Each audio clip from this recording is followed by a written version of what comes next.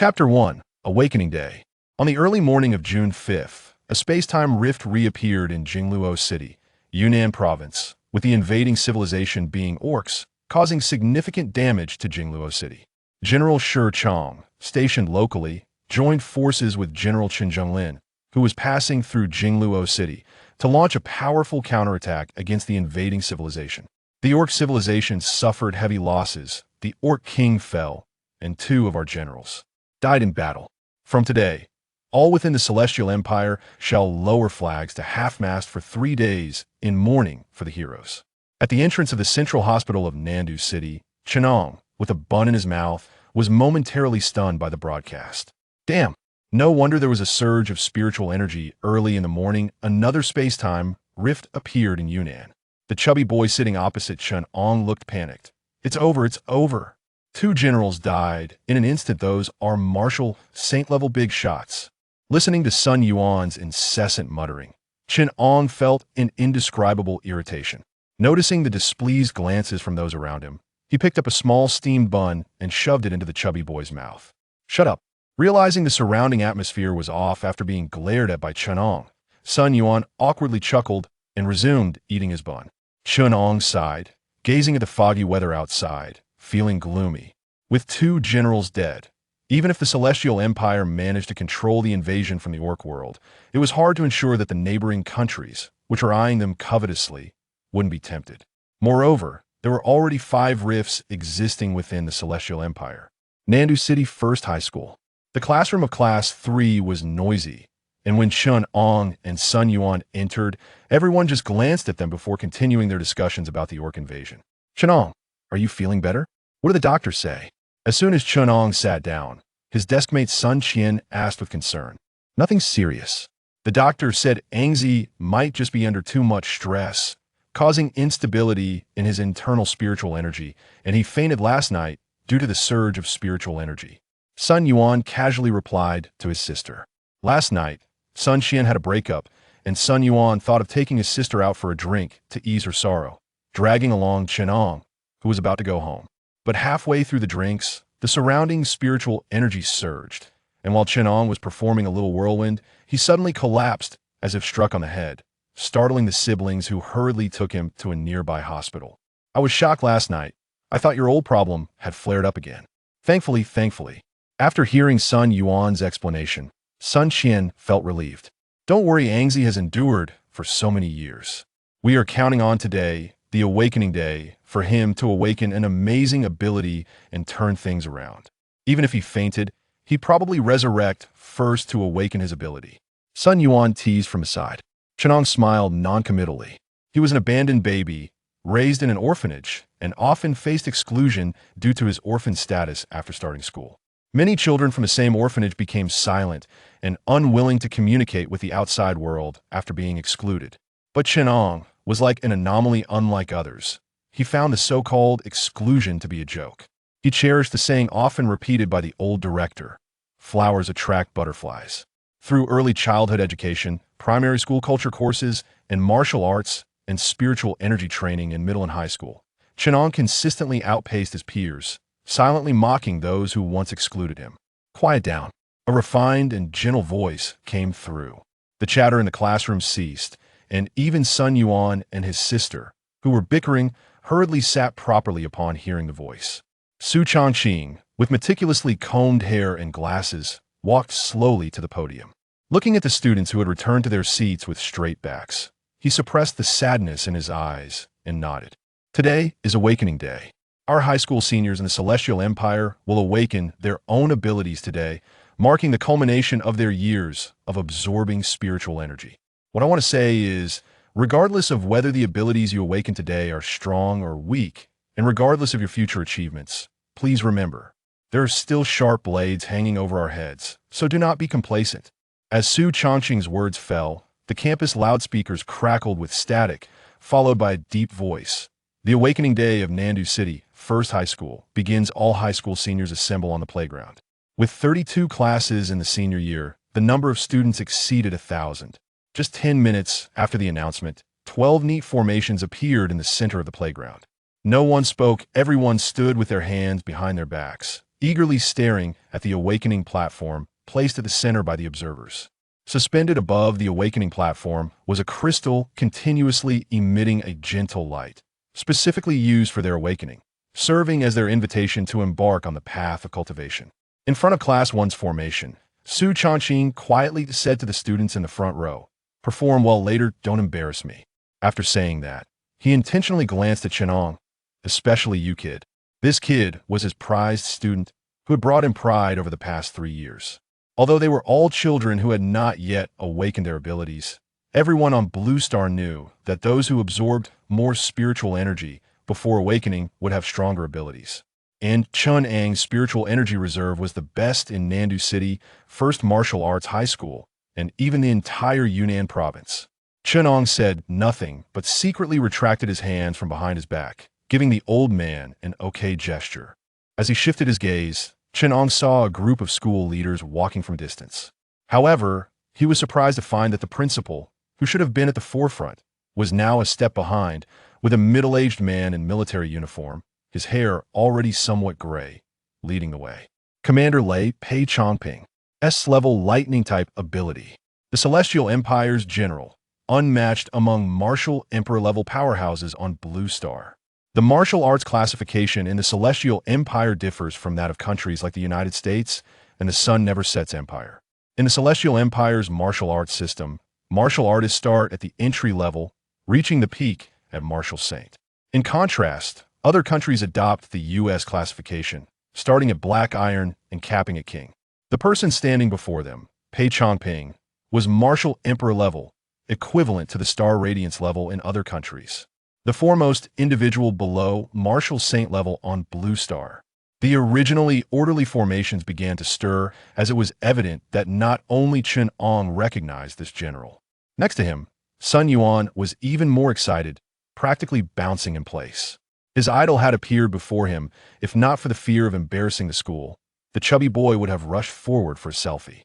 Stepping onto the podium, Pei Changping's expression was serious, but it lacked the usual ferocity seen on television during encounters with invading civilizations. After adjusting the microphone in front of him, Pei Changping scanned the students below and pondered for a moment. "My name is Pei Changping. I believe you all recognize me, so I won't say much more.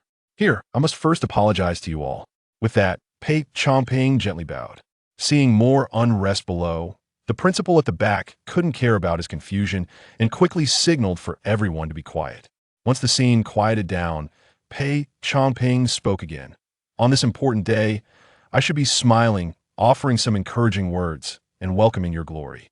However, just last night, the invasion of an alien civilization caused significant damage to my defense area, and my old leader, General Shi Chang, died in battle. My mentor and brother, General Chen Jinlin, perished alongside the ruler of that civilization. My 4th Spirit Martial Corps now has less than 20,000 soldiers left." Pei Changping's demeanor was filled with indignation, and as he spoke, purple arcs of electricity crackled around him. The school leaders standing behind exchanged glances, surprised that he would speak of such matters when they had not anticipated it during their earlier meeting. The principal of First High was particularly anxious, pacing back and forth. "What are you doing? They're still just a bunch of kids. Are you trying to recruit them for your 4th Corps?" Fortunately, Pei Changping also realized that his emotions were too agitated. After a pause, he spoke. "I am a straightforward person, and the reason I say these things is to inform you. Since the emergence of a space-time rift, few foreign civilizations love peace, most harbor the intention to destroy our Blue Star. Our human civilization has struggled for a century and endured the darkest moments, from initially being passively beaten to now being able to wrestle with them. But it's not enough. I've always insisted, whoever makes me bleed and cry must be made to eat their flesh and drink their blood. We will eventually face death, but we will always have successors. You guys remember this. What you have now has been exchanged for lives by countless predecessors. Regardless of whether the awakened abilities this time are strong or weak, give it your all.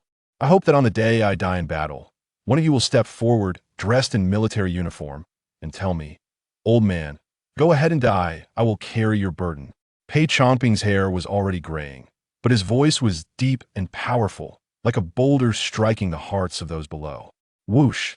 A strong spiritual force surged out from Pei Changping's body, enveloping him in purple lightning that burst forth, soaring into the sky. Everyone looked up to see a giant dragon formed of purple lightning and spiritual energy continuously circling in the air, exuding immense pressure and majesty. I announced the start of the Awakening Day, Pei Changping declared. Then, facing the half-mast flag on the playground's flag platform, he thumped his chest with his right hand. Long live the Celestial Empire! With Pei Changping's words, whether it was the senior students standing on the playground or the others watching in the hallways, they all solemnly raised their hands to thump their chests, facing the bright red flag. Long live the Celestial Empire! Thousands of streams of spiritual energy burst forth, merging with the thunderous dragon in the sky, amplifying its fierce presence. As the ceremony concluded, a principal stepped forward, took the microphone, and started organizing the awakening ceremony. 2 staff members in standard uniforms walked to the central awakening platform, palms directed at the floating crystal, and spiritual energy surged forth. The crystal, stimulated by the spiritual energy, continuously produced waves, and colorful halos enveloped the entire awakening platform. Class 2, Year 3 Zhang, the gray director, holding a roll call book, stood behind Pei Changping and called out a name into the microphone. A young man with a buzz cut stepped out from the senior class formation. In the deep autumn season, Zhang only wore a t-shirt, his muscles bulging. After responding, he walked straight towards the awakening platform. On the observation platform, a principal smiled at Pei Changping, who was seated at the main position. General Pei, don't be fooled by this kid's unconventional appearance. His potential is estimated to be quite high, making him one of the top students in the second tier. Pei Changping didn't ask why they bypassed the first class. In fact, this was customary every year during the Awakening Day. Generally, the top class was saved for last to present a perfect answer sheet for the Awakening Day. While the two were talking, Zhang had already reached the awakening platform. Don't feel pressured. Just place your hands on it. Concentrate, and your heart will tell you the path you need to take. One of the staff members at the awakening platform smiled at the somewhat nervous Zhang. They understood too well why Zhang was nervous. Zhang nodded heavily, as if to encourage himself, and then slowly placed his hands on the shimmering spiritual stone. Buzz! As Zhang hands covered the spiritual stone, the entire playground seemed to resonate with a buzzing sound. Zhang, who still looked like an ordinary person, began to tremble, and a layer of rock appeared over his muscular body. In an instant, Zhang was enveloped by the rock. The 2 staff members on the platform also closed their eyes, their palms pressed against the spiritual stone. The Celestial Empire, or rather every country, has a group composed of scouting and identifying auxiliary abilities. Their role is to classify and grade the awakened abilities of the individuals during the awakening. A level Earth type, rock ability. Great talent, stubborn. After a few moments, the 2 staff members withdrew their hands and announced to the audience. A staff member accompanying the observation platform began recording Zhang information on a computer. Not bad. Seeing the first student to awaken had an level ability. A hint of a smile appeared on Pei Changping's previously tense face. Yes. The principal beside him chuckled twice, but did not say much. It was not the time to take credit. If the following students underperformed, the credit could turn into a slap in the face. Continue, Class 2, Year 3, Zhangpeng. Here, the flashing lights and reporting sounds from the first high school attracted many residents from outside. At this moment, the area outside the first high school was crowded with people eager to watch, chattering, and discussing the names of the abilities and the individuals who had just awakened. Class 1, Year 3, Xingtian. The Awakening Day continued from the morning light until the setting sun, and it was finally nearing its end. Hearing the roll call from the stage, Sun Yuan quickly kicked his sleepy younger sister. Here. A dazed Sun Qian hurriedly responded, jogging toward the awakening platform. It was unclear how she managed to stand and fall asleep simultaneously.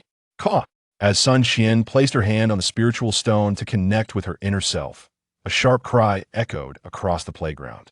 A blue body with red patterns and golden eyes of a Qingwan phantom surged into the sky. What the heck? What the hell is this? She also has a beast transformation ability? Why is hers so impressive while mine is just a dog? Why is that? The previously quiet atmosphere was instantly shattered as senior students began whispering to each other. Even Chen Ang, who had been absorbed in gathering spiritual energy since the beginning of the event, was startled awake, looking around in confusion. Sun Qian, who originally had an ordinary appearance, now seemed like a different person, exuding a cold aura. Her face appeared slightly refined, and it was precisely this perfect adjustment that made her look exceptionally beautiful. In the first class formation, Chen Ang poked the dazed Sun Yuan beside him. What did you awaken just now? If Chen Ang remembered correctly, Sun Yuan's ranking was behind Sun Qian, which meant he had already awakened. S-level metal ability, S-level talent, tier. Sun Yuan replied numbly. He initially thought that awakening and S-level ability would finally allow him to establish authority over his brother. Chen Ang patted Sun Yuan's shoulder with pity. Poor kid. SSS-level beast transformation ability. Talent, pending. The two staff members at the awakening platform, having regained their senses, quickly announced. The staff member with the identification ability couldn't identify Sun Qian's talent due to personal reasons, so it could only be temporarily marked as pending. On the observation platform, Pei Chongping remained calm, turning to the accompanying personnel and speaking calmly. Upload to headquarters. Let a martial arts master-level identifier come to the 4th Spirit Martial Corps. Yes. The accompanying recorder's voice trembled slightly. An SS-level beast transformation ability. The principal of the first high school was so excited that he was about to jump up. He never expected it, truly never expected it. What a surprise. Unable to contain his excitement, the principal suddenly noticed Pei Chongping, who was calmly looking at him, and couldn't help but smile awkwardly. Truly worthy of a Lord of Thunder, unperturbed even in the face of a mountain collapsing. I'll take this girl to the capital later, along with her family, to prevent anyone from doing her harm. Pei Chongping glanced at Sun Qian, who was still standing in place, absorbing the spiritual energy accumulated over the years, with his hands behind his back trembling slightly. Not excited? That's a lie. An SS-level beast transformation ability, there have only been a handful in the Celestial Empire to date, most of which have not yet matured. The only one currently in the limelight is already nearing the end of their lifespan. And that person is one of the foundations for the Celestial Empire's dealings with the outside world. This trip to Nandu truly brought him a surprise. No, it's 2. It must be 2. At this thought, Pei Chongping glanced at Class 1's formation. Continue. Pei Chongping withdrew his gaze and spoke to the principal of the nearby high school. Just as Pei Chongping looked away, Chen Ang from Class 1 cast a puzzled glance at the viewing platform. Zhang Xuyang, a grade fire-type ability, a grade talent, blazing flame. Lu Qingxue, a grade water-type ice ability, grade talent, extreme cold. Members of Class 1 continued to step forward, with the lowest ability being a grade strength. On the viewing platform, Pei Chongping nodded repeatedly. It must be said that number 1 high school in Nandu truly lived up to its reputation, consistently ranking first among martial arts high schools in Yunnan province. Meanwhile, the principal of the nearby high school was somewhat unsatisfied the sudden change with Sun Qian had really raised his expectations. Qian Shul, S-grade, mental-type mental control ability, SS-grade talent, deprivation. Wow, the entire number 1 high school was once again in an uproar. It's stable. It's stable. The principal of the nearby high school truly jumped up in excitement this time. Even Pei Chongping on the stage took a deep breath, suppressing the excitement in his heart.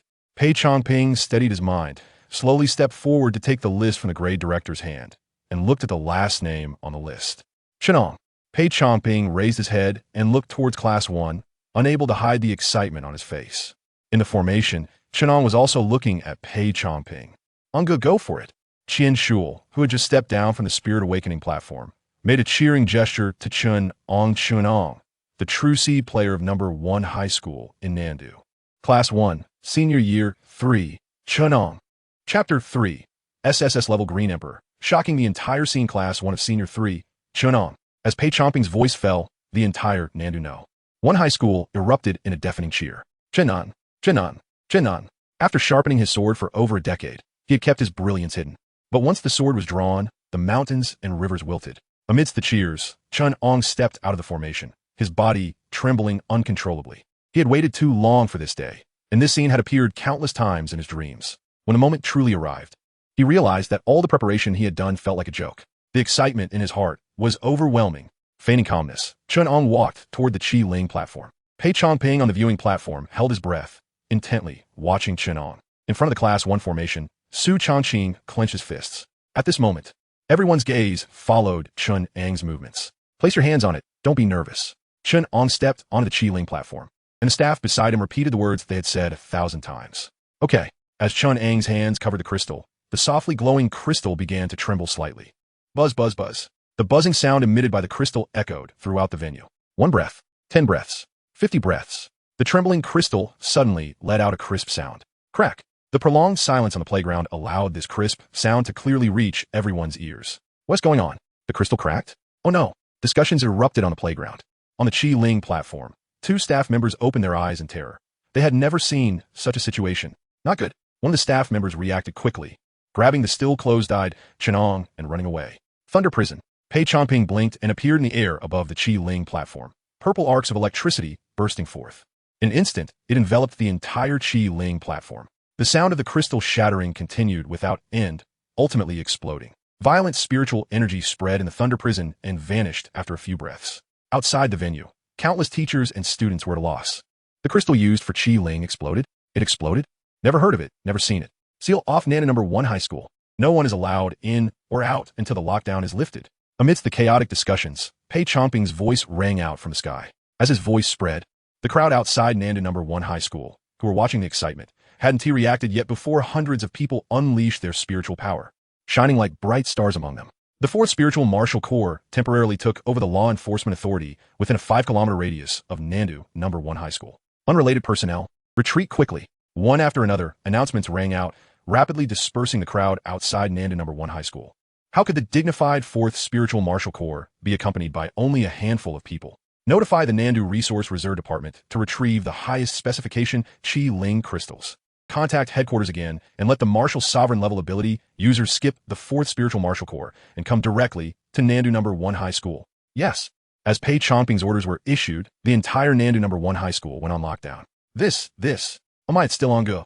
So impressive. By the way, did the crystal explosion just now happen because Ong Ji's ability is too awesome? Amazing. As the sun set and the night took over the sky, in the office of the principal of Nandu No. 1 High School, Chen Ang sat on the sofa, feeling lost. In front of him were Pei Chongping, the principal, and the grade director. Chen Ang was in a daze.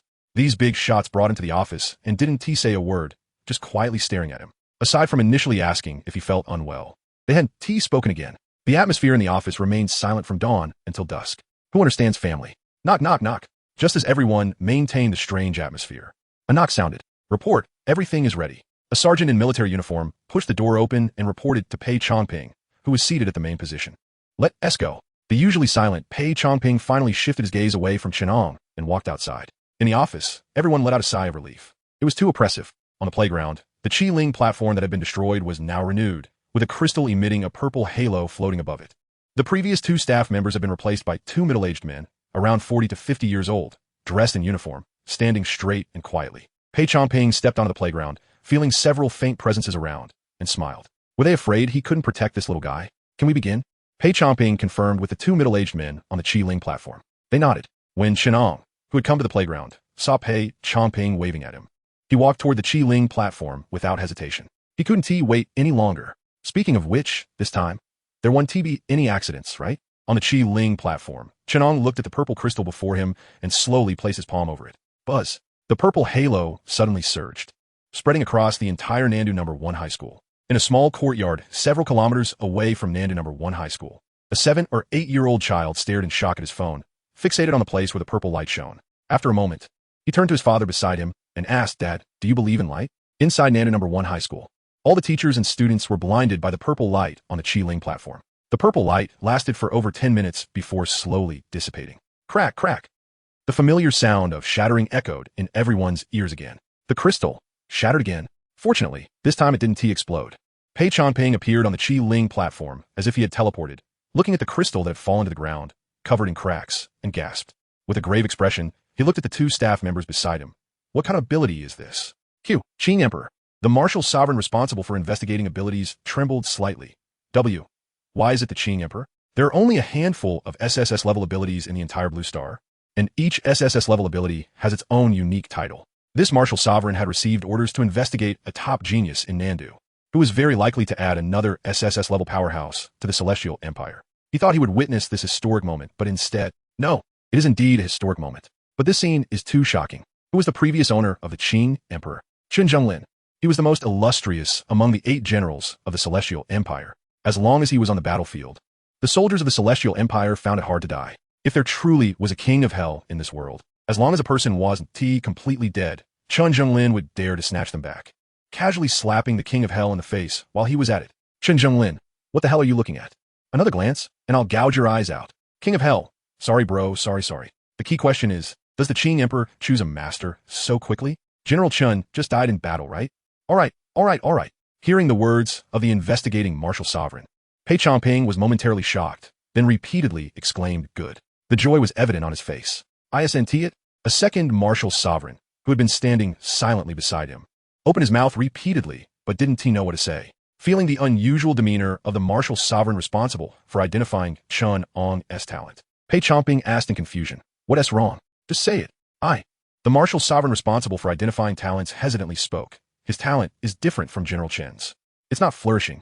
Chapter 4 Genius? Sorry, I am too. Not Wei Rui. What is that? Pei Changping's heart skipped a beat. Could this kid be causing some trouble? Tyrant. SSS level, main, combat talent tyrant. After the martial lord said this, he lowered his head and fell silent. The Green Emperor, strictly speaking, belongs to the Wood system of abilities, truly a top-notch healing ability. But this kid awakened a combat talent, and it's a top-level SSS level tyrant? That's outrageous. Cough, cough. A sudden cough echoed in the empty space of the playground. Clearly, some big shot hidden nearby couldn't hold it in. Just as everyone was still digesting this outrageous combination, the surrounding spiritual energy suddenly surged, centered around Chen Ang, who stood with his eyes closed. A vortex of spiritual energy formed. The narrative splits. Just as the spirit crystal shattered and fell to the ground, Chen Ang, with his eyes closed and focused, clearly felt the spiritual energy that had accumulated over the years, filling his limbs, gradually condensing towards his dantian in his abdomen. In an instant, 6 small spirals formed. Martial Artist Level 6. In terms of the foreign cultivation system, it can also be called Black Iron 6 stars. Chen Ang still felt that Martial Artist Level 6 sounded better. Still the same saying, after sharpening the sword for over a decade, one should hide their brilliance. Now, it's time for a stunning debut. Martial Artist Level 6 is not enough. I heard that in the records of the Heavenly Dynasty's Awakening, the highest record is stepping into Martial Artist Level 9, right after awakening and integrating spiritual energy. The current record holder has already risen to the rank of general, guarding the spatial rift in the border province, commanding an army. You are a genius, and I'm a genius too. My potential may not be inferior to yours. Activate. Chen Ang immersed himself in thought, mobilizing the remaining spiritual energy in his body, surging towards his dantian. Everyone bears the name of genius. Should I avoid your brilliance? In an instant, another vortex of spiritual energy appeared at Chen Ang's dantian. The 7th, the 8th, the 9th. 9 spirals encircled the dantian, gradually beginning to converge towards it. The spirals collided with each other, slowly merging into the dantian. Almost. Just a little more. Feeling the exhaustion of spiritual energy within him, making it hard to maintain the fusion, Chen Ang sneered inwardly.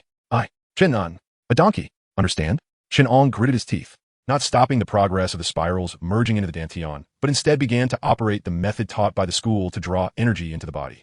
Thus, the scene of spiritual energy sweeping across the playground, centered around Chen Ang, appeared. This kid, Pei Changping, who had just been thinking about something, looked up and was startled by this sudden scene.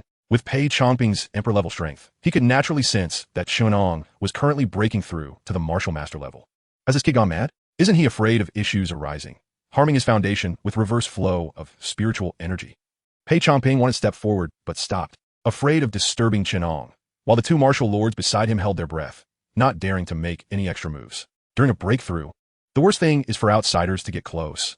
If they disturb the breakthrough person with spiritual energy, it can easily injure the one breaking through.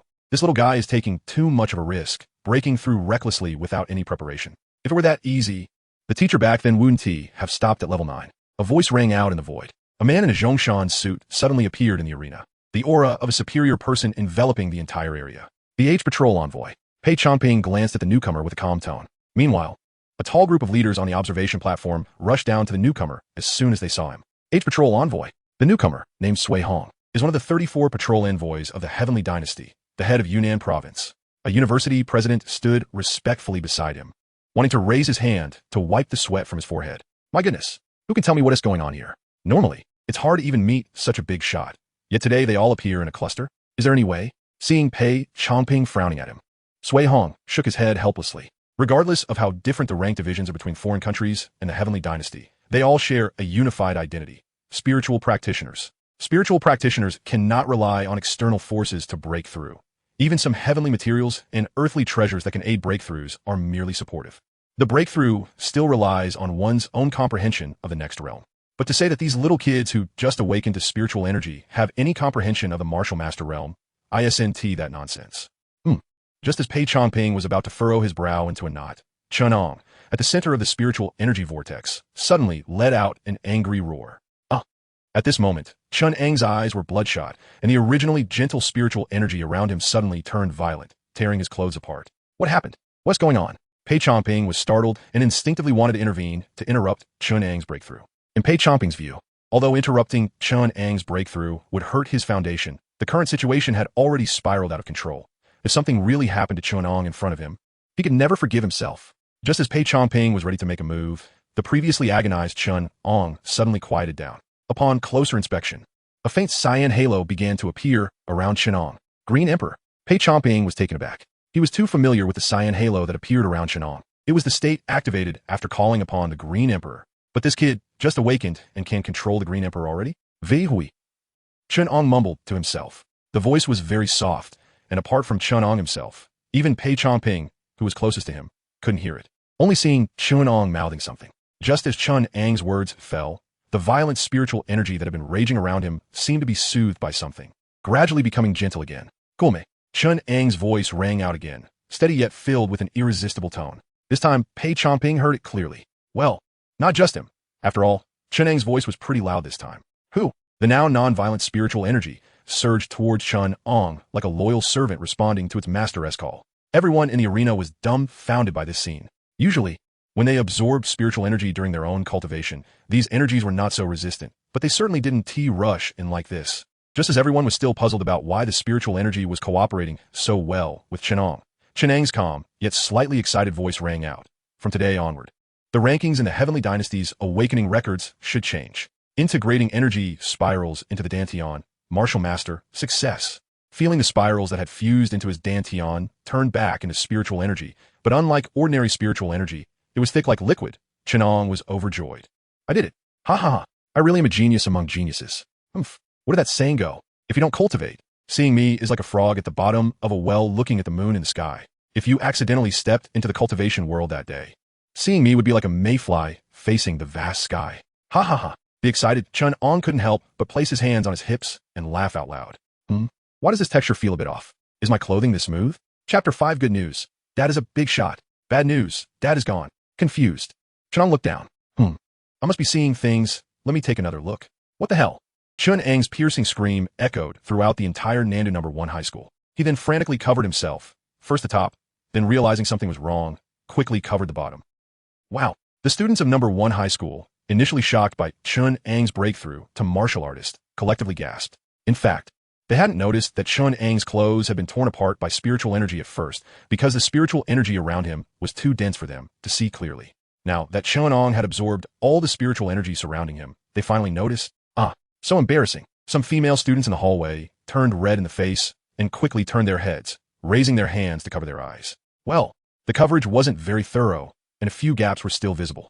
Cough cough. Standing aside, Pei Changping awkwardly cleared his throat twice. They were so shocked that they forgot about this. He quickly waved his hand to release a thunder prison, enveloping Chen Ang inside. Pei Changping took out a set of clothes from his spatial ring and handed it to Chen Ang, signaling him to hurry and change. Wearing clothes that didn't fit well, Chen Ang sat in the principal's office with a look of despair. I don't understand. With a dialect, why did it turn out like this? He had imagined countless times the scene of shocking everyone during the awakening, but never expected that he would become famous and socially dead. Well, Chen Ang, don't be too sad.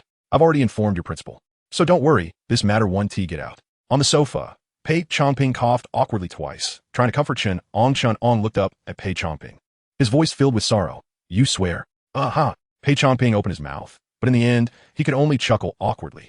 Who can guarantee that someone won't spill the beans? The principal of No. 1 high school, seeing Chen Ang speak to Pei Changping like this, opened his mouth to remind Chen Ang a few things, but before he could say anything, he was interrupted by Pei Changping. Principal, could you step out for a moment? I need to talk to Chen Ang about something. Huh. Oh, okay. The principal nodded awkwardly and left the office, closing the door behind him. Family, who understands? That is my office, mine? Inside the office, Chen Ang glanced at Pei Chongping, whose expression had turned somewhat solemn, and he put away the sorrowful look on his face. He wasn't stupid. From the way Pei Chongping looked at him on the playground to the number left for him by the Southern Province Inspector Sui Hong when he departed, he did not believe that his talent alone could make two big shots treat him this way. There had to be another reason. Chen Ang. Pei Chongping stood up and walked in front of Chen Ang's stand. Chen Ang stood up, adopting a very standard military stance. Whether in martial arts middle school, high school, or even university, every student admitted had cultivation qualifications in the Celestial Empire. The Celestial Empire poured resources into training them, and they would serve the Celestial Empire after graduation, most entering the military and being assigned to various spiritual martial corps. Therefore, from the moment students entered martial arts schools, they were under military management. Pei Chongping looked at the young man in front of him, thinking about what he was going to say next, and his eyes turned slightly red. Chen Ang stood there, watching as Pei Chongping raised his hand, revealing a broken combat wristband, his expression filled with confusion. Chief, what is this? A reward for my outstanding performance during the awakening? But why is it the damaged version? Seeing Chen Ang's confused expression, Pei Chongping spoke with difficulty. This is your father's. Chen Ang's mind immediately filled with 3 question marks. My father? Am I not an orphan? Where did this father come from? Report. Chief, is there a mistake? I am an orphan. Looking at Pei Chongping's serious expression, Chen Ang's mind buzzed. In the beginning, when the awakening was taking place, Pei Chongping's gaze towards him had been somewhat ambiguous. After his first awakening went wrong, Pei Chongping's scrutinizing look in the office.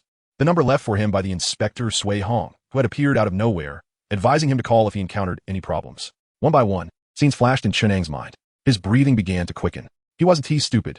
There were many geniuses in the Celestial Empire, and no matter how strong his talent was, it was impossible for someone of Pei Chongping's stature to lower himself to befriend him. The only explanation, his biological father had come to find him, and this father was a big shot, one even greater than Pei Chongping and Sui Hong.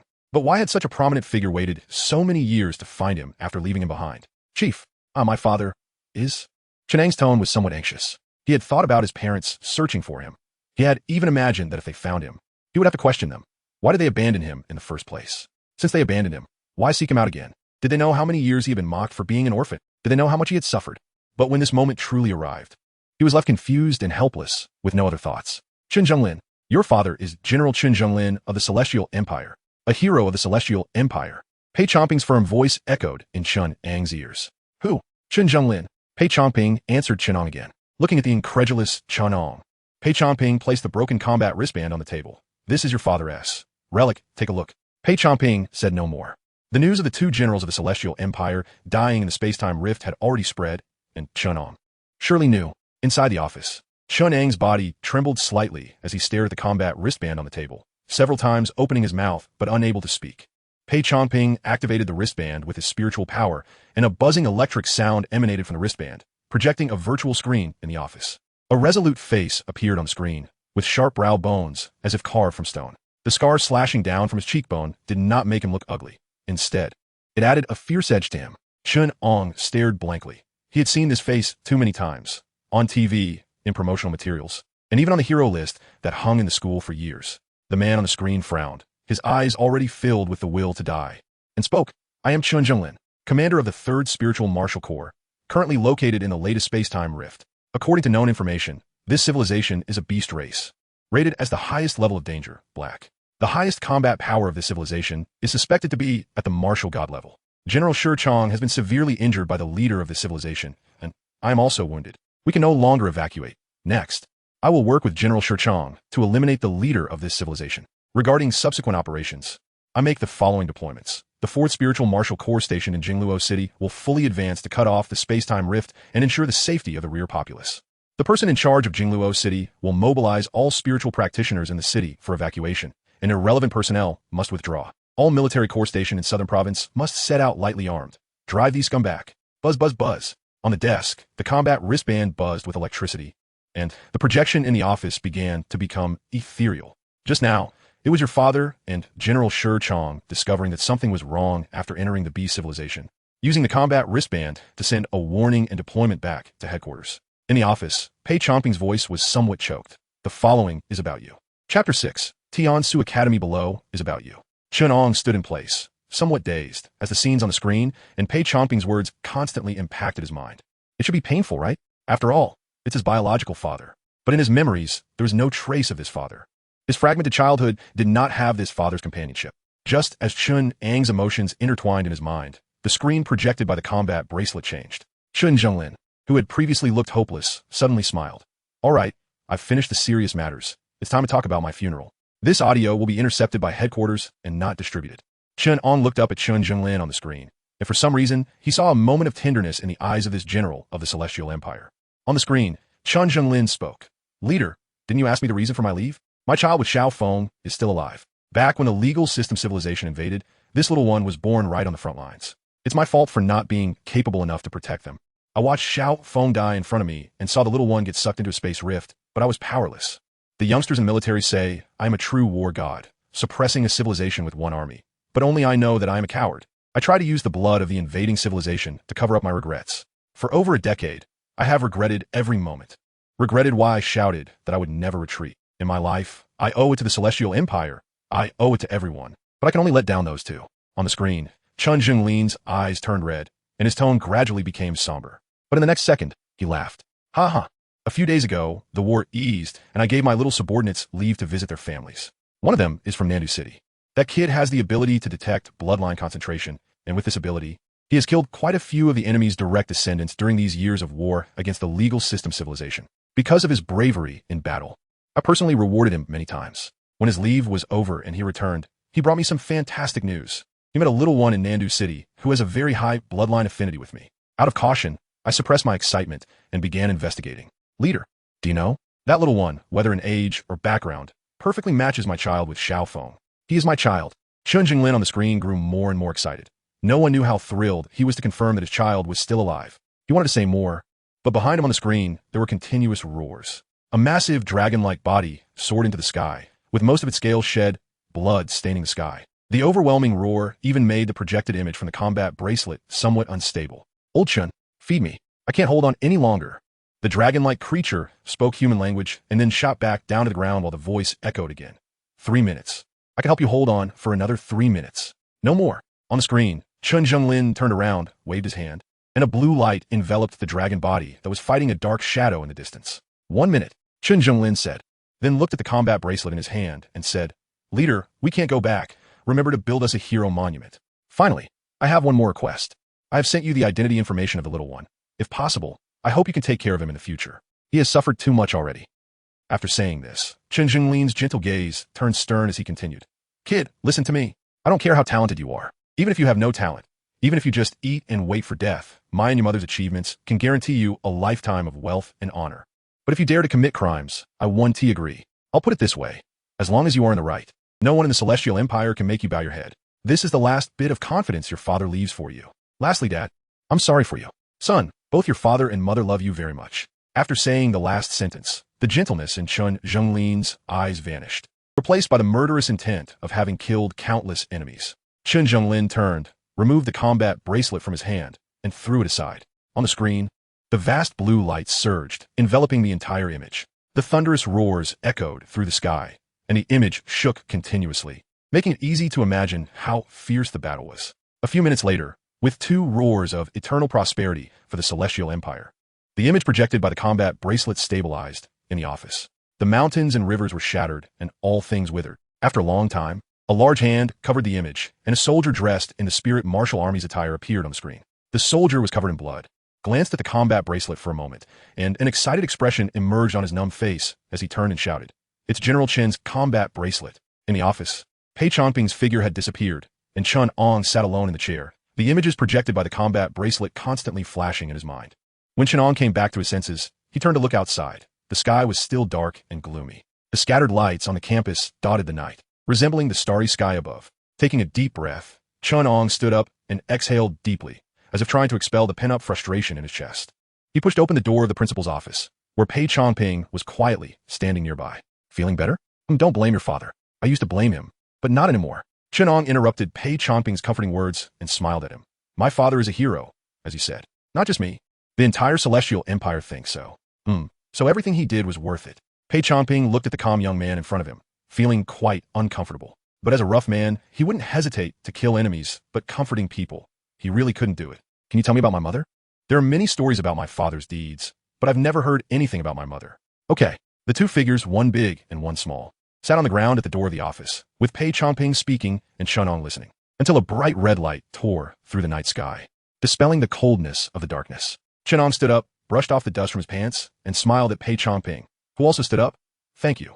As a thank you, I invite you to eat my favorite breakfast. Pei Chongping replied, Sure, I'm hungry anyway, let's go. In a bowl of spicy hot soup restaurant, Chen Ang and Pei Chongping each had a large bowl of spicy hot soup, happily eating it with fried dough sticks. Burp. Pei Chongping finished the last spoonful of spicy hot soup, burped, and looked at Chen Ang, who was comfortably rubbing his belly, and smiled. Thank you for the breakfast. As a return, I have a gift for you. So polite. Chen Ang was taken aback when he saw Pei Chongping hand him a triangular card. What is this? An invitation to Tian Su Academy. Chen Ang's mouth dropped open, and his toothpick fell to the ground. Tian Su Academy? Wow. Chen Ang cautiously took the card, examined it carefully, and then looked up at Pei Chongping. What is Tian Su Academy? Seeing Chen Ang's shocked expression, Pei Chongping leisurely picked his teeth with a toothpick, and his hand trembled. What? You didn't know? Then why are you so shocked? Chapter 7 Departure. Looking at Pei Chongping's serious expression, Chen Ang fiddled with the triangular card in his hand. After Pei Chongping's explanation, Chen Ang finally understood the value of the card he held. The so-called Tian Su Academy, strictly speaking, is a type of martial arts university. However, unlike ordinary martial arts universities, this academy is directly governed by the high-level authorities of the Celestial Empire, with the president serving as the head of state. Any student from this academy is truly a disciple of the emperor. The admission standards of Tian Su Academy are very strict, and it does not recruit students from the public. Each new student is recommended by local inspectors or high-ranking members of the Spirit Martial Army. It is truly a concentration camp for geniuses. That Xingtian in your class has quite a good talent as well. I've reported to headquarters, and she should also enter Tian Su Academy. Pei Chongping said, thinking of that high school student who awakened an SS-level psychic ability, feeling a bit regretful. What a pity. Her family background has some issues. Otherwise, just from Nandu No. 1 high school, there could be 3 students admitted to Tian Su Academy. Coming back to his senses and organizing his thoughts, Pei Chongping looked at the silent Chen Ang. So, are you going? Yes, Chen Ang replied. A genius concentration camp? Chen Ang really wanted to experience it. Along the way, he had encountered too many so-called geniuses, but they all called themselves geniuses. Perhaps Nandu City was too small, and Yunnan Province was too small. Chen Ang couldn't help but want to see what a real genius was like. All right, then prepare yourself. You have 3 days to handle things in Nandu City. Someone will come and pick you up in 3 days. After Pei Chongping finished speaking, he stood up and adjusted his casual clothes. My task is complete. I need to return to Jingluo City to guard the time-space rift. I hope that when we meet again, you can carry your father's glory and go even higher. Chen Ang stood up and gave Pei Chongping a fist salute. I will. Pei Chongping nodded and waved at Chen Ang, signaling him not to see him off, and walked out of the restaurant. As he entered a military vehicle, Pei Chongping said calmly, It's up to you now. Protect him well. The surrounding pedestrians were curious about why the Spirit Martial Army's vehicle appeared in the city, but did not hear what Pei Chongping said. However, under a tree with no one around, a slight wave of space rippled. Inside the restaurant, after Pei Chongping left, Chen Ang sat down again. Feeling the two powers intertwined within him, a smile crept onto Chen Ang's face. He awakened not only the Green Emperor. Pei Chongping gave Chen Ang 3 days. During these 3 days, Chen Ang first returned to the Welfare Institute to say goodbye to the old director. Before leaving, the old director gave him a box. Inside the box was a jade pendant covered in cracks and a torn piece of cloth that looked like it was ripped from a garment. The cloth had dried bloodstains on it, and 2 characters could be vaguely discerned. The old director told Chen Ang that when he was found outside, he was holding the jade pendant wrapped in this piece of cloth. The cloth had Chen Ang written on it, so the old director named him that. Chen Ang held the jade pendant, feeling the gentle spiritual energy emanating from it, lost in thought. In a small tavern. Drink up. Don't think you can skip out. You still owe me 3 bottles. Sun Yuan held a drink, his face full of resistance. I didn't say I wouldn't drink. What I meant was to drink slowly, at a steady pace. Can't you stop nagging? I spit. You just want to skip out on this. Sun Qian, her face flushed from drinking, pointed at Sun Yuan. ISNT at you who forced me to drink? Chen Ang, help me keep an eye on this crazy woman. Sun Yuan was annoyed by his silly sister and sought help from Chen Ang, who had been squeezed to the edge of the sofa by the commotion. He took a sip of his drink and said lightly, You still owe me 5 bottles. Aren't you kidding? Sun Yuan was instantly stunned. He seriously suspected these 2 were cheating. What kind of good person would shake 5 once? Wouldn't it be better to use that luck to buy a lottery ticket? Oh, fine. Stop making a fuss. I'll drink, just don't rush me. After finally calming Sun Qian down, Sun Yuan quickly squeezed next to Chen Ang and said, It's the last night today. Tomorrow you 2 will go to that Tian Su Academy. Just to be clear, if you become rich and powerful, don't forget us. Because of Sun Qian, the matter regarding Tian Su Academy was not hidden from her family. Chen Ang was almost pushed off the couch by Sun Yuan's excitement and pushed him away. Don't worry, The first lesson at Nandu number 1 high school is loyalty. All right, then I can relax. When the time comes, I'll just lie down, and if anyone dares to bully me, I'll report your names.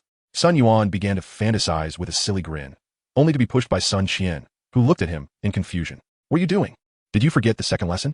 Sun Yuan scratched his head, having drunk a bit too much, and couldn't he remember. What is it? Love for brothers?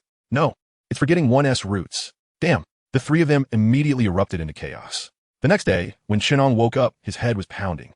He had drunk too much the night before and hadn't he used his spiritual energy to drive out the alcohol. After all, what was the point of drinking if he was just going to get rid of it? He was hazy all night and didn't he even remember how he got back to the dorm. He opened his phone to check the time. It was already 1 p.m. Chen Ang got up from bed, started washing up, and remembered that today was the third day. Pei Changping said someone would come and pick him up, but he didn't know when. Just as he finished putting on his shoes, his phone rang. Picking it up, he said, "Hello, is this Chen Ang? My name is Zhang Ping, and I am the new student coordinator for Tiansu Academy. I'm outside your school. Get ready to come out." A steady voice came from the other end of the line. "Okay, just a moment."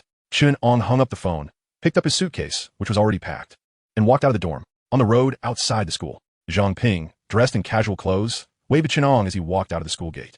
When Chen Ang got closer, he noticed that Sun Qian was already sitting in the business car behind him and waved at him. Standing in front of the car, Zhang Ping pulled out a pack of cigarettes and offered one to Chen Ang. Chen Ang didn't he refuse, took it, and thanked him.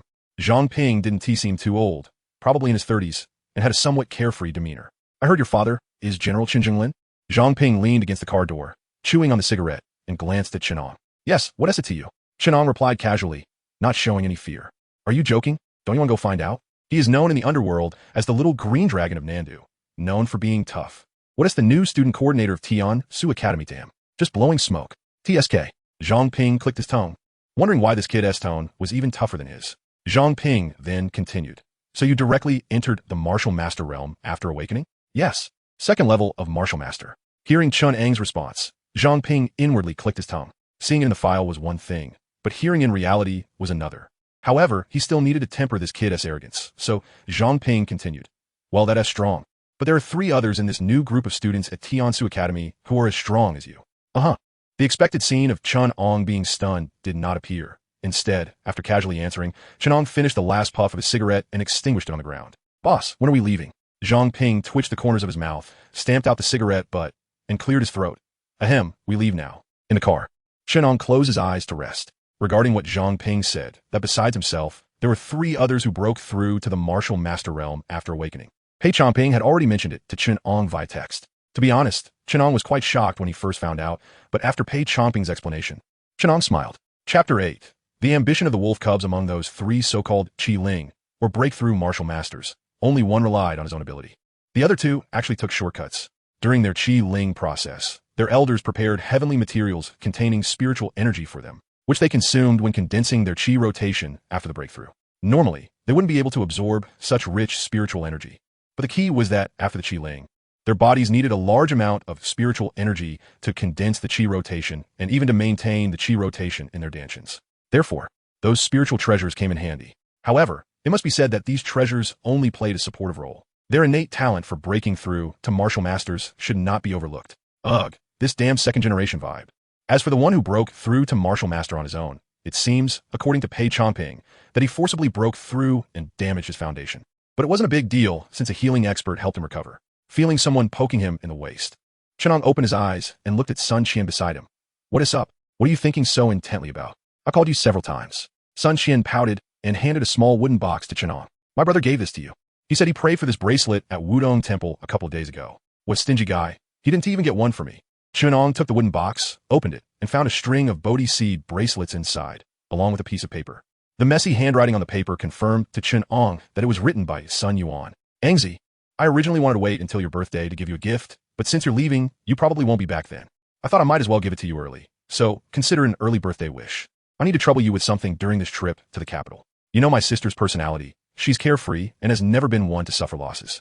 You need to keep an eye on her this time in the capital. Writing is too troublesome, so I won't write more. In short, there are 2 things. First, watch over my sister, and second, I wish you great martial fortune." Looking at the crooked handwriting on the note, Chen Ang smiled, feeling a bit emotional.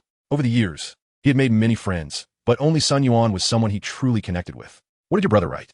"Let me see." Sun Qian leaned closer to Chen Ang. "Want to see what was on the paper? Your brother said if you cause trouble with any big shots at the Tiansong Academy, I should immediately distance myself from you. And by the way, pull him out too.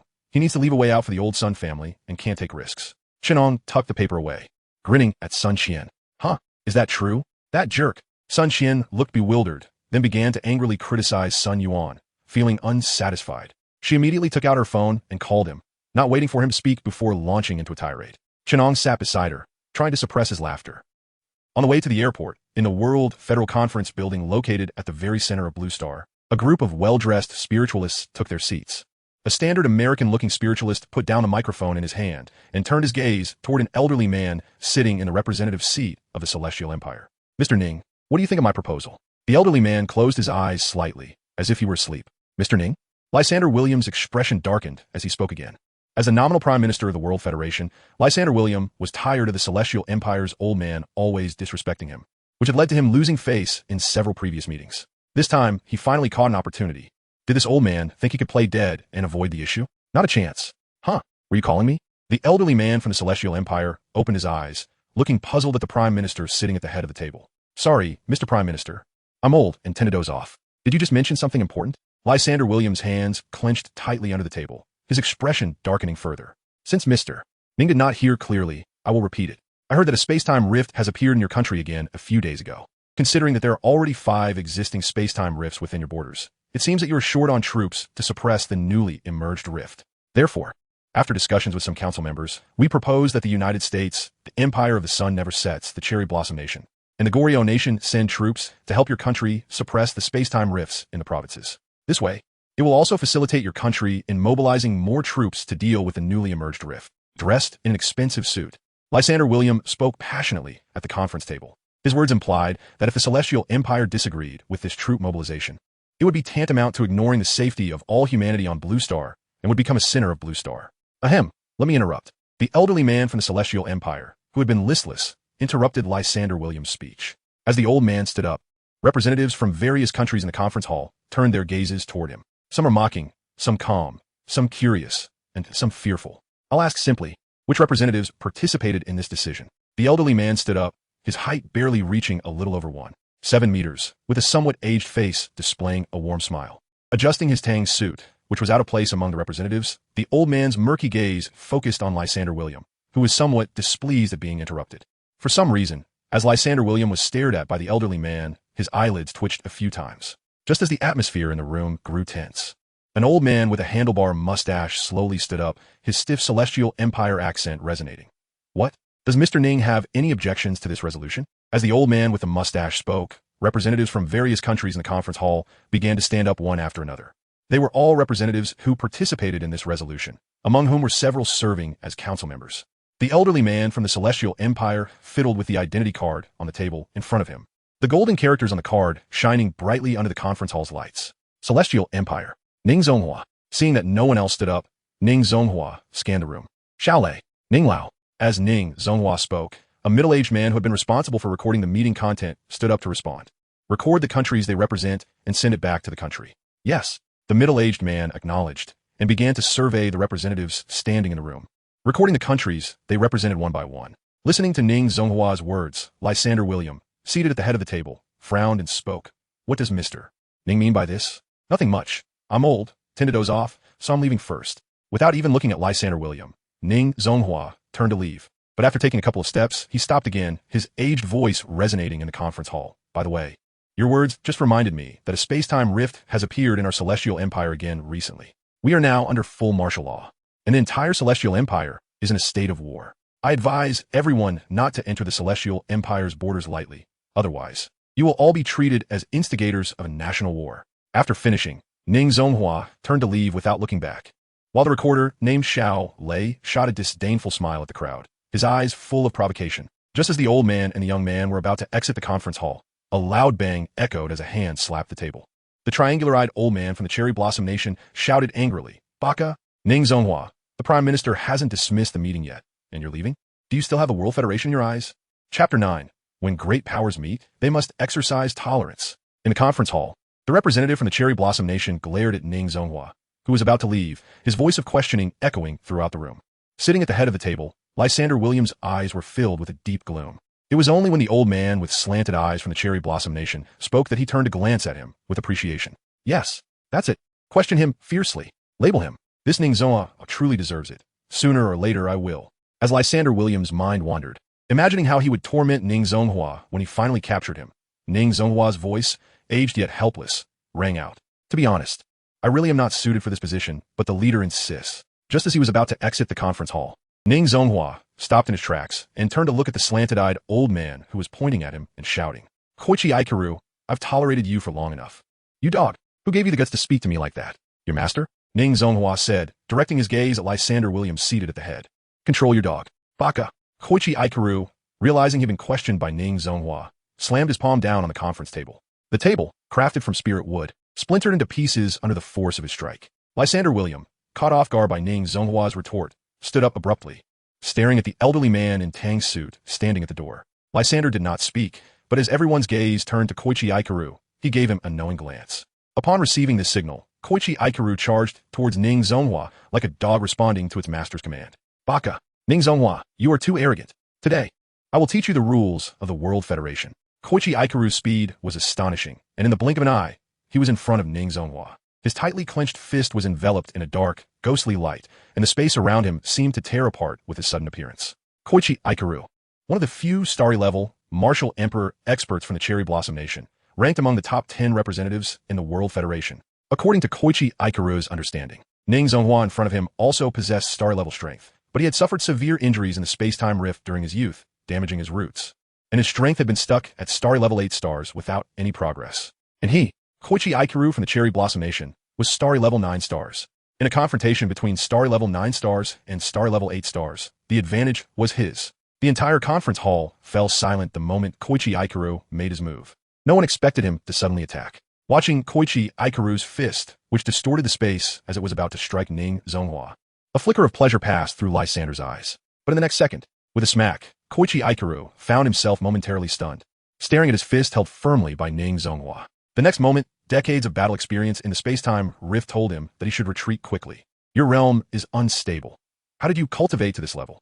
Ning Zonghua held Koichi Aikaru's fist with one hand, no matter how hard he tried.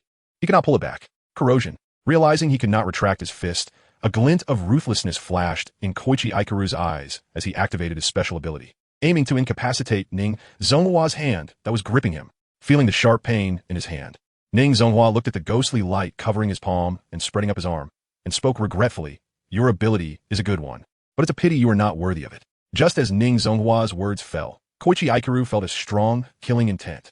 In the eye contact with Ning Zonghua, Koichi Aikaru felt as if he was about to die. Bridge, what the heck? Without waiting for Koichi Aikaru to finish, Ning Zonghua's lips curled into a fierce smile, his free right hand slashing like a knife toward Koichi Aikaru's heart. Stop. Lysander, who had been as steady as a rock, could no longer sit still. He transformed into a beam of light, rushing forward to stop Ning Zonghua. He did not understand why things turned out this way. Wasn't this Ning Zonghua at star level 8 stars? Why was the aura he unleashed so formidable? Bang! Lysander, transformed into light, was intercepted midway by a middle-aged man named Xiao Lei, who had been standing next to Ning Zonghua. At that moment, his exposed skin was crystal clear, resembling a statue carved from diamond. After bracing against Lysander's charge, Xiao Lei grinned in pain, looking rather uncomfortable. In the next second, Xiao Lei tore off his shirt and tossed it aside, revealing a glistening upper body that still showed off his chiseled physique. Come, fight me. His voice was booming, like thunder rolling. If you can't reason with me, I also know how to fight. Do you really think that the outpost clerks lack combat power? Lysander's face turned furious as he heard Koichi Aikaru's screams coming from the conference hall entrance, knowing it was too late. If it weren't for this damned yellow-skinned pig suddenly intervening, he could have saved Koichi Aikaru. Damn, yellow-skinned pig. Thinking this, Lysander shot a murderous glance at Xiao Lei. Xiao Lei, how dare you speak to the Prime Minister like that? No manners. I'll punish you by making you skip a meal. Ning Zonghua's voice came through, and he had initially been ready to kill Lysander right then. Skip a meal? Are you kidding me? That's considered punishment. Ning Zonghua's figure reappeared in the conference hall, looking at the terrified representatives from various nations, adjusting his slightly wrinkled sleeves. What are you all standing there for? Sit down. This is the World Federation's conference hall. You all look ridiculous. When great powers converse, they must exercise tolerance. Hearing Ning Zonghua's words, the representatives from various nations twitched their lips. Tolerance? How does he relate to that term? Shouldn't he take a look at what he's holding? Unlike when he first arrived, this time, Ning Zonghua was holding Koichi Aikaru, who looked like a dead dog. No, it was a dead dog. Koichi Aikaru was dead. From a moment Koichi Aikaru charged forward until the end. Ning Zonghua had only used 1.5 moves, raising his hand to block Koichi Ikaru's punch counted as half a move, and striking his palm like a knife directly into Koichi Ikaru's chest counted as one move. And then, what the heck is there after that? The record keeper from the Cherry Blossom Nation was now filled with fear, standing obediently beside his position, not daring to move at all. At 18, standing like a lackey. Thud! Koichi Ikaru's corpse was thrown in the center of the conference hall, and Ning Zonghua squatted down, wiping the blood from his hands on the corpse. Glancing at Koichi Ikaru's terrified expression before death, Ning Zonghua said blandly, "Being on the same level as you, I find it quite embarrassing. Don't be so brainless in your next life. You are at starry level because you can only cultivate to that point. I am at starry level because I was injured at the roots. Otherwise, even your emperor would have to kneel and lick my shoes." Ning Zonghua's voice was soft, but it sounded like thunder in the ears of the representatives from various nations. The seemingly gentle old man now appeared in their eyes as a wolf in sheep's clothing. He actually killed the representative from the Cherry Blossom Nation in the World Federation's conference hall. Didn't he fear sparking a war? If Ning Zonghua could hear their thoughts, he would patiently explain to them. First, he killed Koichi Ikaru outside the conference hall. After all, it was at the entrance, so it didn't count as acting within the hall. Second, spark a war? TSK. Even if I borrowed 100 guts from the emperor of the Cherry Blossom Nation, go ask him if he dares. If I don't sink their damned broken island, it's all because of my own Spirit Marshal Legion's little brats not having enough to eat. Chapter 10. Eyes full of Spirit Director Ning. I hope you can give me an explanation. Lysander's angry voice echoed, and at this moment, he was trembling with rage. Ning Zonghua actually killed the director of the World Federation in front of him, and then acted as if nothing had happened, completely disregarding him. Explanation? Ning Zonghua, who stood up, looked at the furious Lysander with confusion. I came out, cough cough. What I mean is, it was Ikenichiro who first violated the rules and attacked me. I was just forced to fight back. Ning Zonghua seemed oblivious to the anger in Lysander's eyes and continued speaking to himself, if it really doesn't work. The Director General can revoke my Tianchao's position in the World Federation. Lysander was still angry, but upon hearing Ning Zonghua's last sentence, his furious gaze suddenly became clear. What the hell are you talking about? Do you mean for me to kick Tianchao out of the World Federation? Then let Tianchao become a mad dog running wild, expanding everywhere? Hiss. The representatives from various countries around them gasped upon hearing Ning Zonghua's words and quickly signaled to Lysander. Don't do anything foolish. The representatives still remembered what happened decades ago. Back then, Tianchao was tricked by several countries led by the United States and was expelled from the World Federation. At that time, everyone was watching the joke, thinking that without the help of the World Federation, Tianchao, facing the continuously appearing space-time rifts, would soon face destruction. But what was the result? Expelled from the World Federation, Tianchao directly abandoned the regions with newly appeared space-time rifts and evacuated large numbers of its citizens. They shouted slogans like, if we lose land, we lose people. If we save people, we can save land, and initiated a national war against neighboring countries. They claimed that the world abandoned Tianchao. But Tianchao could not abandon the world, and they were willing to mobilize the entire nation to help neighboring countries suppress the space-time rifts. Well, with one slogan shouted out, the neighboring bear country and India lost a large amount of territory. The World Federation intervened, but all they received was, what does the World Federation's rules have to do with us? We are not members of the World Federation. In the end, they had no choice but to re-invite Tianchao into the World Federation and even offered exorbitant resources as a sign of sincerity. Due to Tianchao's evacuation, the civilizations within the newly appeared space-time rifts swept across Blue Star, causing irreparable losses to various countries. In the hall, Lysander's teeth ground together, his whole body shaking like a vibrating massage gun. But he didn't dare to agree to Ning Zonghua's proposal, although several permanent member states present did not fear Tianchao. Tianchao's reckless fighting style of hurting 1,000 enemies while losing 800 of their own was indeed too sticky to handle. He originally thought that uniting most of the representatives present, along with Tianchao being somewhat occupied with its own issues, would be enough to force Ning Zonghua to agree to his proposal. But unexpectedly, it seemed that the Director General did not intend to pursue this matter any further. Since that's the case, then I, the old man, will take my leave. Sigh. At my age, I easily feel sleepy. Chalet, let us go. Take me back to sleep. Seeing Lysander's frustrated yet silent demeanor, Ning Zonghua chuckled and turned to leave. This time, no one dared to stop the elderly man. After Ning Zonghua left, the atmosphere in the entire conference hall became dull, and representatives from countries that were friendly or neutral with Tianchao began to leave. I just remembered my partner asked me to come back early.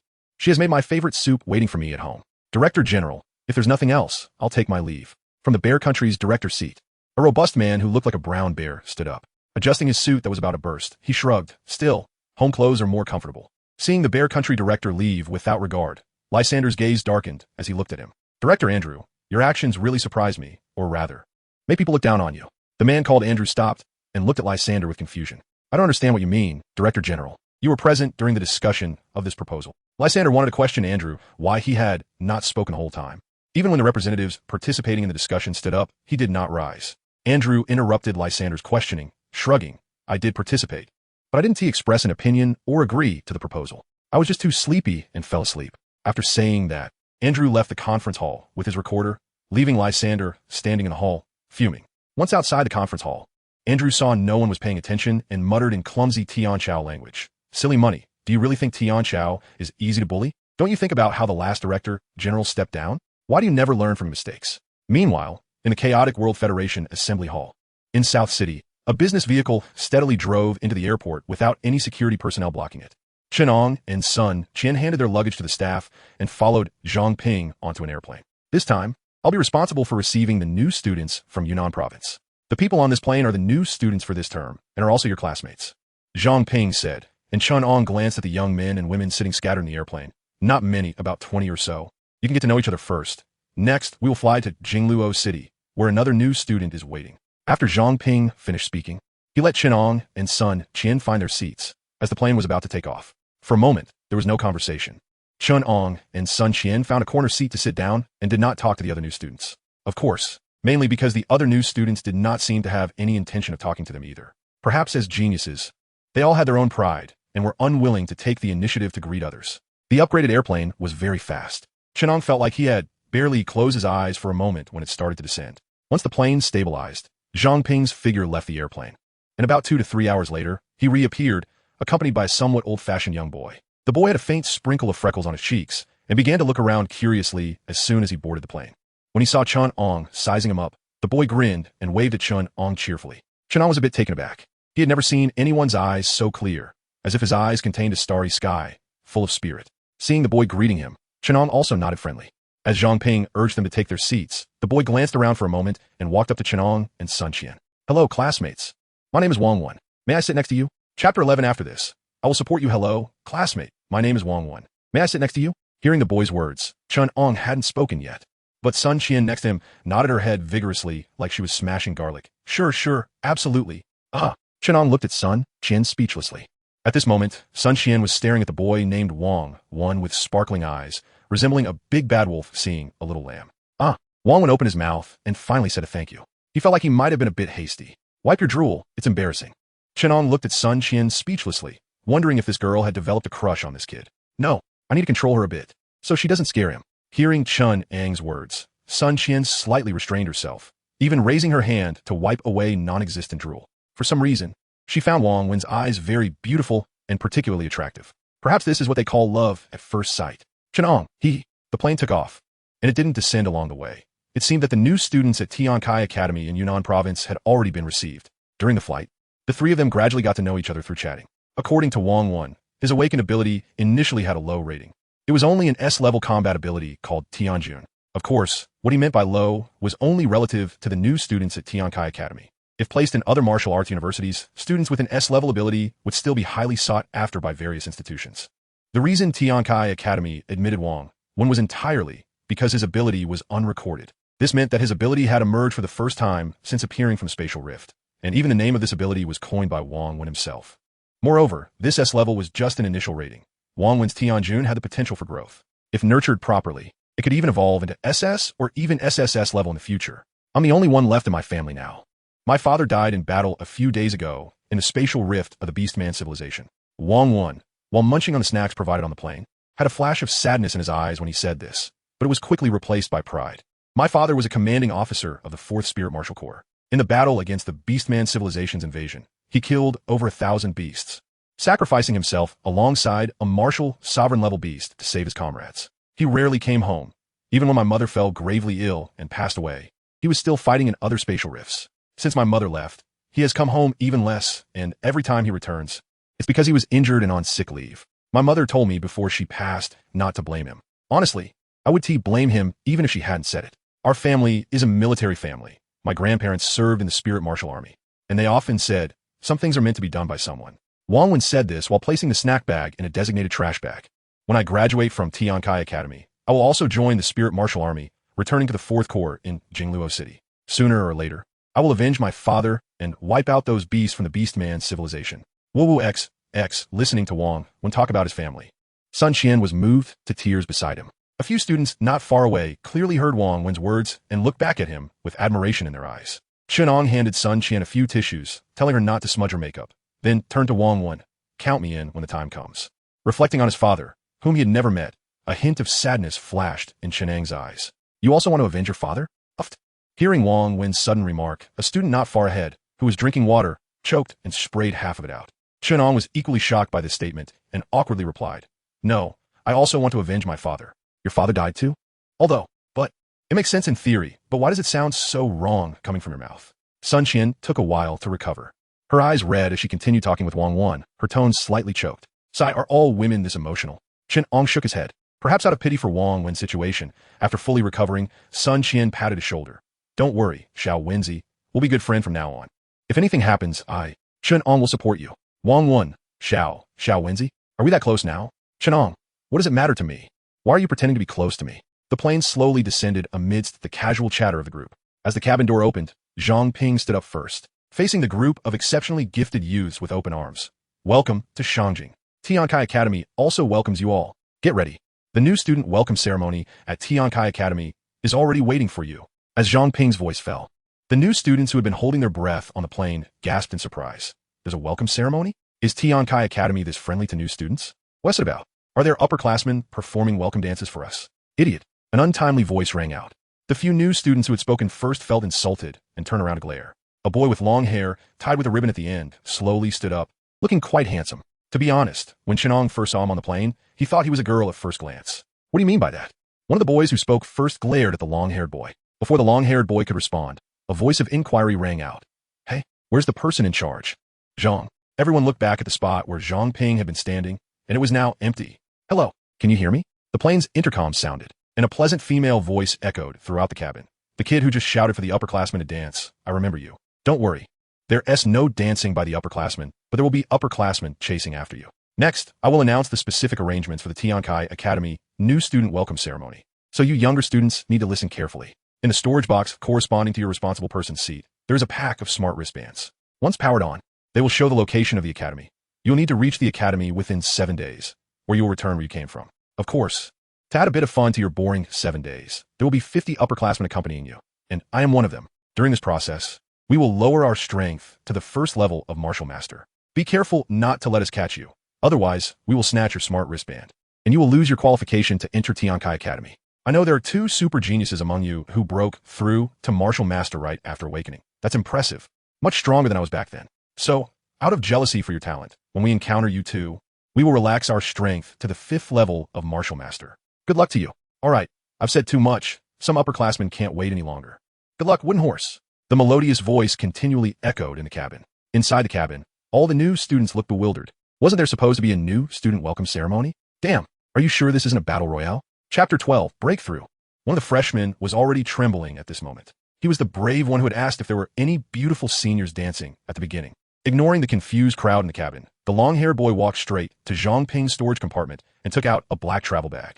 Upon opening it, he found a total of 27 smart wristbands, corresponding to the 27 freshmen. He picked up one wristband, put it on, opened it, glanced at the map displayed on the wristband, and walked out of the cabin without looking back. Chen Ang stroked his chin and looked at the departing long-haired boy. He had remembered who this long-haired boy was when that female voice mentioned that there were 2 martial masters among them. He was the grandson of a Yunnan provincess, Sui Hong Sui Xiao. He was also one of the 4 who entered the martial master realm after awakening their spirit. He was one of the 2 who had taken drugs. Chen Ang, what should we do? Sun Qian beside him was a bit anxious. No one had told her that entering the Tiansu Academy would require going through this welcome ceremony. She thought that receiving the invitation letter meant she could enter directly. And this welcome ceremony came so unexpectedly. What to do? Just chill. Chen Ang pouted, his eyes revealing excitement. This welcome ceremony is so much fun. Huh? What's fun about it? If we get caught by those seniors or fail to reach Tiansu Academy on time, we'll be sent back. Relax, I'm here. Nothing will go wrong. As Chen Ang spoke, he quickly walked forward, took out 3 smart wristbands from the bag, and handed them to the silent Sun Qian and Wang Wen. Sun Qian took the wristband and put it on, continuously complaining in her heart. It's because you're here that I'm scared, all right? Didn't you hear that woman say they would lower their strength to the 5th level of martial master when they encounter you? Sun Qian muttered in her heart, but her body honestly followed Chen Ang closely. Just as the 3 of them were about to exit the cabin, Sui Xiao, who had walked out earlier, returned with a blank expression. Chen Ang looked at Sui Xiao, somewhat confused. Sui Xiao's gaze towards Chen Ang seemed a bit evasive. The two exchanged glances as Chen Ang brushed past him with Sun Qian and Wang Wen. Sui Xiao opened his mouth to say something, but ultimately closed it again. It's fine. He will come back. Sure enough, not long after, Chen Ang returned with a dark face. As soon as he entered the cabin, he blocked a group of freshmen who were about to leave. What are you doing? A short-haired girl among those stopped asked in confusion. Chen Ang pursed his lips, glanced at Sui Xiao, who was sitting calmly in his seat, and said, the airport exit is blocked by a group of people in sportswear. The leader is a woman. Her voice should be the same as the one on the announcement just now. And that group behind her is probably the seniors responsible for chasing us. After Chen Ang finished speaking, his eyes fixed on Sui Xiao's flowing long hair. Damn, this kid has a big bad heart. Seeing Chen Ang's resentful gaze, Sui Xiao awkwardly coughed. Ahem, I wanted to call you but you ran too fast. Hee. At this moment, the cabin was chaotic. Two freshmen who thought they could sneak away had already put on their wristbands and walked out. Chen Ang didn't stop them. If they wanted to go to their deaths, so be it. You can't reason with a dead person. Chen Ang stepped forward and faced Sui Xiao, locking eyes with him. After a few minutes, Sui Xiao, somewhat annoyed, spoke. Is it good looking? Are you crazy? Looking at yourself without speaking. I really can't understand why my grandfather wants me to befriend this guy. Thinking about what his grandfather told him before boarding the plane about befriending this guy, Sui Xiao pouted. You've seen the situation outside. Do you want to team up? Team up? You think the two of us can take on that group? While responding to Sui Xiao's words, Chen Ang felt that Sui Hong probably hadn't told Sui Xiao about his background. What kind of fantasy are you having? Sui Xiao looked shocked at Chen Ang for a moment, then glanced contemptuously at the others. With this group of useless people added, we still have a good chance to break out. Who are you calling useless? Oh, still acting tough, huh? If you really had the ability, why would you come back? Who understands family matters? You little sissy, why are you barking like a dog? The atmosphere in the cabin exploded with Sui Xiao's words. Sui Xiao was countered by a group of freshmen, and he nonchalantly dug at his ears, disdainfully saying, what is not useless? Look at your panicked expressions. Whereas the look of an extraordinary person. What is wrong? Are you scared now that the exit is blocked? I'm embarrassed to be a fellow freshman of Tiansu Academy with you. His Chen Ang inhaled sharply, stepping back a few paces to indicate he wasn't close to him. This kid is too annoying. The people present were all talented individuals from different parts of Yunnan. How could they endure such ridicule? Immediately, a few freshmen stepped forward, seemingly ready to fight. Don't fight, don't fight. Suddenly, a small figure with dyed, yellow hair dashed out from the crowd. The yellow-haired boy first looked at the few freshmen who stood up and said, this guy is a martial master. You can't beat him. So don't act rashly and don't let that group outside laugh at us. Saying this, the yellow-haired boy pointed to the surveillance camera above, then turned to look at Sui Xiao. I know you. Your name is Sui Xiao, the grandson of Sui Xuanshi, and I also know you are a martial master. But even if you are a martial master, if you provoke us too much, we can all be hurt together. Can you withstand the siege from so many of us as a newly promoted martial master? Sui Xiao, who was sitting in a seat, curled his lips at these words but didn't say anything more. Talented. Chen Ang looked curiously at the yellow-haired boy who stepped forward, and the next second, the yellow-haired boy's gaze landed on him. You are Chen Ang from Nandu City, right? Chen Ang nodded with interest. He wanted to see what this guy was preparing to do. Let me introduce myself. My name is Huang Xing from Sanxia City, and I'm at the 7th level of martial artist. I believe what we need to do now is not to fight among ourselves, but to think about how to face that group outside. We are all talented individuals from our respective hometowns, and we have all received invitations from Tiansu Academy, so I believe no one wants to fall here, right? Although Sui Xiao's words were harsh, there was indeed some truth to it. We must team up to break through. Otherwise, we'll be sitting ducks. My suggestion is to do as Sui Xiao said. Regardless of any grievances, let us set them aside for now, and once we're in Tiansu Academy, we can settle scores then. How about that? The crowd did not speak, but the tense atmosphere in the room eased considerably, seeing that he had controlled the situation. Huang Xing let out a sigh of relief, and then looked at Chen Ang and Sui Xiao. You two are martial masters, and that group outside will definitely focus on you. We are mutually beneficial. We help you share the pressure, and when we can't hold on anymore, you two can step in to help us, which increases the chances for everyone to escape. Sounds good. Chen Ang thought it was fine. He felt this arrangement was quite good, as it meant someone would share the firepower. Sui Xiao stood up from his seat, still looking arrogant. Since we all agree to break through together, let us go. Chapter 13. So exciting. Airport exit. Sister Fish. That group of freshmen has come out. A young man holding a tablet looked at the screen and said to the woman in front of him, this group wants to work together to break through. Yu Qinghan yawned lazily while chewing on a lollipop, saying, just hold back a bit. Let's just take down their arrogance. Understood. A group of young men and women in sportswear cracked their knuckles. Little guys, get ready to receive the love of your seniors. Hello, senior sister. Nice to see you again. Not long after, Chen Ang's voice came. He and Sui Xiao were walking in front, followed by a group of freshmen. Yu Qinghan looked over teasingly, laughing. Yes, Junior. Nice to see you again. Why were you running so fast just now? I hadn't finished speaking yet. Nonsense.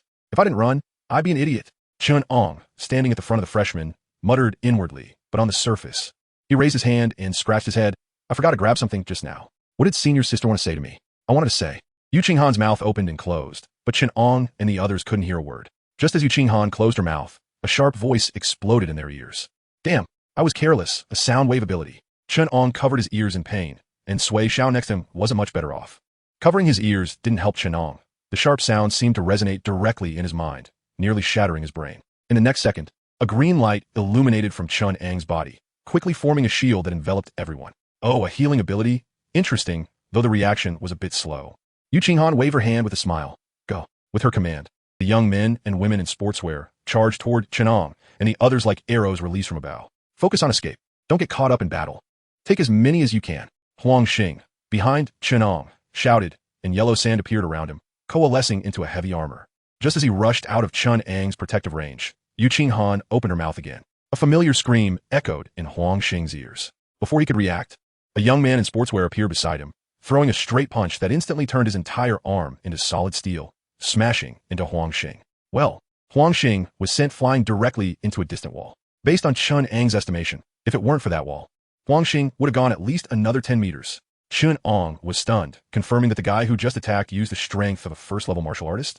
That's cheating. But thinking carefully, anyone who could enter the Tian's Academy was an exceptional talent. This group was clearly not from a lower grade, and with top-notch talent combined with Tian's Academy's training, this punch's power was probably still held back.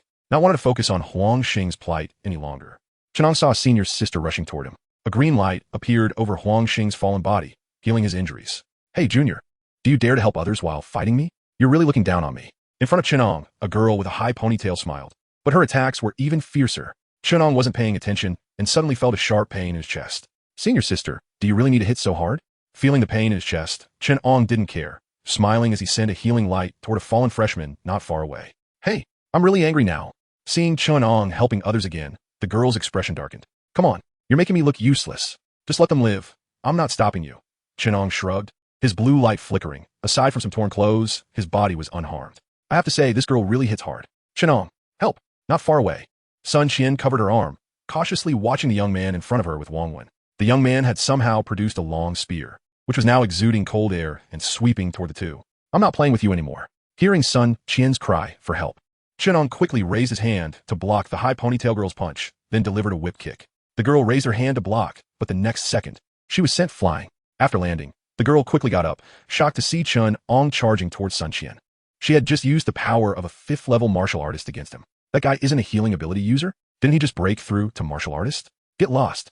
In front of Sun Qian, Wang Wen was glowing, a crystal crown floating above his head, forcefully blocking the young man's sweeping spear. Then he charged forward, his fist aimed directly at the young man's face. Oh, interesting. The young man blocked Wang Wen's punch, somewhat incredulous that this kid had actually caught his spear. Really? Then let me show you something even more interesting. A voice sounded in the young man's ear. He turned around to see a fist enveloped in blood-red energy. Bang! The impact of the fist against flesh created a loud noise, and Sun Qian's hair was blown back by the shockwave. The young man, who fell to the ground, passed out. He hadn't expected Chen Ang to suddenly target him while suppressing his strength at the first level of martial artist. Watching the figures rushing toward him, Chen Ang exhaled, turning to Sun Qian and Wang Wen. Stay close to me. Brother Ang will take you out. The senior students in the arena were a bit dazed. This new student named Chen Ang was incredibly fierce. Outside, when Yu Qinghan saw the young man fly out, she bit down on her lollipop, crushing it. What's going on? Isn't he a wood-type healing ability user? How can he be so strong in close combat? Since Tian's Academy hadn't provided detailed introductions for the new students, Yu Qinghan and the others had no idea that Chen Ang's combat ability was virtually unmatched among his peers. Thinking this, Yu Qinghan took out her phone and made a call. After saying a few words on the other end, she hung up. You all think I'm a sick cat if I don't show my power, huh? Sui Zhao's furious voice echoed in the arena. Chen Ang, who turned back briefly, was startled. Good heavens, Sui Zhao was floating in midair, sporting 2 black eyes, blood running from his nostrils, and half of his face swollen. Thunder punishment. Sui Zhao's hair tie was gone, and as he raised his hands, his hair danced. Lightning filled a 5-meter radius around him, forcing back the 2 boys and 1 girl attacking him. Thunder punishment, a skill he derived from his SSR-level lightning ability after breaking through to martial artist, was now his strongest attack method. On Blue Star, the skills mastered by spiritual user are derived from their own abilities. Spiritual users of the martial artist, Black Iron, level do not awaken skills until they reach the next realm. Wow, so cool. If only he didn't have those 2 black eyes, he'd look even cooler. Chen Ang sighed regretfully, waving 2 beams of blue light to envelop Sun Qian and Wang Wen, then throwing another punch to push back the young man in front of him. A 5th-level martial artist can't stop me. Chen Ang showed his signature crooked smile. Oh, then what level of martial artist can stop you? At least the 6th level. All right, then I'll take on the 8th level. Yu Qinghan, who had approached Chen Ang, smiled faintly. Everyone listen. Within 7 days, anyone who encounters Chen Ang and Sui Xiao can unleash the strength of a martial artist at the 8th level. Seeing Chen Ang's bewildered expression, Yu Qinghan awkwardly waved the phone in her hand, which was still on the call interface. Sorry, Junior. My boss just called me and asked me to raise the standards for you and Sui Xiao a bit. Chapter 14, I want to fight 10. At the airport exit, hearing Yu Qinghan's command, a group of senior students turned to look at Chen Ang, their gazes fierce. Especially the few young men who had been beaten up by Chen Ang. That bastard, he was merciful when dealing with girls, but when it came to them, he really fought to the death. Sun Qian stood beside Chen Ang, instinctively hiding a bit behind him, tugging at his clothes. It seems like you're done for. Clearly it's us. If I'm done for, can you escape? Chen Ang swallowed hard. Damn it, this seemingly gentle senior sister is not to be underestimated. I thought about it. Suddenly changing the rules seems quite inappropriate. Yu Qinghan, who had hung up the phone, glanced around and smiled at Chen Ang. But before she could finish her sentence, Chen Ang interrupted her. Yes, it really is inappropriate. So let's revert back. Shut up. Let me finish. Yu Qinghan angrily picked up a shoe that she didn't know whose it was and threw it at Chen Ang, seeing Chen Ang dodge and stop talking. Yu Qinghan smiled brightly and said, I've thought it over. I'll give you 2 choices. First, the game continues. Second, you and Sui Xiao stay, and I'll let the others go, including those few younger students whose wristbands were taken. I can return their wristbands to them. You have 3 minutes to consider. After saying this, Yu Qinghan turned and sat on a security inspection table. Why are you bringing me along to trouble Chen Ang? In midair, Sui Xiao, who had been freed from the lightning punishment state, slowly descended, glaring at Yu Qinghan with her dark circles. I'm willing. You, if you say another word, I'll let them go and keep you here alone. I agree. Chen Ang suddenly interjected. Yu Qinghan and Sui Xiao looked at Chen Ang simultaneously. Shut up. Chen Ang scratched his head, scanning the scene. Well, the group of geniuses he was with had all collapsed on the ground, clearly at their limits.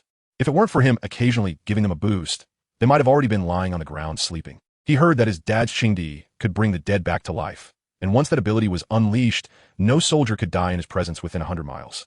Now it seems that he was still too weak, overshadowing Qingdi's brilliance. Lost in thought, Chen Ang returned to his senses, looked at Sun Qian and Wang Wen behind him, and after pondering for a moment, turned to Sui Xiao. Hey, are you interested in a collaboration between real men?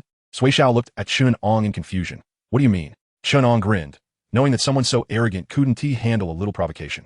Following the second option proposed by the senior sister, this group was too weak. Leaving them behind would only hold the 2 of them back. Let them go, and we'll stay and continue fighting. Without waiting for Sui Xiao to speak, Chen Ang continued. You wouldn't tell me you're afraid, would you? Don't make me look down on you. You're full of crap. What am I afraid of? Just a martial master at the 8th level. Even if I can't beat them, they can't hold me back.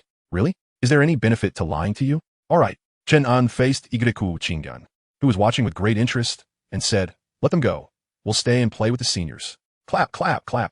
Yu Qinghan jumped down from a security inspection table and applauded. You have guts, little junior. I admire you. With Yu Qinghan snapping her fingers, the group of senior students in sportswear parted to make way. Still not leaving? A bunch of guys who can only hold us back. Sui Xiao looked at the disheveled freshman with disdain. Thank you. Thank you. This time, no one retorted Sui Xiao, as it was indeed because of him and Chen Ang that this group could leave so easily. Hey, where's Huang Xing? A freshman, supporting a companion, roughly counted the number of people and found that Huang Xing, who had been knocked away at the beginning, was missing. That guy ran away long ago. You're still thinking about him, but he is way smarter than you. Yu Qinghan curled her lips after being boosted by Chen Ang. Huang Xing had secretly slipped away amid the chaos. She saw it, but didn't care. Let him go. It's not like they were really going to pack this group back. Damn, that bastard. A group of freshmen cursed upon hearing Yu Qinghan. All right, let us go. We originally agreed on escaping as the priority. Huang Xing's actions were correct. Chen Ang urged the freshmen to hurry and leave. He was still waiting to have a friendly match with the seniors. As the group of freshmen helped each other leave, Chen Ang cracked his neck and looked at Yu Qinghan. Senior sister, we can start now. I didn't hold back just now because I was considering them this time. I want to fight 10. Seeing Chen Ang's arrogant expression, Yu Qinghan couldn't help but laugh in anger. Damn, this kid is too arrogant. I can't take it anymore. In the crowd, a young man who had been hit in the waist by Chen Ang suddenly raised his foot and stomped down. Boom! The entire airport exit trembled, and a roaring sound echoed. 4 stone pillars suddenly appeared in the 4 directions, continuously rising, and the yellowish gas they emitted intertwined, forming a massive arena. Everyone present was enveloped. Kid, I'll play with you properly. The stomping young man grinned. Death prison. As the young man unleashed his skill, 2 yellow light columns rapidly descended onto the arena. After being hit by the light columns, the young man showed a comfortable expression. Chen Ang looked at the obviously stronger young man in front of him, his heart racing. Green light flickered, enveloping Chen Ang's entire body, trying to mitigate the damage from the light column above. He didn't believe the guy would be so kind as to boost him. Hey, senior sister, this guy is cheating. His strength is definitely beyond the 8th level of martial master. Hearing Chen Ang's complaint, Xingtian waved her hand. Your senior only used the strength of a martial master at the 8th level. His current state is due to an enhancement ability, which doesn't count as a foul. That makes sense, but he definitely exceeded the 8th level of martial master we initially agreed upon. Chen Ang realized that these people were determined to deal with them. I protest. Protests are ineffective. Xingtian smiled sweetly. How about this? As a beautiful and kind senior sister, as long as you and this little boy can take down this senior, I'll let you leave. How about that, little boy? Standing aside, ready to watch the show, Sui Xiao was taken aback, looking at Xingtian in disbelief. Seeing the crowd burst into laughter, Sui Xiao was furious. This was the most insulting name he had ever heard, especially for a man. Chen Ang stopped speaking and simply moved next to Sui Xiao. You can tolerate her saying that to you? If it were me, I definitely couldn't. Shut up. Don't think I don't know you were trying to drag me down with you. But you've already been dragged down. From a moment, Sui Xiao agreed to stay. The two of them were in the same boat. Sui Xiao glared at Xingtian, his fists cracking ominously. Hey, do you agree or not, little juniors? Hearing Xingtian's provocative tone, Chen Ang hadn't spoken yet, but Sui Xiao spoke first. Don't say he is enhanced to the peak of martial master, even if he is a grand marshal. Woo woo woo. Sui Xiao hadn't finished his sentence when Chen Ang quickly covered his mouth. Don't blow it, bro. I'm scared. Chen Ang was genuinely afraid that if Sui Xiao finished speaking, Xingtian would respond with, well then, let him be a grand martial master. How much chance do you think you have? Chen Ang released his hand from Sui Xiao's mouth, looking at him seriously. At this point, if we don't take it seriously, it will really be over. After being stopped by Chen Ang, Sui Xiao calmed down and thought for a moment before speaking calmly. 30%. Provided that the opponent is an ordinary peak martial artist, but obviously, he is not. What if we don't consider injuries and fight for our lives? Hearing Chen Ang's words, Sui Xiao had a look of disbelief on his face. Don't worry, my healing ability is very strong. Then 50%, I guess. Sui Xiao's response lacked confidence. That's enough, I also have 50%, so together we have 100%. Sui Xiao looked at Chen Ang in confusion, with a face full of disbelief. Is that how it works? Do you want to listen to what you're saying? Chapter 15, Xingtian, Puchi. Listening to Chen Ang's solemn words, the young man, not far away, couldn't help but laugh. So, with a 10 out of 10 confidence, Junior, are you ready? I'll be the main attacker, and you assist. After saying that, Chen Ang charged directly at the young man like a released arrow. Sui Xiao, filled with questions, followed him, doubting whether he had just misheard something. You are the main attacker? You're a healer, and you want me, a lightning type, to assist you? Bring it on. The young man watched as Chen Ang rushed towards him, clenched his fists, and shouted angrily. His muscles bulged, and his clothes were almost torn apart. He swung a punch, and even before it reached, the wind from the punch was already rushing towards Chen Ang, ignoring the young man's punch. Chen Ang closed the distance, exchanging injury for injury, his fist protruding with a finger aimed directly at the young man's heart. At the same time, the young man saw Chen Ang murmuring, and, as he did, a dense web of red threads appeared on his exposed skin, spreading out. Bang! The collision of fist and flesh produced a loud sound. Chen Ang was sent flying by the young man's punch. Sui Xiao watched as Chen Ang flew past him and crashed into a distant stone pillar before coming to a stop. Cough, cough, cough. Chen Ang, lying on the ground, slowly got up, blood oozing from his mouth. When he raised his head, his originally clear pupils were blood red. Blood red patterns emerged all over Chen Ang's face, looking terrifying. Don't look at me, look at him. Chen Ang's voice rang out as he shot forward again, heading straight for Sui Xiao. At the same time, a blue light flickered around him, and the presumably broken bones in his chest healed instantly. Upon hearing Chen Ang's words, Sui Xiao was startled, and the next second, a strong wind howled beside him. The young man had appeared at his side, his open palm infused with immense spiritual power, reaching for his neck. The young man's expression was slightly off, revealing a hint of paleness. He couldn't understand how that guy, named Chen Ang, had just done that. During their earlier encounter, relying on his peak martial artist strength, he had never thought that Chen Ang's punch could harm him, so he had exchanged punches with him. But the sudden explosion of power from that guy had genuinely startled him, and by the time he wanted to retreat and defend, it was already too late. The reason Chen Ang was sent flying without him pursuing was entirely due to the overwhelming strength of Chen Ang's punch, which even caused a slight stagnation in the spiritual power flowing within him. Damn it, wasn't that kid's previously displayed ability a healing type? Thunder punishment. As a young man's figure appeared beside him, Sui Xiao was startled and immediately shouted, In an instant, thunderclouds gathered, forming a sea of thunder around Sui Zhao's body. Oomph. The young man was trapped in the sea of thunder, but showed no fear, channeling his internal spiritual power to cover his entire body, resisting the falling thunder. No matter how strong the talent, what use is it without enough strength? Watching the young man momentarily pause before reaching for him again, Sui Zhao's eyes flashed with a hint of panic. He could only say that he was ultimately just a flower in a greenhouse, having never experienced real combat. Sui Zhao was grabbed by the neck by the young man, who instinctively extended his other hand, forming a knife shape aimed at Sui Zhao's heart. The next second, the young man realized, and, tilting his head in thought, lifted Sui Zhao high and slammed him down to the ground. Bang! A dull sound echoed as Sui Zhao lay on the ground, feeling as if all his bones were about to shatter. Sui Zhao hadn't lied to Chen Ang. If it came to a life-and-death struggle, he indeed had a 50% chance of killing a peak martial artist.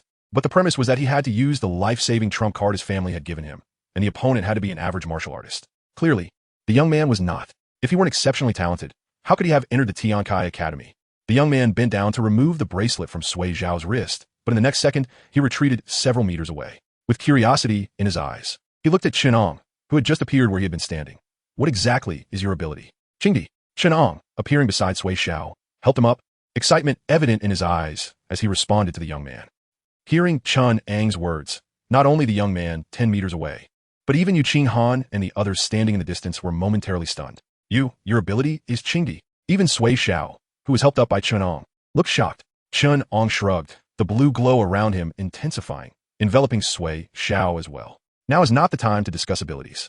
By the way, why is your melee strength so weak? Where am I weak? It's clearly a huge difference in strength. My combat course rating is A level. Sui Zhao could not accept being looked down upon and quickly pushed Chen Ang away, speaking forcefully. Oh, no wonder. Before Sui Zhao could speak, the young man in the distance spoke up. Then what's with those red patterns on you? The young man was certain that the red patterns on Chen Ang were definitely a manifestation of an ability. But he was curious. The school's curriculum included discussions about Xingtian, and the manifestation when Xingtian was used was not like this. Hearing the young man's question, Chen Ang shrugged. Who said a person can only have one ability? What? Chen Ang's words shocked everyone present. What do you mean by who said a person can only have one ability? This is a universally accepted fact on Blue Star. Since the emergence of abilities until now, there has never been a report of anyone awakening two abilities at the same time. Regarding Chen Ang's words, although the crowd was somewhat reluctant to accept it, he had clearly demonstrated a healing type ability earlier, and Zhao Ku, who was fighting him, was certain he had another type of ability. All right, I'm a bit hungry now. Let's wrap this up quickly. Just as the atmosphere in the room fell silent, Chen Ang stretched lazily, pushing Sui Zhao, who was leaning against him, away, and said, I've been nursing you for a long time. If you're good, stand on your own. Why lean on me? Sui Zhao pursed his lips, but did not speak. Chen Ang scanned the crowd, slowly spreading his arms, his arrogant expression making people want to punch him. Let me introduce my second ability, Xingtian. When I awakened my spirit, it was the first one I awakened. My liberal arts grades are excellent, and all the powerful abilities on Blue Star are in my mind, but there was no trace of it. To be honest, I was terrified at that time. I was afraid that the ability I awakened was useless, and that my years of hard work would ultimately become a joke. Just when I was anxious and uneasy, another ability appeared. When it appeared in my body, I seemed to see a divine tree that shaded the sky. Its green light filled with immense vitality, and the barren land turned lush because of it. I was so excited. How could I not know what this ability was? It was Xingtian. There are only a handful of abilities that can compare with it on Blue Star. Although I was curious why a second Xingtian appeared, I didn't have time to think too much, because the Xingtian that appeared in my body seemed to have its own consciousness. I could clearly feel it avoiding my first ability. From that moment on, I knew that my first ability was not useless, but rather an existence that surpasses Xingtian. I could sense it conveying something to me, and when I listened carefully, it told me. It is a combat-type ability, the undisputed king among all combat-type abilities. So, I named it Xingtian. Chen Ang's words echoed throughout the venue. Chapter 16. No Martial Virtue. Yu Qinghan Sr. Are you ready? Huh? The young man, caught in a daze from Chen Ang's words, looked over blankly. In the arena, Chen Ang had taken off his shirt, revealing a muscular torso covered in various scars. Nandu No. 1 High School had a collaboration with the Nandu Spear Capture Bureau, and every year, the Bureau assigned numerous tasks for capturing criminal martial artists to the school. Among these were some highly dangerous criminals. Although there would be teachers leading the teams, the participating students still faced a certain mortality rate. So signing a disclaimer was required before participation. Chen Ang had the highest number of participations in the school. The combined total of the 2nd to 10th participants barely equaled Chen Ang's record, with 3 of his missions being near-death experiences. These scars were left from one mission after another, and Chen Ang had not allowed doctors to erase them. One reason was that he thought they could be used to show off, and the other, well, just to show off. The young man looked at the various scars on Chen Ang's body, the most dangerous being a 2 to 3 centimeter long knife scar on his chest, which appeared to be inflicted by a dagger, very close to the heart, smacking his lips and suppressing his shock. The young man looked at Chen Ang in confusion. Do you guys still have to tear your clothes during the match? All right, I'll satisfy you. After saying this, the young man grabbed his already torn shirt and ripped it off. Hiss. Seeing the young man's muscular torso, which was also covered in scars, Chen Ang gasped. The scars on the young man's body were so dense that it was hard to see his original skin. The gaping wound that ran from his collarbone down to his lower abdomen looked like it had been torn by some beast. Looking at the shirt thrown aside, Chen Ang felt a bit tempted to put it back on. All right, let us make this quick, otherwise the longer it takes, the more embarrassing it gets. Chen Ang suppressed the awkwardness in his eyes and, just like the young man when he entered, lifted his foot and stomped on the ground. Dominate. Chen Ang's voice rang out as he activated the skills derived from the martial master Xingtian, while simultaneously activating the tyrant talent carried by Xingtian. The ground, already shattered from the battle between several people, formed a hexagonal pattern outlined with intricate designs, spreading out from Chen Ang's position. Once Dominate was activated, within a 500-meter radius centered on Chen Ang, it became his domain, where anyone or anything would be subjected to his oppression. For instance, the young man in front of him felt his spiritual energy becoming sluggish, even somewhat reversing. Feeling the raging energy within his body, Chen Ang grinned broadly, and in the blink of an eye, his figure vanished, leaving behind a pit in the ground from where he had pushed off. At the same time, Sui Xiao felt the inexplicable pressure on him dissipate, realizing that Chen Ang had lifted the suppression on him. Instantly, his body erupted with thunder, transforming into a pair of thunder wings as he circled around the young man, waiting for him to show a flaw. Sensing a punch infused with dark red energy coming at him, the young man frowned and dodged, while the 4 stone pillars surrounding him flickered with light, continually amplifying his power. Yet, the boost of spiritual energy did not seem to help him. Instead, it made the energy within him churn even more violently. Senior, turn around. Chen Ang's voice rang out from behind. The young man bent down and dashed forward, narrowly avoiding Chen Ang's high sweep. Just as he turned back, without any extra movements, Sui Xiao shot an arrow made of condensed lightning straight at the young man's back. The young man caught the lightning arrow, his brow furrowed. This kid is too annoying. I have to deal with him first. Feeling the odd sensation in his hand, the young man looked down, seeing the arrow dissipate into strands of electricity coursing through his body. Chen Ang has paralyzed him. Sui Xiao shouted excitedly. Chen Ang's figure appeared, leaping up with all his might, both hands gripping the hammer as he brought it crashing down on the young man's head. Damn! The young man felt a tingling sensation throughout his body, realizing he had no time to dodge. He cursed angrily and raised his hand to take Chen Ang's blow head-on.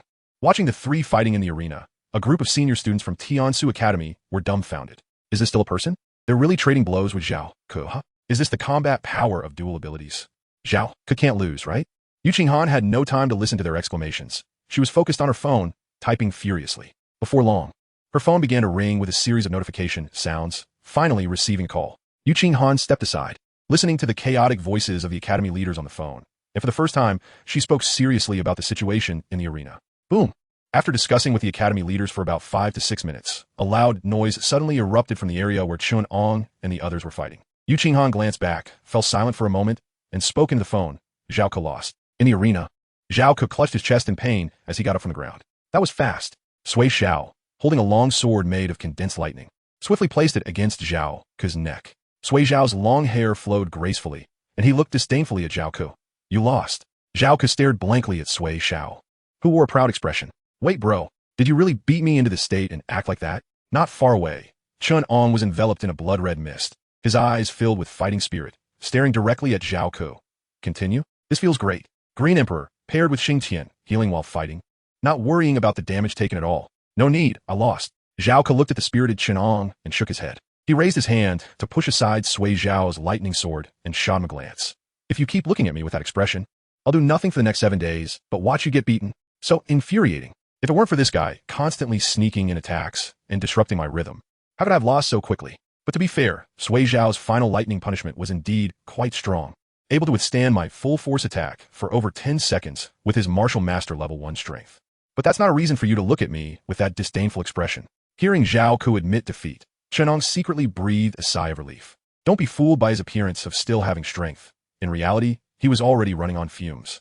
He was currently only at martial master level 2. Maintaining dominate for an extended period was somewhat taxing. Being able to fight Zhao Ke to this extent was already impressive. If it were a combat-oriented ability user instead, Just delaying for another 10 minutes would mean he and Sui Xiao would just be hanging there to be beaten. Chen Ang retracted dominate, looking relaxed as he turned to Yu Qinghan and said, Senior, the senior has admitted defeat. Can we leave now? Yu Qinghan had already hung up the phone, her expression serious as she approached Chen Ang, seeing Yu Qinghan walk in front of him. Chen Ang instinctively covered his ears, but then remembered that it wouldn't help against Yu Qinghan's sound wave ability, so he let his hands drop. Yu Qinghan stared intensely at Chen Ang, and the next second, her face broke into a radiant smile. Of course you can go, senior, but you have to run fast. I only give you 30 minutes. Once the time is up, we'll come to catch you. Since you performed exceptionally well, I decided to personally bring 10 seniors to catch you. How about that? Are you touched? Hearing Yu Qinghan's cheerful words, Chen Ang's expression froze. Touch my ass. You old woman, you're so wicked. Chapter 17. The Yunnan F-4 braved the capital outside the airport. Chen Ang looked at Sun Qian and Wang when appearing in front of him, feeling completely dazed. No, didn't I tell you to leave? What are you two doing hiding here? We're waiting for you. I knew you would definitely come out. Sun Qian proudly looked at Wang Wan. See, I told you I was right? Yeah. Wang Wan nodded in agreement, his gaze towards Chen Ang filled with admiration. Chen Ang helplessly supported his face, and suddenly pulled Su Xia, who was about to leave. Wait, what are you doing? Leaving. Su Xia said with a proud expression, now that you're out, our alliance is over. From now on, you walk your own path, and I'll take my own. See you at Tiansu Academy. Chen Ang remained silent, staring intently at Su Xia. Su Xia's eyes showed a hint of panic, and he coughed awkwardly to appear calm. He had initially wanted to accompany Chen Ang, but the senior sister had said before leaving that she would personally lead the team to catch Chen Ang.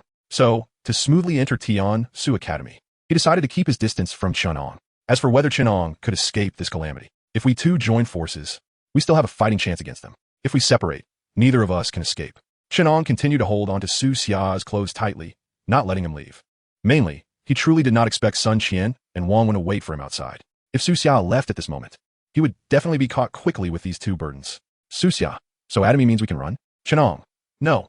If we're gonna die, we die together. Just joking, mainly because if they really got caught up, having Su Xia, that would at least give them some room to maneuver. So Chen Ang was not lying to him. The two of them together had a slim chance of survival, but if they separated, they would be taken down one by one. Seeing that Su Xia was still a bit hesitant, Chen Ang pulled him and said, let us go, let us go. Think while we walk, there's not much time left. Not seeing any taxi drivers outside the airport, the four had no choice but to run along the route shown on their watches. Inside the airport, Yu Qinghan was casually playing with her phone while sucking on a lollipop, recalling what the vice principal had told her over the phone. Her heart surging with waves of anxiety. That new student named Chen Ang had a rather intimidating background. While Yu Qinghan was lost in her thoughts, half an hour quietly passed. A young man holding a tablet walked up to her. Sister Yu, it's time. Upon hearing the young man's words, Yu Qinghan jumped down from the security checkpoint and snapped her fingers. Activate the wristband locator. Let's start catching the kids. A group of hunters, led by Yu Qinghan, rushed out of the airport. Outside the airport, dozens of vehicles with license plates starting with Su appeared out of nowhere, and a group of people scattered to get into the cars, chasing after the new students who had already left. On a wide road, a somewhat old van zigzagged, constantly overtaking other vehicles. Inside the van, a rugged middle-aged man with a cigarette in his mouth spoke in a thick Beijing accent. Hey, how's it going? Are you guys satisfied with this speed? Chen Ang, why don't you let the uncle drive a bit slower? It's not safe to go this fast. In the back seat of the van, Su Xia tightly gripped the handle, his face a bit pale. The others were not much better off. Chen Ang looked out the window as the scenery flew by, forcing himself to speak calmly. Slow down? Can we afford to be slow when lives are at stake? After leaving the airport area, the four finally spotted a taxi on the roadside. After paying 1,000 yuan and spinning a benevolent lie, the taxi driver finally agreed to their request to drive as fast as possible. Exactly. Slow down? The old man is about to kick the bucket. We have to see him one last time. The driver said, flicking away his finished cigarette. Buckle up. I'm going to speed up. As the driver focused, the four clearly felt the van's speed increase. Su Xia, with a pale face, shot a glare at Chen Ang. This is all your fault. Now the driver was driving so fast entirely because of Chen Ang's lie. Chen Ang, seeing Su Xia glare at him, retorted with an annoyed look. I didn't expect this uncle to be so emotional. At the beginning of their negotiation, Chen Ang directly slipped the driver 1,000 yuan to drive as fast as possible. The driver refused, so Chen Ang told a little white lie. At that time, Chen Ang said, Uncle, just drive faster, we can pay more. The driver replied, no way. What if something happens while driving that fast? Chen Ang added, Uncle, to be honest, my friend's grandfather is critically ill. The doctor said he is about to breathe his last. We're here to accompany him for one last visit. The driver, that's still not okay. I could try to go a bit faster. Chen Ang, all right, Uncle, I totally understand. It's just that it's sad for the old man who has worked diligently all his life for the country. And in the end, he can't even see his grandson one last time. The driver was taken aback. May I ask, who is the old man? Chen An. Ah. Sui Hong. Su Xiao, what the hell? Though the driver was puzzled as to why news about the critically ill Sui Xuanshi from Yunnan hadn't been disclosed.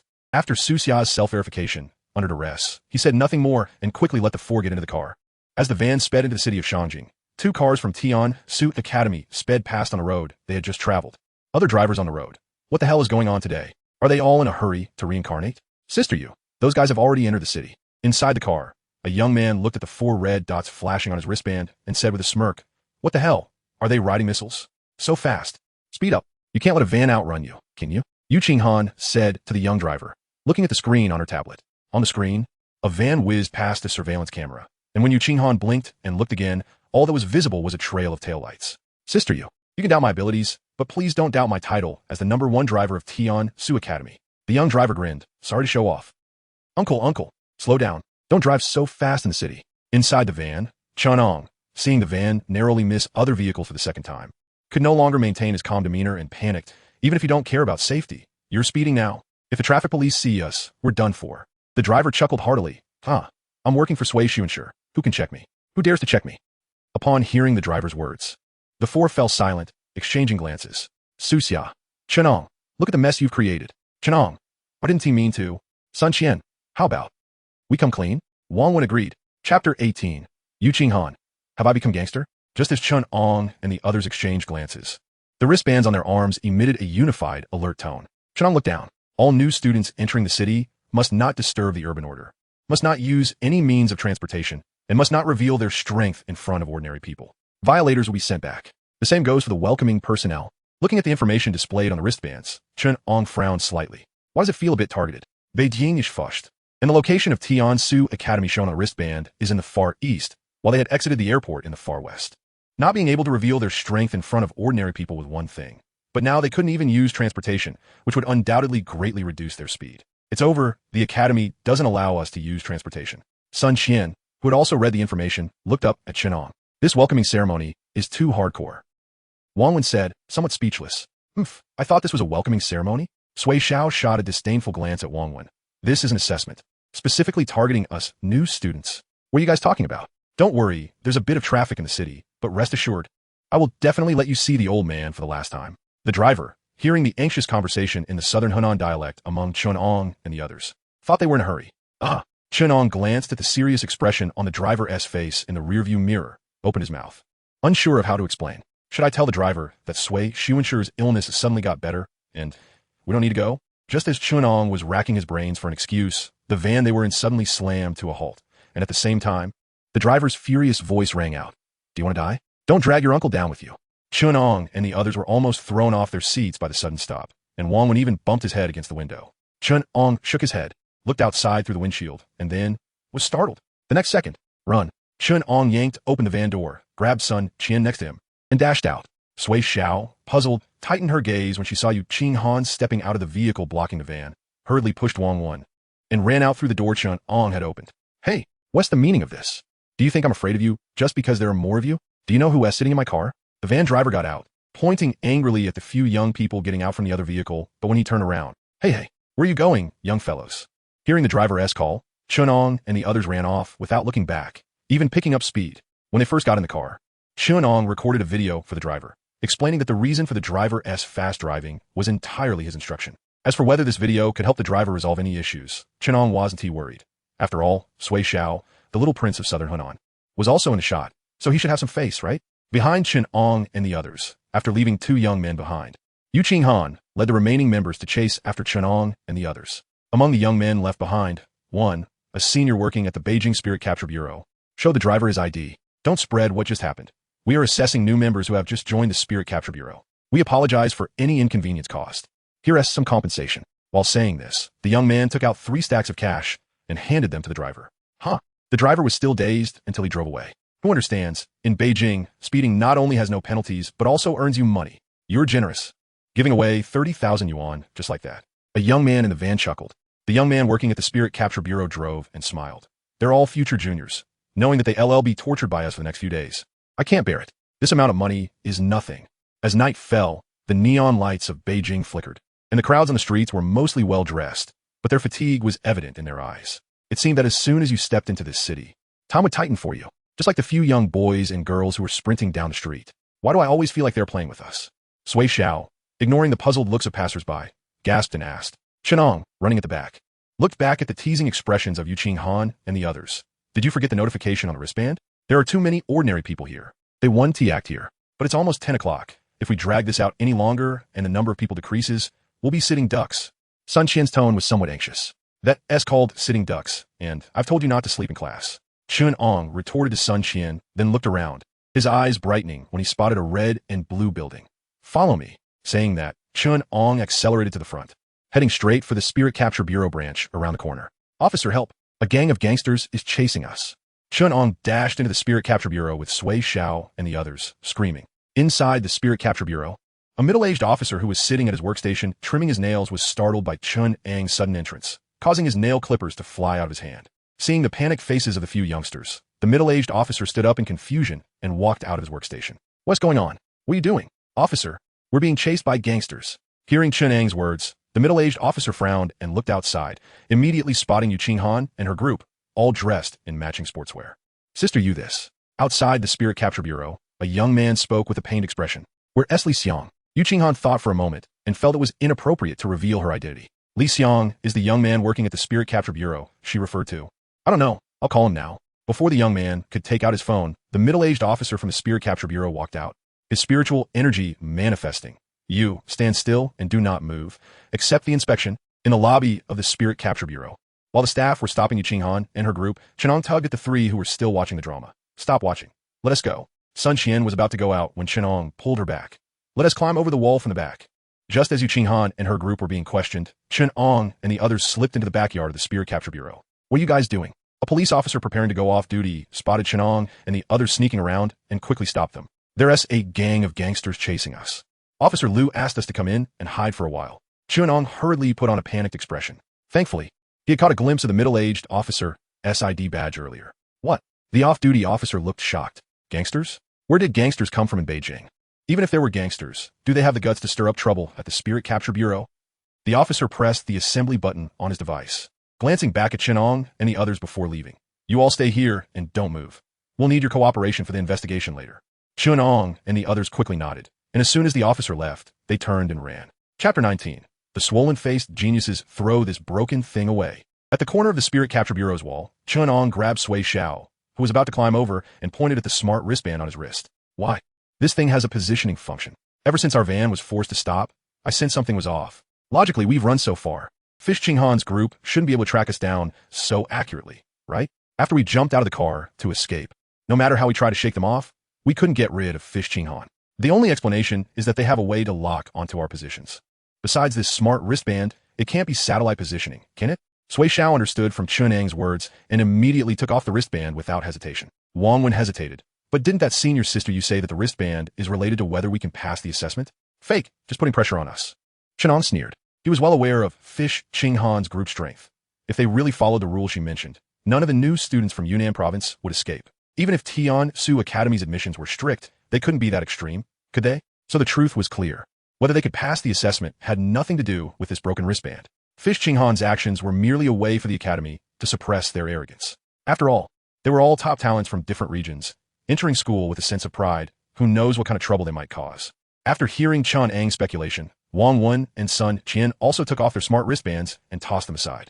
Under the cover of night, the four of them climbed over the 4 to 5 meter high wall. After all, they were spirit users. Climbing a few meters high was easy for them. About 20 minutes after they left, a group led by Fish Qinghan entered. Standing next to Fish Qinghan was a young man named Li Xiang from the Spirit Capture Bureau. They jumped the wall and ran. A young man observed the situation in the yard. Behind the group, 2 Spirit Capture Bureau officers, whom Chen Ang had encountered earlier, stood at a distance. I haven't heard that the new officers would have an assessment. The young officer scratched his head, looking confused. The middle-aged officer from earlier seemed to be deep in thought, bowing his head. In the crowd in the yard, a young man looked at Fish Qinghan. Sister, you. Should we contact the Spirit Capture headquarters in Beijing to activate the City S surveillance system? Fish Qinghan examined the wristbands in her hand and clicked her tongue. If you don't feel embarrassed, I still feel embarrassed. Let's go and clean up those fools who didn't take off their wristbands. After saying that, Fish Qinghan turned and left the yard, mumbling, little brat. Daring to call senior sister a gangster, you'd better not let me catch you. Beijing, Sanya Mountain. A few middle-aged men and women dressed in mountaineering outfits stood at the foot of the mountain, looking bewildered at the dense crowd of young people by the stone tablet. Fish Qinghan looked at Chen Ang, who was disguised as a middle-aged tourist with fake facial hair, leaning against the stone tablet and laughing loudly. After laughing for a while, Fish Qinghan finally reined in her amusement and walked in front of Chen Ang, reaching up to remove his sun hat. We meet again, Junior. Chen Ang looked at Fish Qinghan, pursing his lips and remaining silent. 4 days had passed since he escaped from the Spirit Capture Bureau. During this time, he and the others even found a makeup shop to disguise themselves and bought a few outfits for better camouflage from a nearby store. They had been cautious to an extreme, and after 4 days of arduous travel, they finally arrived at the location displayed on the wristband. And then, there was nothing. Damn it, where's the academy? Where did such a big academy go? Chen Ang felt a bit overwhelmed. He couldn't have remembered wrong, right? The destination displayed on the wristband was indeed here. But now, not only did he not see the academy, but he also saw the group of Fish Qinghan that they had worked so hard to avoid. Seeing Chen Ang's miserable expression, Fish Qinghan didn't want to tease him anymore. She ripped off the fake beard from his face, causing Chen Ang to grimace in pain. Alright, don't look so deceived. Although the academy isn't here, this is indeed the final destination.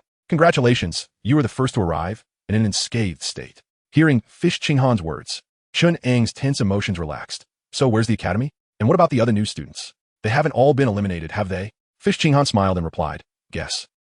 Chen Ang and the others were settled in a temporarily built tent nearby. Fish Qinghan didn't say much to Chen Ang, only telling them to rest there for 3 days, and she would take them to the academy for registration after the other new students finished the welcome ceremony. Chen Ang lay on the army cot, eyes slightly closed, reflecting on what he had learned from the welcoming personnel.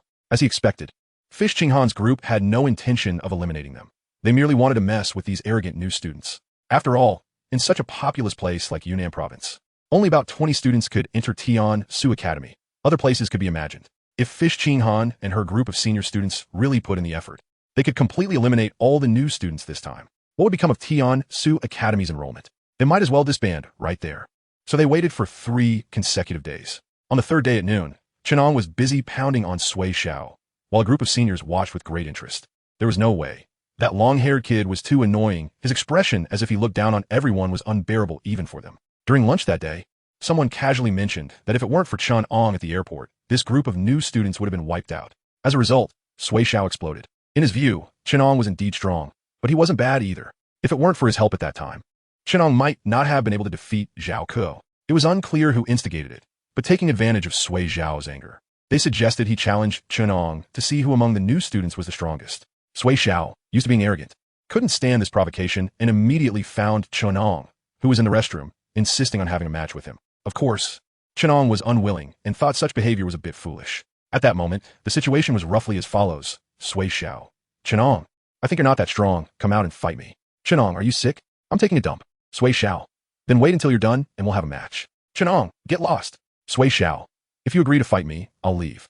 Chen Ang, fight. I'll fight you. Please just go out first, okay? Well, it was roughly like that. At that time, Chen Ang was really very frustrated. Anyone would feel overwhelmed being watched while taking a dump, right? Chen Ang, forget it, forget it. In the center, Sui Xiao was pinned down by Chen Ang, covering his face with both hands, while Sun Qian tried to mediate. Chen Ang ignored Sun Qian and kept slapping down, asking with each slap if Sui Xiao conceded. I won't concede. If you have the ability, don't use your abilities. Let's fight hand to hand. Sui Xiao covered his face, stubbornly replied. Why shouldn't I use my abilities? When you encounter an enemy you can't defeat in the future, will you tell others? Although you're strong, I don't concede, so you better not use your abilities? Chen Ang refused Sui Xiao's invitation for a hand-to-hand fight. Sun Qian was sweating profusely trying to mediate, while Wang Wen stood with the seniors, watching with great interest. Stop it, Sister Yu is back. Someone shouted, and everyone turned to look at several cars slowly driving down the mountain. Even Chen Ang stopped hitting Sui Xiao. Let this kid go for now. Next time he dares to show up when I'm at my weakest, I'll make him regret it. Yo, what is going on here? As the vehicle came to a stop, Yu Qinghan got out of the front car and saw the bruised and battered Sui Xiao in the crowd. Feeling like he had missed something, Chen Ang looked back at the vehicles. If he guessed correctly, it should be the new students from Yunnan. One by one, the doors of the cars swung open, and the new students got out. Wow, senior sister, are these new students from the same flight as us? Chen Ang looked at the group of oddly shaped individuals in front of him, and couldn't he imagine what they had been through.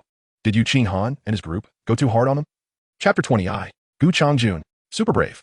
Yu Qinghan ignored Chen Ang and clapped his hands, saying, gather. Due to the militarized management implemented by the martial arts schools in the Celestial Empire, even the new students like Chen Ang assembled and lined up quickly, not much slower than the senior students. Chen Ang and the other new students were puzzled and didn't know what Yu Qinghan was up to. Yu Qinghan also paid them no mind. A ring on his right hand's ring finger flashed. and a triangular card that Chen Ang was very familiar with appeared in his hand. It looked just like the invitation letter they received from the Tiankai Academy, with the only difference being the color. The invitation letter Chen Ang received was entirely golden, while the one in Yu Qinghan's hand was carved from jade. Familiar? Yu Qinghan smiled at Chen Ang while standing beside the stone tablet.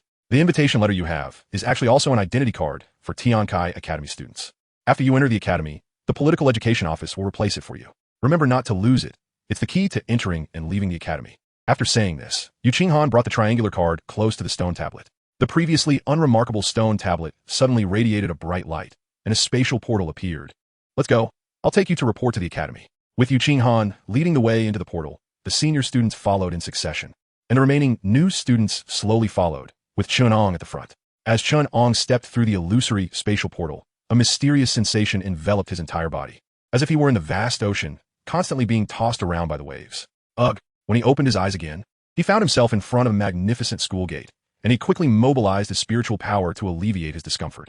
The other new students, who had not reacted in time, were bent over and vomiting uncontrollably. The experience they had just gone through was so intense, as if they had been thrown into a washing machine and stirred around. To be precise, Tiankai Academy was not located in any place on Blue Star. The space it occupied was formed from the essence of a senior who had the ability to manipulate space after their death. Because of the circumstances surrounding the senior's passing, the passage in and out of this space was somewhat bumpy, but it was fine. After throwing up a bit, they would get used to it. Yu Qinghan watched the new students who were vomiting uncontrollably and felt a sense of relief. She had gone through the same experience back in the day. However, she was a bit surprised by Chen Ang, who was standing and looking around, and Sui Xiao, who looked somewhat pale, yet still proud. Recalling her own arrival in this space, where she had stood proudly in the line, she realized that Chen Ang and Sui Xiao's figures somewhat overlapped with those of the few individuals who had stood out back then. As she thought of this, a hint of sadness flashed through Yu Qinghan's usually frivolous gaze. All right, stop vomiting. The leaders of the academy are waiting for you. Uncertain why Yu Qinghan's tone suddenly turned impatient, the new students, who were still retching, could only hurriedly suppress their discomfort and follow her into the academy. The school gate of Tiankai Academy was not as brilliantly radiant as those of other martial arts universities. Instead, it exuded a vast and majestic aura. Upon entering the school gate, the giant stone tablet with the words Tiankai seemed to be endowed with some kind of illusion-like ability. When Chen Ang looked up, scenes of battles between the Celestial Empire's strong and invading civilizations appeared before his eyes, featuring both men and women. The images were very realistic, and even the sounds from the battlefield were clear. They are all students who graduated from Tiankai Academy, and in the future, I will also appear in these scenes. Seeing the confusion in Chen Ang's eyes, Yu Qinghan softly explained. These images were captured by the battle rings of comrades nearby during their battles in the time-space rift after graduation. They were engraved by the illusion ability teachers from the publicity department. Although they're illusions, these scenes truly exist. Some of them are still alive, while others have already died in the time-space rift. Those with good luck can have their bodies returned to their hometowns, while those with bad luck, their families may not even see their bones. The teachers from the publicity department said, those who gather wood for others cannot be allowed to freeze to death in the wind and snow. They fight for their faith, and thus those who come later should remember them. Listening to Yu Qinghan's explanation, Chen Ang was momentarily lost in thought. The Celestial Empire was a fascinating country. Perhaps there would always be some parasites gnawing at its roots, yet it still stood proudly. Whenever this country faced life-and-death crises, there would always be some people calmly sacrificing themselves for the sake of their homeland, all for that phrase. The Celestial Empire shall last forever. Chen Ang, no, or rather, all the new generation of the Celestial Empire had been indoctrinated with the belief of a strong military since childhood. A strong military, and damn it, a strong military. Only when the Celestial Empire's military was strong enough to make all enemies flee would their families be safe, without worrying about the turmoil that followed a national collapse. But in Chen Ang's heart, there was always a thorn. You risk your life to protect your loved ones in battle, but what about me? Who am I fighting for? Perhaps when that moment truly arrived, he would be willing to fight for the Celestial Empire, because it had nurtured him, and all the benefits he enjoyed were given to him by the Celestial Empire. He would be willing to repay the Celestial Empire's kindness, but he probably wouldn't risk his life. Or rather, even if he did fight desperately, it would be to protect his grandfather, the principal, or Sun Yuan and Sun Qian. In essence, there wasn't much difference. It was just that Chen Ang was stuck in a dilemma because of his identity as an orphan. But when Pei Chongping found him and showed him the damaged battle ring of his father, that thorn in his heart had actually disappeared. He was not an orphan. He also had his own parents. His mother died to protect him, and his father even paused the war upon learning of his existence, just to find him. Unfortunately, in the end, he still couldn't meet his beloved child. As he watched the continuously unfolding scenes before him, Chen Ang's gaze sharpened. The man in military uniform in the images was not very old, in his early 30s, holding a long gun and fighting against a strange monster with 4 arms in front of him. Behind him were dozens of Celestial Empire soldiers' corpses. The images were somewhat shaky, as if the soldier wearing the battle ring was moving his body. Go! Stop fighting. It's deliberately luring you over to send you to your death. The soldier wearing the battle ring's voice was choked. Why don't you listen to me? You could have all gotten away. Gu Changjun, you don't deserve to be from Tiankai Academy. You don't deserve it. You damn well don't deserve to be our commander. You're leading them to their deaths. In the image, the man named Gu Changjun was caught off guard and, while slaying the 4-armed monster, was pierced in the abdomen by the monster's dying counterattack. Gu Changjun staggered to the front of the image, seemingly supporting the owner of the ring. It's already a lone army deep in enemy territory. Where can I go? Damn it, this group of beasts is even playing tactics. Gu Changjun took the ring that recorded this scene and tidied his somewhat disheveled hairstyle. Will one die? When our people come, it will be convenient to collect the corpses. 9 years. When he enrolled, a senior said that we could choose battle scenes to record into the Tiankai stone tablet. I always want to find a cooler video, but now, I'll go with this segment. It also serves to warn the juniors and sisters who enroll later that if they're afraid of death, they shouldn't take on deep combat missions. I, Gu Changjun, one of the top 10 outstanding graduates of Tiankai Academy. 9 years in the military, with 251 kills under my gun. Super brave. As this illusion switched to the next scene, Gu Changjun put on the battle ring and charged toward the monster squad that had appeared again. Chapter 21. Vice-theme. The images on the stone tablet kept switching, showing both the living and the dead.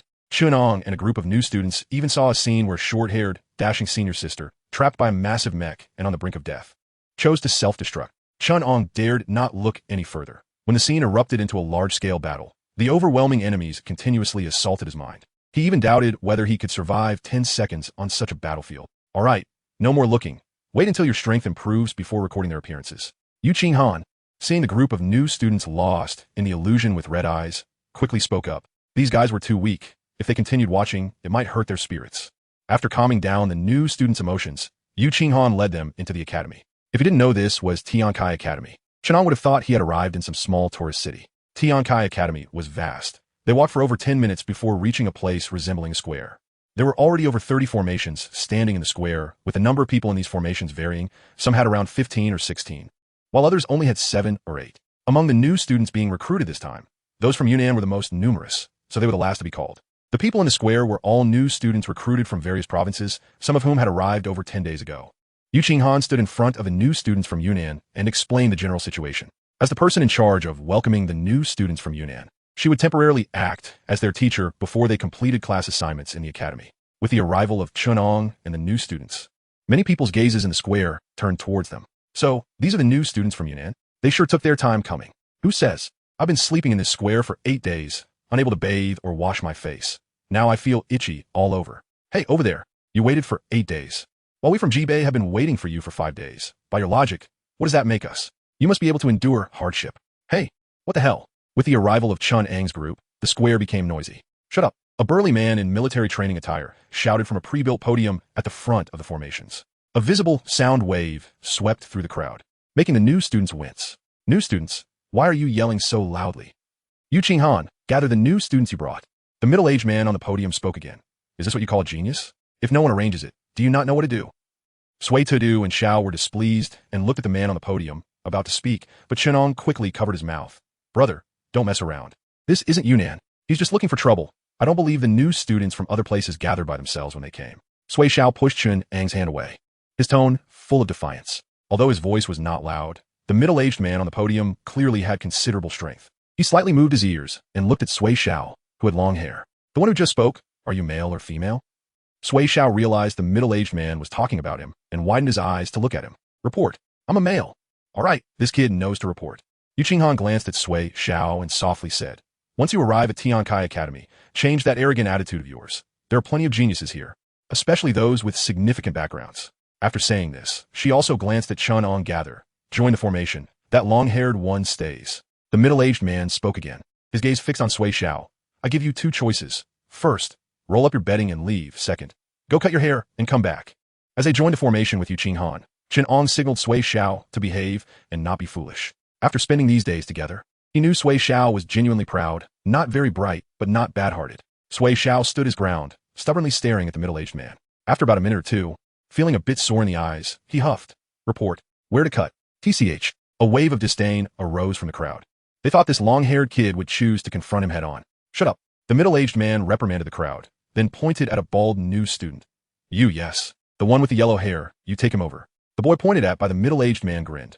"Yes. Haha, I couldn't keep my new hairstyle before coming. You won't escape either, let's suffer together." The bald youth took Sui Xiao away. "Wait." A voice rang out from the Yunnan formation. Huang Xing raised his hand reluctantly. "Report." "Aye. You go too." The middle-aged man glanced at Huang Xing's conspicuous yellow hair and thought this kid was quite perceptive. All right. After the bald boy took Sui Xiao and Huang Xing away, the atmosphere in the square became serious. "First, on behalf of Tiankai Academy, I welcome your arrival. Second, let me introduce myself." The middle-aged man on the podium began. "My name is Xingtian. For the next year, I will serve as your grade director. In this year, I hope you can behave well and not cause trouble. After all, you're all geniuses from various regions. Sometimes it's normal to fight if you find someone displeasing. But remember, breaking school rules is fine. Just don't get caught by me, or else you will suffer the consequences." Listening to Xingtian's speech on the podium, the new students below looked a bit dazed. This grade director seems to have a bad temper. "All right, I have nothing more to say. Next, let the vice dean say a few words to you." After Xingtian finished speaking, he respectfully nodded to one of the elderly figures sitting on the podium. The elderly man slowly rose, and his old-fashioned Tang suit not only did not give a serious impression, but instead made him appear very amiable. As the elderly man stepped forward, the new students in the square suddenly became restless. "Wow, it's Elder Ning. Mom, I've seen my idol. How did Elder Ning become the vice dean of Tiankai Academy? Isn't he a council member of our Tianchao in the Blue Star Federation?" Due to Elder Ning Zhonghua's sudden appearance on the podium, and his head drooping as if he were dozing off, the new students below had not recognized his identity until now. Chen Ang in the formation was equally excited when he saw the elderly man walking to the front was actually Ning Zhonghua. Just a few days ago, the Cherry Blossom country condemned Tianchao for inaction and demanded that Tianchao hand over Ning Zhonghua for trial. This matter had been quite a stir. Basically, everyone in Tianchao knew that this old man had publicly executed the Cherry Blossom country's representative, Koizumi Ichiro, at the World Federation Assembly. So awesome. And regarding the condemnation from the Cherry Blossom country, Tianchao, which always prided itself on humility, responded very tactfully. "No one to give, if you're not satisfied. Come to war." Chapter 22. The bald monk, perhaps because the Sakura country is rather sensitive, they couldn't handle such a tactful response from the Celestial Empire. So they brought out the World Federation, attempting to pressure the Celestial Empire through it. The Celestial Empire is so polite. It has been a nation of etiquette since ancient times. Immediately, it also brought out the psionic F-41 Standard Missile. The psionic F-41 Standard Missile is also known as the Last Brilliance. This missile is considered a national defense weapon of the Celestial Empire, with an explosive power equivalent to a life and death strike from a peak martial sage king. Just one is enough to sink the entire Sakura country, and the Celestial Empire has 7 of these missiles. Originally, there were 9, but over the years, 2 were used in the space-time rifts to block 2 major crises for the Celestial Empire. Since the Celestial Empire brought out the truth, the World Federation chose to remain silent. What? You ask about the Sakura country? The moment the Celestial Empire's official website released images of the psionic F-41 Standard Missile, the Sakura country's official website also updated with a post, consisting of just 4 words, Private Marseille. At the Tian Su Academy's podium, ahem, Ning Zhonghua first cleared his throat, and seeing the chaos in the venue calm down, he smiled and said, "It seems everyone knows me, so I won't introduce myself too much. First of all, like Director Chung, I warmly welcome everyone's arrival. Secondly, since this is my first time as vice principal, there might be some minor oversights in campus management in the future. If you have any opinions, feel free to let me know, and I will make changes as appropriate." Ning Zhonghua spoke slowly, giving the new students the impression of a kindly old man that one might encounter anywhere. Don't be fooled by his decisive actions when he took down Koizumi, as he genuinely liked this group of spirited young folks. These kids are the future backbone of the Celestial Empire. Ning Zhonghua talked a lot from the podium, his tone humorous, always managing to pique the new students' interest, completely unlike what he said about being a first-time principal. By the time he finished, the new students applauded enthusiastically. To summarize Ning Zhonghua's speech, it was mostly about asking the new students to abide by the academy rules, not to engage in reckless bravado, and if they really had the ability, they should go face the invading civilizations in the space-time rifts. Of course, if any conflicts needed private resolution, the academy's competition rooms were open to them. Aside from not being able to fight to the death, they could beat each other to near death if they wished. But there was one condition. The grievances must be cleared on the arena. Once out of the competition room, they could still trust each other as friends.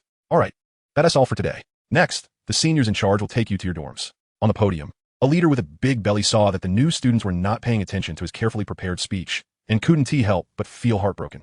These young people are just too young. They have no idea how to give face to their leaders. Ah, lying on the bed is such a wonderful thing. Chen Ang lay on a big bed, feeling completely comfortable. After the speech, Xingtian brought them to the accommodation area of Tiansu Academy. Chen Ang lay on the soft bed, recalling what he had just seen in the accommodation area. It didn't look like a student dormitory at all.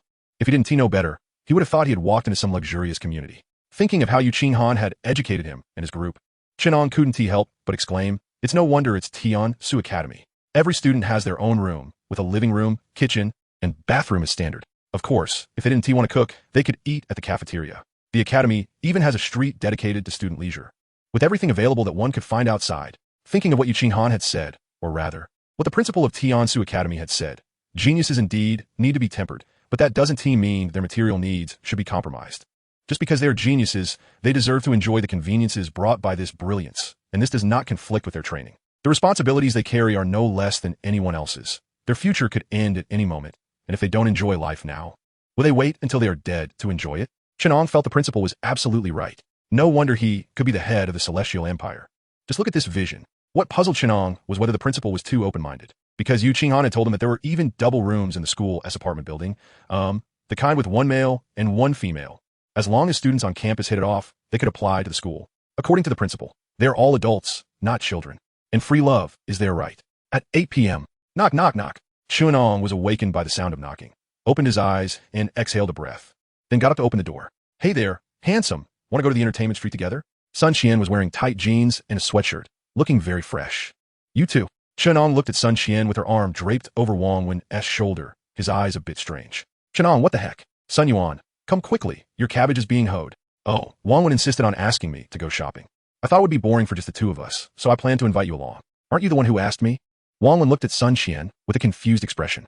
Xingtian waved her hand. "Don't pay attention to those details." Wang Wen was speechless. Chen Ang had been practicing all afternoon, and at this moment felt sticky all over, so he quickly took a shower and changed clothes before setting off with Xingtian. As they walked out of the apartment building, the three encountered Sui Xiao, who was carrying a large bag of items. "No, the director asked you to get a haircut, not to become a monk. Are you going to be a monk?" Chen Ang laughed out loud at the sight of Sui Xiao's shiny bald head. Crack! Sui Xiao's fist holding the bag turned hard. "Is it funny?" Sui Xiao glared at Chen Ang, gritting his teeth. "Not funny, not funny." Chen Ang, seeing Sui Xiao's angry expression, felt it was somewhat inappropriate, but just as he was trying to suppress his laughter, Xingtian couldn't hold it in and burst out laughing. Seeing Sui Xiao glaring at her, Xingtian quickly covered her mouth and waved her hand.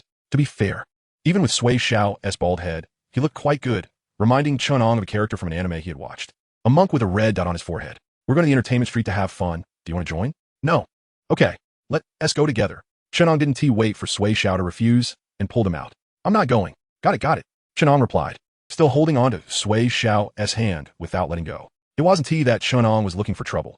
Mainly, Sui Hong had messaged him in the afternoon, mentioning some things about Sui Xiao, because Sui Hong often traveled across various places in Yunnan, and Sui Xiao's parents had died in the space-time rift. Sui Xiao had grown up with a solitary personality and had few friends. He hoped Chen Ang could interact more with Sui Xiao. Perhaps fearing that Chen Ang wouldn't be willing, Sui Hong candidly said that although this grandson was a bit arrogant, he actually wasn't a bad person.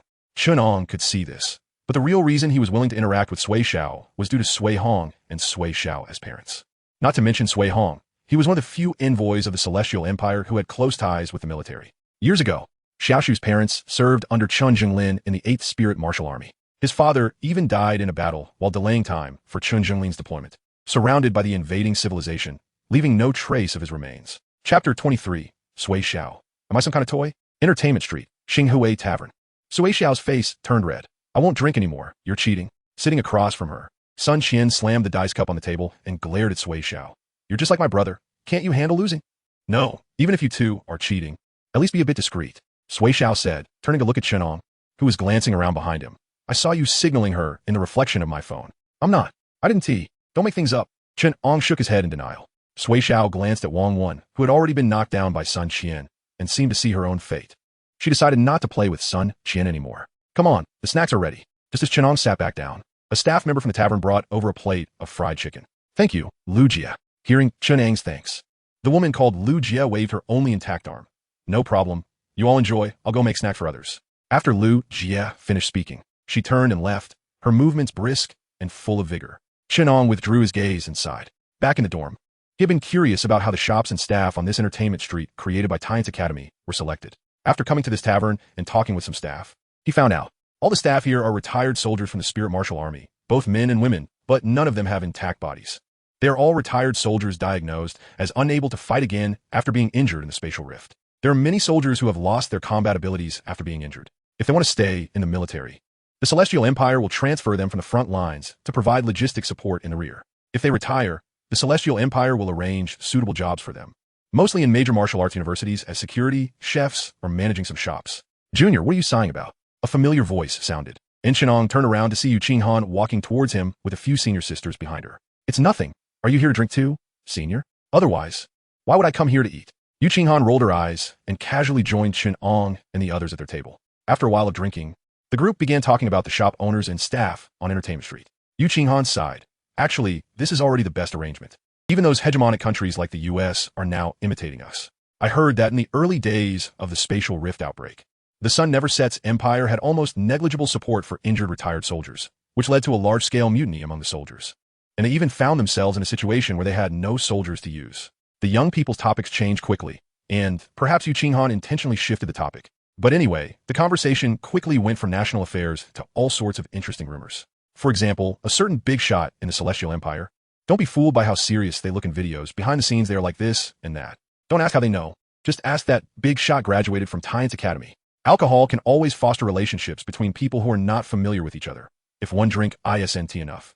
Then have two. The group gradually went from being polite to being more relaxed. Until it was close to midnight, the group left the tavern. Remember, gather at the square at 8 tomorrow. Don't be late. Xingtian and a few senior sisters reminded Chen Ang as they were leaving, telling him not to stay out too late. Okay, senior, let go of me. I have to go find him to settle the score. Sui Xiao struggled as Chen Ang held on to him. What right does he have? Just because he can shave heads? What kind of barbershop is that? He is doing it on purpose. A few senior sisters who were still close to Xingtian couldn't help but laugh when they heard Sui Xiao's voice. And one even turned back to take a picture of the day's Sui Xiao. Seeing the senior sisters walk away, Chen Ang hid his embarrassment and gave Sui Xiao's bald head a light slap. Stop making a fuss, Sui Xiao. Let go of me. I'm going to smash his lousy shop. Watching the drunken Sui Xiao, Chen Ang was speechless. Had he known this guy had such poor drinking habits, he would have fed him alcohol. Go ahead. If you can walk over there, I'll go with you to smash it. Chen Ang said, loosening his grip. Thud. Sui Xiao tripped over his own feet and fell straight to the ground, still stubbornly lifting his head to get up, only to fall again. The next day at the square, Cheng Jin stood behind a group of muscular men in training uniforms. According to Cheng Jin, they would start a month of special training today, and these muscular men behind him would be their instructors. Hey, did you guys take advantage of me being drunk last night to hit me? Sui Xiao stood in the formation, looking suspiciously at Chen Ang beside him. Why do I feel sore all over as soon as I wake up? Sun Qian recorded a video. You can ask her for it later, and you'll know after watching it. Chen Ang held back his laughter, not daring to look at Sui Xiao, fearing he wouldn't be able to hold back when he saw the bump on Sui Xiao's head. Just after Chen Ang finished speaking, Sui Xiao's phone vibrated in his pocket. Sui Xiao glanced at Cheng Jin, who was speaking on the platform, and secretly took out his phone. When he opened it, it was a video sent by Sun Qian, who was standing behind him. Just as Sui Xiao opened the half-hour-long video, Wang Wen beside Sun Qian nudged her. Speak up. Don't avoid the issue by playing with your phone. Sun Qian put away her phone and shot Wang Wen a glare. Didn't I tell you? The lipstick mark on your face is from a senior sister who kissed you last night. I took you back to the dorm and then left. Looking at Sun Qian, who looked righteous, Wang Wen thought for a moment. But I was already drunk before they came, right? It was when you were drunk that she kissed you. If you weren't drunk, would you let her kiss you? Of course not. Then that's settled. Wang Wen scratched his head, feeling that something was off. He still had some awareness last night and vaguely remembered that someone seemed to have kissed him after helping him back to the dorm. He shouldn't be mistaken, right? But wasn't it Sun Qian who helped him back to the dorm? Buzz. Just as Sun Qian was about to interrupt Wang Wen's thoughts, her phone vibrated again after being put back in her pocket. She took it out to check. A contact named Showoff sent her a message. Deleted. Sun Qian glanced at Sui Xiao's back and chuckled, replying with an emoji. The emoji was of an old lady with wavy hair, smiling slyly with a finger raised. Captioned with 1 North. Not long after, Sun Qian's messaging app received a transfer from the Showoff. 1,000. Rich person. Sun Qian deleted the video and didn't accept the money, waiting for it to automatically return when the time was up. As the daughter of a listed company as CEO, she certainly didn't lack this little money. She just wanted to tease Sui Xiao. Sui Xiao, standing in front, saw the message on his phone saying deleted. I'll report you. Chen Ang also has the video and gritted his teeth as he looked at Chen Ang. Deleted. Chapter 24 Special Training as the grade director. Cheng Jin spoke dryly on the podium, while below, the Yunnan F4 was having a blast. Sui Xiao was being played. After taking a phone call, Xingtian left with a remark that the next arrangements would be made by the instructors from various provinces. The square was divided into 36 zones, and standing in front of the Yunnan province formation was an instructor named Chen Hu. Chen Hu had very dark skin and a long scar on his face, and he spoke in a rough voice. I don't care what kind of geniuses you are, and I don't care what positions you will hold in the spirit martial army in the future. All I know is that you're my students now. So for the next month, I expect you to unconditionally obey the orders I give. Do you understand? Yes. A group of new students from Yunnan province stood at attention. Although they all had their pride, no one was foolish enough to act up in front of the instructor. Chen Hu nodded at the students before throwing a suitcase containing spirit binding locks to Chen Ang, who stood at the front. Hand these out, and everyone put one on. As Chen Ang distributed the spirit binding locks, Chen Hu stood at the front and explained, once you wear this spirit binding lock, it will cut off the spirit energy within your bodies. For the next month, you will wear this spirit binding lock for physical and combat technique special training. I don't want you to rely solely on spirit energy and abilities when fighting enemies in the future.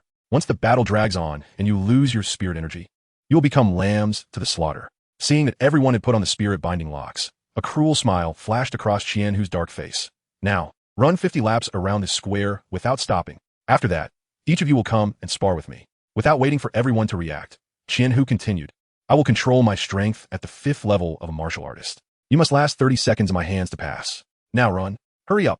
Chen Hu didn't give everyone time to adjust. With a command, everyone began to run around the square. Given the size of the square, one lap must be at least 2 kilometers, right? Sun Qian followed closely behind Chen Ang, looking utterly disheartened. We can't use spirit energy.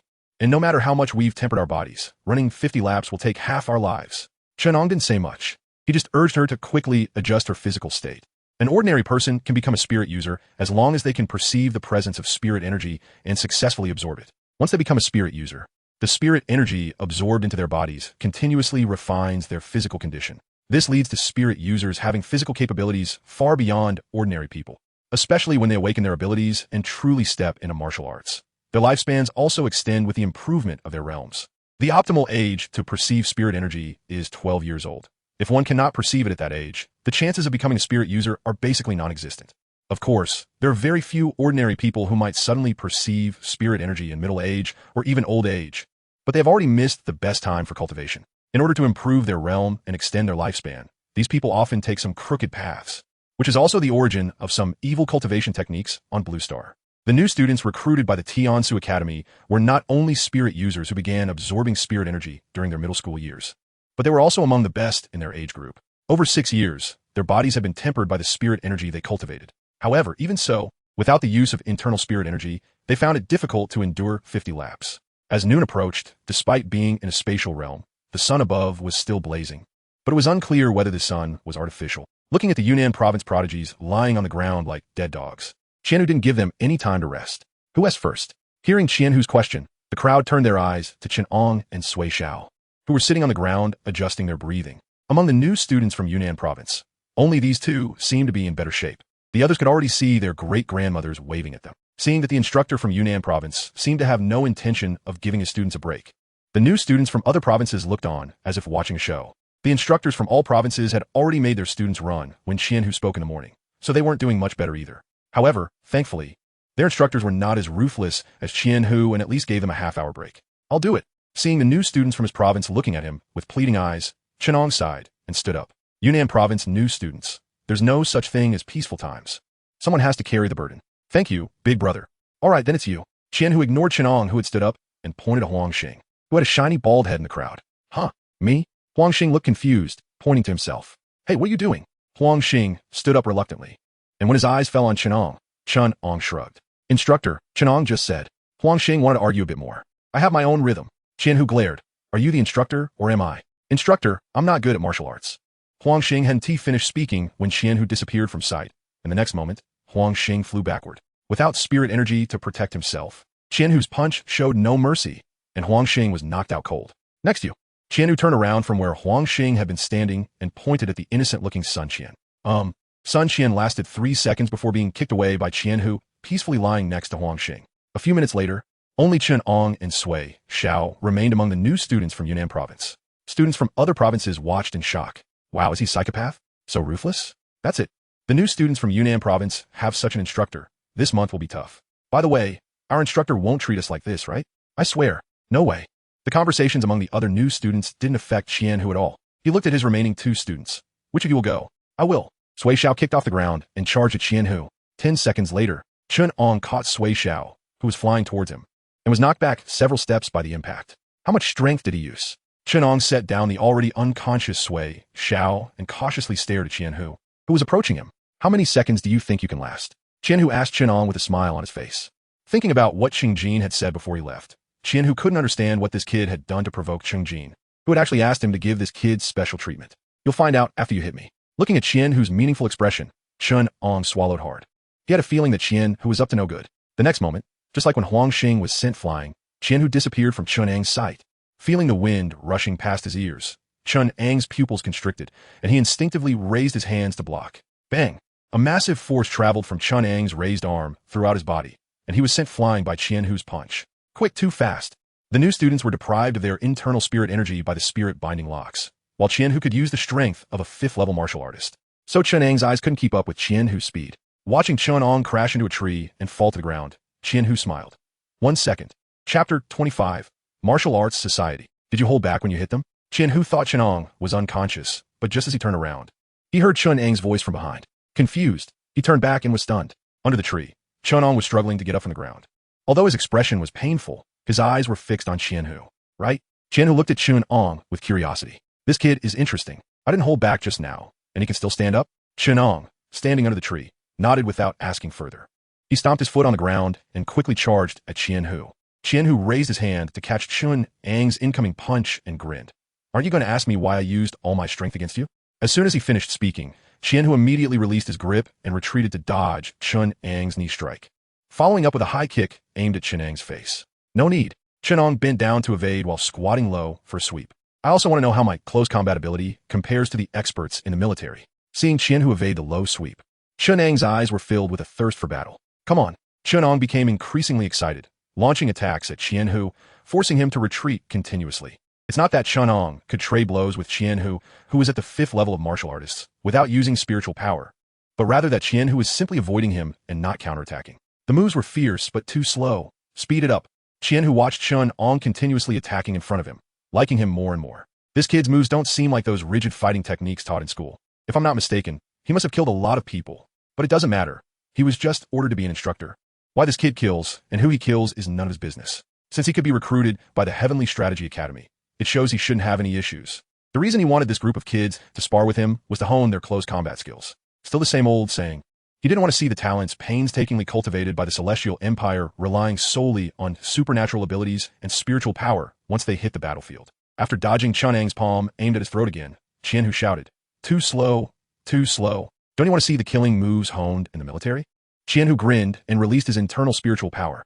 I'll let you see. Qian Hu showed Chen Ang with his actions that he wouldn't use spiritual power anymore. Chen Ang remained silent, only continuing to attack. A low kick aimed at Qian Hu's lower body was evaded by Qian Hu's retreat. Just as Chen Ang's fingers were aimed at Qian Hu's eyes, Qian Hu tilted his head to dodge, then charged forward, crashing his head into Chen Ang's face. Before Chen Ang could feel the sting, Qian Hu grabbed Chen Ang's neck. The reaction is decent. Qian Hu looked at Chen Ang's wrist in his grip. The next second, Qian Hu twisted Chen Ang's wrist backward. The sound of bone breaking echoed, and Chen Ang's eyes turned red as he couldn't help but scream in pain. He swung his right hand, fingers aimed again at Qian Hu's eyes, tried to force him back.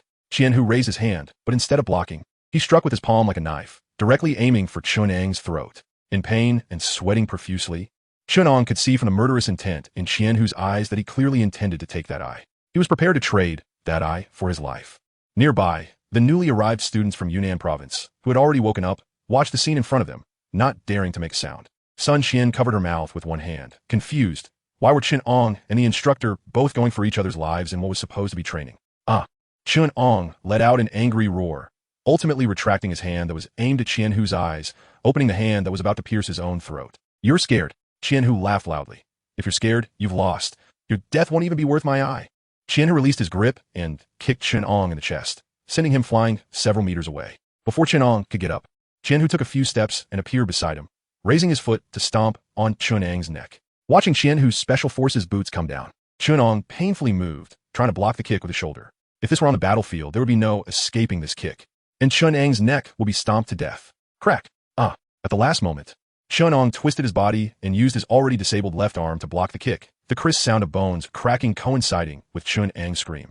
Although it was just training, Chen, seemed to genuinely want to kill Chen Ang. After the lethal blow was blocked, Chen delivered a heavy kick to Chen Ang's abdomen. Chen Ang felt his insides churn, as if his organs had been displaced by the kick, and he spat out a mouthful of blood. But this mouthful of blood was sprayed at Qianhu's face. The bright red blood splattered on Qianhu's face, causing him to blink momentarily, and that was exactly the moment Chen Ang needed. Chen Ang bit his tongue, forcing himself to regain consciousness from the verge of fainting, using all his strength to grab Qianhu's leg and drag him down to the ground. As Qianhu fell, his gaze focused, seeing Chen Ang on top of him with bloodshot eyes. His only uninjured right hand was poised like a knife, aiming straight at Qianhu's neck. Too close. Chen Ang's hand was about to stab into Qianhu's neck. Seeing Chen Ang pressing down on him with all his strength, Qianhu, unable to escape, used the same trick again, the only hand he could free also striking towards Chen Ang. But this time, he couldn't see any fear in Chen Ang's eyes. Chen Ang seemed to have lost his sanity, his bloodshot eyes filled with madness. Just as several observing instructors prepared to intervene, both of their knife hands stopped at each other's necks simultaneously. Instructor Qian, you should have disabled my hand from the start. You had the chance back then. Looking at the slightly dazed Chen Ang pressing down on him, Qianhu retracted his hand and forced a bitter smile. Aren't you afraid of dying? If you're scared, you've lost. That's what you taught me. Chen Ang grinned, blood filling his mouth. Besides, it's just training. You wouldn't really kill. Before he could finish, Chen Ang collapsed onto Qianhu. Having already been beaten nearly unconscious by Qianhu, Chen Ang had done his best to last this long. Qianhu gently wrapped Chen Ang in his spiritual power, and after getting up, he looked at a nearby instructor. Treat this kid. The instructor walked over, white light emanating from his hand as he enveloped Chen Ang, then turned to Qianhu. Why did you go so hard on him? No matter what, they're just students. Qianhu scratched his head, not answering, but instead grinning. I damn well like this kid a bit. The instructor treating Chen Ang shot a glance at Qianhu. To make you like him, I don't know if this kid's luck is good or bad. Ha ha ha. While Qianhu was chatting with that instructor, a group of senior students who had just finished class stood leisurely around the square, watching the events unfold and talking among themselves. A student with a buzz cut and a prominent scar on his face glanced at a companion fiddling with his phone beside him, speaking somewhat impatiently. Have you found any information on that kid? We found it. That guy's name is Chen Ang from Nandu City in Yunnan Province. And he's one of the 4 freshmen who broke through to become martial masters right after awakening their spiritual abilities. But what? The buzz-cut student looked annoyed. Why are you taking so long to get this done? This kid has strong talent. If you don't act fast, it'll be too late. Saying this, the buzz-cut student snatched his companion's phone. Who cares about that? Just mark it with our Xingtian Society's tag. The buzz-cut's gaze fell on the phone, and just as he was about to take action after seeing Chen Ang's information, he noticed that the bottom right corner of the information sheet already had a long sword emblem. Upon seeing this, the crew member with a buzz cut sighed regretfully. Alas, it's too late. That group from the Martial Arts Society acted too quickly. Chapter 26. Snatching people know. The Martial Arts Society is like a dog's nose. The Academy only gave us the list today. How did they act so quickly? The buzz cut guy was fuming, his face red. I just checked. After the freshmen from Yunnan Province arrived in Beijing, their welcome ceremony was organized by Xingtian. The companion next to the buzz cut guy spoke up. Xingtian is the vice president of the Martial Arts Society. She must have set her sights on Chen Ang long ago. Not just Chen Ang. Several freshmen from Yunnan Province on the list have already been marked by the Martial Arts Society. Upon hearing his companion's answer, the buzzcut guy trembled with anger. She is abusing her power for personal gain. I will report this to the political education department. Report it to the vice principal. Seeing the cracks he had pressed into his phone S screen, his companion, feeling heartbroken, snatched the phone back. You can be angry, but why are you squeezing my phone? The companion looked at the cracks on the phone screen, feeling distressed. This was the military phone he had just applied for. Although he was tempted to hit the buzzcut guy, the companion still quietly reminded him. The boss is out training in the time-space rift, considering the time.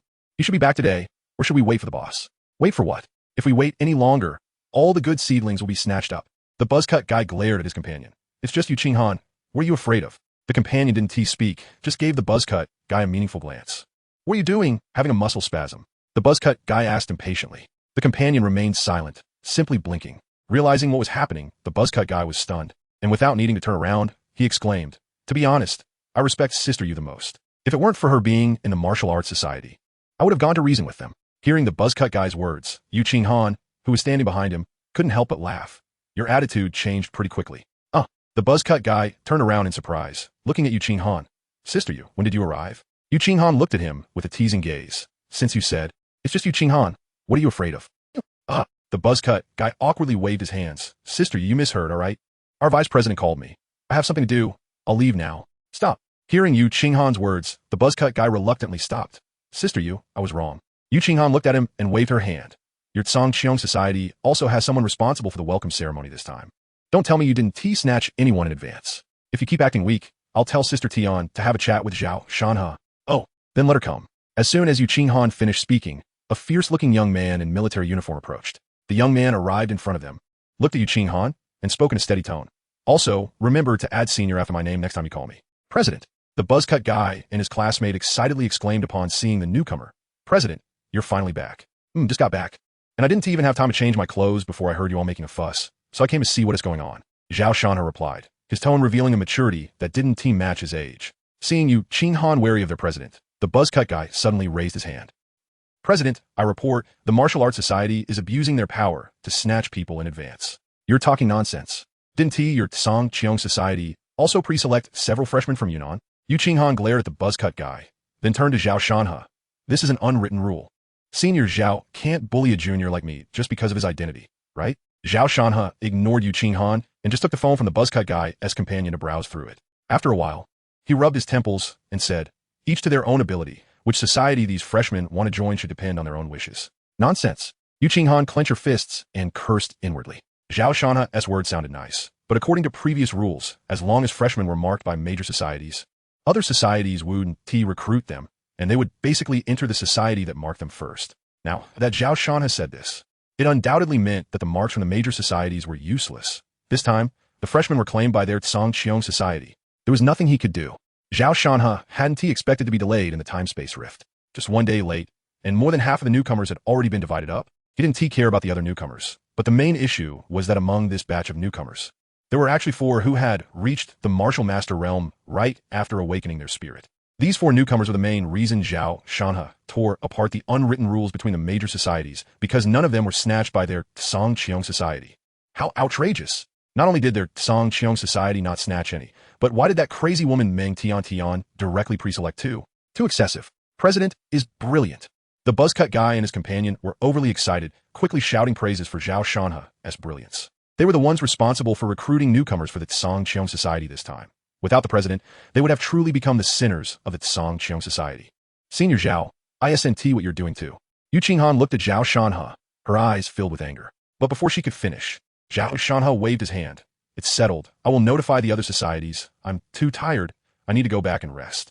Zhao Shanhe wasn't just talking big. There were more than a dozen societies in Tianxi Academy, and among them, the Xingtian Society and the Martial Arts Society were the strongest. When he spoke, the presidents of other societies definitely wouldn't oppose. For the other societies, wasn't this a great opportunity to fish in muddy waters? We, the Martial Arts Society, do not agree. Yu Qinghan stopped Zhao Shanhe, who was about to leave. Her eyes stubborn. The big sister was currently in seclusion, and now Yu Qinghan was fully responsible for the Martial Arts Society.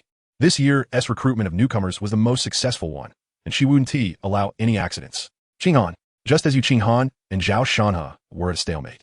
A voice came from a distance. A young man with a head full of white hair, even his eyebrows were white, ran over. Senior Zhao. The young man nodded at Zhao Shanhe, then pulled Yu Qinghan. The big sister has broken through and wants to see you. Though Yu Qinghan was happy that her president had successfully broken through, she still explained the situation that had occurred in the field to the young man. After hearing this, the white-haired young man frowned slightly, asked Yu Qinghan a few questions in a low voice, and upon seeing her nod, he sighed in relief.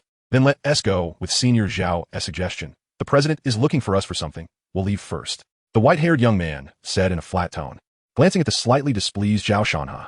After Yu Qinghan and the white-haired young man left, Zhao Shanhe stood in place, unsure of what he was thinking. President, shall we start snatching people next? The buzzcut guy looked at Zhao Shanhe.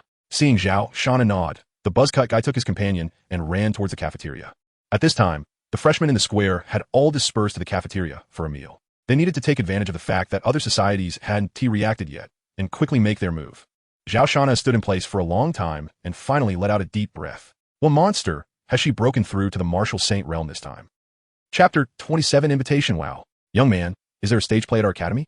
The cafeteria worker looked at the pale-faced young man in front of him with surprise. Did you play a corpse that died for 7 days? Uncle, you're quite humorous. Chen Ang's eyes were filled with resentment. Although there was a healing instructor who treated his injuries, he had indeed been seriously harmed by Qianhu, and he still hadn't fully recovered, feeling as if he had just come down with a serious illness. Fortunately, Qianhu had given him half a day's leave to rest properly. Thinking of this, Chen Ang glanced at the spirit-binding lock on his wrist, feeling a toothache. He had told Qianhu that he had healing abilities and could recover quickly if the spirit-binding lock was removed, without needing to rest at all. But Qianhu disagreed and insisted he adapt to his own recovery abilities, claiming he shouldn't rely too much on his powers. Holding his meal, Chen Ang weakly sat down at the table where Sui Xiao and the others were. You still say I'm hard-headed. Compared to you, I'm far behind. Sui Xiao looked at Chen Ang, who was struggling to eat. Chen Ang's reckless fighting style in the square didn't resemble that of a student, especially since he had risked his life against an instructor with a severely injured body. Now Sui Xiao was convinced, but only of Chen Ang. To him, it was just special training. Did it require such desperation? Chen Ang rolled his eyes at Sui Xiao. He really didn't want to talk, feeling extremely uncomfortable all over. Just as they were eating quietly, two young men, one fat and one thin, approached from a distance, looking like seniors. Chen Ang, hearing the thin young man with a buzz cut call his name, Chen Ang looked up and nodded. There are too many people in the cafeteria. I finally found you. The buzz cut guy happily signaled the fat one to talk to Sui Xiao, while he stood next to Chen Ang and said, My name is Shi Hua, a fourth-year student, here to invite you to join our Xingtian Society. Xingtian Society? Chen Ang looked at Shi Hua in confusion. Beside him, Sun Qian explained to Chen Ang that Xingtian Society is one of the most powerful clubs in our academy. Seeing Chen Ang's puzzled gaze directed at her, Sun Qian realized he wasn't familiar with this aspect. Shi Hua, standing next to them, saw that Chen Ang seemed to be unaware of this, and his eyes lit up with joy. He quickly interrupted Sun Qian and explained to Chen Ang, You see, at Tiansu Academy, the school leaders encourage students to communicate with each other. Over time, familiar students form various small groups. After years of evolution, these small groups have transformed into clubs. Currently, there are 15 clubs in our Tiansu Academy, and the Xingtian Society, which I represent, is the strongest among them. Our president is Zhao Shanhe, a peak martial master in his 5th year, who is currently serving in the 9th Spirit Martial Corps in Luhong. After graduation, he will directly take on the role of a regiment commander. Afraid that Chen Ang wouldn't grasp the significance of the Xingtian Society, Shi Hua immediately brought up Zhao Shanhe as a golden signboard. Oh, Senior Zhao is quite impressive. Chen Ang complimented and continued to focus on his meal. Of course, not just our president. Many leaders in the Xingtian Society have military achievements in the time-space rift, and after graduation, they directly join Major Spirit Martial Corps. And Shi Hua stood beside them, boasting about the strength of the Xingtian Society, making it seem as if all other clubs combined couldn't compare to the Xingtian Society. Impressive, impressive. Chen Ang continued to flatter, then went back to eating. He and looked into these matters, so he wasn't very interested in what Shi Hua was saying. He just wanted to finish his meal and return to the dormitory to rest. Noticing that Chen Ang seemed uninterested, Shi Hua frowned slightly. Before he came, Zhao Shanhe had given him strict orders in the group that no matter what, one of the 4 new students at the Martial Master level must join the Xingtian Society. Before he could speak again, Sui Xiao, irritated by the incessant chatter of the fat guy, couldn't hold back anymore. I already said I don't want to join your Xingtian Society. Can't you understand human language? Sui Xiao's nature was proud, and enduring the fat guy's long-winded explanation had already given him enough face as a senior. The fat guy's face turned slightly ugly after being retorted by Sui Xiao. He had put an effort to explain the benefits of joining the Xingtian Society. But now the other party was getting impatient, and even said he couldn't understand human speech. Hey, I have a bad temper. I came to invite you because I saw your talent, and I was being polite talking to you for so long. How can you speak like that? With that, Sui Xiao slammed his chopsticks on the table, stood up, and glared at the fat guy. Hey, don't argue. Wang Wen and Sun Qian, unable to focus on eating, quickly stood up to mediate. Shi Hua stood to the side, glancing at his companion and Sui Xiao, knowing that winning over Sui Xiao was hopeless. Junior Chen, you see. Senior, I'm really sorry. How about I consider it when I get back? Hearing Chen Ang's words, Shi Hua sighed. All right then, let us add each other on Super Chat. You can contact me anytime once you've considered it. The door of the Xingtian Society is always open for you. After they exchanged contact information, Shi Hua signaled to his companion and turned to Sui Xiao, who was still sulking. Junior Sui, if you want to join the Xingtian Society later, you can have Junior Chen contact me. The Xingtian Society welcomes you as well. Shi Hua still wanted to try for Sui Xiao, but that was all he could do. After the two left, the group lost their appetite. Sun Qian dragged Wang Wen to order a few cups of milk tea, and they each leisurely began to sip. Sui Xiao, your temper is too bad. Even if you reject that senior, you shouldn't have said it so harshly. What if he gives you a hard time later? Sun Qian said, chewing on the pearls in her mouth while looking at Sui Xiao. I told him I'm not joining. It's his own fault for not understanding. After some time together, Sui Xiao's attitude towards Sun Qian and Wang Wen was not as aloof as with others. I'm just worried he might hold a grudge. And if he secretly gives you a hard time, it wouldn't be worth it. Sun Qian still felt somewhat uneasy. Sui Xiao didn't care, taking a sip of milk tea with a proud look. Should I avoid him? If he really doesn't like it, let us settle it on the competition stage. Wang Wen chimed in to support. As soon as he said that, the atmosphere in the room froze. Chen Ang and the others exchanged speechless glances at Wang Wen. They didn't know if this guy was being intentional or not, but how could he say something like that? Since that fat guy was clearly in the same year as Shihua, would you really let Sui Xiao face him on the competition stage? Sui Xiao, are you being intentional or just careless? Wang Wen, intentionally careless. All right, stop guessing here. When trouble comes, we'll act accordingly. Chen Ang said while drinking his milk tea, glancing at the time. We're about to gather. I won't accompany you to take the beating later. I'm going back to sleep. Sui Xiao, Wang Wen, and Sun Qian almost forgot that they would still have to go back and train. Ding dong. Just as Chen Ang was about to put away his phone, he noticed a message from Yu Qinghan. He opened it to take a look. Chapter 28. The heart is racing. Can't escape the awkward gaze. Eating requires a bowl. Sister Yu. Is the junior there? Chen Ang, yes. Eating requires a bowl. Sister Yu, come to the Starry Sky Tavern tonight. I want to talk to you about something. Chen Ang, sure. Eating requires a bowl. Sister Yu, bring Sui Xiao, Sun Qian, and Wang Wen along. Chen Ang, okay. Eating requires a bowl. Sister Yu, are you Sui Xiao? Chen Ang, eating requires a bowl. Sister Yu, can't you type a few more words? I thought I was chatting with Sui Xiao. Chen Ang. Instructor Qian was too harsh. I don't have the strength to type more. After replying to this message, Yu Qinghan said see you tonight, and then disappeared. Chen Ang informed Sui Xiao and the others and agreed to meet at the Starry Sky Tavern at night, then returned to his dormitory alone. After returning to the dorm, Chen Ang took off the spirit binding lock, not to heal with the Green Emperor, but simply to start absorbing spiritual energy for cultivation. Although he didn't use spiritual power when fighting Qianhu, Chen Ang still gained some insights, absorbing spiritual energy while recalling the scenes from their encounter. He also kept Qianhu's words in mind, controlling the spiritual power within him to allow his injuries to heal as much as possible on their own. As the sky darkened, the alarm on the phone by the bedside rang, and Chen Ang opened his eyes, exhaling a breath of turbid air. Instructor Qian still held back. After reflecting for an afternoon, Chen Ang realized that during their encounter, Qianhu had at least 3 opportunities to directly kill him, but in the end, he changed his moves. It must be said that the fight with Qianhu gave Chen Ang a clearer understanding of close combat, especially Qianhu's exchange of injury for life, and his final move of exchanging life for life. The key point being that even if I die, you won't have it easy either. After taking a shower, Chen Ang changed his clothes and went downstairs. When he reached downstairs, he found Sui Xiao and the others were already waiting for him. Looking at Sui Xiao and Wang Wen's bruised faces, and even Sun Qian had a swollen eye, Chen Ang couldn't help but sigh. None of them looked like the proud young talents anymore. What kind of gaze is that? Sui Xiao covered his cheek, feeling like his teeth had been loosened. How is it? How long did you last this time? Chen Ang looked at Sui Xiao with shifting eyes. 16 seconds. But I feel like Instructor Qian went easy on me. I lasted 9 seconds. I lasted 11 seconds. Sun Qian and Wang Wen spoke one after the other. It's normal for Wang Wen to last longer than Sun Qian. After all, they couldn't use their abilities. And Wang Wen had previously ranked S in the combat course at their school, so his close combat skills were quite strong among the newcomers.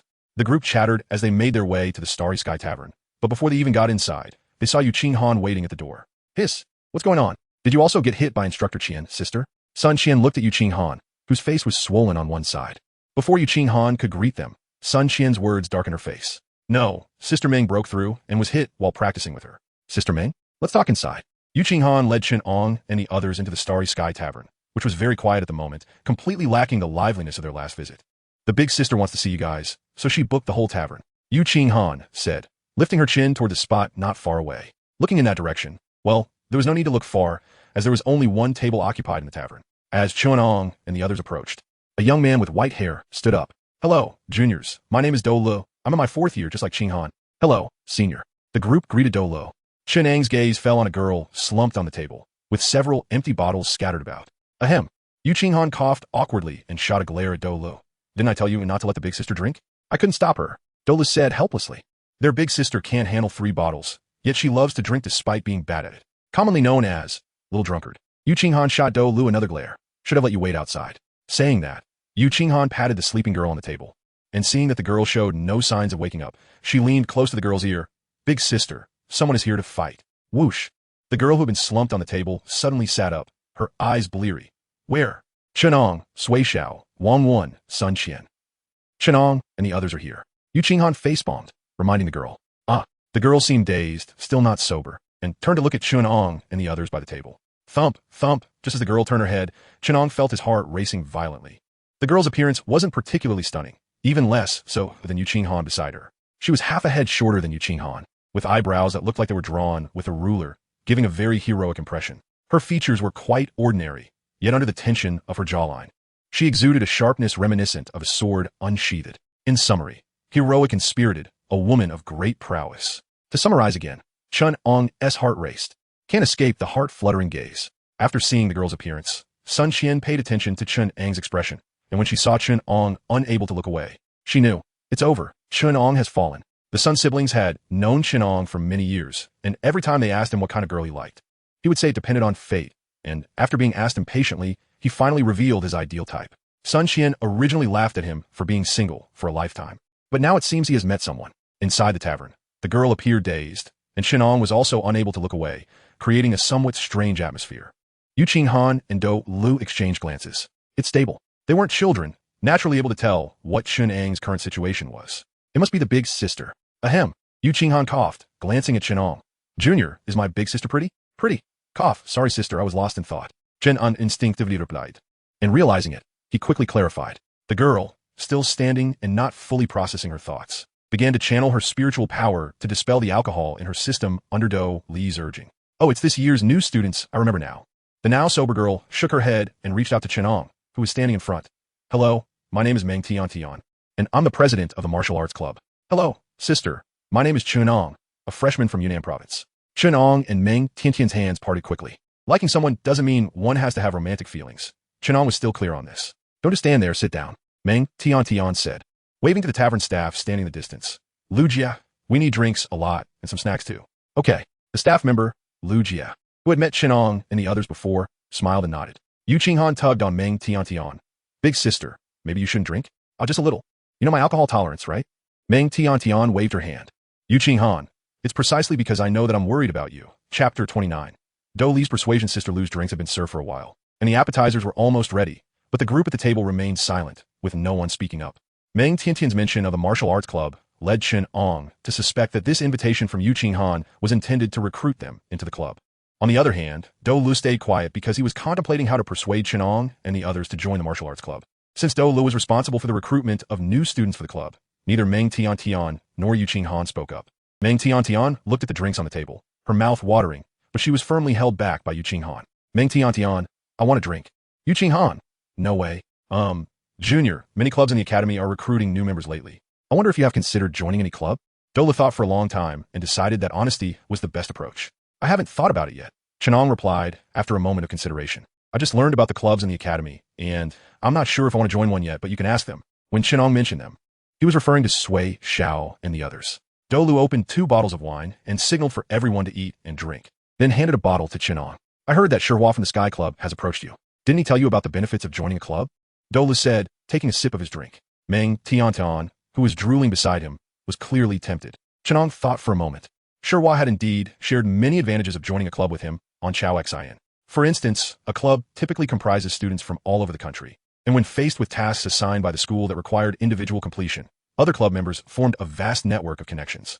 No matter where you executed a task, local club members could use their connections to provide you with convenience, including, but not limited to, legitimate means. Moreover, after joining a club, if you wanted to train in the spatial rifts, you wouldn't need to struggle to find teammates with specific abilities within the academy, as other club members could cooperate with you at any time. Additionally, various events held in the academy often saw club members winning the top prizes, as they had the support of their clubs. Of course, there were occasional instances where non-club members achieved high rankings.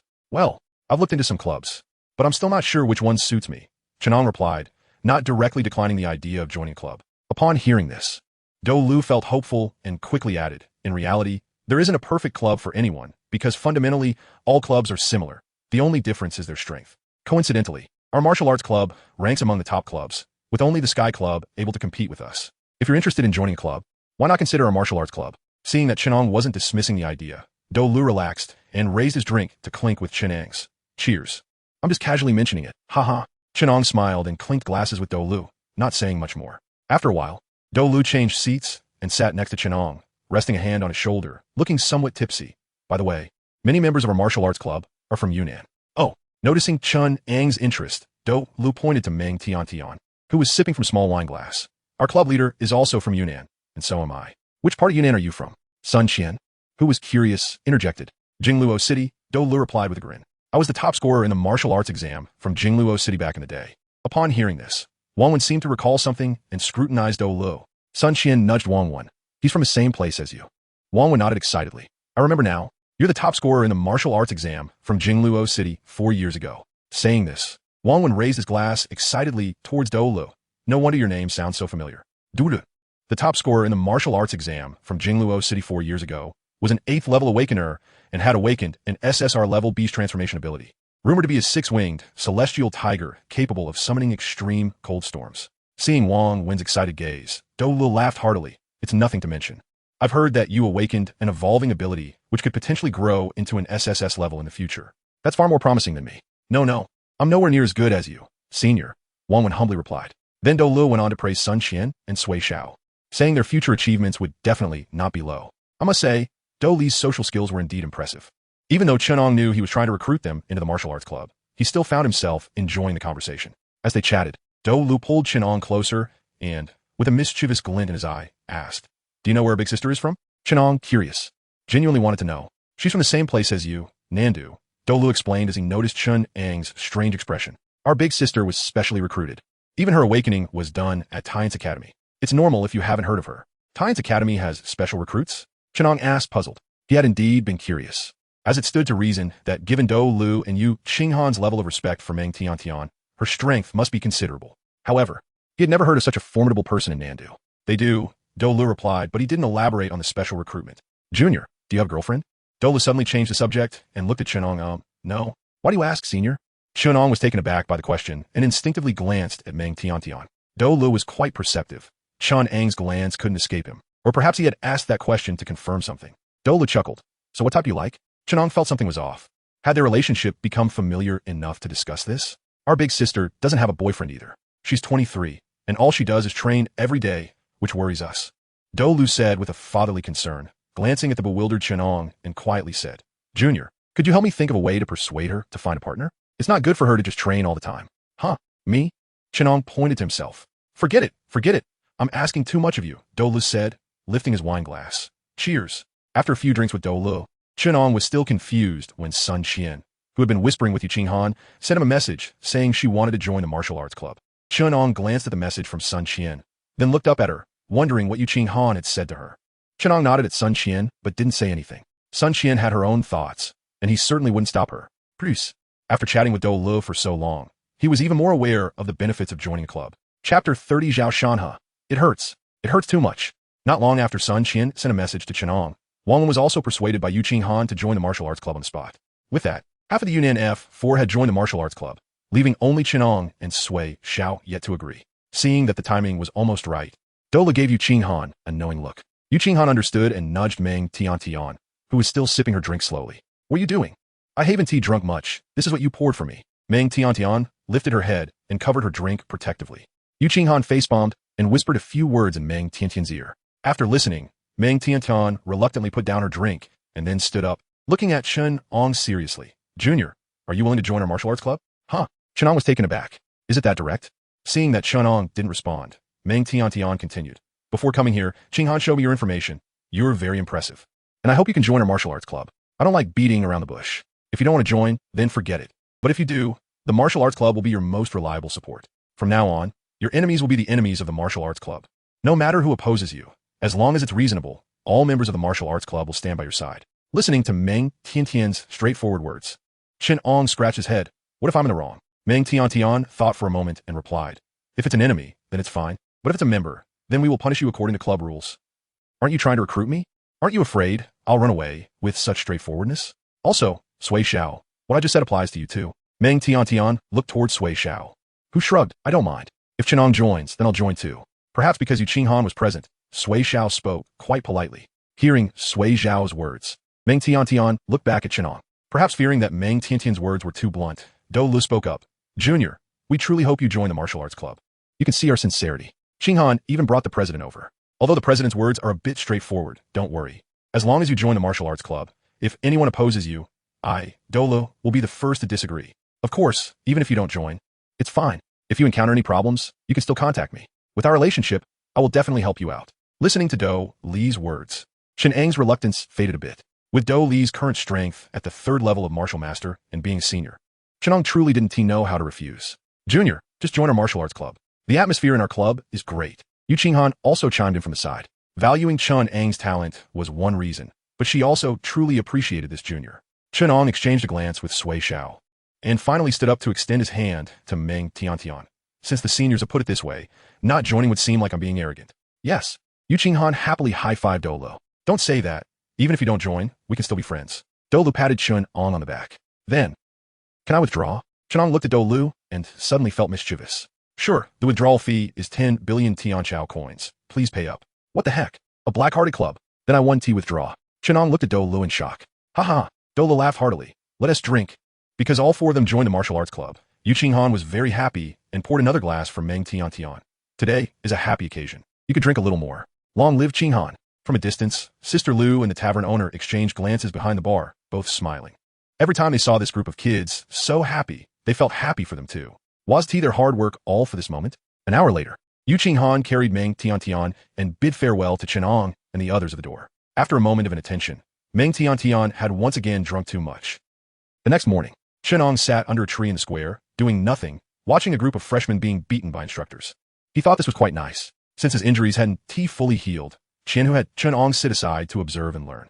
Chen Ang sat under the tree and watched all morning, only getting up at noon when they dismissed to walk towards the cafeteria with Sui Xiao and the others. Junior Chen Ang. Not far from where they walked, a familiar voice came from behind. Chen Ang turned around to see Shi Hua, whom he had met in the cafeteria yesterday, waving at him. As he approached, Chen Ang noticed a young man in athletic were standing next to Shi Hua. The young man's face revealed a maturity that didn't match his age, and he extended his hand to Chen Ang. Hello, I'm Zhao Shanha, the president of the Xingtian Club. Shi Hua should have mentioned me. Seeing the young man introduce himself, Chen Ang politely shook his hand. Hello, Senior Zhao. After that, Chen Ang didn't say anything more, as he had an inkling about Zhao Shanha's purpose for coming.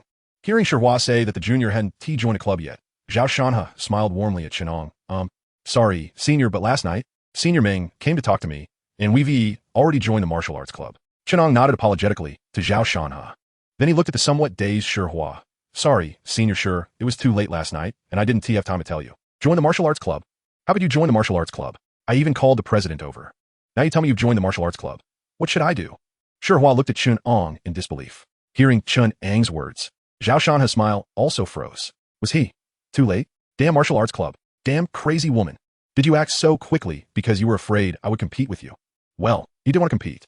Zhao Shanha suppressed his helplessness and thought for a moment before speaking to Chen Ang. Perhaps the junior is new to the academy and doesn't know much about the strength of the clubs here. Our Xingtian Club is not inferior to the martial arts club. In fact, our overall strength is slightly higher. I've seen your information. Your strength is very impressive and very suitable for our Xingtian Club. Zhao Shanha paused. So if the junior is willing to join our Xingtian Club, I can promise to give the junior a group leader position. As for the martial arts club, I will communicate with them, and one team make things difficult for you. Zhao Shanha felt that the treatment and solution he offered were quite good. After all, in the internal hierarchy of the Xingtian Club, a group leader was considered a small leader. Above the group leader were the big group leader, vice president, and president, while below the group leader were group members and intern members. Generally, freshmen who joined the Xingtian Club were basically intern members. Sorry, Senior, but I've already joined the martial arts club. Chen Ang didn't say much more, just repeated what he had said before. This, Zhao Shanha clearly didn't expect Chen Ang to refuse and was momentarily speechless. Shi Hua, standing behind Zhao Shanha, wanted to persuade again, but was stopped by Zhao Shanha. Well, since the junior is determined to join the martial arts club, I have nothing more to say. After Zhao Shanha finished speaking, a hint of regret flashed in his eyes. Then he looked at Sui Xiao beside Chen Ang Sr. I've joined the martial arts club as well, and 1T be changing clubs. Sui Xiao interrupted before Zhao Shanha could speak. Hearing Sui Xiao's indifferent response, Zhao Shanha's mental state became unstable, and his voice grew a bit louder. You joined the martial arts society too? Seeing Sui Xiao nod, Zhao Shanha rubbed his face. It hurts, it really hurts too much. Chapter 31. The arena. Zhao Shanha left, tears streaming down his face. He hated that the martial arts society acted too quickly, and he regretted going back to rest yesterday, instead of going with Shi Hua to find Chen Ang and Sui Xiao. He had tried to persuade Sun Qian and Wang Wan, but all he got in return was a single sentence. Senior, you are a good person, but we have already joined the martial arts society and will not withdraw. Well, it wasn't a wasted trip. After all, he got a good person card. After Zhao Shanha left, Chen Ang and the others also headed to the cafeteria together. No one noticed that under a tree in the distance, Yu Qinghan was tightly hugging Meng Tiantian. Yu Qinghan, we can't go. If we make a move here, we'll be punished by the political education department. Meng Tiantian, Qinghan, let go of me. That scoundrel Zhao Shanha actually dared to dig a pit behind my back. I want to cut him down. The two originally planned to discuss the treatment they would receive after joining the martial arts society, while Chen Ang and the others were resting. But they forgot to chat while drinking last night. As soon as they arrived at the square, they discovered that Zhao Shanhe was actually digging a pit behind their backs. Xingtian sent a message in the group, telling all members of the martial arts society to drop what they're doing and go dig up the new students recruited by the Xingtian society. Meng Tiantian stood under the tree, her expression not looking good. Zhao Shanhe's words had caused various societies to start competing for new students again, and their martial arts society had already taken a step back and did not stop it. Because of Zhao Shanhe's single comment, several new students who had originally been marked by the martial arts society were snatched away by other societies, and now he even dared to personally dig into Chen Ang and the others. This is too much. Although Yu Qinghan was preventing Meng Tiantian from making a move in the square, she couldn't help but feel angry inside and naturally followed Meng Tiantian's words. A message was sent out in the martial arts society's large group. Everyone, put down what you're doing. Everyone go dig up the new students recruited by the Xingtian society. Use all means possible, including deception, coercion, and temptation. If anything happens, the big sister will take the blame. Ding dong ding dong. Messages in the martial arts society's large group kept ringing. That day, many senior members of the martial arts society who were in seclusion came out of the training rooms. The recruitment process of the society, which had remained unchanged for decades, began to become tense with the arrival of this news. The Yunnan F4, which caused this major change, were completely unaware and were still discussing whether the chef making braised pork today had a cold, as the flavor was a bit bland. In the afternoon, Chen Ang insisted on participating in the sparring practice, telling Qianhu that his body had almost recovered. Qianhu did not say much. After all, the physique of a spiritual practitioner cannot be compared to an ordinary person. Even if they couldn't use spiritual power, some injuries weren't much for a spiritual practitioner, and they could recover quickly. Whoosh! Just when it was Chen Ang's turn to spar with Qianhu, a sound of a horn echoed above the square. Chen Ang looked up and searched for a long time, but couldn't find where the horn was installed. Hey, all new students, pay attention, line up, led by your respective instructors, and head to Arena 1. A rough voice echoed from above, sounding like Cheng Jin's. This so-called grade director hadn't been seen since the day they were handed over to the instructors. Why are we being taken to the arena? Sun Qian asked with confusion while lining up. I don't know. Maybe they want us to change places to get beaten up, Wang Wen replied. Sun Qian rolled her eyes at him in silence. She didn't know who he learned that from in the past few days. Wang Wen had completely changed from his serious demeanor to being quite snarky. Nearly 400 new students, under the guidance of their instructors, headed towards the arena inside the academy. Upon entering the arena, they found Arena 1. Although it's called an arena, it occupies an enormous area, almost the size of 2 football fields. The academy calls this an arena. Wow, it's so big, so extravagant. The new students had never been to the arena, so they all exclaimed in surprise when they saw such a large area. Look, there are people on the arena stage. Hearing someone shout, a large group of new students turned to look at the arena center. Upon hearing the voice, Chen Ang also looked over, and in the next second, he froze. Meng Tiantian, Sun Qian, who was beside Chen Ang, squinted her eyes and looked for a long time before hesitantly speaking. Is it? I can't see very clearly. It seems like it. And the other guy looks like Zhao Shanhe? Sui Xiao stared at the 2 figures on the stage for a long time and spoke uncertainly, just as everyone was still buzzing. Cheng Jin's voice echoed in the arena. Everyone, enter the arena in an orderly manner and do not make noise. As everyone entered and took their seats, Cheng Jin's figure appeared in the arena, holding a black rectangular object in his hand. The new students from Yunnan, led by Qianhu, sat in the seats closest to the arena stage. It really is Senior Meng and Senior Zhao. What are they going to do? Sun Qian finally saw clearly. Of course, they're going to fight. It goes without saying. Not only was Sun Qian confused, but even the other new students were talking among themselves. Over the past few days, many new students had joined various societies, and they had naturally heard of Zhao Shanhe and Meng Tiantian, the 2 society leaders. Seeing that the new students had settled down, Cheng Jin looked at them and called for silence before speaking. Do you remember what Principal Ning said at the opening ceremony? The new students were somewhat confused. Principal Ning had said so much. Which sentence are you referring to? Hearing Cheng Jin's words, Chen Ang pondered for a moment and instantly thought of what Principal Ning said about grievances being settled on stage.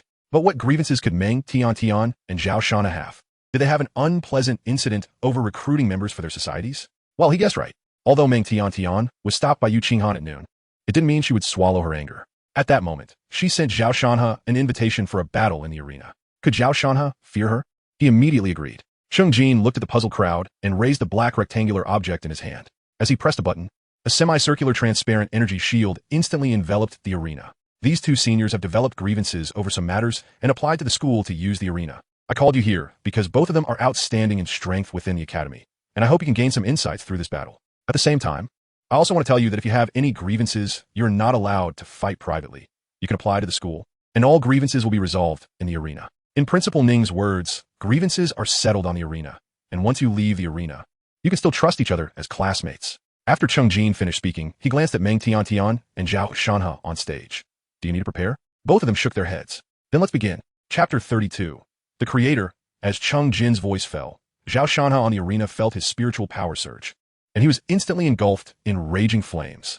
The flames surrounding Zhao Shanhe were a purple-black color, and just by looking at the energy shield enveloping the arena, one could see how terrifying the temperature emitted by these purple-black flames was. I don't know why you want to challenge me on the arena, but it doesn't matter. It's been a long time since we last fought. Let me see your current strength. Zhao Shanhe, wrapped in purple-black flames, spoke in a voice that was no longer clear, but somewhat hoarse. For no reason, I just find you annoying. Meng Tiantian stood opposite Zhao Shanhe, her spirited face showing signs of irritation. Every time she fought Zhao Shanhe on the arena, her clothes always ended up in tatters, and she would have to buy new ones again. Outside the arena, as Zhao Shanhe unleashed his powers, a massive screen descended from the ceiling of the competition room. Name, Zhao Shanhe. Age, 23. Level, Martial Master 9th Layer, Peak. Ability, SSR level Purple Flame. Talent, SSS level Sky Burning. Looking at the information on the big screen, many freshmen gasped. The peak of Martial Master. Taking one more step would make him a Martial Sovereign, a figure that would carry weight even in the entire Blue Star. It's important to note that in some small countries still existing on Blue Star, the strongest fighters are only at the Star Radiance level, equivalent to Martial Emperor. The Martial Sovereign realm in these small countries is considered an indispensable backbone force. But Zhao Shanhe is only 23 years old. What level will he reach when he is 43 or even 63? The freshmen below were filled with admiration. Is this the strength of Senior Zhao? So strong. But then the question arises, how strong is Senior Meng, who shares a name with Senior Zhao? As if hearing the doubts in the freshmen's hearts, Meng Tiantian on the stage grew cold, and a long sword appeared out of thin air in her hand. With the appearance of a long sword, Meng Tiantian's aura sword, and the spiritual power erupting from her body pushed back the black-purple flames that were spreading toward her. At the same time, the content on the large screen outside the arena changed. Name, Meng Tiantian. Age, 23. Level, Martial Sovereign 1st Layer. Ability, SSS level, the Creator. Talent, SSS level Creation. Wow. SSS level. An SSS level ability that has never been seen before. Our academy actually has a hidden SSS level ability wielder. As the updated information appeared on the screen, all the onlooking freshmen stood up, their faces filled with shock. Chen Ang was no exception. He jumped up from his seat, staring in disbelief at the information on the screen. SSS level, the Creator. There is no trace of it in the existing records of SSS level abilities on Blue Star. This is an SSS level ability like my Xingtian, which is also not in the records of Blue Star. Quiet. Cheng Jin's voice rang out. What you see today must not be leaked. Sit down and behave. But this time, Cheng Jin's words had no effect. The group of freshmen continued to discuss animatedly. Seeing this, Cheng Jin shot a glance at the instructors in charge of the freshmen, urging them to handle the situation quickly. Cheng Jin had long anticipated this scene, and its occurrence was within expectations. The reason Meng Tiantian's ability was not concealed this time was entirely because the academy's leaders considered that Meng Tiantian was already in her 5th year and would graduate and step onto the stage of Blue Star in a year. At that time, the news of her possessing an SSS level ability would surely be impossible to hide. Since it couldn't be hidden, why not reveal it? Yes, our Heavenly Empire has another SSS level ability wielder. How about that? Still the same saying, if you don't like it, come at me. Any crooked thoughts? Just bring it on. The academy leaders even envisioned that after a few years, as various countries gradually accepted Meng Tiantian's existence, Chen Ang would also be graduating. School leaders, oh hey. The structure of the competition room was quite unique. Even though the stage was covered by an energy shield, the conversation between the two could still be clearly heard by everyone. You have indeed stepped into the Martial Sovereign realm. On the arena, Zhao Shanhe felt the aura erupted by Meng Tiantian, and his expression became serious. You're close too. Today, I'll help you fill in the gaps in your understanding. Meng Tiantian spoke coldly, pointing her long sword straight at Zhao Shanhe. Come over here and take a beating. Hearing Meng Tiantian's words, Zhao Shanhe, who was completely enveloped in purple flames, revealed an exaggerated smile. The flaming figure slowly raised his right hand, the purple flames swirling around him gathering at his fingertips. Then I should say thank you. Meng Tiantian did not respond, nor did she make a move to interrupt. She just quietly watched as the purple flames at Zhao Shanhe's fingertips continuously condensed, eventually transforming into a fire lotus. Crimson Lotus Catastrophe Fire. Zhao Shanhe's voice echoed throughout the arena, and the fire lotus at his fingertips ascended, slowly rotating above their heads. The intense heat emitted by the fire lotus caused the energy shield enveloping the arena to fluctuate even more violently. Below, Cheng Jin frowned at the sight and pressed down on the black strip in his hand once more. The energy shield seemed to be reinforced by some energy gradually stabilizing. This kid's strength has improved again after going through the time-space rift. It seems he really is about to break through to martial sovereign. Xingtian murmured, "Kill." A roar erupted as Zhao Shanhe, enveloped in purple-black flames, appeared in front of Meng Tiantian in the blink of an eye. TSK. Meng Tiantian glanced at the floating fire lotus above and felt her clothes beginning to ignite in high temperature. The freshman watching outside the arena, knowing that Meng Tiantian's strength surpassed Zhao Shanhe's, still couldn't help but feel anxious for her as she did not dodge or evade. "You're quite annoying." As Meng Tiantian's voice fell, her body moved. That ordinary-looking sword in her hand gently swept past Zhao Shanhe's grasping hand. As she retracted her sword, blood was spilled in the arena. A severed hand fell lonely on the stage. Zhao Shanhe's figure stopped in front of Meng Tiantian, glancing at the neatly cut wrist. Is the difference between martial master and martial sovereign really that vast? His calm voice made it seem as if the severed hand on the ground was not his. A martial sovereign is a martial sovereign, and I am me. Meng Tiantian's long sword began to dissipate, her spirited eyes staring directly at Zhao Shanhe. Without entering the martial sovereign realm, you cannot elementalize. In my eyes, you're nothing but flaws. If I enter the martial sovereign realm, will there be no flaws in my eyes? Don't make me crush your confidence. Zhao Shanhe was left speechless. He knew that with that single sword strike just now, no matter where it struck him, he couldn't evade. Meng Tiantian stepping into the martial sovereign realm was one reason. Her ability was another reason. Strictly speaking, Meng Tiantian's, the creator, belonged to the manifestation type ability. And as long as her strength was strong enough, she could manifest anything she imagined, just like that sword from before. That sword was something Zhao Shanhe had never seen in their previous battles. It must have been a manifestation of another level after her breakthrough to martial sovereign.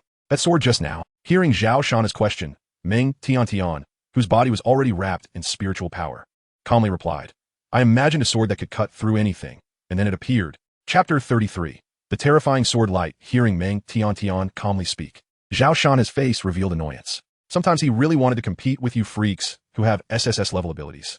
On Blue Star, each SSS level ability is like a bug.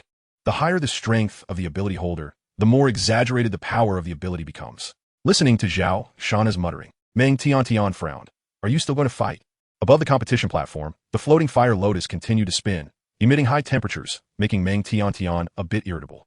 She had a way to extinguish the fire lotus, but this flower was crucial to whether Zhao Shanhe could unleash his maximum combat power. She had said before the fight that she would help Zhao Shanhe make up for the insights he lacked to break through to the martial sovereign level. So this fire lotus couldn't be destroyed for now. Although she was angry that Zhao Shanhe was undermining the martial arts society, since this battle could help him break through, Meng Tiantian was still quite willing. Apart from occasionally being a bit overbearing, Zhao Shanhe was generally a good person. They had known each other for a few years, and Meng Tiantian didn't mind helping him. Of course, he couldn't escape this beating. Then be careful. Zhao Shanhe looked at the poised Meng Tiantian with some concern. Meng Tiantian did not reply. Her eyes flashed, and countless flying swords filled the entire competition platform. Below, when the new students saw Meng Tiantian sever Zhao Shanhe's right hand with a sword, they gasped. After hearing the conversation between the two, they speculated about how strong Meng Tiantian really was. They initially thought the battle would end there, but the two started fighting again. On the platform, the densely packed flying swords aimed at Zhao Shanhe were dodged as he moved nimbly, and many of them were destroyed by the flames he unleashed. Zhao Shanhe's lost right hand was replaced by a hand formed from purple-black flames, and he burst forth with spiritual power, attempting to engage Meng Tiantian in close combat. How strong! It feels like they could kill me with a casual slap. Below, Sui Zhao's gaze was fixed on the two who were constantly clashing. Chen Ang patted him on the shoulder and comforted, "It won't take a slap. A finger will be enough." Sui Zhao shot Chen Ang a resentful glance. Chen Ang observed the raging flames and the weapons appearing out of nowhere on the competition platform, unable to take his eyes off the various strange beasts. On the competition platform, Zhao Shanhe narrowly killed a patterned giant tiger with the strength of a martial sovereign at the 5th level, and before the tiger's figure could dissipate, for blurred black shadows appeared around him. Vengeful spirits. Zhao Shanhe stared blankly at the 4 black shadows that appeared around him. Vengeful spirits is the term used by the Celestial Empire for these shadows. Over 50 years ago, a time-space rift appeared in the western province of Guangdong, where the civilization inside. No, they couldn't even be called a civilization. Behind that time-space rift was a vast, boundless world, with darkness as its main color and no signs of life. The only existing life forms were entities made of black energy. They had no thoughts and only knew how to devour.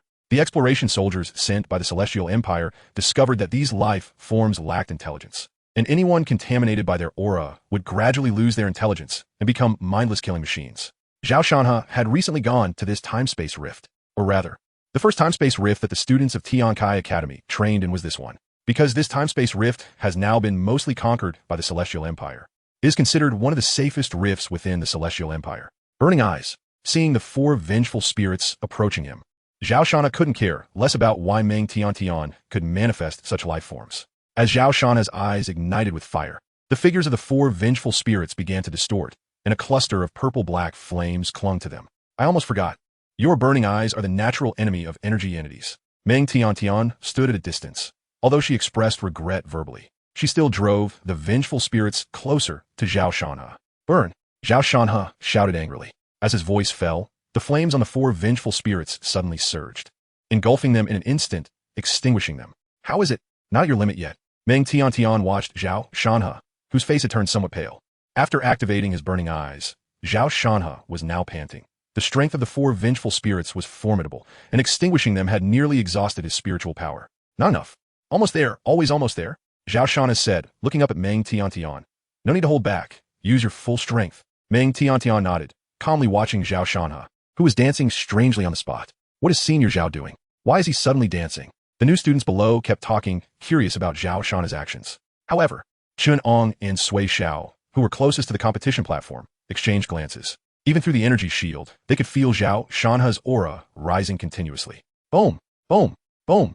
As Zhao Shanhe's feet continued to stomp on the ground, a series of drum sounds seemed to echo throughout the arena. At this point, all the new students noticed something was off and stopped talking. Oh no!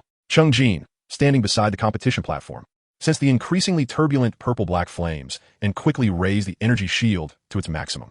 Zhurong, stomping the drum. On the high platform, Zhao Shanhe stopped his strange dance and stomped the ground hard again. The purple-black flames that had been engulfing the platform surged into his body with the sound of his voice. Zhao Shanhe, who had previously been pale, instantly radiated vitality, and his entire aura returned to its peak, even stronger. Come and fight. Zhao Shanhe charged toward Meng Tiantian, a cluster of purple flames, representing his full power, blossoming in his hand, the scorching heat distorting the surrounding space. At the same time, the Scarlet Lotus Calamity, fire hovering above the competition platform, began to bloom, its petals falling, sweeping toward Meng Tiantian, while the Lotus Heart descended, merging into Zhao Shanhe's body.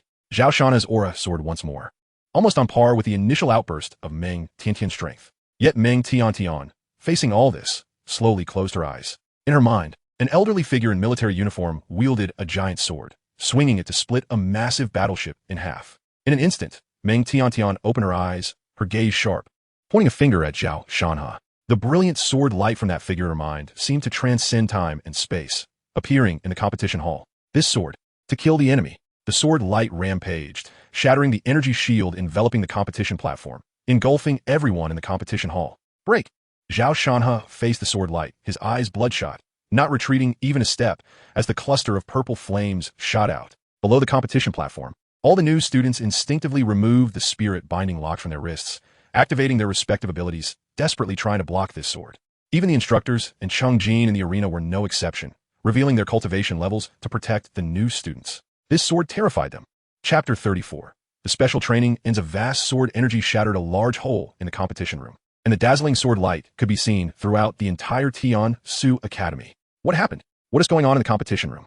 I didn't hear anyone had booked the arena for today. Students in class at the academy rushed out of their classrooms, looking towards the direction of the competition room, except for some members of the Martial Arts Society and the Tsang-Qiang Society. The news about Meng Tiantian and Zhao Shanhe on the competition stage was blocked by Xingtian, so other students in the academy were unaware of the situation. The teachers did not stop the noisy students, but ran towards the competition room along with the guards hidden in various corners of Tian-Su Academy.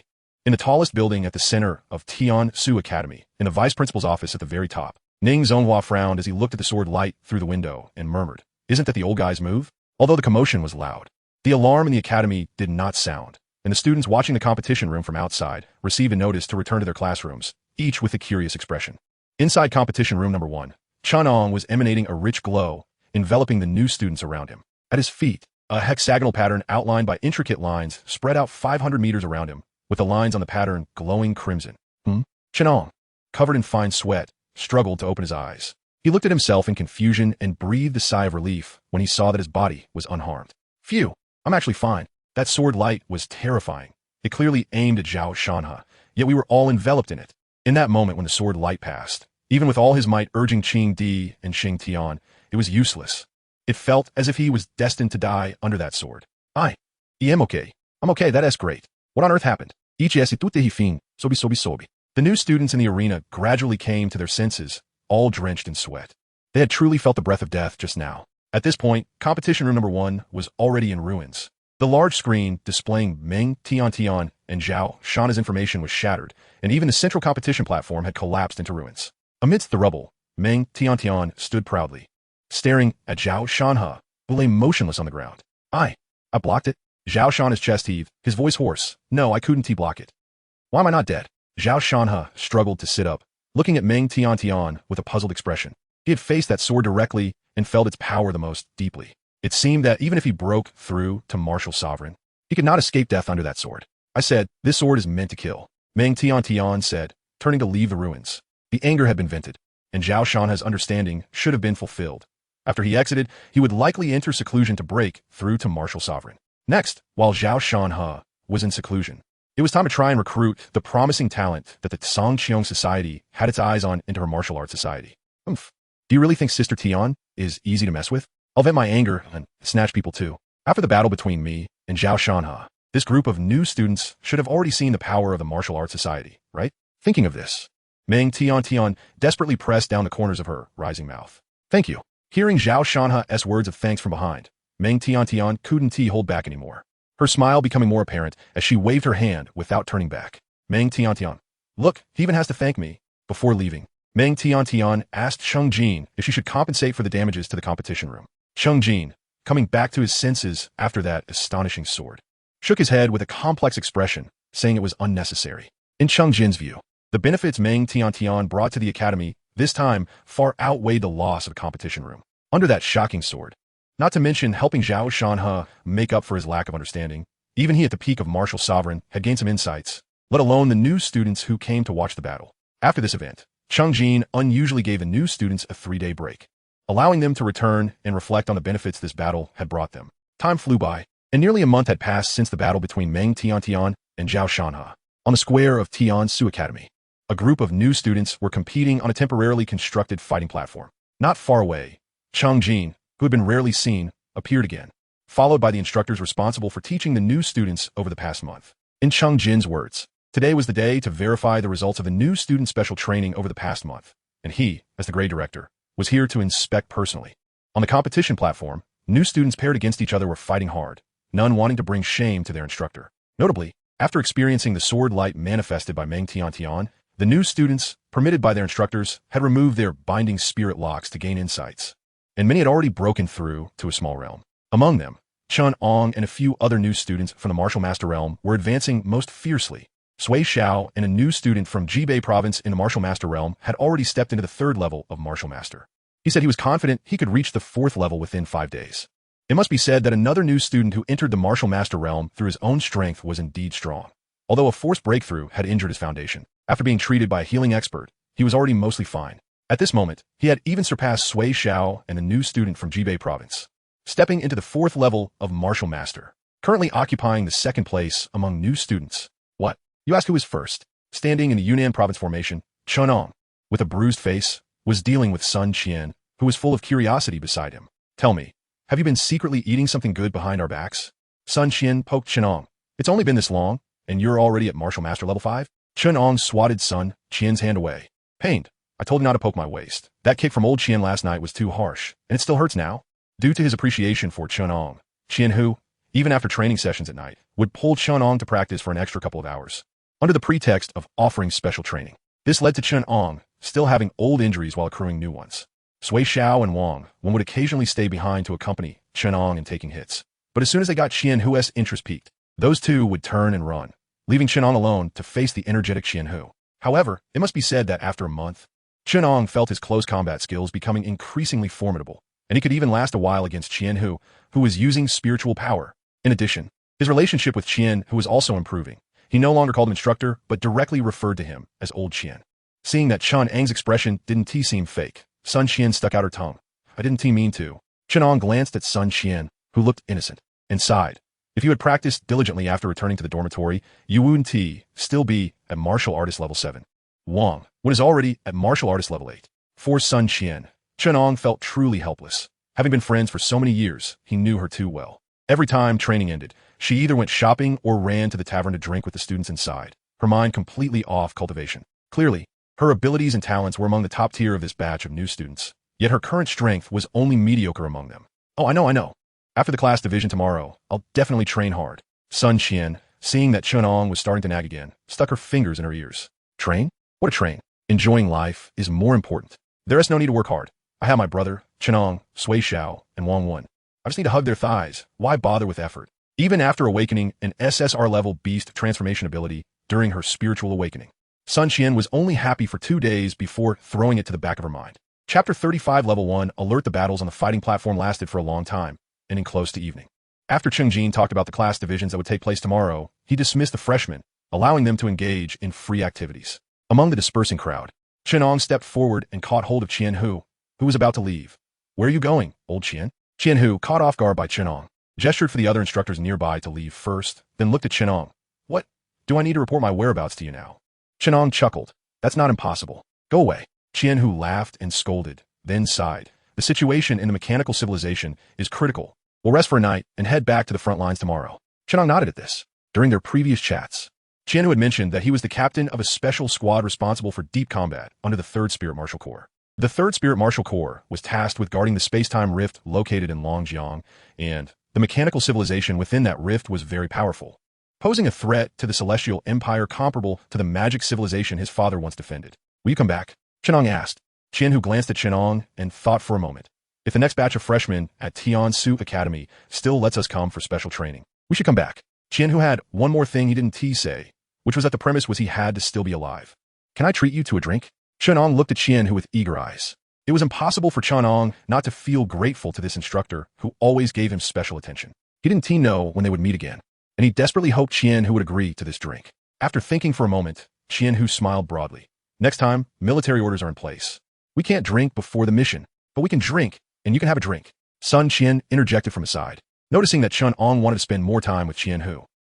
Qian Hu looked at Sun Qian in confusion. What does this girl think? In the end, Qian Hu still couldn't stay. He had originally agreed to go eat with Chen Ang, but unfortunately, a call came to his phone, instructing him to return immediately to the 3rd Spirit Martial Corps. There must be some mission they needed to carry out. Even the originally planned night of rest had turned into a luxury. Qian Hu left, followed by a group of instructors. Chen Ang, or rather all the freshmen of this batch, accompanied Xingtian to see them off at the school gate. After Qian Hu left, Chen Ang and Sui Xiao returned to their dormitory. It wasn't until dawn that Chen Ang opened his eyes from a meditative state, exhaling a breath of turbid air while feeling the increasingly dense spiritual energy in his dantian. 5th level of Martial Master. His progress was slightly slower compared to before. Chen Ang murmured. In fact, his cultivation speed was not slow. He had seen Sun Qian absorbing spiritual energy. If Sun Qian's absorption of spiritual energy could be likened to using a straw to sip water from a bowl, then Chen Ang was drinking directly from the bowl with big gulps. However, Chen Ang now clearly felt that the time it took to break through to the 6th level of Martial Master was slower than when he broke through to the 5th level. Slow was slow. All the talk about spiritual practitioners cultivating more slowly as they progressed was just an excuse, since he bore the brilliance of a genius. His cultivation should be like a hot knife through butter. Otherwise, what was the difference between so-called geniuses and ordinary spiritual practitioners? Thinking about whether he had become complacent, Chen Ang got out of bed to wash up. Today was the day for the freshman class divisions, and the director had mentioned the time yesterday. He couldn't be late.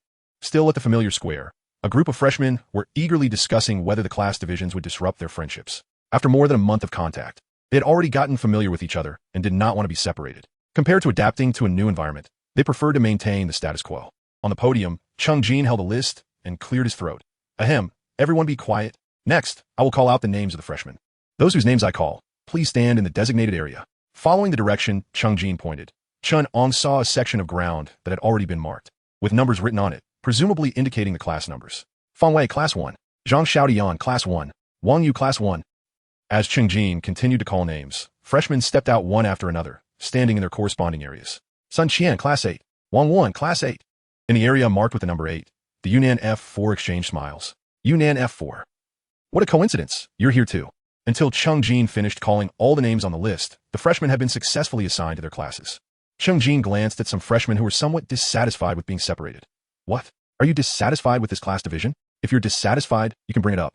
As the grade director, I'm relatively accommodating, Xingtian said, revealing a fierce smile on his rugged face. Dissatisfied freshman. Ah, yes, yes. Seeing that there were no objections from the freshmen, Changji nodded. Since there are no objections, then follow your respective homeroom teachers to familiarize yourselves with the teaching building. After finishing, Changji turned and left, looking hurried as if he were busy with something all day. In front of Class 8's formation, a well-dressed woman with big waves and half-framed glasses surveyed the freshmen in front of her, her gaze lingering on Chen Ang and Sui Xiao for a moment longer. My name is Chu Xiaoyu. I am the head of Class 8 and will be your homeroom teacher for the next 5 years. Chu Xiaoyu's voice sounded somewhat cheerful. How could she not be happy? This batch of freshmen was divided into 11 classes, with only 34 students in each class. Looking at the Yunnan F4 and several other freshmen in front of her, Chu Xiaoyu was almost ready to jump for joy. These few were the best talents in this batch of freshmen, all inner Class 8. If those two little guys were also inner class, it would be perfect. Chu Xiaoyu thought of the other two freshmen who had awakened to their abilities as martial masters, then shook her head. Greed is not good. Watching Chu Xiaoyu's expression change, Sun Qian nudged Wang when beside her. What is up with our homeroom teacher? I don't know. Maybe she has facial paralysis. I heard that people with facial paralysis occasionally show some expressions unconsciously. I'm a study slacker, don't lie to me. Can spiritual practitioners also have facial paralysis?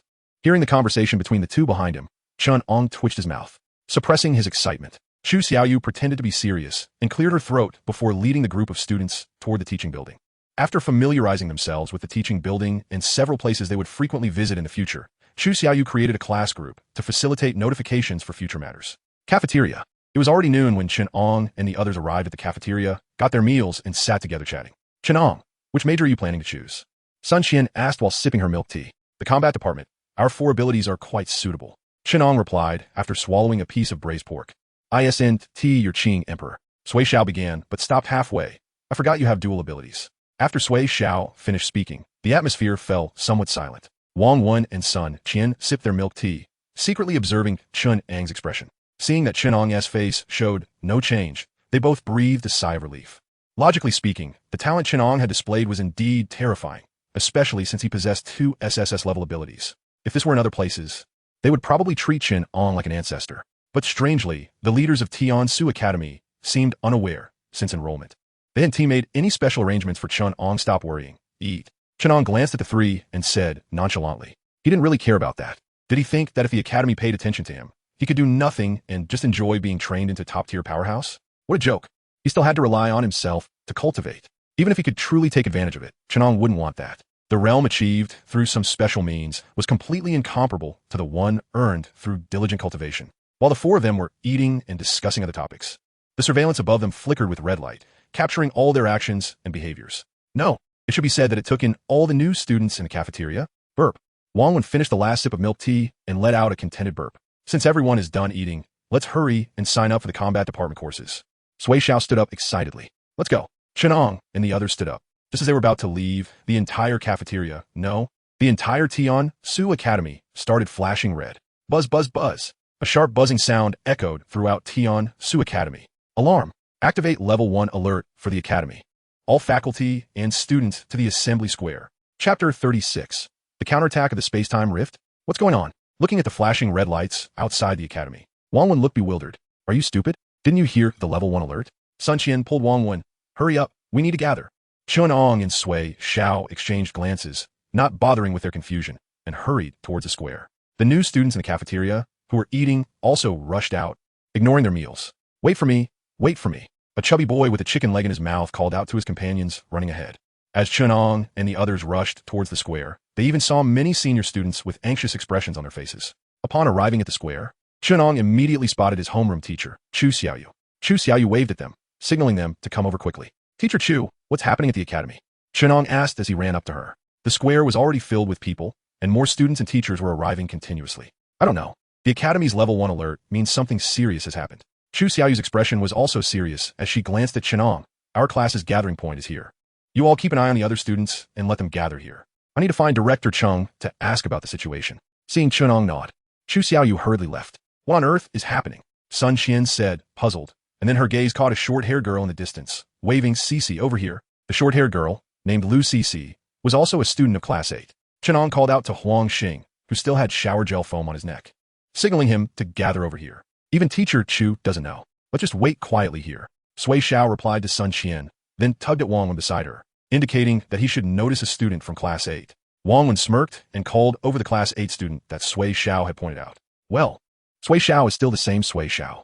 The square was bustling with students from all grades already lined up in formation according to their classes. After a while, Ning Zonghua and Xingtian appeared on the podium, followed by a group of leaders that Chen Ang and the others had never seen before. Xu Xiaoyu also returned to the Class 8 formation, casting a complicated glance at the students behind her. Ning Zonghua surveyed the orderly students in the square and spoke. There's been a major change in the space-time rift located in Jinling, and the counterattack of the lost system civilization is intensifying. Due to the turbulent situation on Blue Star, the several mobile spirit martial corps that should be responsible are currently preoccupied. Therefore, per upper management's notification, we need Tiansu Academy to dispatch 2,000 teachers and students above the Great Martial Master level to Jinling for support, cooperating with the 8th Spirit Martial Corps in defense while waiting for other Spirit Martial Corps to come to our aid. With Ning Zonghua's words, a small commotion erupted in the square. Most were new students, while students in the second year and above remained more composed.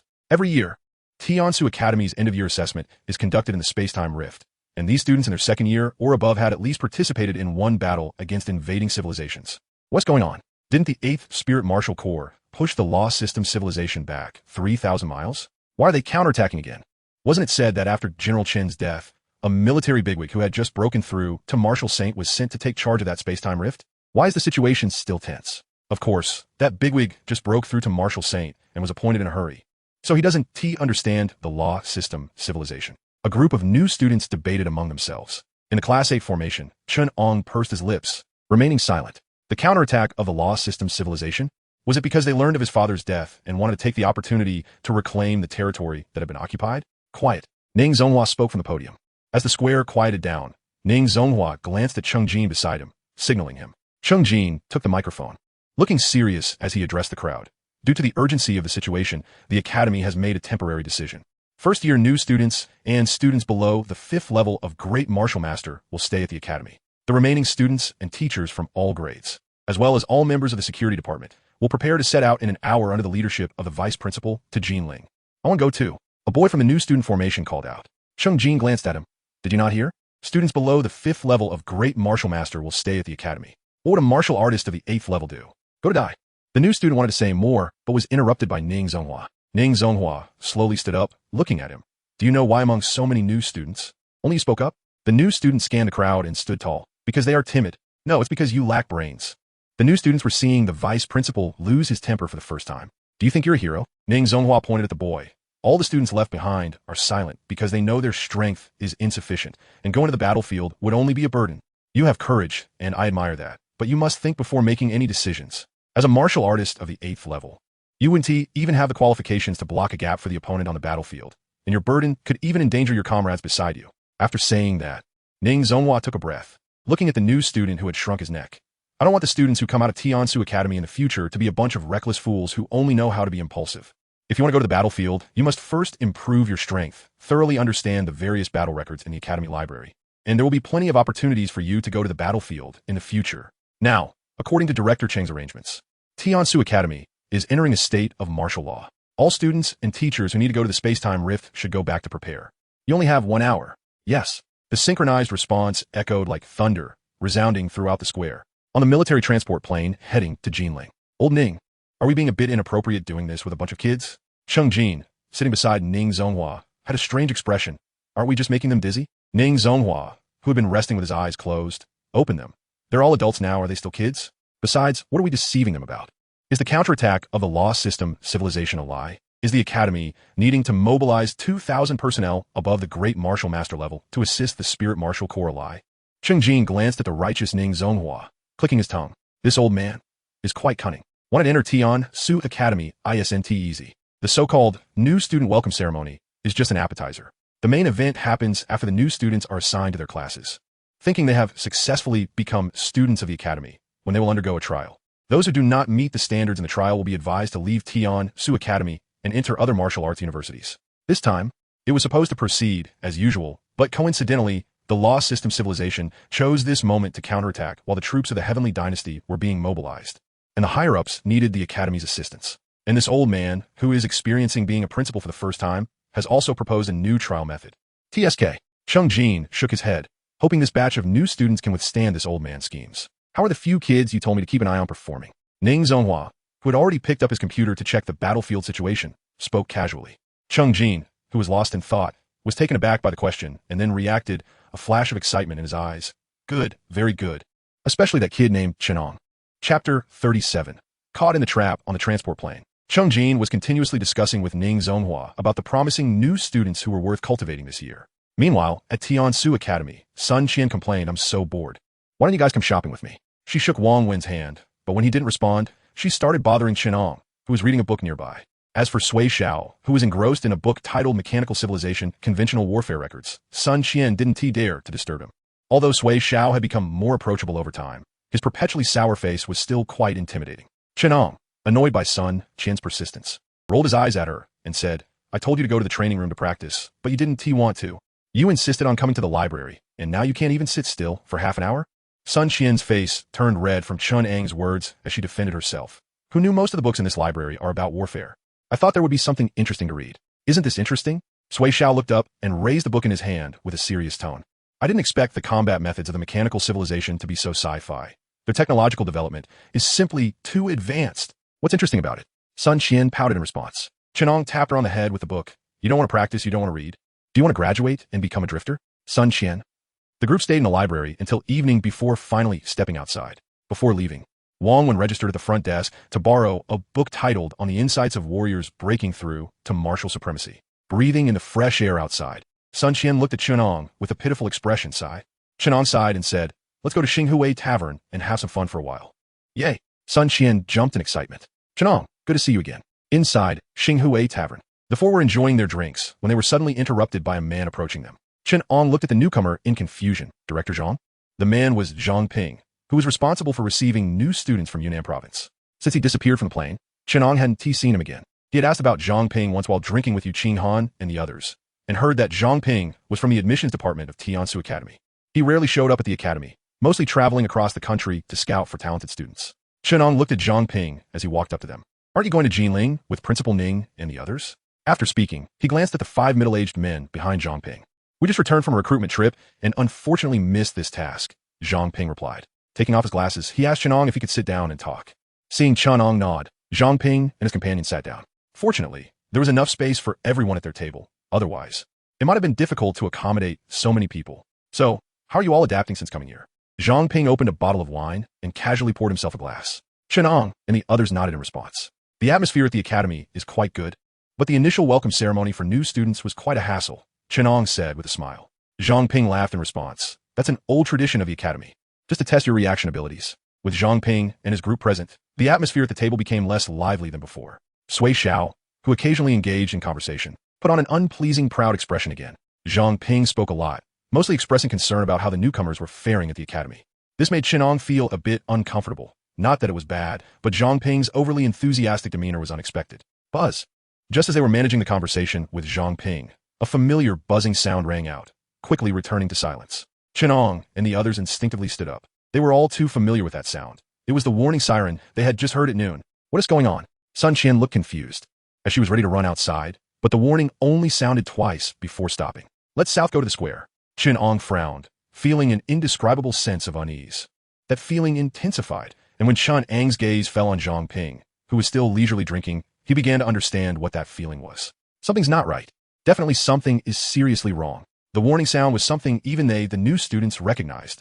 How could Zhang Ping, who remained relaxed while drinking, not have heard it? Director Zhang, take your time with your drink. We should head out first. Chen Ang cautiously pulled Sun Qian aside and signaled to Sui Xiao and Wang Wen. Yeah, you guys go ahead, Zhang Ping responded, taking another sip of his drink, looking quite excited. Although Chen Ang was puzzled by Zhang Ping's actions, didn't he plan to ask? He wasn't foolish enough to ignore Zhang Ping's strange behavior and still inquire about the situation. Let us go. Chen Ang pulled Sun Qian and started to leave. Wait, don't move. Sun Qian swayed slightly and pulled her arm back from Chen Ang's grip. Appearing a bit tipsy, she shook her head, her gaze somewhat dazed. My head feels so dizzy. Before Chen Ang could react, Wang Wen next to them stumbled and fell to the ground. The wine. There's something wrong with the wine. Sun Qian felt fuzzy and struggled to speak clearly. Her spiritual energy surged but had no effect. Ultimately, she looked at Zhang Ping, who was still sitting and drinking, and muttered, "You bastard," before collapsing like Wang Wen. Chen Ang supported Sun Qian with one hand, his expression dark and unsettled. His own expression wasn't right either. After feeling a numbness in his head, he immediately activated Green Emperor. However, after activation, Green Emperor didn't dispel the drowsiness as he had imagined. Instead, it felt like a tug of war. Bang! Sui Xiao, unsteady on his feet, suddenly threw a punch at a middle-aged man in front of him. But the punch, charged with lightning, was easily caught by the man. With a gentle push, Sui Xiao flew several meters back, crashing into multiple tables before losing consciousness. It was unclear whether he was knocked out or poisoned. TSK. As expected of Green Emperor, Zhang Ping, sitting in his chair, looked at the still struggling Chen Ang with surprise. My poison is something even Xingtian couldn't withstand. And you, a martial artist, have managed to hold on until now. Zhang Ping restrained the weakened Chen Ang, unable to suppress his amazement. This was poison produced by an 8th-level martial supremacy type ability. Should he say it was indeed Green Emperor? You. Chen Ang looked at Zhang Ping with a panicked expression. WY? Seeing Chen Ang's terrified face, Zhang Ping couldn't help but laugh. It's not time to tell you that yet. Watch out, old Zhang. Before Zhang Ping could finish, a middle-aged man beside him kicked Chen Ang in the head. Boom! The tremendous force sent Chen Ang flying. At the same time, Zhang Ping covered his left rib with his hand, looking seriously at the flying Chen Ang. He glanced at his own left rib, which had a deep wound, and took a deep breath. Hiss, he thought this kid was really panicking, but it turned out he was preparing to pull a fast one. Damn. Chapter 38. Chen Ang. I have a hook. Black Robe Man. Sorry, I am Xingtian Dai. A massive force kicked Chen Ang straight out, shattering the tavern door, and he rolled on the road a few times before stopping. The middle-aged man who kicked Chen Ang was startled. He hadn't used that much force. No, this kid is trying to run. Realizing this, the middle-aged man rushed forward, wanting to catch Chen Ang before he could get up. Whoosh! A crutch swung straight at the middle-aged man, halting his advance toward Chen Ang. What are you trying to do? The tavern owner appeared in front of the middle-aged man, retracting the crutch to lean on the ground, one leg swaying empty. He had been on high alert when the warning sounded, but he didn't expect the originally harmonious atmosphere at the tavern to suddenly turn chaotic. Those little guys who often came to his tavern fell one after another, and then that bald kid was sent flying. Everything happened too fast. By the time he rushed out from behind the bar, even the last little guy, still standing, was kicked out. He didn't know what was happening, but he was certain that these academy leaders had problems. Big problems. However, inside the tavern, Sister Lu, with a grim face and an energy gun in hand, had surrounded Zhang Ping and the others with several tavern staff. Enemy attack! Enemy attack! Hearing the shouts from outside the tavern, the middle-aged man who was stopped by the tavern owner glanced outside. Where was Chen Ang's shadow now? Lao Su. Zhang Ping, whose left side was still bleeding, looked at the tavern owner and said, "Let us go. This is a trial. Trial my ass." A tavern staff member with one I'm missing glared at Zhang Ping. When did the trial content change? Why didn't we get notified? Let these little guys go. Sister Lu raised her energy gun, her tone grim. Seeing that the tavern owner remained unmoved, Zhang Ping sighed. We've known each other for so many years. Don't you trust me? Hearing Zhang Ping's words, the tavern owner hesitated. He had indeed known Zhang Ping for many years and had even served in the same spirit martial army. But the safety of these academy kids was more important. He couldn't be sure if Zhang Ping was telling the truth. Just as the tavern owner hardened his expression and prepared to act, a figure cloaked in black robes entered the tavern. The newcomer raised a hand, and in an instant, all the tavern staff, including the tavern owner, became dazed, frozen in place. You're too slow. Hurry up. The black-robed man's voice was low. Just as Zhang Ping and his group were carrying the unconscious Sun Qian out of the tavern, a group of shop owners and entertainment street workers, alarmed by Chen Ang, followed him to the entrance of the Xinghui tavern. Looking at the group of armed shop owners, some of whom were even students, Zhang Ping sighed. What is going on? I really don't know what they are thinking up there. Zhang Ping, let them go. Chen Ang, whose body had completely suppressed the toxins, was now glaring at Zhang Ping with a swollen face. He didn't know what happened or why Zhang Ping, who had been working at the Tiansong Academy for many years, would poison them. But he knew that this was Tiansong Academy. Even though all the students and teachers above the 5th level of martial master in the academy had gone to Jinling, the shop owners and staff on the entertainment street were not to be underestimated. Those who survived on the battlefield of the time-space rift certainly wouldn't have low levels. Even if they were all disabled, so many people couldn't be matched by just a few of Zhang Ping's group. Don't be ungrateful. Get ready to fight. Seeing that Zhang Ping and the others were unmoved, Chen Ang looked at Sun Qian and the others they were holding, feeling anxious. As soon as he finished speaking, Chen Ang stomped his foot hard on the ground, and a hexagonal crimson light array spread out, enveloping everyone instantly. Qingdi was activated, and a pure white swaying lotus flower hovered above everyone's heads, showering down white light that attached to everyone's bodies, except for Zhang Ping and his group. This was Chen Ang's first time using his abilities without reservation. Xingtian, S dominance, suppressed the spiritual power operation of the opponents, while Qingdi, S healing holy lotus reinforced the side. Normally, a regular person would only have one skill to break through to martial master, but he was different. He had two. Yet even so, Chen Ang didn't stop and unleashed full power. Xingtian, S tyrant talent combined with Qingdi, S flourishing, Chen Ang charged straight at Zhang Ping. Hide your strength? My friends are in someone else's hands. What strength do you want me to hide? Good kid. Watching Chen Ang's aura surge, Zhang Ping clicked his tongue. He felt that the Academy's assessment of Chen Ang was still a bit low. Help! A shop owner behind Chen Ang came to his senses, shouted, and charged forward. Seeing the shop owners and staff forming a battle formation rushing toward him, the black-robed man, who had been standing silently beside Zhang Ping, nodded. His mindset hadn't been dulled by the prolonged calm. Not bad. The black-robed man's voice was very low, so low that even Zhang Ping beside him could only vaguely hear it. After receiving a punch from Chen Ang aimed at him, Zhang Ping grinned, secretly amazed at Chen Ang's strength. At the same time, upon hearing the black-robed man's words, he roughly guessed why these shop owners hadn't been notified about this trial. As Zhang Ping was pushed back by Chen Ang and a few shop owners, the other 5 middle-aged men were also struggling to hold on. After the black-robed man waved his hand and sent one person flying, he spread his arms, his tone low. Sink. You sink, your mother. A shop owner who rushed to his side punched him in the face. The black-robed man staggered from a hit, a hint of confusion flashing across his face hidden beneath the black robe. What the hell? What's going on? Did my abilities fail? He kicked the shop owner away and looked at the chaotic battle around him, noticing that the white light enveloping everyone was not as intense as before, even nearly dissipating. The black-robed man glanced at the pure white lotus floating in the sky. The swaying lotus continued to shower white light, enhancing the group of shop owners and staff, and the nearly dissipated light on them began to thicken again. At the same time, just as the black-robed man shouted sink, taking advantage of the gap left by Zhang Ping being pushed back, Chen Ang, who was preparing to poke out Zhang Ping's eyes, turned pale. Chen Ang, feeling somewhat weak, quickly withdrew from the fight, sensing that a third of his spiritual power had been drained. His bewildered gaze met that of the black-robed man looking at him. Not good. Chen Ang's heart sank suddenly, but before he could react, the black-robed man had already appeared in front of him. This kid has some interesting qualities. The black-robed man gripped Chen Ang's neck, letting out a villainous laugh. Black-robed man. Damn it, I thought the old man-named script was a bit silly from the start. And now trying out, it really is a bit silly. Bang. The black-robed man raised his hand to block the punch Chen Ang threw at his face, feeling some surprise at the impact in his hand. Of course, just a little surprise. The black-robed man twisted Chen Ang's hand, his voice hoarse. If you want to live, be obedient. Obedient my ass. Chen Ang's swollen face twisted in pain, while twisting and turning with Chen Ang's neck in hand. The black-robed man knocked back several shop owners who tried to save Chen Ang, feeling the gust of wind beneath him. The black-robed man quickly slammed Chen Ang to the ground and then kicked him on the head. Looking at the unconscious Chen Ang, the black-robed man broke out in a cold sweat. That was close, so close to being caught by this kid. With Chen Ang unconscious, the swaying white lotus high above lost its spiritual power transmission and began to slowly dissipate. Seeing the white lotus completely dissipate, the figure in the black robe scanned the crowd and once again opened his arms. I'm not playing with you anymore. All of you fall into the illusion. The shop owner and staff, who had lost the protection of the white light, immediately became like the few people in the Starry Tavern, their eyes vacant and standing dazed in place. Take these students away. It should be similar in other places. The figure in the black robe waved his hand at the disheveled Zhang Ping and the others, signaling them to move quickly. Chapter 39, Traitor. Chen Ang only felt a splitting headache, raising his hand to rub his forehead, only to hit the wound there, causing him to grimace in pain. The next moment, thud, Chen Ang suddenly sat up, surveying his surroundings. At first, he didn't react, but after that pain, he remembered that the man in the black robe had stomped on his head, and then he passed out. That black robe man must have held back, otherwise, he would have ended up with his skull shattered and brain matter splattered everywhere. Oh, the iron-headed kid is awake?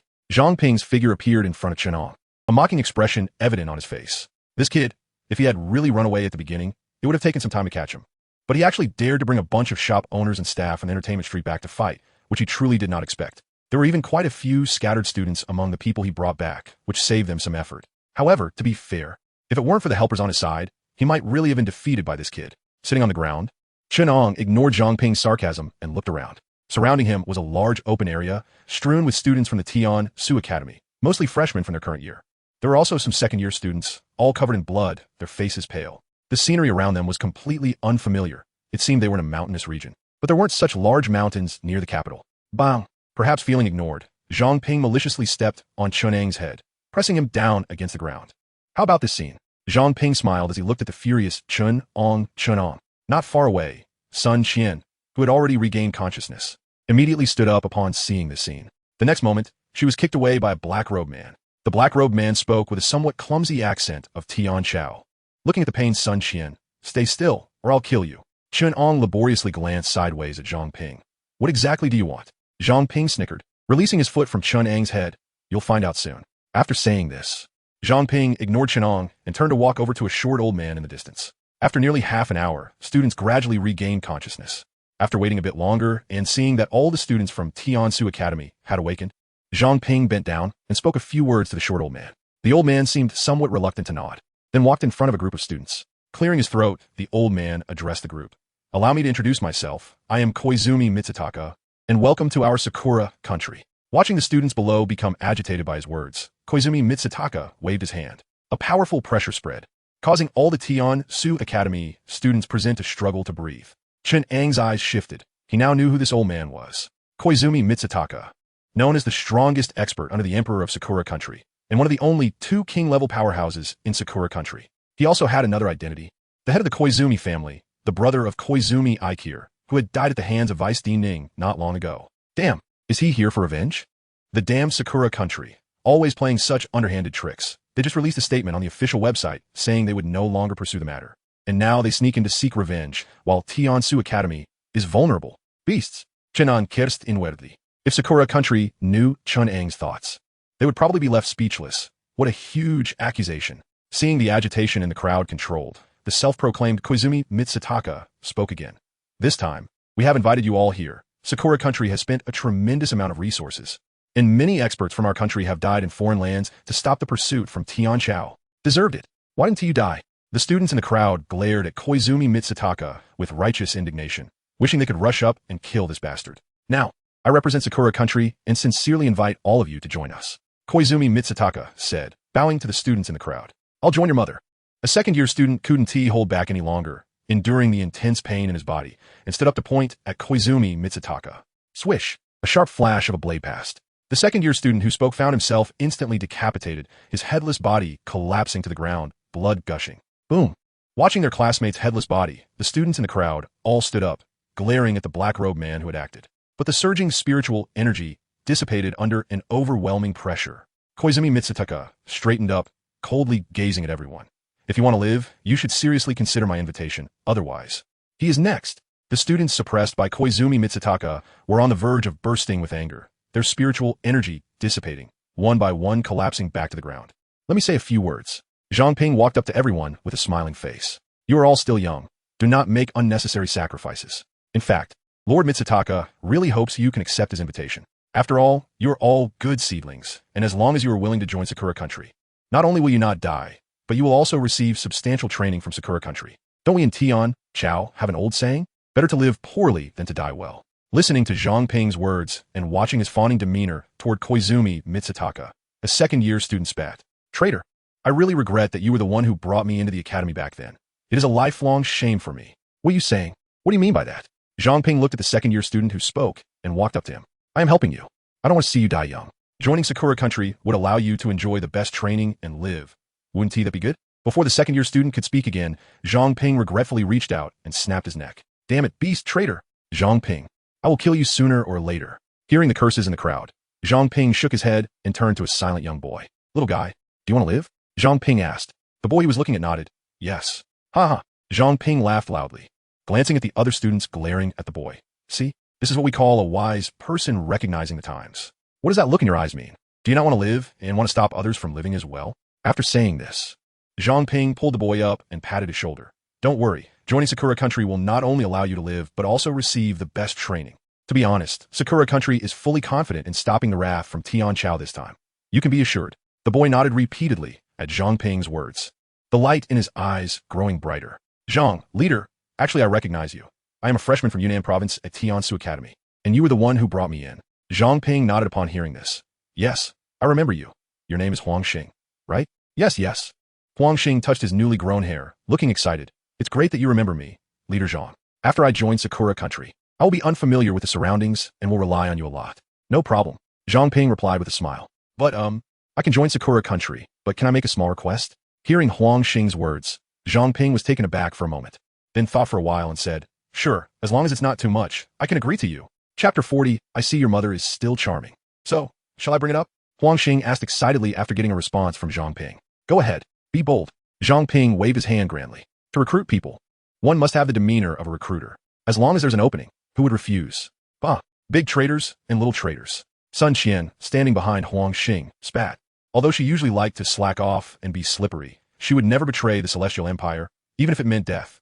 Some new students from Yunnan province who were also present looked angrily at Huang Xing, ashamed to be from the same place. I said long ago that this guy is no good. He abandoned us at the airport, and Chen Ang even said he was right. Nonsense.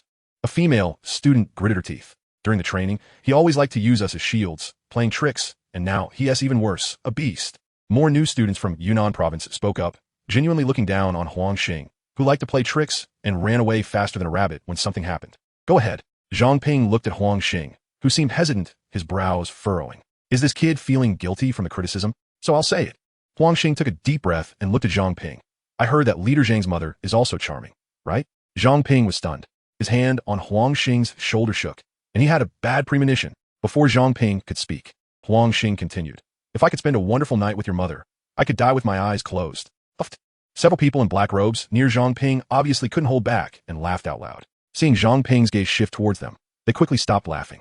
Zhang Ping turned back angrily, looking at the calm-faced Huang Xing, his tone heavy. Do you want to die? He didn't understand what this kid was thinking. Does he really not want to live? The atmosphere in the room stiffened, and the group of students who had been glaring at Huang Xing now wore expressions of disbelief. Not a buddy? Do you think Zhang Ping is a dog to toy with? Sun Qian, standing behind Huang Xing, felt even more guilty, wondering if she had gone too far with her earlier comments. Unthinkable. Facing Zhang Ping's fury, Huang Xing changed from his previous timid expression. Looking at Zhang Ping with a teasing gaze. Who wants to die when they can live? Our Huang family may have many descendants, but unfortunately, in my generation, there are many girls, but only me as a boy. My dad often said before he died to be more smooth in life and not to take risks, as the old Huang family relies on me to carry on the family line. But my dad also said that while I could be a fence-sitter in daily life, I can't lose the face of the old Huang family when it comes to major issues. Huang Xing said, grabbing Zhang Ping's hand resting on his shoulder and placing it on his neck. I was just playing with you for fun. You want to kill me? Come on. A dog seeking glory for its master. Today your Huang dad will teach you what true courage is. The grandson of Colonel Huang Yong of the 5th Spirit Martial Army of the Celestial Empire, son of Huang Xiaoyang, director of the Action Department of the Yunnan Spirit Seizing Bureau, and the top scorer of the martial arts exam in Yunnan Sanxia City. Huang Xing seeking death. Huang Xing's last shout for death echoed loudly throughout the mountains. Zhang Ping, gripping Huang Xing's neck, trembled at this shout, his eyes fixed on the seemingly resigned Huang Xing. After a moment, Zhang Ping let out a breath, his expression slightly grim as he spoke. All right, I'll grant your wish. Huang Xing died, his neck snapped by Zhang Ping, thrown to the ground like a dead dog. Looking at Huang Xing, who still wore a smile on his face after death, Sun Qian glanced at Zhang Ping, trembling as she moved toward Huang Xing's body. Sun Qian let out a painful cry as Zhang Ping suddenly grabbed her hair. What are you doing? Zhang Ping looked at Sun Qian, then glanced at Huang Xing's corpse. He is dead. Sun Qian's eyes turned red as she glared at Zhang Ping. I don't want him to be left exposed in the wilderness. Give me some time to bury him. The senior who died earlier was too far from her. She felt powerless, but Huang Xing died right in front of her. Zhang Ping pulled on Sun Qian's hair, slowly squatting down to meet her gaze. You can't even protect yourself, and you want to collect his body? Fine, I'll give you a chance. Join Sakura country, and I can let you bury him. Don't even think about it. Sun Qian suddenly raised her hand and slapped Zhang Ping across the face. Traitor. A dog seeking glory for its master. The academy's leaders must be blind to let you work at Tiansong Academy. Zhang Ping, caught off guard by the slap, sneered. Well said, but they offered too much. Since you care so much about him, why don't you die with him? Zhang Ping. In the distance, Chen Ang's angry roar sounded, and Zhang Ping turned to look. The black-robed people near Chen Ang wanted to step forward to stop him, but were blocked by Zhang Ping. Zhang Ping stood up, straightened his clothes, and walked up to Chen Ang. What advice do you have? Nothing much, just want to call out to you. And by the way, Chen Ang looked at Zhang Ping, grinning. By the way, I want to inherit Huang Xing's last wish. May I spend a wonderful night with your mother? Bang! Zhang Ping kicked out with great force. Chen Ang didn't have time to react and was sent flying. Is it not over yet? Do you really think I won't kill you? Zhang Ping angrily scanned the crowd. Do you really think I won't dare to kill you? All right, Zhang sang, stop playing around. In the distance, Koizumi Keitai's voice interrupted the enraged Zhang Ping. Zhang Ping turned to look at Koizumi Keitai, angrily saying, kill them all. Kogami go doi frunet, Gaoming Diangbing. Then turned to the group of Tiansong Academy students. I'll give you one last chance. Join or die. I'll join you. You think you can kill me? I'll be waiting for you down there. You wait for our celestial army to come. We'll sink your broken island. The backlash is huge. Mostly cursing Koizumi Keitai. Koizumi Keitai's expression hardened, and he waved his hand. Kill. Watching the group of black-robed people closing in, the students wanted to resist. But Koizumi Keitai's pressure was too strong for them to escape. A group of students watched helplessly as the black-robed people walked slowly towards them, slowly coming. Koizumi K-Tai's gaze drifted, glancing at the sky. Where the hell is everyone? Are they asleep? If they don't act soon, it'll be exposed. Boom! As if responding to Koizumi K-Tai, the originally bright sky suddenly darkened with clouds. A huge, crystal-clear hand covered the sky, crashing down. It was as if the sky was torn open by this giant hand. You filthy scoundrels, hiding so well. An enraged voice fell from the sky, sounding like a grand celestial sound. Invading my celestial empire and capturing my people, you deserve to die. First, the giant hand came crashing down, then a giant descended. Look at that giant, his entire body transparent, like a diamond sculpture, his imposing aura breaking through Koizumi K-Tai's pressure as he stepped down. The ground within hundreds of meters cracked. On the giant's shoulder stood a dozen figures dressed in Celestial Empire military uniforms, exuding terrifying momentum. One person waved their hand, and the shattered stones and dirt stomped by the giant shot out like deadly weapons, heading straight for the black-robed people. Another person brought their palms together, and eerie spatial fluctuations enveloped the area, causing all the students of Xingtian Academy to disappear in an instant, reappearing behind the giant. Chapter 41. The Ambitions of Youth. Trampling on Cherry Blossoms. Bastard. As if shaken by the sudden appearance of the giant, Xiaoquan Guangtai snapped back to reality and shouted angrily. How'd you find this place? Take a punch from my grandfather, Lei. The giant opened his mouth, but did not respond to Xiaoquan Guangtai. The figure on his shoulder jumped down, protecting the group of students behind him. The giant's massive body did not hinder his speed. Each step he took caused stones and dirt to crack, as if the ground could not bear his weight. Arrogant. After blocking the giant's punch, Xiaoquan Guangtai laughed loudly. Ha ha. I thought there was a new king level in the Tianqiao, but it turns out to be just an ant of the Xingyao level, and you dare to attack me? Take them away. The giant roared. A narrow samurai sword appeared in Xiaoquan Guangtai's hand, and with one slash, a huge gap was cleaved in the diamond giant's arm. No one is leaving. I'll stay behind as my samurai to accompany the shattered jade of Sakura country. Xiaoquan Guangtai's voice was loud, as if he truly intended to kill everyone present, but for some reason, he never used his abilities. Go. A middle-aged man in military attire spoke to the students behind him. Why should we go? Aren't our people here? A student questioned. Shut up. They scattered to find you, and now there are only a few of us left. A female officer glared at the student. This is not Blue Star.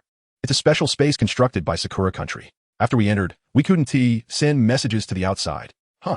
The students were bewildered. They thought the Tianqiao's rescue had arrived. Well, it did come. Good news. The rescue has arrived. Bad news. Only a dozen or so came. And the leader can't even defeat Xiaoquan Guangtai. Don't just stand there. Captain Lei can't hold on for long. Everyone scatter and run. Find a way to leave this space. We will buy you time, an officer said, and charged towards the encroaching figures in black robes. Xiaoyan, use your spatial abilities to send them away, far away. Okay. The female officer who had been explaining to the students nodded. Before the students could react, she clasped her hands together. The strange spatial fluctuation reappeared. Teleport. Just as Chen Ang and the others found Wang Wen, they heard a crisp voice, followed by a wave of spatial energy surrounding them, and the scenery in front of them became illusory. When their vision refocused, they found themselves in a dense forest. The diamond giant battling, Xiaoquan Guangtai had vanished. The figures in black robes were gone, and even the dozen or so Tianqiao officers protecting them were nowhere to be seen. Ugh, where have we been sent? Experiencing the spatial tunnel again, Wang Wen couldn't hold back and bent over to vomit. Sun Qian surprisingly did not vomit. Her pale face looked at the surrounding scene. Sui Xiao angrily punched a nearby tree. She moved too fast. I say we shouldn't have left, with so many of us, if we really fight. Those beasts from Sakura country won't escape unscathed. Compared to the earlier intense blue light surrounding them, Chen Ang's swollen face gradually returned to normal. Feeling his broken ribs healing, Chen Ang took a breath. Finally, he could use his abilities after leaving Xiaoquan Guangtai's pressure. Chen Ang silently glanced at Sui Xiao and spoke in a low voice. They're using their lives to exchange for ours. Those black-robed people from Sakura country are at least martial sect level. Not to mention Xiaoquan Guangtai is a martial saint. Staying behind means death. So we're just going to leave like this. Sui Xiao looked at Chen Ang. Leave them there to die. Chen Ang remained silent. Though this was the only suitable choice for them, given their strength, even if they stayed, they would only add to the burden of those officers. But running away was still running away. Saying more was just an excuse. They could only blame themselves for being too weak. Weak enough that they were not qualified to fight alongside that diamond giant and those officers. While the two were silently staring at each other. Stop shouting. Sun Qian, whose complexion had slightly improved, suddenly screamed, tears in her eyes, pointing at Sui Xiao. You're so powerful. Go back. Go back and die. Throw away the life they exchanged for you. Look at you, acting all impotent and furious. If you really had the ability, why didn't you step up when Huang Xing died? And you. Sun Qian pointed at the silent Chen Ang and Wang Wen, then pointed at herself. Genius? What a load of crap. Watching my people die before my eyes, yet lying on the ground like a dog, unable to move. Sun Qian's voice started to choke, and she eventually broke down in tears. Dying would be better. It would be over. Who wants him to save us? I just want to eat, drink, and muddle through life. I don't want to cultivate. I don't want to be some great hero defending my country. I just want to be a waste. Why do I have to carry their lives? Sun Qian was crying so hard, she could hardly breathe. For the first time, she regretted not cultivating properly. Looking at Sun Qian, who was sitting on the ground and crying loudly, Sui Xiao turned to glare at her. Open her mouth, but ultimately couldn't say anything. Chen Ang walked up to Sun Qian, helped her up, ruffled her hair, and said softly, "Don't cry. Let's go." Seeing Sun Qian's red eyes, Chen Ang felt an indescribable discomfort in his heart. Over the years, he had long regarded Sun Qian as his own sister. He didn't speak when the two seniors died, nor did he when Huang Xing died. He didn't want to die in vain. But when Zhang Ping was about to kill Sun Qian, he couldn't hold back any longer. Without Sun Yuan, Sun Qian only had him as her brother to rely on. He didn't want to see her die before his eyes, nor did he want to betray Sun Yuan's trust. He knew Sun Qian didn't love cultivating, so he thought he would just work harder to protect her in the future, ensuring she wouldn't be bullied, which is why he only urged her to cultivate lightly each time. But this time, he realized he couldn't protect anyone, even if he risked his own life. He couldn't keep her safe. Sun Qian was right. A load of crap genius, an unripe genius in the eyes of those strong ones, is just waste. Where to? Sun Qian's eyes were red, her voice choking. Find a way to leave. Chen Ang exhaled the pent-up frustration in his chest. They can't die in vain. We must find a way to escape. Can we escape? Wang Wen forced a bitter smile. Yes, we can. We will definitely escape. Chen Ang glanced at the three of them. This time we won't die. One day, I will make the entire Sakura country pay for their deaths. Whether they could live to escape, Chen Ang didn't know. But they had to give them some hope, right? Sui Xiao looked at Chen Ang. Bitter lip. Count me in. Me too. Wang Wen's eyes were fierce. Feeling Sun Qian tugging at his clothes, Chen Ang glanced at her. Take me with you. I want to go too. Sun Qian's gaze fixed firmly on Chen Ang. I will cultivate hard, and I will also take revenge for them. Okay. Chen Ang nodded in agreement. None of the three asked Chen Ang why he was so certain they could escape. They all knew in their hearts. As they groped their way away, Sui Xiao took a deep breath and turned to Chen Ang. The entire Sakura country, including ordinary people? I said the entire Sakura country.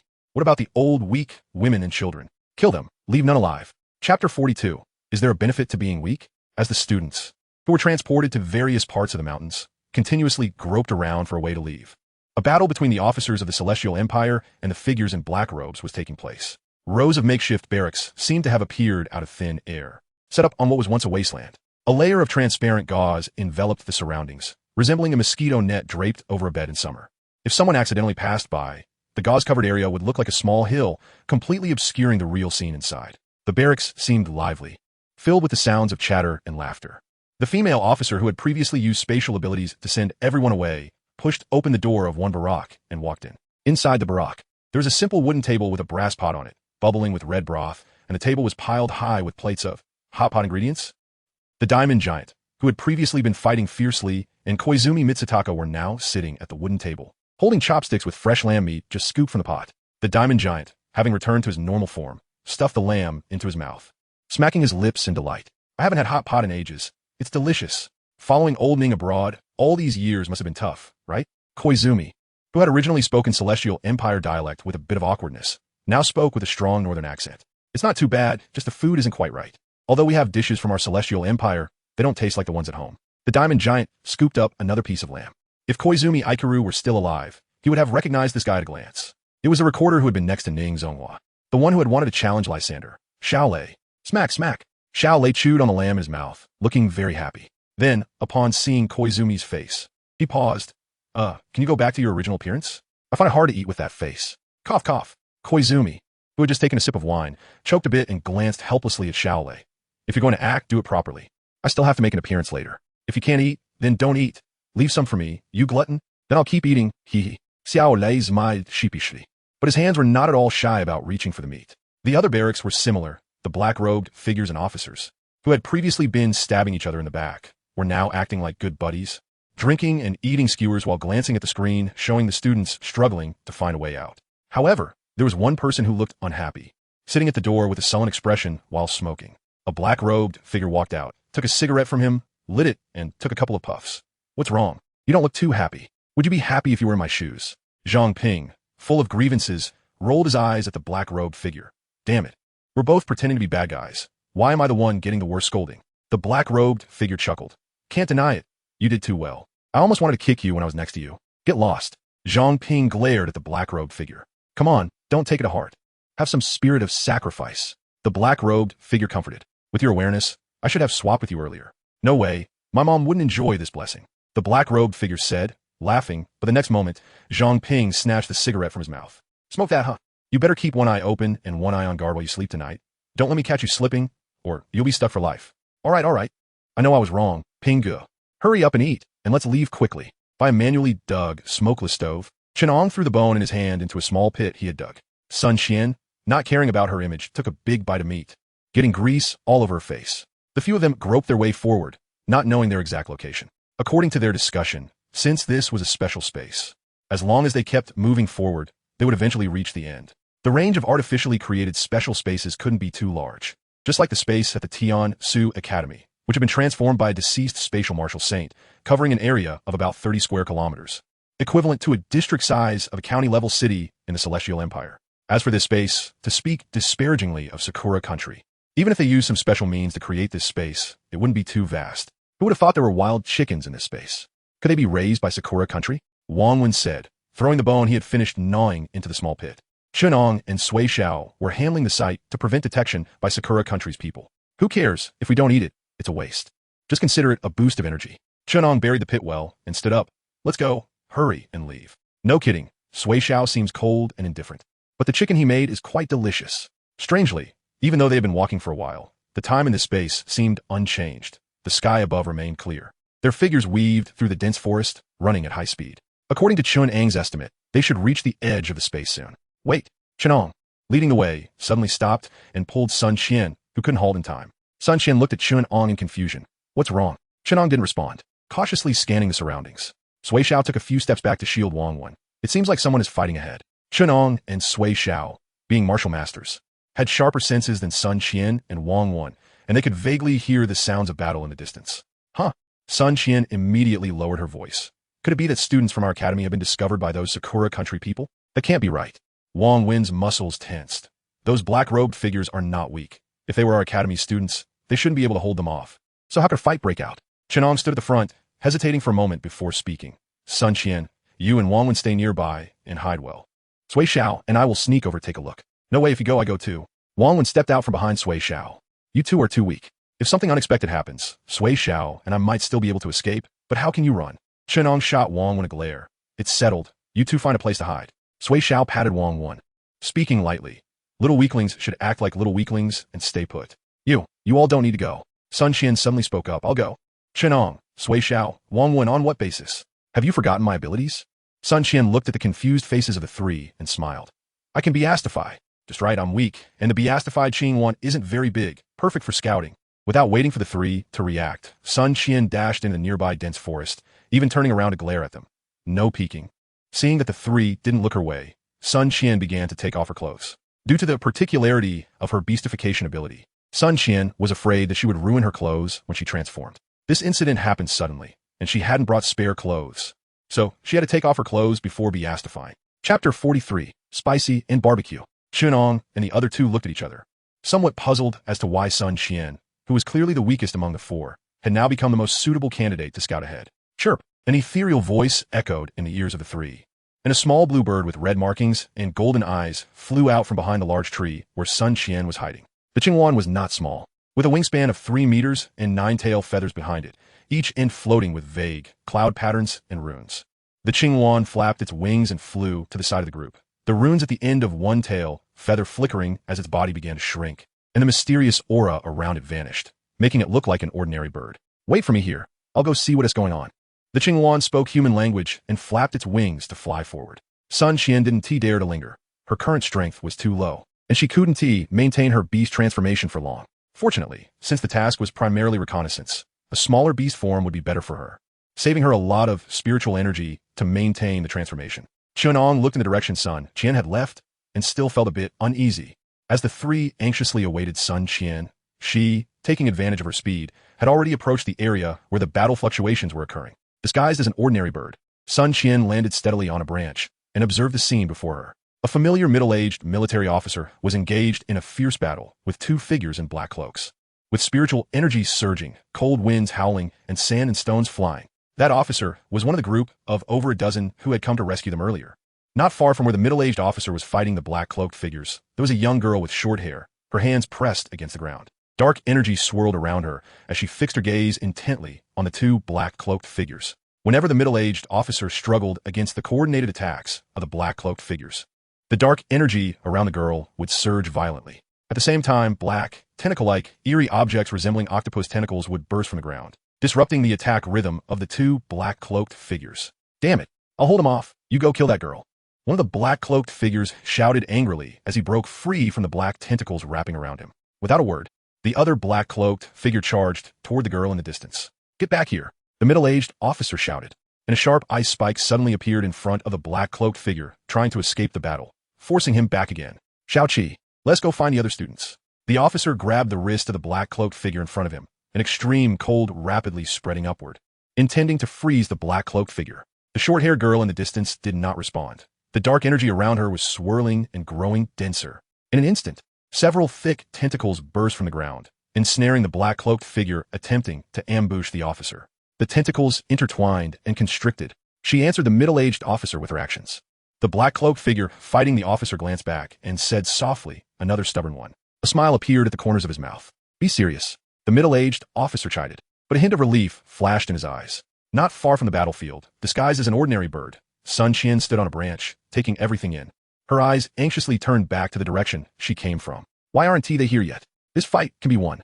The moment she saw that the two black-cloaked figures seemed to have only a slight advantage, Xingtian momentarily dropped her disguise, flicked one of her tail feathers, and a feather imbued with mysterious energy floated back to where Chen Ang and the others were. Xingtian didn't know what other SSR-level beast transformation abilities were like, but her transformed Qingwan was certainly not ordinary. Each of the 9 tail feathers had special abilities. Currently, her strength was too low, allowing her to use the abilities of only 2 tail feathers at a time. One was for disguise, and the other was similar to a telepathic ability. Boom!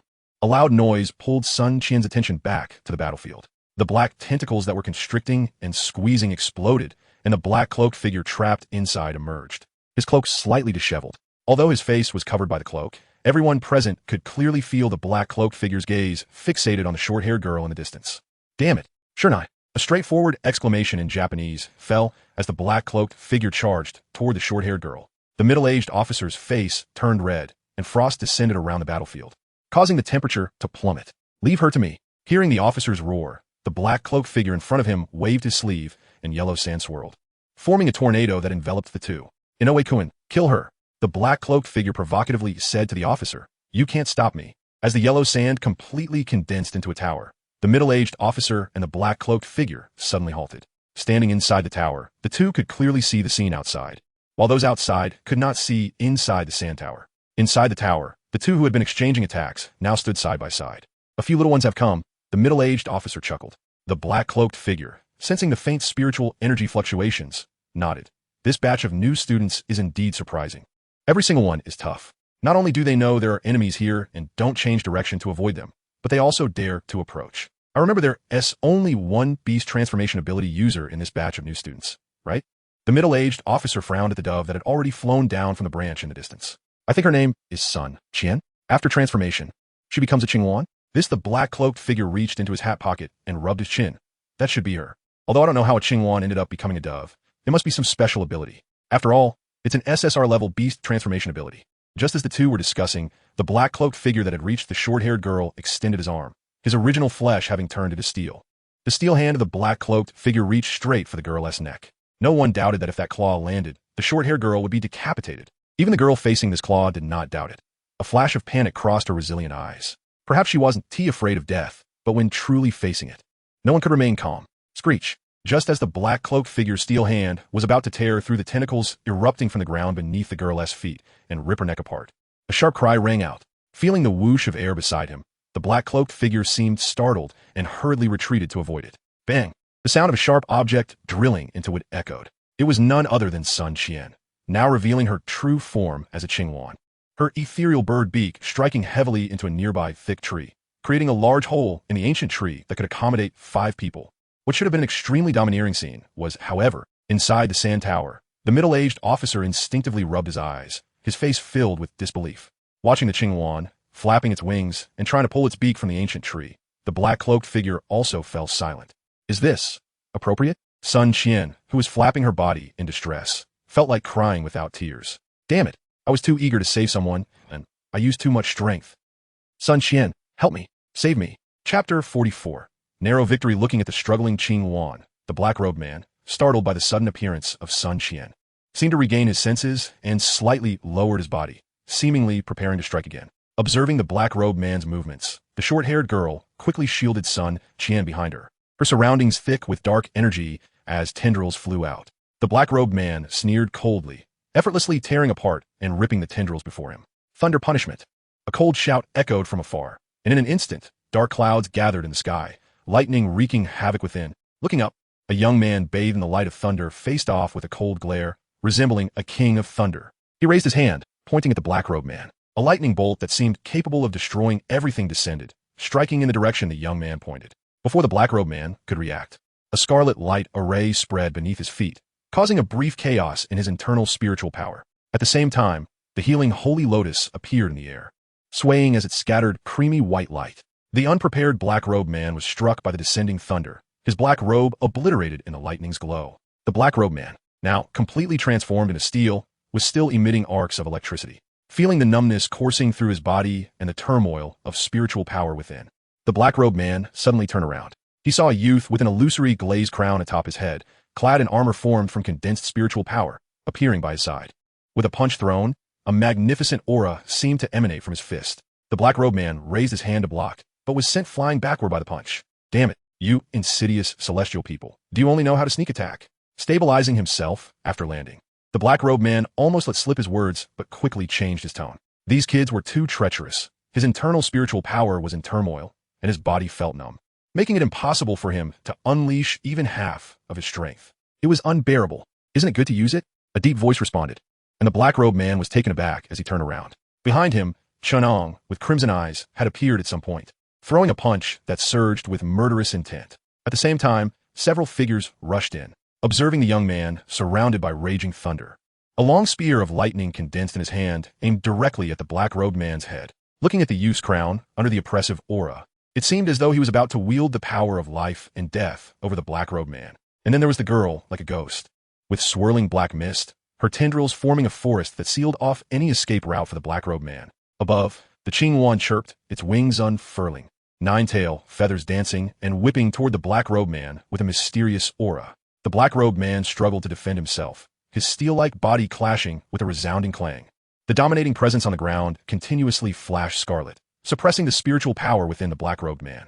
The healing holy lotus swayed above, continually showering creamy white light over the five, rapidly healing the wounds left by the black-robed man's attacks. Inside the sand tower, the middle-aged officer watched the five individuals who had completely abandoned defense and were focused solely on offense. His eyes filled with surprise. They had truly grasped the military formations on the battlefield. The black-robed man beside him nodded. Coordination is one aspect, but these kids are all carefully selected. Their abilities are not something ordinary people can compare to. Each one is a monster capable of fighting beyond their level, but the black-robed man paused mid-sentence, gritting his teeth, his expression somewhat pained. The middle-aged officer watched as the steel-like black-robed man grabbed a tail feather and dragged Xingtian. His expression also one of helplessness. This little girl, she can't take a compliment. Move. Don't let those kids notice something's off. After saying this, the middle-aged officer threw a punch at the black-robed man without honor. Caught off guard, the black-robed man stumbled from the blow. Damn, do you have any shame? The two immediately began to grapple, the sand tower starting to shake, with cold air spilling out intermittently. Outside the sand tower, as the steel man murmured, his originally steel arms suddenly rippled with a liquid metal-like effect. Dodging a brutal kick from Chen Ang, the black-robed man turned, one arm already transformed into a cannon-like shape. Aimed at Chen Ang, seeing a bullet form from condensed spiritual energy hurtling toward him. Chen Ang noticed that behind the black-robed man, two tendrils burst from the ground, and there was Sui Xiao, surrounded by restless lightning. Her lightning spear aimed directly at the black-robed man's back. Boom! The healing holy lotus, which had been swaying above, suddenly appeared above Chen Ang's head, his crimson eyes revealing a fierce determination. Do you think you can kill me? The healing holy lotus merged into Chen Ang's body, and at the same time, the talent, well, it was activated, intertwining the violent aura with gentle light, forming a heavy cocoon that enveloped him. Bang! The spiritual energy bullet exploded, the cocoon shattered, and Chen Ang's figure was sent flying, bloodied all over. He had endured the blast head-on and survived. But the black-robed man might not be so lucky. The tendrils summoned by the short-haired girl completely ensnared the black-robed man, rendering him unable to move. Sui Xiao pressed her lightning spear against his neck, not allowing an inch of movement, and with a roar, she exerted more force. Wang Wen, with the crown atop his head, threw a punch enhanced by heavenly might, striking the base of the lightning spear. Help me! The black-robed man's steel-like head cracked open a fissure, the cracks rapidly expanding. Damn it, this is bad. Boss, save me. Boom. As the black-robed man's words fell, the sand tower not far away suddenly exploded, and the black-robed man charged out, heading straight for Sui Xiao and the others. The middle-aged officer behind him seemed to want to intercept, but it was too late. Transformed into Qing Wan, Xingtian flapped her wings to try to block him, but was sent flying by a palm strike from the black-robed man. The black-robed man appeared anxious, wanting to save his companion. The middle-aged officer's eyes also flashed with concern. They had underestimated the situation. Neither of them had expected that these kids could actually have a chance to kill the black-robed man, transformed into steel. Although this black-robed man was of medium strength among the participants, he was still a spiritual practitioner of the martial sect realm. It could only be said that they had underestimated Chen Ang's ability to suppress the enemy's spiritual power with his dominion. Did they really think Chen Ang was joking when he said Xingtian was the king among battle-type abilities? No matter how great your power, once you enter the dominion's range, your strength will be halved. Such a shameless skill. The sand swirled, and under the combined efforts of Sui Xiao and Wang Wen, just as they were about to pierce the black-robed man's head, they were enveloped, ultimately transforming into a massive sandy hand, flinging them away. The charging black-robed man quickly grabbed his somewhat panicked companion and whispered, "Go," their figures fleeing rapidly. The middle-aged officer attempted to stop them, but ultimately failed, allowing the two to escape completely. Cough, cough. Chen Ang, who had smashed a large pit into the ground, suddenly coughed up a mouthful of congealed blood, struggling to climb out of the pit. The azure light continuously swirling around him rapidly healed his internal injuries. But the significant loss of spiritual power left Chen Ang's face somewhat pale. Watching the direction in which the two black-robed men had vanished, Chen Ang's expression darkened. It wasn't he frightening that they had run away. What was scary was if those two came back with reinforcements. Chen Ang, are you all right? Sun Qian fluttered her wings and arrived beside him. Chen Ang shook his head. I'm fine. What about my clothes? My clothes. I'm running low on spiritual power and won't be able to maintain my beast form. Sun Qian asked urgently, feeling her internal spiritual power nearly dried up and on the verge of reverting from her beast form. Huh? Chen Ang was taken aback. Oh no, I forgot about that in the rush. Chapter 45. Changing roles of offense and defense. After receiving the situation relayed by Sun Qian, the group hurriedly set off towards the location. They completely forgot about bringing clothes for Sun Qian. The clothes are, still behind that tree. Chen Ang awkwardly responded to Sun Qian. Ah. The Qingwan bird let out a sharp cry, flapping its wings against Chen Ang's head, eyes filled with anger. You all wait for me. With that, Sun Qian spread her wings and quickly dashed back in the direction she came from. Hopefully, I'll make it in time. She didn't want to run around naked in the dense forest. The sky remained clear, with bright sunlight shining down through the lush forest, casting beams of golden light. Shadows flickered and disappeared in the blink of an eye. In the dense forest, a man in the attire of the Celestial Empire's military led a group of 5 young men and women. The group showed no signs of stopping, swiftly running through the forest. After nearly half an hour of running, the middle-aged officer at the front finally stopped. The young men and women behind him became vigilant, scanning their surroundings. Captain Lee, what's wrong? Someone asked. You all take a break for a moment. We should be close to the edge of this space. I'll go ahead and scout the path, the middle-aged officer said, taking out a glowing, diamond-shaped stone from his pocket and handing it to the young man behind him. Okay. The boy took the stone and watched as the middle-aged officer headed off. A girl walked over to the boy, examining the diamond stone in his hand. Chen Ang, is this stone really useful? The group was indeed Chen Ang and his companions, who had just left the battlefield and were now searching for the spatial boundary. Hearing Sun Qian's question, Chen Ang frowned. I don't know, but since Captain Lee said it's useful, it should come in handy. Chen Ang examined the glowing diamond stone in his hand. Captain Lee was the middle-aged officer who had fought with the 2 men in black robes at the beginning and had just left to check the situation ahead.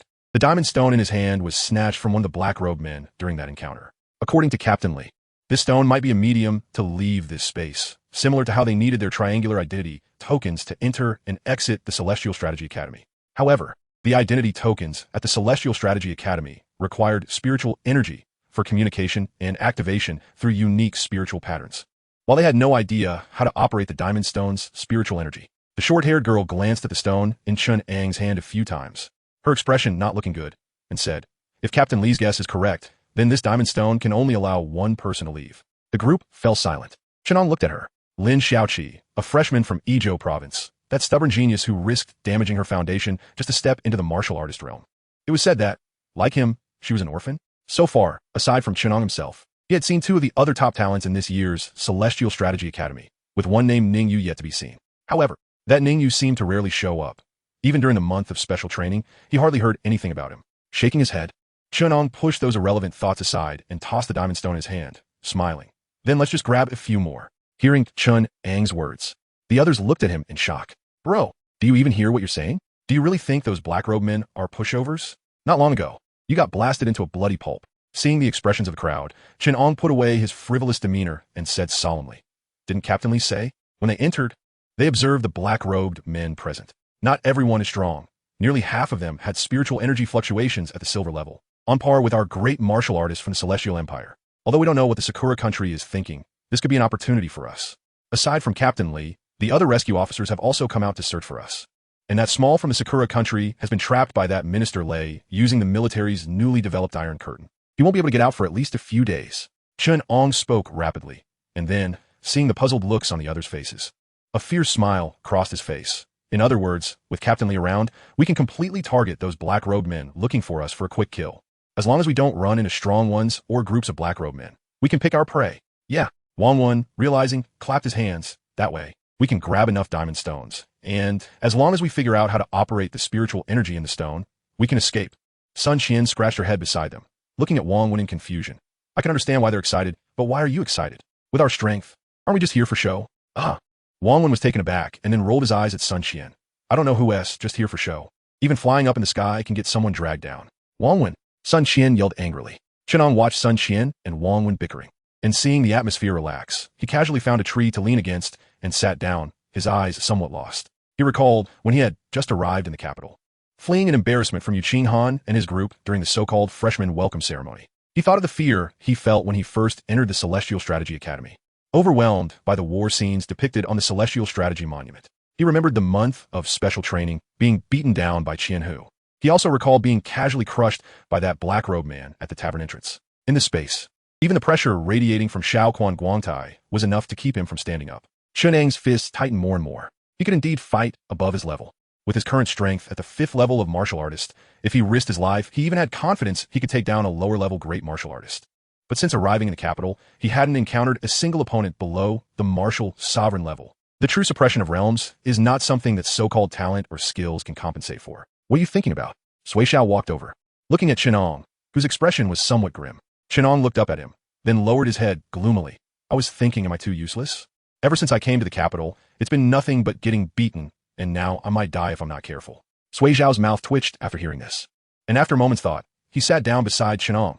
Indeed, if you put it that way, we are all useless. Chen Ang clearly didn't expect Sui Xiao's character to agree with his thoughts. Sui Xiao looked at the puzzled Chen Ang and suddenly laughed, speaking again, but we're still young. Just look at those opponents. Even Yu Qinghan, who chased us around, is now 22. Take Shaoquan Guangtai from the Sakura country as an example. What if you were the same age as him? Listening to Sui Xiao's words, Chen Ang thought of Shaoquan Guangtai's hazy face. His eyes suddenly turned fierce. Then I could twist his head off with one hand and stuff it up his butt. Yuck. Sui Xiao shifted away in disgust. You're a freak, aren't you? That's considered treating him well. Just as Chen Ang was speaking, he suddenly noticed Sui Xiao's fist being extended towards him. What is that for? Sui Xiao looked at the puzzled Chen Ang, his expression suddenly serious. Work hard, stay alive. And when the time comes, we will stand at the highest point in this world and show them who the real useless ones are. Looking at Sui Xiao's somewhat naive appearance, Chen Ang was taken aback for a moment before bursting into laughter. I'm not quite used to you like this. Words are just words, but Chen Ang still raised his hand, and his clenched fist met with Sui Xiao's fist. Chapter 46 Li Hao. This plot development isn't right.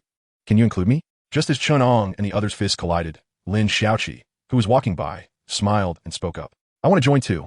Sun Qian and Wang Wen, who had stopped their playful scuffle, also ran over. Sui Xiao didn't lower his voice while speaking, and they all heard it. Fine. 5 fists collide, the vow is set. Is it better now? Sui Xiao retracted his fist and glanced at Chen Ang. He didn't want to say such cringe-worthy words.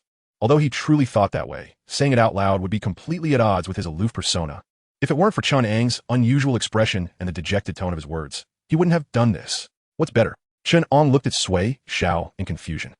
Didn't you say you were breaking down? Shouldn't you feel better after my encouragement? Sui Xiao was puzzled. Chen Ang couldn't hold back and laughed. Who told you I was breaking down? Then what about what you said earlier?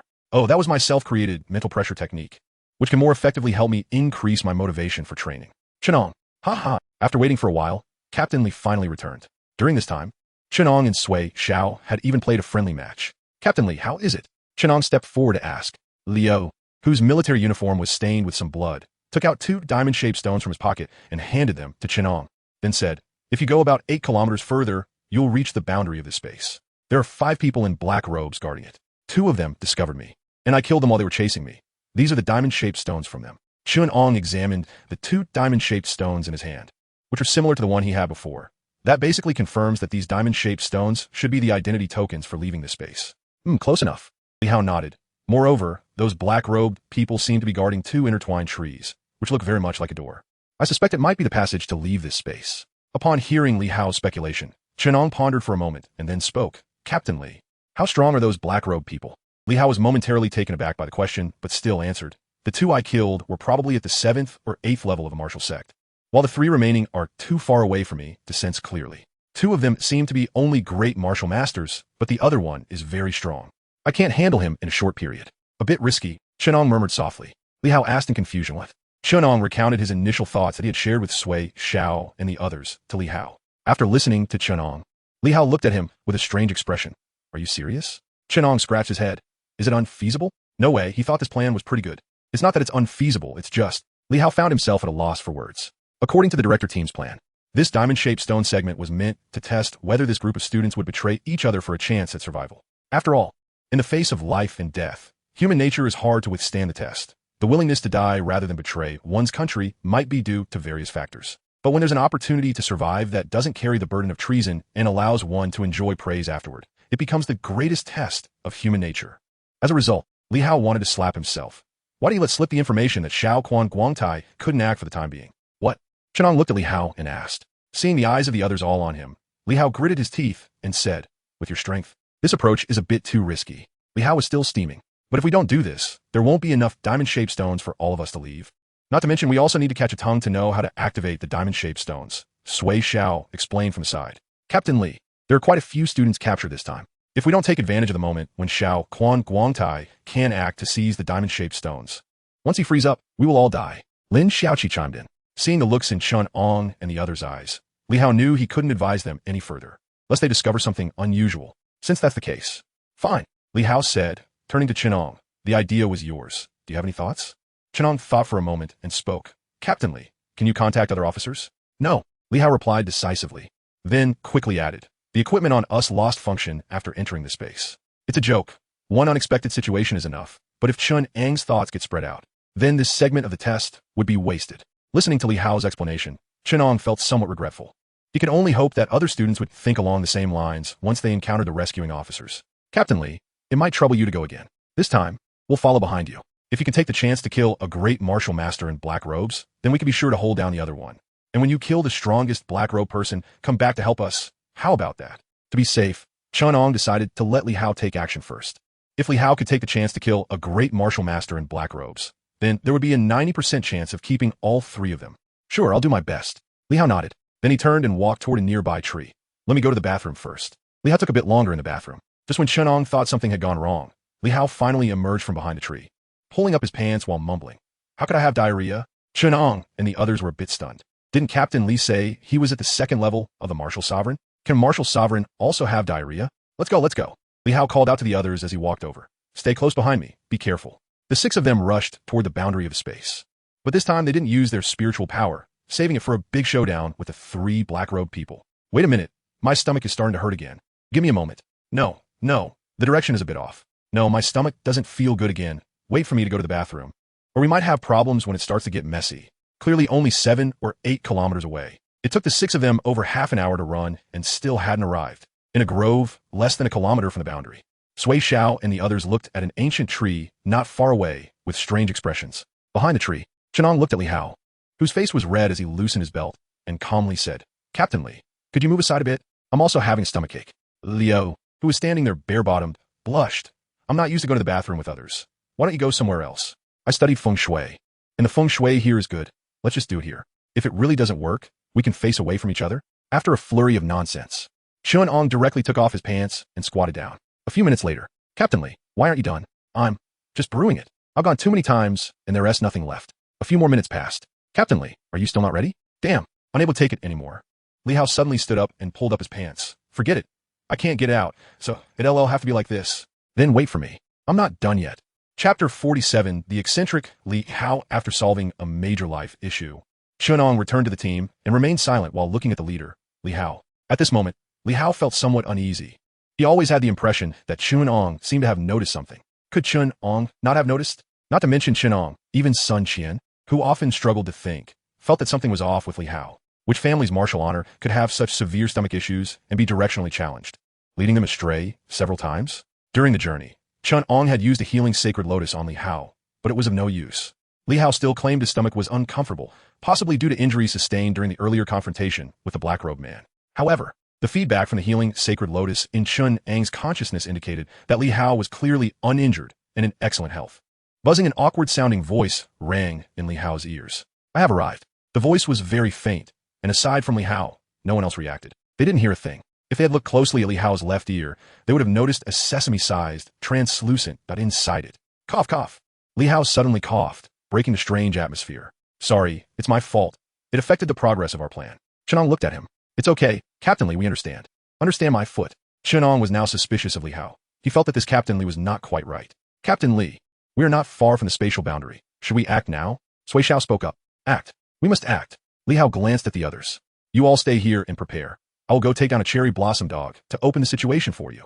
Good. Several of them nodded in response. As they watched Li Hao leave, Chen Ang and Sui Xiao exchanged glances, then looked at Lin Xiaoqi beside them. Sui Xiao spoke first. How did you meet Li Hao? Lin Xiaoqi shook her head. I was discovered by those two black-robed men, and he suddenly appeared to save me. I remember his appearance. He was indeed one of the officers who came to rescue us. The situation was dangerous, so we didn't have much communication, but he called my name right away. I believe his identity shouldn't be a problem. By the end of her statement, Lin Xiaoqi seemed to lose some confidence. It was hard for her not to doubt her savior. Li Hao's behavior was just too strange, as if he was deliberately stalling for time. Chen Ang narrowed his eyes and said, he appeared with the rescue team, knows each of our names and appearances, and I saw him kill several black-robed men during the large-scale battle. Later, he also provided us with diamond-shaped stones and made guesses. As he spoke, Chen Ang rubbed his temples in frustration. I really don't want to suspect him of any issues. Everything he has done has helped us, but his behavior on the way to the boundary is just too odd. Captain Li's behavior was normal until Chen Ang suggested specifically targeting the black-robed men. That's when he started acting strangely. Sun Qian suddenly interjected. Wang Wen, who was beside them, looked shocked and said, he doesn't want to kill the black-robed men? Or is he in cahoots with them? No, that's definitely not it. Wang Wen quickly denied his own statement. While they were discussing, a subtle fluctuation passed through the space above them. Li Hao, who had already approached the black-robed men and was ready to pretend to fight, suddenly froze. He heard a faint voice in his left ear. You have been suspected. It's time to log off. Remember to play them one last time when you log off. Uh-huh. Li Hao replied gloomily, regardless of whether the voice on the other end could hear him. What the hell? What does that mean? Among the dozen actors in the rescue team, I'm the first to log off? I'm going to be laughed at when I go back. Boom. A loud explosion interrupted Chen Ang and the others' reasoning. Looking up, they saw a massive, spiritual energy mushroom cloud rising from the direction where Li Hao was. Already slain. Come quickly. Li Hao's roar echoed. Not bothering with reasoning anymore, Chen Ang and the others rushed toward the mushroom cloud. Caw! Not far into their run, a cry of a Qingwan sounded from behind them. Catch it! Sun Qian's voice came. The Qingwan's tail feathers hung down, and Chen Ang and the others reached out to grab tightly. The Qingwan flapped its wings, stirring up a fierce wind that shook the trees below. Spatial boundary. The two black-robed men who were fighting with Li Hao suddenly retreated. A green light flashed above their heads. A Qingwan with a green body and red patterns, its eyes gleaming with golden brilliance, and wings that spread like clouds, danced with 9 extraordinary tail feathers appearing. The Qingwan soared in the air, and a boy hanging from one of its tail feathers freed one hand. Violent thunder surged in his hand, condensing into a thunderous sphere that smashed down fiercely. The place where the two black-robed men had retreated was blasted into a 3-meter-wide pit, charred black. Looking at the two black-robed men who had retreated, Li Hao roared, "Get back here!" Ice armor suddenly appeared, enveloping Li Hao's body. With a wave of his ice staff, large chunks of hail fell from the sky, covering the battlefield. Chen Ang, holding onto a tail feather of the Qingwan, grinned widely, recalling a certain profession from an online game. Oh, he's a mage. The hail fell, and although the two black-robed men dodged, once the hail hit the ground, it instantly froze the entire surface, covering a radius of 3 kilometers. One black-robed man, standing on the ice surface, shivered, feeling the chill permeate his entire body. Gome, your opponent is me.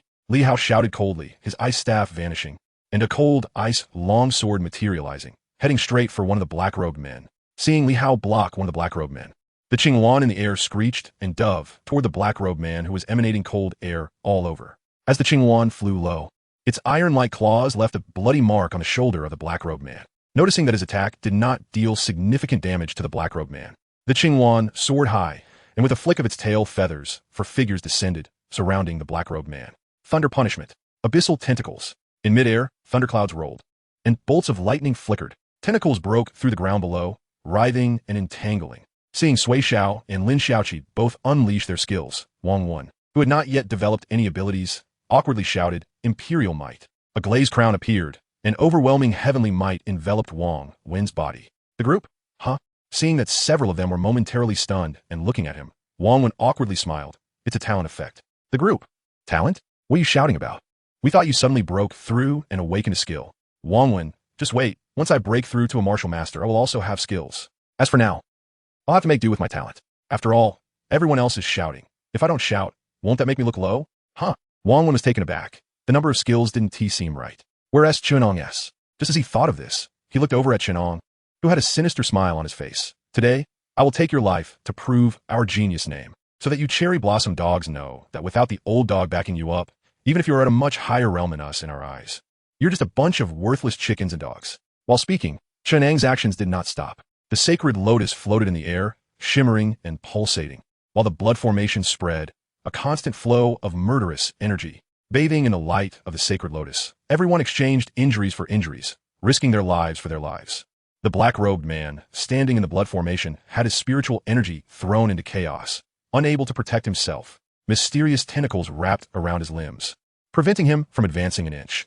A thunderous spear pressed toward his dantian, wanting to cripple his years of hard training. A fist imbued with overwhelming heavenly might constantly enlarged in his sight. Additionally, a Qingwan dove down from above, and its beak, shimmering with mysterious runes, seemed capable of shattering his skull. The man in the black robe, surrounded by everyone, roared incessantly. Was he surprised? Was he angry? Was he shocked that these two martial artists and 3 martial masters had forced him into such a dangerous situation? Or was he furious that these 5 young boys and girls dared to challenge him, trying to overwhelm him with numbers? But it didn't matter. They couldn't kill him.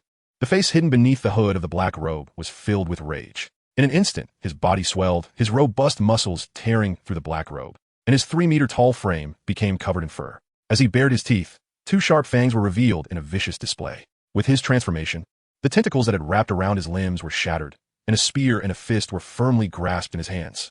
Beastification ability? Is he a wolf? Sui Zhao's body bristled with hair. Releasing the lightning spear that had been caught, he formed a hand seal.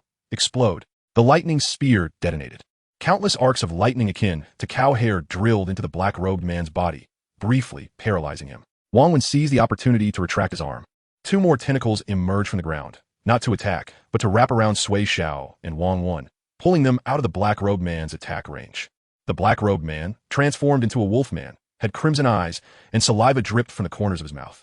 Translation: what the hell? He doesn't even know what he's saying. What gibberish is he talking? Can't understand? Just wait to be hit. A roar echoed behind the black-robed man, who turned his wolf head. In his sight, Chen Ang, shrouded in crimson malevolence, had eyes like his but even bloodier and more ferocious.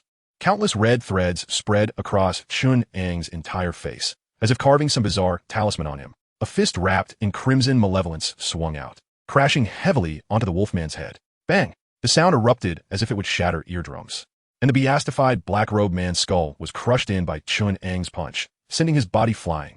Chen Ang, who was willing to strike against the wind, would surely not hold back now that the wind was at his back. This was the first time he had fully activated Xingtian. His innate tyrant ability was maxed out, and now, within him was like a furnace filled with gunpowder. If he didn't release it, he would explode himself. Swish! Chen Ang's figure shot out, leaving behind a series of afterimages. When the afterimages faded, the ground where he had stood suddenly collapsed. The extreme power granted Chen Ang extreme speed. Even the ground seemed unable to react, shattering a moment later.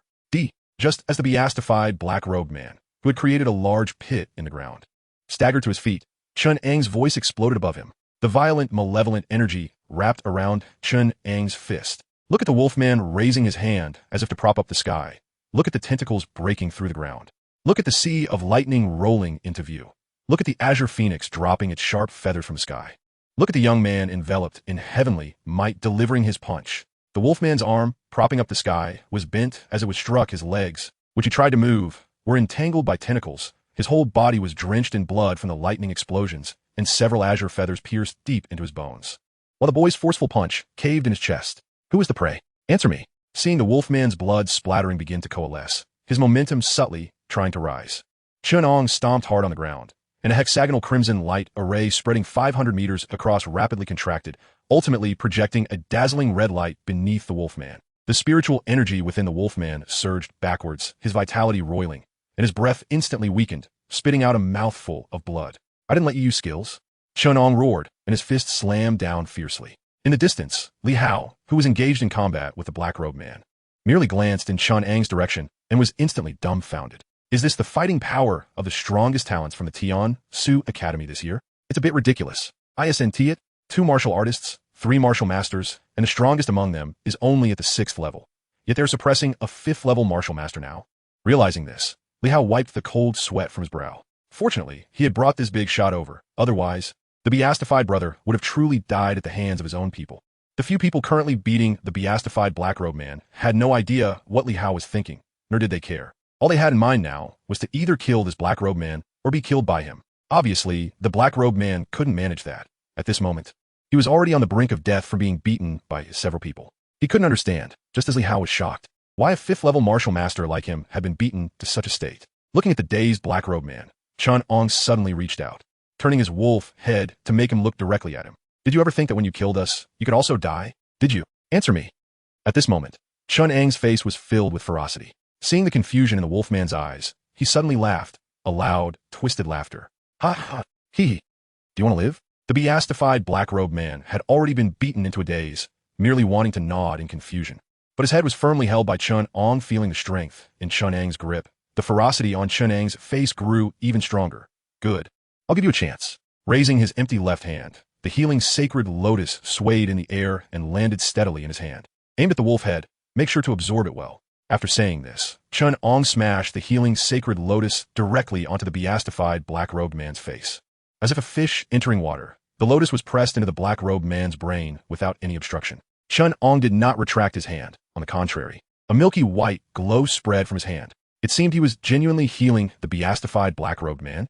The pain on the face of the beastified black-robed man began to gradually fade as the healing sacred lotus entered his body. A powerful and rich life force filled his body, repairing his internal injuries. Chen Ang's eyes were fixated on the beastified black-robed man, with a deep-seated brutality in his gaze.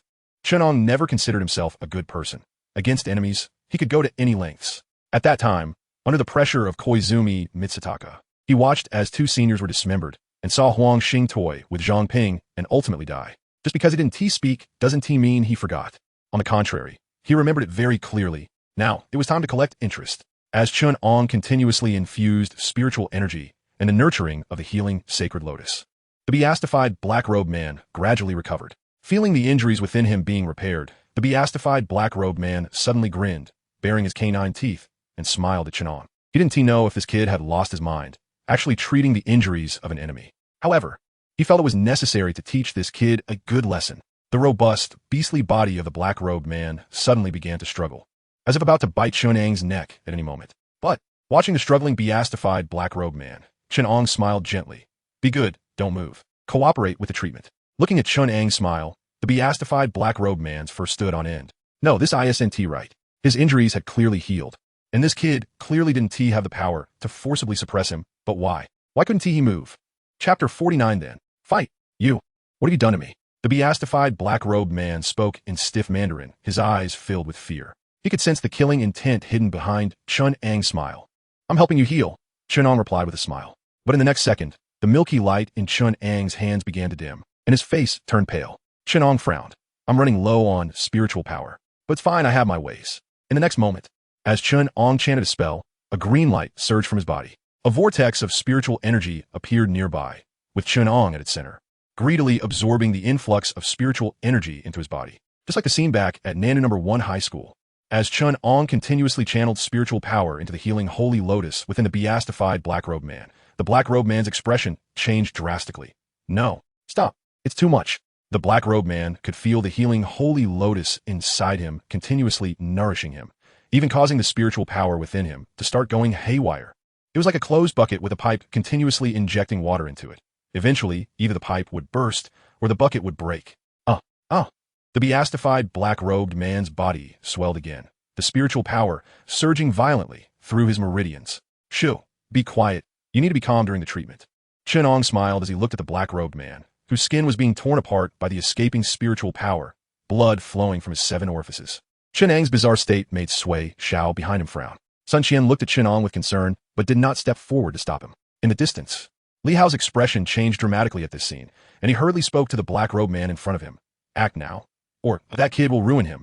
The black-robed man across from Li Hao nodded, raised 2 fingers to his right eye, and after a strange wave emanated, he withdrew his hand. At the same time, Chen Ang's expression suddenly changed, staring intently at the beastified black-robed man, his eyes darkening.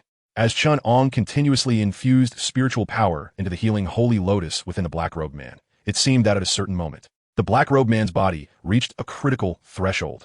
Boom!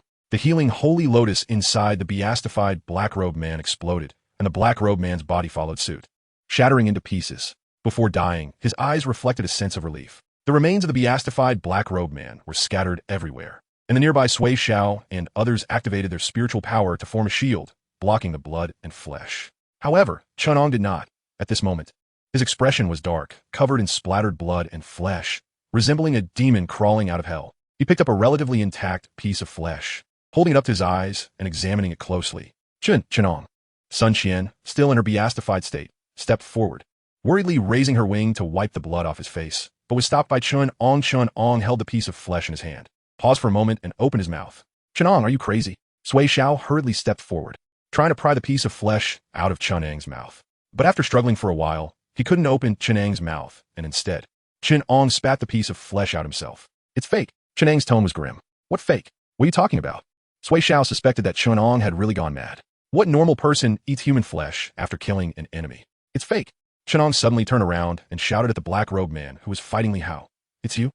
Chen Ang had eaten human flesh. That was during a joint operation with the Nandu Spirit Capture Bureau at Nandu No. 1 High School, where he had almost been killed by a wanted martial artist. And in the struggle, he had torn a piece of flesh from the opponent's neck with his mouth. Although he hadn't actually chewed and swallowed it at the time, he clearly remembered the texture similar to chicken meat fibers and the slightly sour taste. And the piece of flesh he had just eaten had no taste at all, and even felt like chewing wax. It's an illusion. It was the black-robed man who had appeared earlier at the tavern, standing with Zhang Ping, who had created this illusion. Clap, clap, clap. A round of applause rang out, but the people present did not applaud. Even Li Hao and the black-robed man in the distance stood silently in place. Crack, crack, crack. The sound of continuous shattering echoed, and the scene in front of Chen Ang began to show cracks and shatter, giving him an extremely uncomfortable feeling. As the shattered scene faded away, upon re-entering his vision, Sui Xiao and the others were still there. But the distant Li Hao had changed completely. At this moment, Li Hao was being trampled by the black-robed man he had fought earlier. One arm violently torn off and discarded, his entire body wrapped in blood. Upon closer inspection, even half of his facial skin had been ripped away. Go! Li Hao's gaze turned toward Chen Ang and the others, his weak voice emerging. Hurry and go. Seeing Li Hao being uncooperative, the black-robed man twisted his foot forcefully on Li Hao's body. You can't even take care of yourself, yet you have the heart to worry about others? After saying that, the black-robed man looked up at Chen Ang, still speaking in awkward Mandarin. I'm curious, when did you find out? Blocking Sui Xiao, who was a bit restless behind him, Chen Ang forced himself to calm down and looked at the black-robed man with a cold smile. Guess. Chen Ang wanted to buy time. This black-robed man was too strong, and Li Hao was not his opponent, let alone his group. He had to think of a way.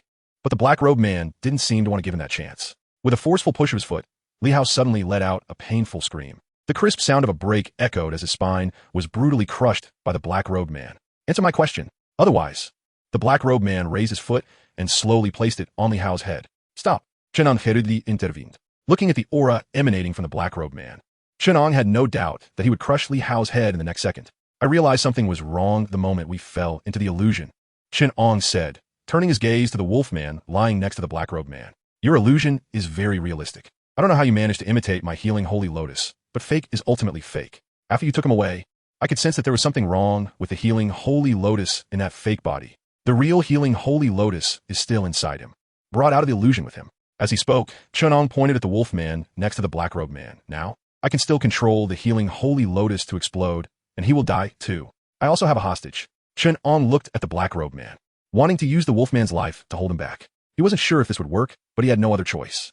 I only asked you to answer my question, not to threaten me. The black-robed man's tone was dissatisfied, and he suddenly pressed down hard with his foot on Li Hao's head. Li Hao's head sank deep into the mud, struggling, but to no avail. Looking at Chen Ang's angry eyes, the black-robed man laughed. I can kill him, but you can't kill my people. Of course you could try. After saying that, he pointed to the wolfman who was meditating on the side. Wolfman. So? Looking at the black-robed man, who seemed to have no weaknesses, Chen Ang fell silent. This plot development is wrong. Didn't Li Hao say earlier that although this black-robed man was strong, capturing him was just a matter of time? But now, Chen Ang glanced at the unconscious Li Hao. Something is off, very off, but he couldn't pinpoint what was wrong. It couldn't be that Li Hao and this black-robed man were intentionally acting, could it? Chen Ang's Qingdi was very sensitive to the breath of life. He could feel that Li Hao was indeed hanging by a thread at this moment. Watching Chen Ang's gaze flicker between himself and Li Hao, the black-robed man tightened his expression under the hood. What kind of gaze is this? Is this kid starting to suspect something? Snap! Just as the black-robed man wondered if there was a flaw somewhere, a snap echoed. Not far away, the werewolf, who was adjusting its breath, suddenly howled. Ah, not good. The black-robed man was startled and raised his hand to unleash a burst of colorful spiritual power, enveloping the werewolf entirely. Feeling the connection between himself and the healing sacred lotus severed by that spiritual power, Chen Ang sighed softly. It seems that the black-robed man wasn't boasting. With him around, even if he launched a sneak attack, he couldn't kill this werewolf. Forget it. There is no point in dwelling on things that can't be understood. At worst, it just means death, which is a pity. The promise made to Pei Chongping. It seems I won't be able to fulfill it. He glanced back at the few people behind him and rarely admitted his mistake in a low voice. I'm sorry. It was my decision that went wrong. The others did not respond, their spiritual power surging, their faces already bearing the determination of death. Was it really Chen Ang's decision that was wrong? Not necessarily. Based on the strength the black-robed man displayed, according to Li Hao, Chen Ang's decision was not wrong. But no one could be sure which would come first, the unexpected or tomorrow. Since that's the case, why bother with these thoughts? At worst, it's just death, something that will happen sooner or later. But it's a pity that I haven't been through the time-space rift yet, and haven't been able to personally experience the high-level tricks of those invading civilizations. Looking at everyone's expressions, Chen Ang let out a bitter smile and turned to look at the black-robed man. The five of them had no fear of death on their faces, only a calm resolve to face it. Chen Ang was the first to charge out, with crimson threads outlining bizarre patterns on his face, dominating and condensing beneath the black-robed man. The celestial dynasty shall be eternal. As the voice fell, the thick and liquid-like spiritual energy in Chen Ang's dantian crazily gathered and mobilized, enveloping the bodies of Sui Xiao and the others behind him in a green light. The spiritual power within was completely exhausted, and outside, green light and red radiance intertwined. A punch was thrown. The red radiance surged forward first, intending to destroy everything before it. The green light no longer represented life, but instead, a thick atmosphere of death spread. Ancient trees bent under the pressure. The ground was plowed into ravines, and the spiritual energy dissipating in the air was drawn in, mixed with brutality as it surged towards the black-robed man. This punch was Chen Ang's final song before his life came to an end. Chapter 50, Breaking the Heart's Barrier. As he watched the young boys and girls channeling all their spiritual energy for a desperate attack against him, the figure in the black robe subtly nodded. These 5 little ones, at most 5th-level martial artists, surprisingly managed to make a 6th-level martial artist powerless to fight back. They had strength. Seeing that Li Hao, who was behind him, was already under his foot, they dared to fight even knowing they were at a disadvantage. No one knelt to plead for their lives. They had spirit. Now, with someone charging to the front, no one entertained thoughts of retreating, even though they were already overwhelmed. Yet, as they charged forward, they all vaguely prepared to shield those beside them from attacks. There was camaraderie. Everything about them satisfied him, but unfortunately, what use is a moment of passion? In the face of a true, strong enemy, it is merely a path to death. The figure in the black robe raised his hand, placing his middle finger against his index finger to form a shape resembling an eye, pressing it to his right eye. Through the gap, he took in all those who had closed in. He spoke softly. Then let us bypass those boring tests and allow me to help you break the heart's barrier in advance. In an instant, the right eye beneath the hood of the black robe radiated with dazzling colors, and he bellowed, "Sink into the fears of your heart. Heart's barrier calamity." The colorful light illuminated the entire mountain forest, and Chen Ang's attack, which had reached the front of the black-robed figure, instantly vanished into thin air. As Chen Ang and the others charged toward the black-robed figure, several ancient bronze mirrors appeared beneath their feet. The moment Chen Ang caught sight of the mirror, he was uncontrollably drawn into a gaze with his reflection. In the mirror, the Chen Ang within was small in stature, with a tender face covered in bruises, and a band-aid on his forehead. It was as if he appeared as a child. Memories, already a bit hazy, surfaced in his mind. Looking at his younger self in the mirror, a fierce glint in Chen Ang's eyes instantly turned to fear. Chen Ang averted his gaze, wanting to avoid looking at the mirror image of himself. But no matter how he struggled, he found himself sinking deeper into the ancient mirror, slowly merging with his younger self. No, don't. This was the first time Chen Ang lost control of his emotions since entering this space. He turned back, hoping to seek help from Sui Xiao and the others behind him, but no one responded. The others behind him also showed fear, their bodies slowly merging into the ancient mirrors beneath their feet. Outside the mirror, only Chen Ang's head remained, still struggling in panic. There was no fading memory. It was a memory he had deliberately tried to forget. No! Chen Ang's desperate cries faded as his body was completely swallowed by the ancient mirror. The black-robed figure stepped forward, and the 5 mirrors that had consumed Chen Ang and the others floated up from the ground. Inside the barrier, Chen Ang and the others had completely merged with the cells in the mirror. A ripple in the air.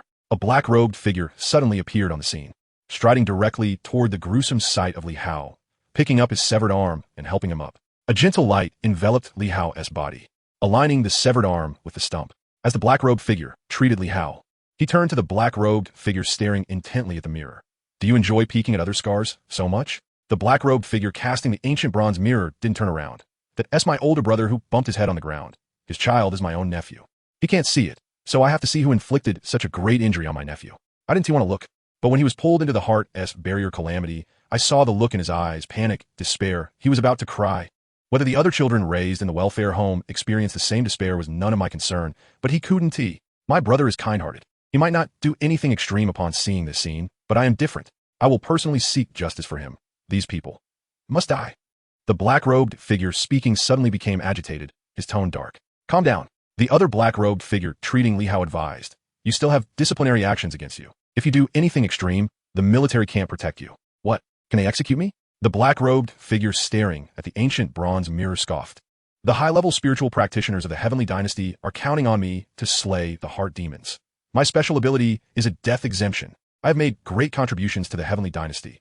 What does it matter if I kill a few beasts? Withdrawing his hand from Li Hao, the black-robed figure sighed. Sigh, I don't know what to say to you. When will you reign in your banditry? Fine. General Chen has been trying to persuade you for over a decade without success. I won't waste my breath anymore. Just do as you please. After saying this, the black-robed figure carried the still unconscious Li Hao. I'll take him away. Once this heart's barrier calamity appears, these kids no longer need to continue the assessment. You handle it as you see fit. The black-robed figure who called himself Uncle Chen Ang nodded, his gaze still fixed on the scene in the mirror. You little beast. An unwanted thing without anyone to raise you. In what looked like a teacher's office, a woman dressed in gaudy jewelry was angrily cursing. No wonder your parents abandoned you. At such a young age, you don't learn anything good, stealing from others, a natural-born bad seed. People like you deserve to die outside. How could you be adopted by the welfare home? The one who picked you up must be blind. As she cursed, the woman seemed unable to contain her anger, raising her hand and slapping a 6 or 7-year-old child in front of her. Slap. The crisp sound of the slap echoed. The child stumbled back, the Band-Aid on his face knocked off. The wound that had been covered by the Band-Aid began to bleed again. Hey, Ms. Liu. You can say what you want, but why hit the child? A young female teacher, who had been standing next to them, quickly stepped forward to support the child. Looking at the sharp-tongued woman, we haven't clarified what happened yet. No one can say for sure whether Chen Ang stole it. If you continue like this, I will call security. The woman sneered, her eyes disdainfully glancing at the young teacher, shielding Chen Ang. Oh, Teacher Zhou, what do you mean? Are you protecting this little beast? My son Xiao Jun told me that only this little beast knew there was money in his backpack. If it wasn't TM who stole it, then who else could it be? An orphan who has never seen so much money.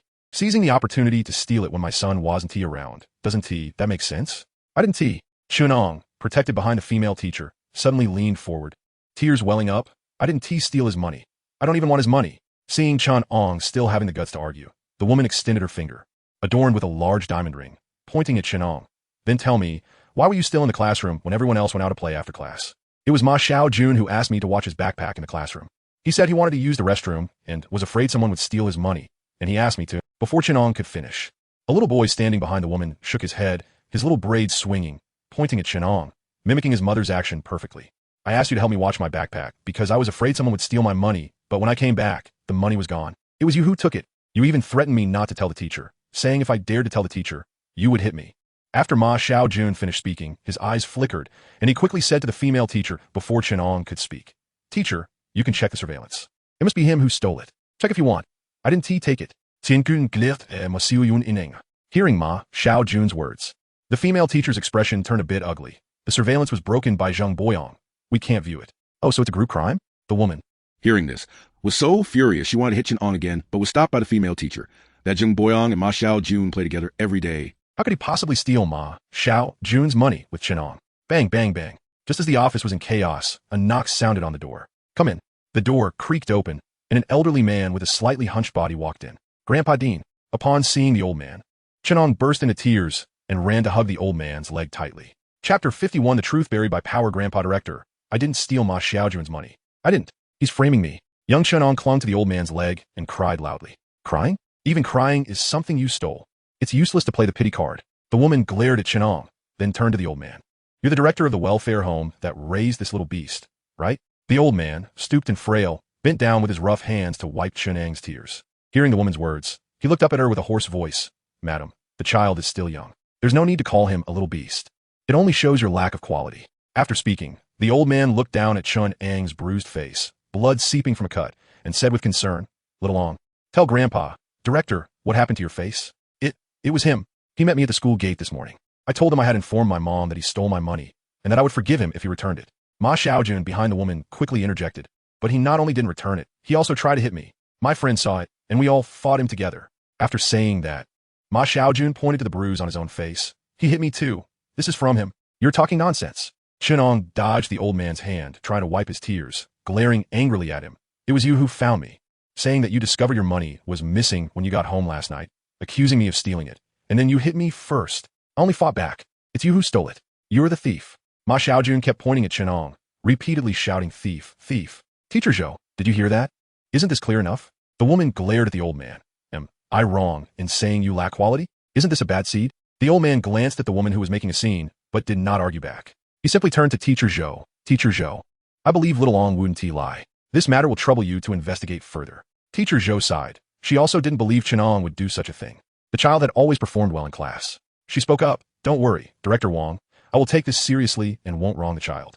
What do you mean by take it seriously? What do you mean by wrong? A voice came from outside the door. A middle-aged man with a big belly and a bald head walked in, scanning the room. I could hear the commotion outside. What's going on? Seeing the bald man enter, Teacher Zhou called out, Director Niu. Director Niu responded and then paused when he saw the woman.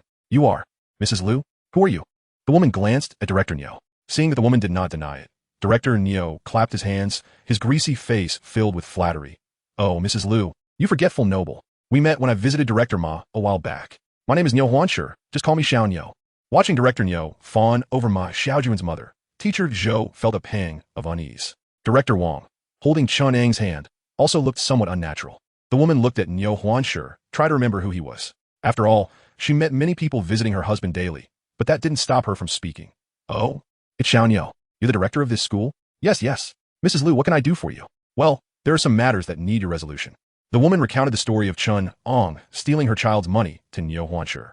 Finally, she said, my old lady is quite fond of her grandson. A couple of days ago, she gave him 20,000 yuan as pocket money, and this little beast stole it. You need to resolve this. Niu Huanshu was furious upon hearing this. What? Such a despicable thing happened? He then turned to Teacher Zhou. Teacher Zhou, can you still be a teacher? If this matter isn't resolved promptly, are you covering for the student who stole money? Does Niu Huanshu really believe the woman's words? Not necessarily. He wasn't a fool. He knew Chen Ang was an excellent student who had spoken at the school as commendation ceremonies twice.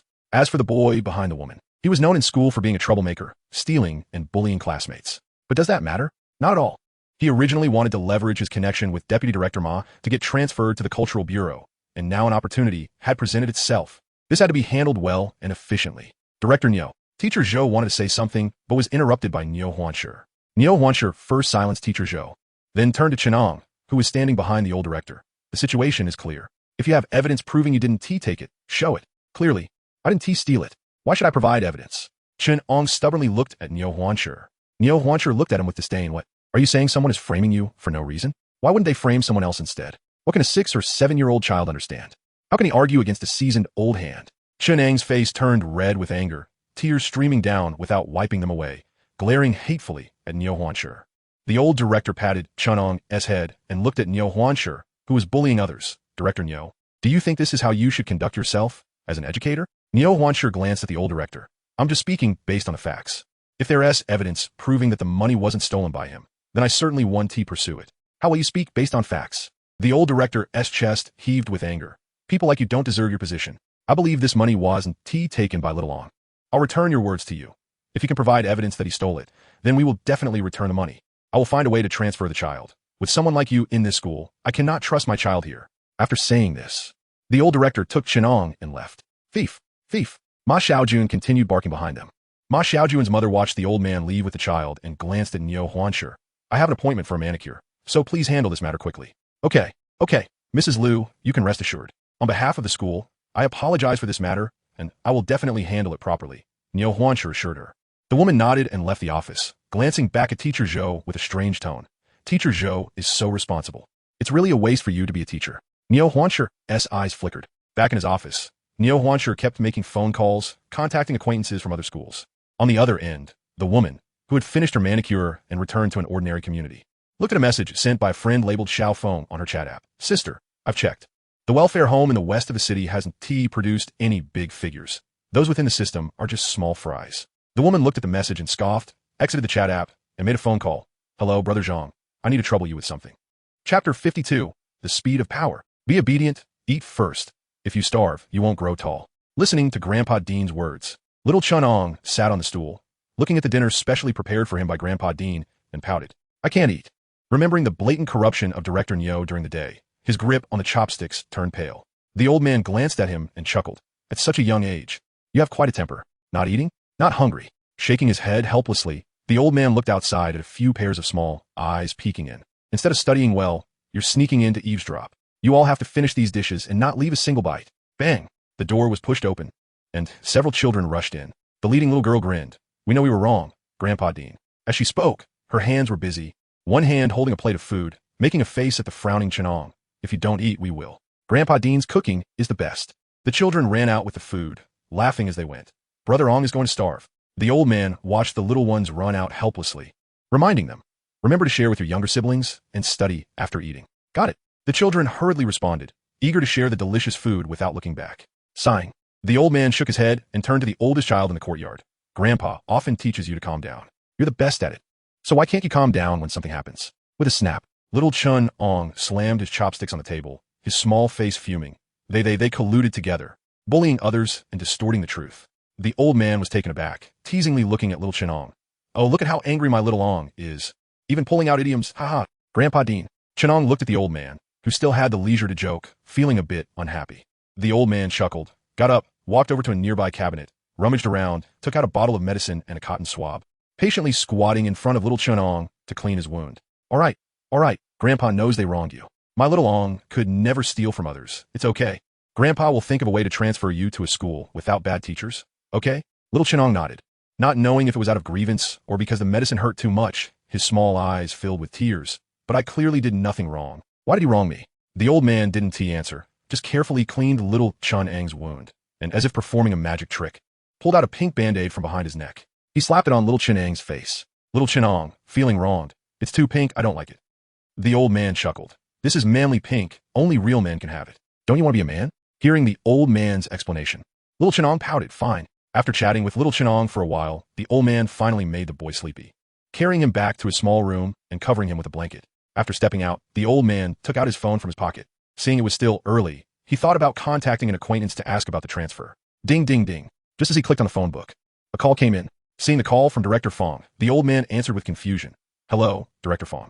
On the other end, Director Fong spoke. Director Wong. Sorry to bother you at this hour. I need to discuss something with you, and we'll be at the welfare home shortly. Are you available? Yes.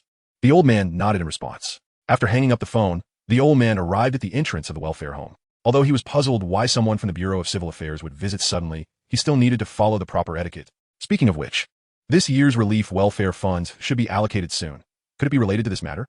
Director Wong, long time no see, haha. A car stopped at the entrance of the welfare home, and several uniformed civil servants got out. The leading middle-aged man had a leadership demeanor and extended his hand to the old man waiting at the door. The old man shook hands with the middle-aged man, his already hunched body bending lower. It's been a while since I've seen Director Fong. You seem to have lost a bit of weight. It looks like you've been working hard. Flattery is the best way to go. For someone like Director Fong, who is somewhat of a superior. The old man smiled as he complimented him. Hearing the old man's flattery, Director Fong's smile grew wider. Oh, not at all. You have to manage such a large welfare home. You're the one who truly has a heart. Everyone carries the flower sedan. Although he didn't have much to say this time, he still had to maintain the necessary pleasantries. The old man held Director Fong's hand and led him into the welfare home. In the reception room. It's called a reception room, but it's just a small room with some simple furniture. There's no way around it. The welfare home is poor, relying on the little relief fund from above each year to sustain itself. The old man poured tea for Director Fong and several civil servants before sitting down. Looking at Director Fong, thank you for taking the time to visit so late. I wonder if there are any new directives from above? Seeing the old man's respectful demeanor, Fong Chenghao picked up his teacup, preparing to take a sip to gather his thoughts. But upon seeing the cheap broken Mao Jian tea in the cup, he frowned and put it down. Smacking his lips, Fong Chenghao looked at the old man and spoke. There's no directive, mainly about the relief welfare funds. Seeing Fong Chenghao's expression, the old man's heart sank. And he nervously asked, is it going to be delayed? It's all right, in my younger days, I saved a bit of nest egg. Just waiting for old age to use it. And look, now it's coming in handy. The old man spoke nonchalantly, trying to act as if it was no big deal. But only he knew that there was no nest egg left over the years. It had long been poured into the bottomless pit of the welfare home. No, it's not a delay. Fong Chenghao waved his hand, coughed a couple of times to clear his throat. Cough, cough. It's that your welfare home's relief welfare funds have been canceled. Bang. The old man, who had been sitting in his chair, suddenly stood up, his face in disbelief. What? Looking at the panicked old man, Fong Chenghao pressed his hand down, signaling him not to get agitated. In the past 2 years, our finances in Nandu have been tight. According to the leaders above, they've decided to dissolve 10 welfare homes and merge the personnel into other willing welfare homes. This will not only facilitate management, but also alleviate the financial burden. Director Wang, the welfare home you manage, is one of them. Listening to Fong Chenghao's words, the old man slumped back into his chair. After a long time, the old man opened his mouth. What does merging personnel into willing welfare homes mean? Saying they're willing to cooperate is a lie. He couldn't bear to part with these children. But since the decision has been made above, he could only cooperate. After all, he couldn't cause trouble for the leaders. But Fong Chenghao seemed to have something more to say. And that phrase about merging personnel into willing welfare homes gave him a bad feeling. Chapter 53. High position? Heavy authority? Then let's smash him to pieces. Hearing the old man's question, Fong Chenghao nodded. This old man isn't too stupid after all. He waved his hand at the other officials, signaling them to leave. Once they were gone, Fong Chenghao crossed his legs and looked at the old man. Director Wang, we've known each other for so many years. Today I'll be foolish just this once, but Fong Chenghao paused, staring intently into the old man's somewhat dazed eyes. What I say will only enter your ears, understand? The old man, seeing Fong Chenghao's serious demeanor, silently nodded. Fong Chenghao took out a cigarette and lit it, not offering one to the old man. Knowing he had quit smoking many years ago, Director Wang, when it comes to dealing with people, sometimes you need to soften up a bit. If you're too hard, you'll easily get broken. Fong Chenghao exhaled a puff of smoke. Just now, with so many people around, I was just saying polite things. Now that it's just the two of us, let me speak from the heart. You tell me honestly, have you offended some big shot? Seeing the old man looking at him in confusion, Fong Chenghao sighed. Someone up top has sent word. Your welfare home is to be shut down. Not only that, but even the children inside will be turned away by other welfare homes under various pretenses. Understand? After saying this, Fong Chenghao watched the old man's expression gradually shift from confusion to realization, then to, damn it. The old man's furious shout was loud. Fong Chenghao's hand holding the cigarette trembled in shock. It was the first time he had seen this old man, whom he had known for over a decade, lose his temper. But what good does it do? Fong Chenghao sighed. To be honest, I want to help you, but I don't have the capability. The person who can make my superior call me personally is someone I can't afford to provoke. Don't blame me for being straightforward. Looking at your expression, you can guess who is targeting you. Don't tell me. I don't want to hear it. Just take my advice, regardless of whether you are right or wrong. Whether it's a loan or a gift, prepare a good offering and bow down to apologize. People like us are nothing in their eyes. If you make them happy, they might just let you go. After saying this, Fong Chenghao stood up, patted his backside, and looked at the old man. That's all I have to say. Think it over. I'll be leaving now. After leaving the welfare home and returning to the car, Fong Chenghao lit another cigarette. As he exhaled a puff of smoke, it briefly obscured his vision, and he seemed unable to see the road ahead clearly. Having navigated the political arena for over 20 years, he was known for being unflappable. Just like this time, the tasks assigned by the leadership, he must not only complete, but also do so brilliantly. But he wouldn't take the blame for this. Not only would he not take the blame, but he would also wash his hands clean. Did he really think he was kindly reminding that old Wang? Don't joke around. He just wanted old Wang to know who was after him. There's a reason for every grievance. He was merely a runner. What if old Wang was stubborn and wanted to confront that big shot head on? No way. Old Wang was smart. He would have guessed someone was targeting him. What does that have to do with Fong Chenghao?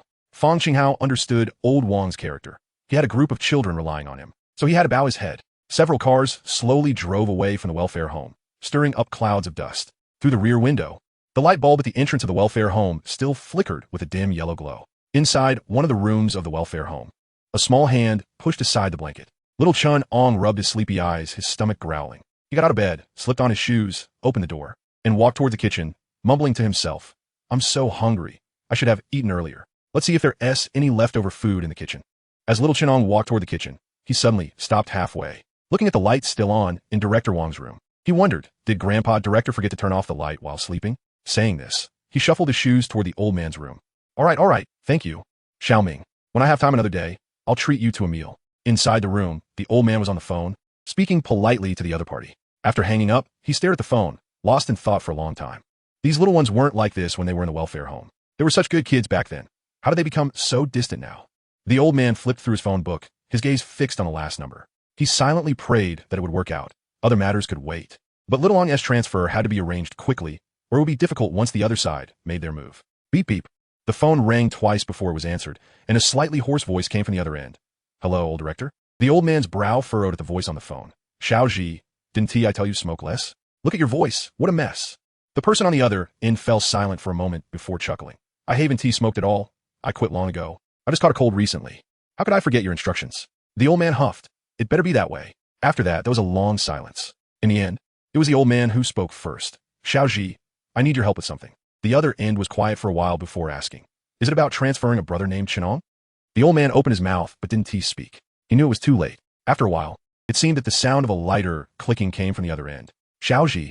The old man spoke with difficulty but was interrupted. "Old director, is it unreasonable for me to smoke a cigarette after helping you with such a big favor?" Hearing this, the old man's dimmed eyes suddenly brightened. "Can you do it?" The other end replied, "Hey, you underestimate me. After all, I'm now a deputy section chief in the Cultural Bureau. It's just a bit of trouble. Not difficult." The old man still felt uneasy about the person on the other end. The other end paused briefly before saying, "Not difficult. All right, old director. Xiao Xia is calling me to sleep. If I delay any longer, she'll come over and scratch me." The old man relaxed and finally smiled. All right, go ahead. Please say hello to Xiao Xia for me, and let her come back to see me when she has time." "Got it." After hanging up, the old man put down the phone, letting out a long sigh. In a relatively well-kept apartment building, Wang Ji silently held a cigarette, which had already gone out because it had burned down to the filter. Huff, Wang Ji exhaled, taking the butt and placing it in the ashtray, which was already full of cigarette butts. Turning his head, he looked at his wife sitting beside him, who always tried to persuade him not to smoke. "Why aren't you stopping me this time? This is your reward." The woman smiled as she cupped Wang Ji's face and gave him a kiss. Wang Ji smiled, pulling her in for an embrace and joking, "Once I agree to this, all our efforts over the years will be in vain." The woman kissed him again. "If it's in vain, it's in vain. I could accompany you from nothing to where we are now. We can always start over." "Silly girl. Thick-headed goose." The two embraced on the sofa. In the darkness, the woman's voice rang out. "If it weren't for the old director back then, we wouldn't be where we are now. This is my strongest support for you. You are my man, the best man in the world in my heart." Chapter 54, The Kneeling Giant. In a cramped room, the stomach rumbled again. Bang, bang. Xiao Chen Ang raised a small fist and hit his stomach twice, then, not knowing whether it was because of the pain or something else, tears streamed down his face as he turned over and closed his eyes. The old man had poor hearing and liked to keep the speakerphone on when making calls, otherwise he wouldn't be able to hear clearly.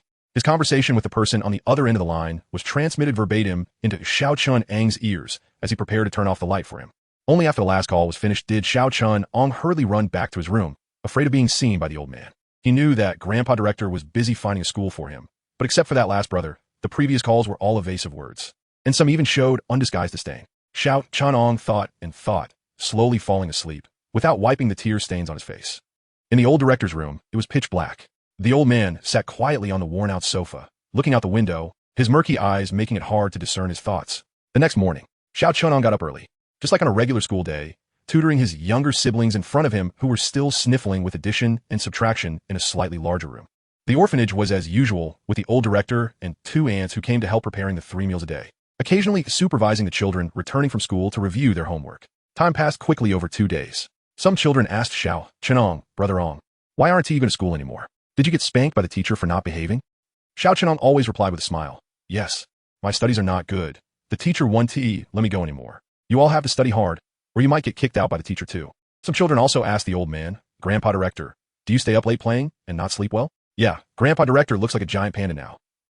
The old man knocked on the head of the child who was asking, "Grandpa is old and needs less sleep. You must sleep well, or you'll become a giant panda like Grandpa." The child covered his head. "I don't want that. I will sleep well."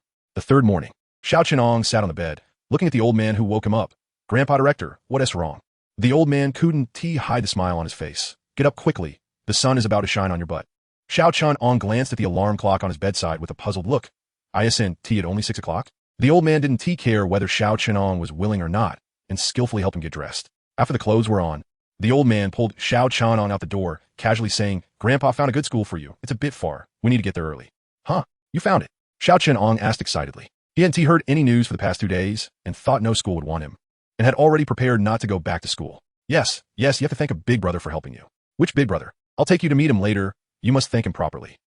At the entrance of Nandu City, on UN Primary School, the old man was thanking a middle-aged teacher in front of him while handing Chen Ang over to him. Thank you, teacherly. The middle-aged teacher waved his hand. It's no trouble. The relationship between Wang Ku and me is there. His matters are my matters. Oh, still, I must thank you. The old man remained very polite. The middle-aged teacher declined the old man's invitation to have dinner together that evening and took Chen Ang into the school. Watching the two walk away, the old man stood quietly at the school gate. After a long time, even the security guard at the gate no longer paid attention to this old man before he slowly left. In front of a bank ATM, the old man collected the money he had pieced together and left. After a long time, the old man was carrying big and small bags. He walked into an ordinary residential area. After searching for a while, the old man stood in front of a door, reached out and knocked. Knock, knock, knock. Who is it? A childish voice full of dissatisfaction rang out. Click. The door opened. Looking at the irritated child in front of him, the old man was taken aback for a moment, then forced a smile. Is this classmate Xiao Jun? Isn't today, Tuesday? Why aren't you in school? Ma Xiao Jun also recognized the old man in front of him and rolled his eyes. What is it to you? What are you here for? Who is it, Xiao Jun? A familiar female voice came from inside the house. Then the woman who had pointed at Chen Ang's nose and scolded him at school walked out. The woman had a face mask on, and after looking at the old man who came to the door, she was taken aback for a moment, then let out a cold laugh.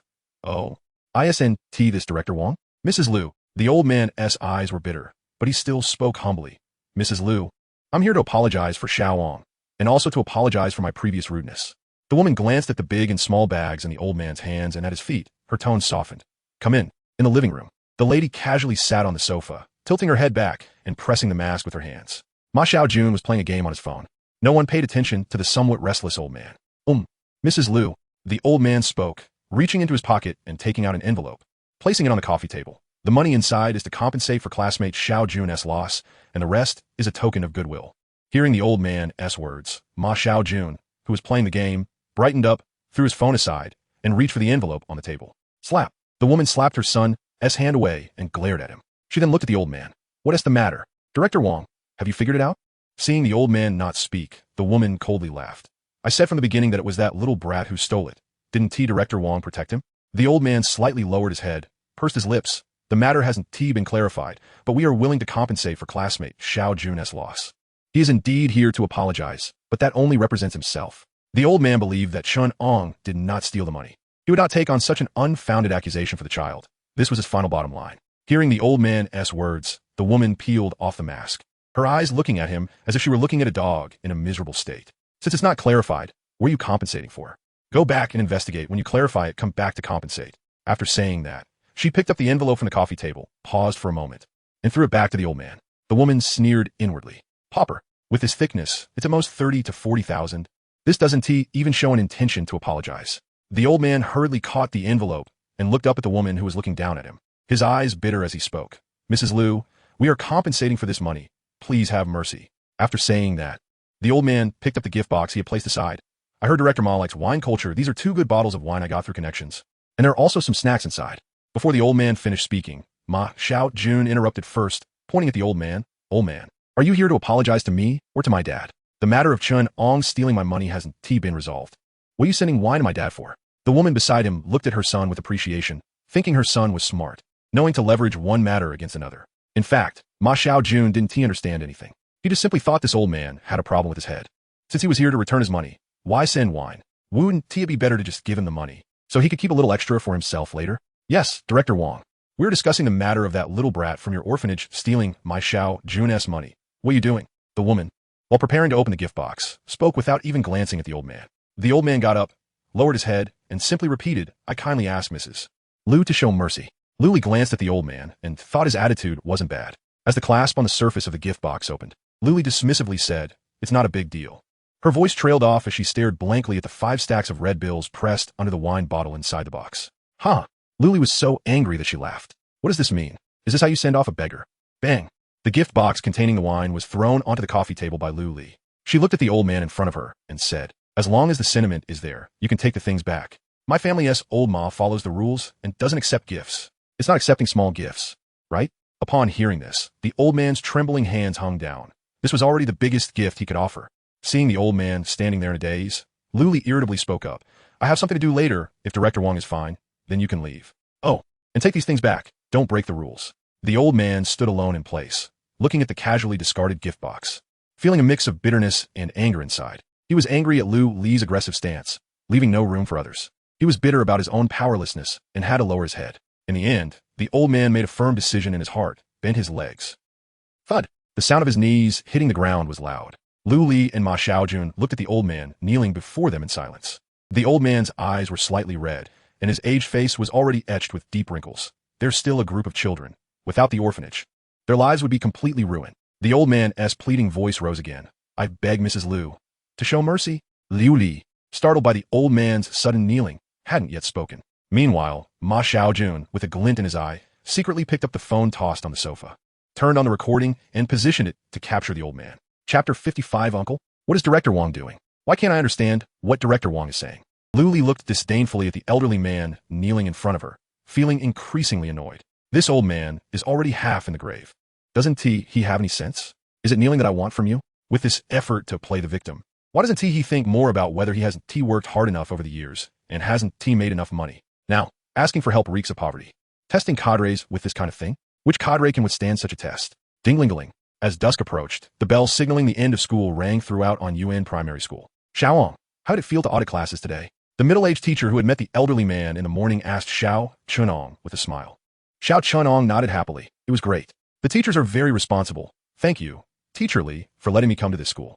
Ha! The middle-aged teacher chuckled. Your transfer application will be processed tomorrow. Come to my class then. The more he looked at Chen Ang, the more he liked him. He had observed this little guy all day. He was very capable of learning, had excellent grades, and was willing to work hard. With proper guidance, he would definitely be a good seed. Grandpa Director. As the two reached the school gate, Chen Ang saw Grandpa Director holding a bag of soup dumplings waiting for him and waved his hand happily. After saying goodbye to Teacher Li, Chen Ang ran quickly and jumped into the old man's legs. The old man smiled and ruffled the happy Chen Ang's hair. After chatting a bit more with the middle-aged teacher, the old man left with Chen Ang. On the way, Grandpa Director, I can come to school by myself tomorrow. I remember the way, Chen Ang said proudly while eating the soup dumplings. The old man held Chen Ang's other hand and smiled. Let any take you. You're still small, and you need to pay attention to safety. I'm not small. I'm 8 years old this year. Okay, not small. My little Ang is a big kid now. Early the next morning, Chen Ang got up early, organized his backpack, and opened the door to go out. After searching for a long time, he couldn't find Grandpa Director. The aunt who was serving breakfast told him that Grandpa Director had gone out. What could Grandpa Director be doing so early? Chen Ang wondered. After eating, he refused the aunt's offer to take him to school and left the welfare home by himself. He had just seen the aunt preparing breakfast for other little brothers and sisters and didn't want to trouble her. After leaving the welfare home, Chen Ang kicked a small stone all the way toward Yuan Primary School. When passing an intersection, he hesitated slightly. Ahead was his previous primary school, and he didn't want to walk through here. But this was the nearest road to Yuan Primary School. After thinking for a moment, Chen Ang decided to go this way. He could just walk faster if necessary. Hey, stop. Just as Chen Ang was running quickly to leave this road, a few students at the gate of Nandu, First Primary School, stopped him. A little boy with a pigtail walked up to Chen Ang. Isn't this the thief Chen Ang? Hearing the pigtail boy's words, the nearby boys all laughed along. Thief. A thief born without a mother to care for him. Do you really think that after stealing money and transferring schools, it'll all be fine? Your grandpa still has to kneel down to apologize to Junga, right? Chen Ang, who had originally planned to pretend he didn't hear anything and walk away from Ma Xiaojun and the others, stopped in his tracks after hearing one boy's words. He turned around angrily and looked at the boy. Zheng Boyong, if you say anything bad about Grandpa Director again, I'll tear your mouth apart. The boy named Zheng Boyong pointed at Chen Ang with one hand and turned his friends. Oh, he*s getting anxious. Ma Xiaojun, the leader among the boys, walked up with a wicked smile and handed Chen Ang a phone with a bad grin. Let me show you something nice. Chen Ang originally wanted to swat the phone away, but a glance caught his eye. The phone displayed a paused video, and in it was Grandpa Director. Chen Ang instinctively took the phone and hit the play button. Mrs. Liu, I beg you, please have mercy and leave the children a way to live. I don't understand what Director Wang means by this, but come to think of it, a group of unwanted orphans, whether they live or die, has nothing to do with me. Mrs. Liu, I'm wrong. It's all my fault. I shouldn't have contradicted you, but the children are innocent. Mrs. Liu, it's my fault. The old man is here to apologize to you. Slap, slap, slap. Mrs. Liu, the old man, kneeling on both knees, was desperately slapping himself while pleading with the woman in front of him, until finally the security guard called by the woman drove him away. Huff, huff. Chen Ang looked at the scene on the phone, his eyes already bloodshot, breathing heavily. Ma Xiaojun snatched the phone with a laugh. See? They say you're a thief, so you're a thief. What's the use of changing schools? Your grandpa director still has to come and kneel to apologize to me. Ha! Imitating a move he learned from a movie. Ma Xiaojun reached out and slapped Chen Ang's face.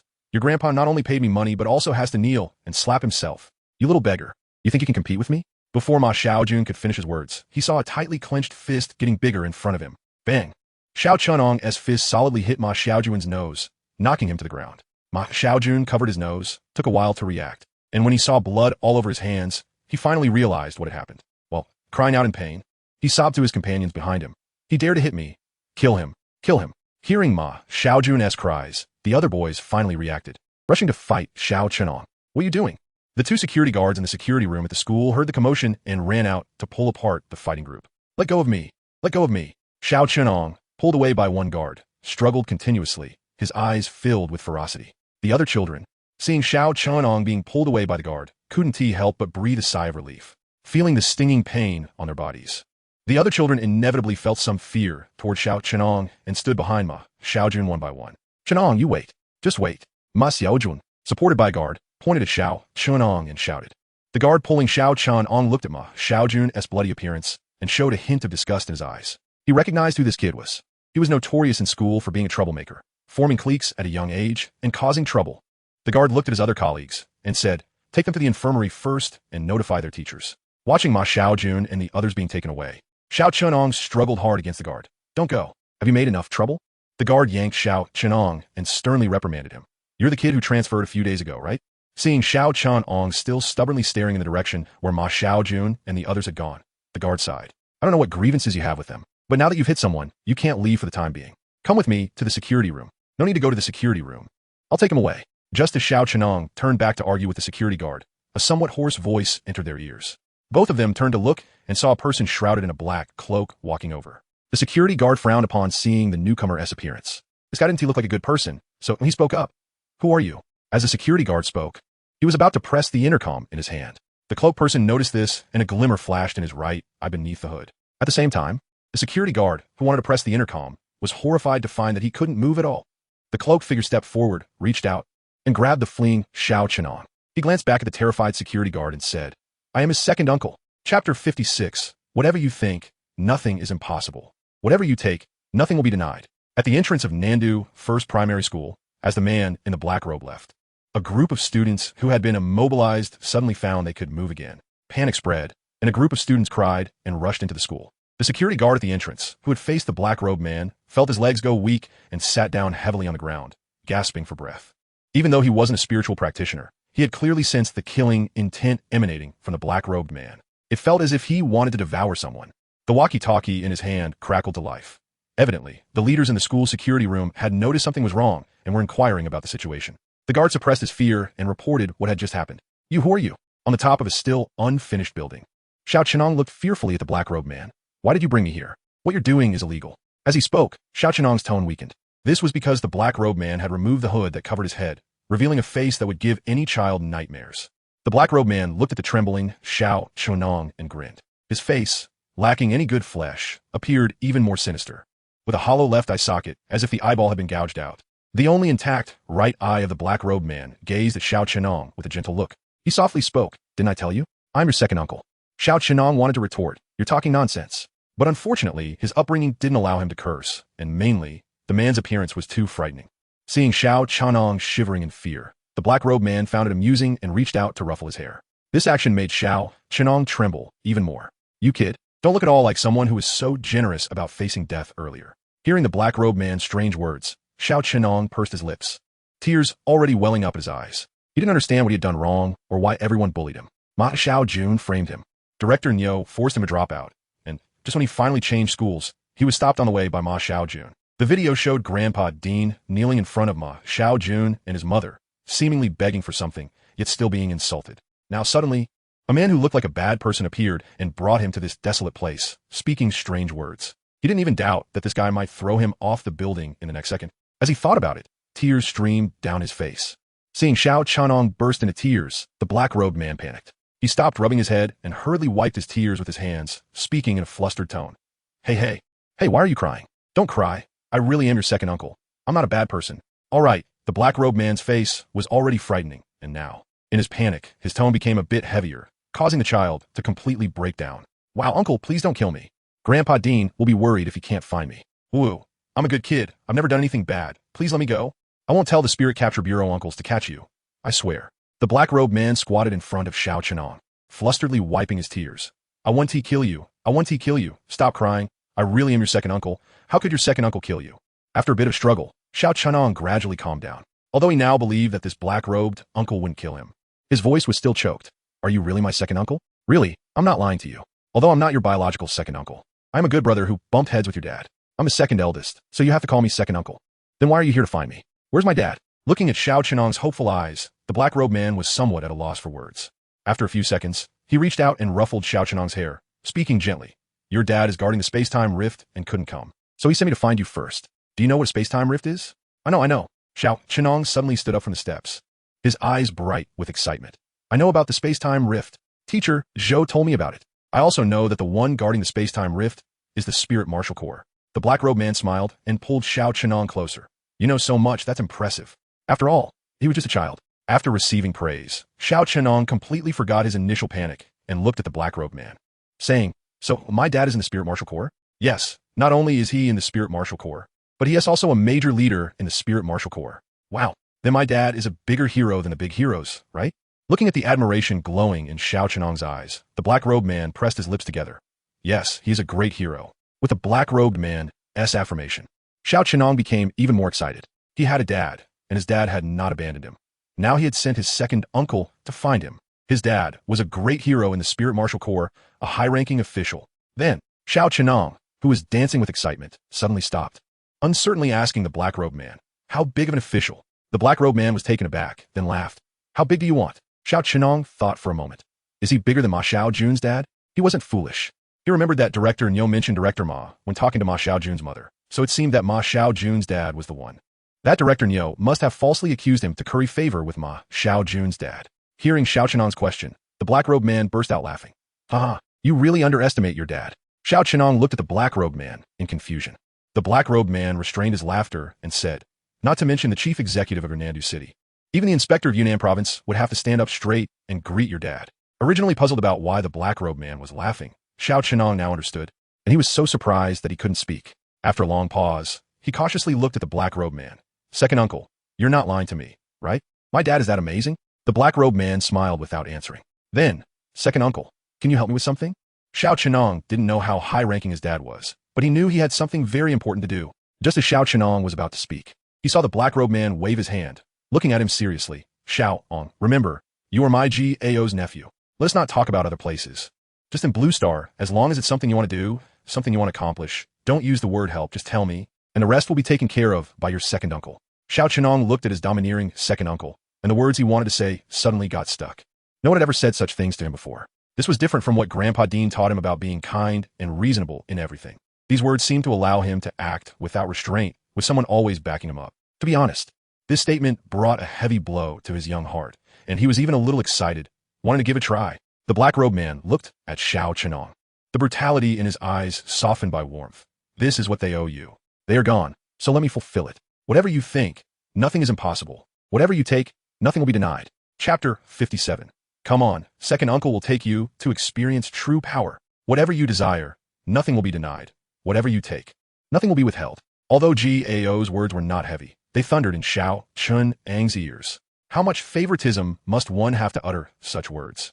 Disregarding right and wrong? Chen Ang clenched his fists, a strange flush appearing on his face, his body trembling uncontrollably. He knew that from this moment on, there was another mountain behind him. No, 2 mountains, plus that father he had never met. Grandpa Dean taught him to be kind to others, and he learned it and did so.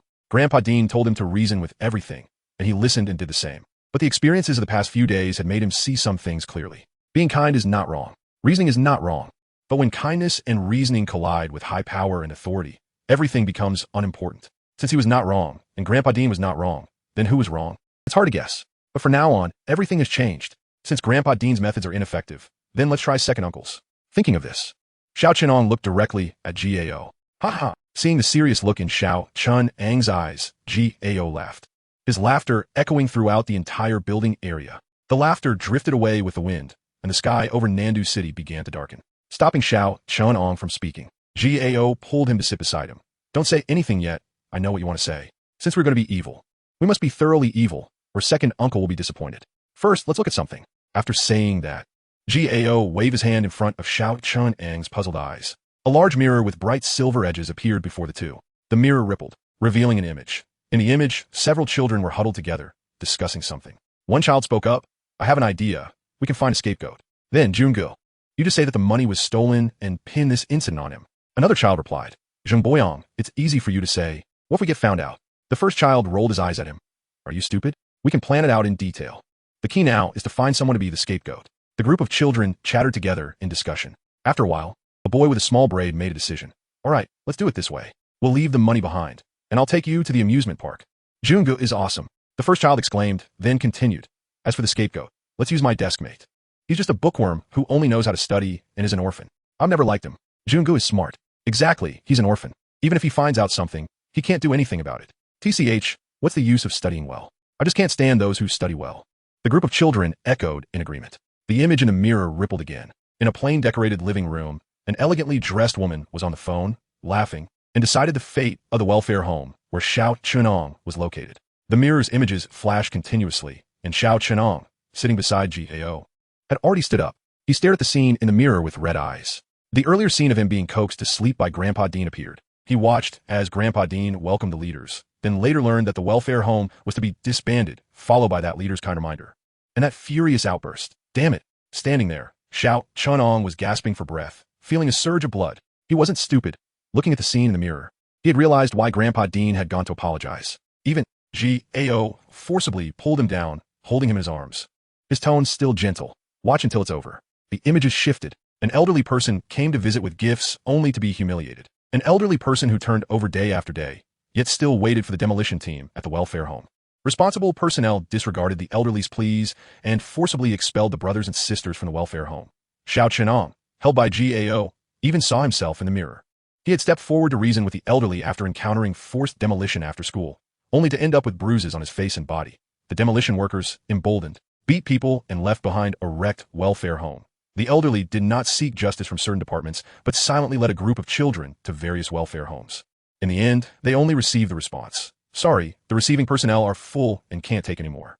The elderly did not give up and started applying to the government to reopen a welfare home in their old house without support from the government. But what they received was relentless difficulty. Again, the elderly person was seen alone, kneeling at the entrance of a community, kneeling after meals, kneeling after using the restroom. From the sun high in the sky to the crescent moon, then from the crescent moon back to the sun high in the sky. A kind-hearted person approached to inquire, but the elderly remained silent. Days passed, and after receiving a phone call, the elderly silently bowed 3 times before staggering away. By then, the West City Welfare Home had disappeared, and the Hope Welfare Home appeared on the map of Nandu City. At the Hope Welfare Home, one could often see an older brother named Wang Ji and an older sister named Zhao Xia, leaving during the day and returning at night, dragging their tired bodies. Grandpa Dean no longer looked for people to play chess or quietly read in the yard. Every day, he would ride an empty tricycle out, and when he returned, it was filled with crushed, empty bottles and cardboard. By then, the mirror's ripples continued, but no more images appeared. Gao waved his hand, and the mirror shattered, turning into scattered dots of light that disappeared. Looking down, Chen Ang in his arms was gripping his wide black robe tightly, his body trembling. Gao glanced at his sleeve, soaked from wiping Chen Ang's tears, rubbed Chen Ang's head, and spoke gently. These are all things that will happen in the future, which is why I appeared now. Tell second uncle, what do you want to do right now? These are all things that will happen in the future. Tell second uncle, what do you want to do? What to do? Gao's voice was like a devil's whisper, echoing in Chen Ang's mind. After a long time, I want to kill them. Sensing that Chen Ang's body was still trembling, his speech unclear, Gao frowned. Louder. As Gao's words fell, Chen Ang in his arms suddenly raised his head, his bloodshot eyes filled with rage, his expression twisted with pain. I want to kill them. They deserve to die. All those who bully the weak deserve to die. A group of scoundrels who are unworthy of their positions and only know how to use their power to bully ordinary people. I want them dead. Dead. Chen Ang's voice grew louder until, in the end, his throat was hoarse from shouting. Xiaologid. His entire face, which seemed to have been scorched by fire, was full of smiles, yet it was terrifying. Rising, Gao held Chen Ang with one arm, his gaze fixed on the administrative building in the city center. You're right. Those who bully others deserve to die. Those who oppress the weak deserve to die. Those who act as accomplices deserve to die. And those who occupy positions without merit also deserve to die. There are too many people in this world who deserve to die. Their actions do not deserve to live.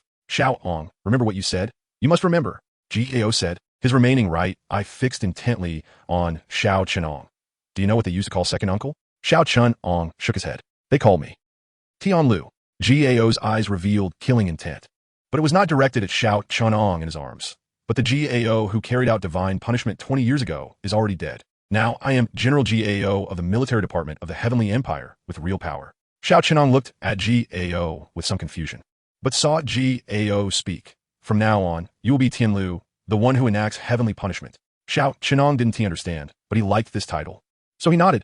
Okay. Gao rubbed Chen Ang's head and grinned. Let us go. Your second uncle will take you to experience real power. Chapter 58. Overbearing? Then be even more overbearing. Nandu City, Administrative Building. All department headquarters of Nandu City are located in this building. Standing outside the door, one can see leaders in various formal attires coming in and out, a continuous flow. Ma San, dressed in security uniform, stood at the security post like a javelin, his serious gaze scanning the crowd, but inside he was very happy. The end of the month is approaching, and he will be confirmed as a regular employee by then. Although he is just a security personnel in the administrative building, becoming a regular employee means a stable job. Not only will his salary increase, but he will also receive some cultivation resources every month. Thinking of this, a smile couldn't help but creep onto Ma San's face as he began to fantasize. A small spiritual practitioner from humble beginnings, after becoming a regular employee, relying on the cultivation resources to improve his realm, gaining the admiration of his leaders, marrying the leader's daughter, supported by the leaders, step by step reaching the peak. Just as he was daydreaming, Ma San suddenly noticed two figures appearing abruptly among the crowd. One was cloaked in a black robe, holding a child. Alarm bells rang in Ma San's mind, and he hurriedly left his post to stop the person in the black robe from entering the administrative building. Who are you? As he spoke, Ma San instinctively reached for the alarm button in his hand. It's not that he was overly suspicious. It was just that the person's outfit was too strange, completely not fitting for a good person. The black-robed Gao ignored the security personnel in front of him, slightly lowering his head. He looked at the child in his arms. Chen Ang, pay attention. Uncle will only teach you once. Saying that, a medal appeared in Gao's hand, which he casually tossed to the security guard. Get your city's governor to come out and see me. Ma San instinctively caught the thrown medal and hadn't had time to look at it before Gao's words left him dumbfounded. Not a buddy? Who are you? Why are you speaking so arrogantly? With disdain and confusion in his heart, Ma San looked down at the medal in his hand. The next second, Ma San trembled, looking up at Gao in shock. Do I need to repeat myself? Gao spoke again, this time with an impatient tone. No need. Please wait a moment, leader. Hearing the dissatisfaction in Gao's tone, Ma San shuddered in fear. While asking Gao to wait, he hurriedly turned back to the security post to relay the message to his captain. Goodness, what did I just see? The National Defense Medal. Usually, he just saw it on TV. Ma San truly didn't dare to imagine that he would one day see it in person, knowing that with the entire population of the Heavenly Empire, such medals number only in the hundreds. After reporting to the captain while trembling, Ma San forced a smile and asked the big shot in front of him to wait a moment. It was one thing to recognize the National Defense Medal. It was another to verify its authenticity. In any case, it's better to be cautious. He was also just doing his job. Ma San no longer stood at the security post. Instead, he stayed close to Gao with a flattering expression, seeming like a sycophant ready to serve the big shot at any moment. Gao held Chen Ang in his arms, quietly standing there, his hood obscuring his expression. The three of them stood at the entrance of the administrative building. Inside, however, chaos erupted. First, the head of the security department uploaded the photo Ma San sent to his superior to report the situation. Then the leaders who received the news began to report up the chain, eventually reaching the governor of Nandu City. The governor, who was handling documents, was instantly enraged upon receiving the news. If Ma San couldn't recognize the authenticity of the medal, could he not recognize it either? But that wasn't the point. The point was that such a big shot came to Nandu City. Why hadn't anyone informed him? Sitting in his office, the governor felt a bit weak, and images began to form in his mind. He imagined himself eating noodles at home, in simple clothes, when suddenly a group of formally dressed officials burst in, presenting their credentials, glancing at the noodles in his bowl, and saying, "Still eating? You're under arrest." Thinking of this, a fine sweat broke out on the governor's forehead, and his gaze became a bit unfocused. But after adjusting his breathing, he stood up and hurriedly instructed his assistant to notify the leaders of various departments to go down and greet the visitor. The entire administrative building was thrown into disarray as department leaders scrambled to follow the governor downstairs. Outside the building, Chen Ang, held in GAO's arms, widened his eyes, watching a group of somewhat flustered leaders approach his uncle. The middle-aged man at the forefront extended his hands. "Hello, leader. I am Xingtian, the governor of Nandu City. Welcome to your guidance." GAO ignored the eager expression of Xingtian, raised his hand to lightly scratch Chen Ang's nose, and said gently, "Are those who bullied you and your grandfather overbearing?" Chen Ang, not understanding fully, nodded vigorously. "Overbearing? Then we must be even more overbearing." GAO's words just fell, and the hand that had just gently scratched Chen Ang's nose suddenly slapped Xingtian's face. Smack! A crisp sound of slapping echoed. Xingtian was stunned. The group of leaders following him was also dumbfounded. Xingtian felt a fiery pain on his face. Both his body and dignity hurt. "Leader, you." Before Xingtian could finish his sentence, smack! GAO slapped Xingtian's face again, this time with such force that blood spurted from his mouth and nose.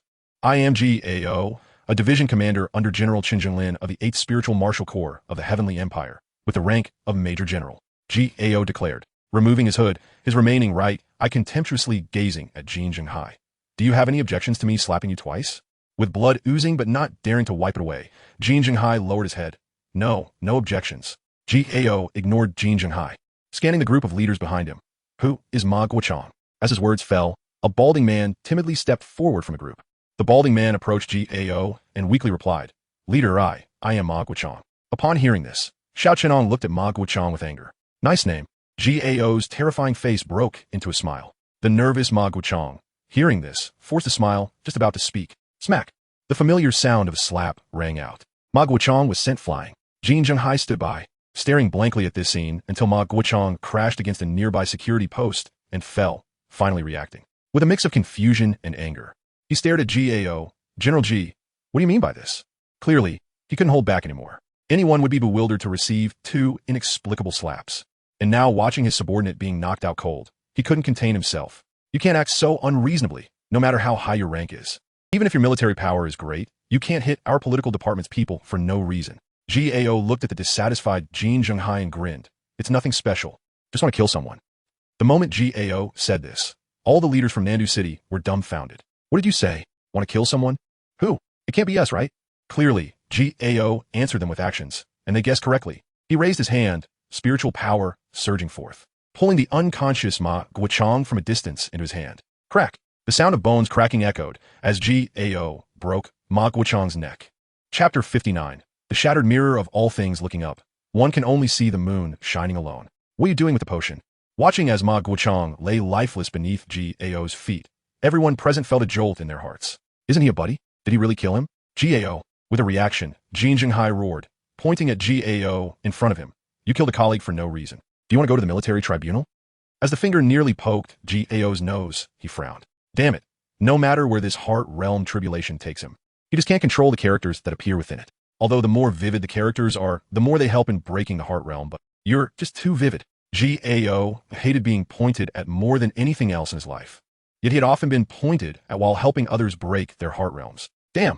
Feeling irritated, GAO grabbed Xingtian's finger and violently twisted it. Crack! Xingtian's finger bent backward against his hand. Before he could cry out in pain, GAO released his hand and seized his neck. Despite Xingtian's external spiritual power surging, he couldn't break free at all. GAO glared at Xingtian, whose face had turned ashen. "I hate it when others point at me. You better pray that you haven't done anything dirty by the time I get out." With that, GAO flung him aside like trash. Watching Xingtian get up from the ground, GAO raised a finger. "I'll give you 1 hour to find out why I brought Xiao Ang here and bring those involved to me." Xingtian looked at GAO, who was full of confidence, and swallowed the words he wanted to say. He glanced at Chen Ang in GAO's arms, and then turned back to the group behind him, shouting in anger, "What are you all standing there for? Didn't you hear what General G said?" The title of General G was emphasized, and it was clear to the onlookers that Xingtian was furious. A few people in the crowd noted Chen Ang's appearance and returned to the administrative building to begin the investigation. Time passed slowly. From time to time, someone would jog up to Xingtian and whisper in his ear. Xingtian's expression grew increasingly grim, and his gaze towards Ma Guochang's corpse became even darker. "Damn it, what trouble did Ma Guochang get me into?" But what intrigued him more was the true identity of the child in GAO's arms. As the hour GAO had given approached its end, vehicle from the Spirit Capture Bureau arrived quickly. The vehicles came to a stop, and one by one, individuals were brought down by spirit capturers. Chen Ang looked out from GAO's arms and recognized some familiar faces among them, such as Lu Li, Ma Xiaojun, Director Niu, and several leaders he had seen on television. Most of the unfamiliar faces were also well-dressed, and a few could easily be identified as teachers. General Ji, everyone related to this matter has been brought here. Jin Jinghai waved off the spirit capturer who was reporting to him and said to GAO. GAO ignored him and simply looked down at Chen Ang in his arms. Make your decision. Chen Ang looked at GAO, not responding. After a long while, he finally spoke. Second uncle, will you be all right? Clearly, Ma Guochang's death had frightened him. He never expected his second uncle would really kill a colleague for him. GAO smiled. I will be fine. He wasn't lying to Chen Ang. This was his territory, and even outside, what could killing such a person do? Still the same, his ability was his life-saving talisman. Looking at the hesitant Chen Ang, GAO said, since you've already made a decision, don't hesitate. When you were weak, they bullied you, but now look at them. Hearing GAO's words, Chen Ang looked at the group brought by the Spirit Capture Bureau. Among the crowd, Lu Li, who had once carried herself with arrogance, was now terrified and collapsed to the ground upon seeing her partner's corpse. The group of children led by Ma Xiaojun trembled and tried to hide when they caught Xiao Ang's gaze. Director Niu, who had wanted to curry favor with Lu Li in the office, didn't dare to lift his head at this moment. When you were kind, they were wolves. But when you become a wolf, even worse than them, you will realize they are merely sheep in wolf's clothing.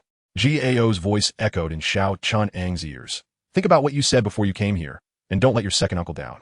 Xiao Ang, remember, when your evil is worse than their evil, all evil in the places you go will hide. With good and evil slaughtering the wicked, that is the divine punishment. Xiao Ang, make your decision.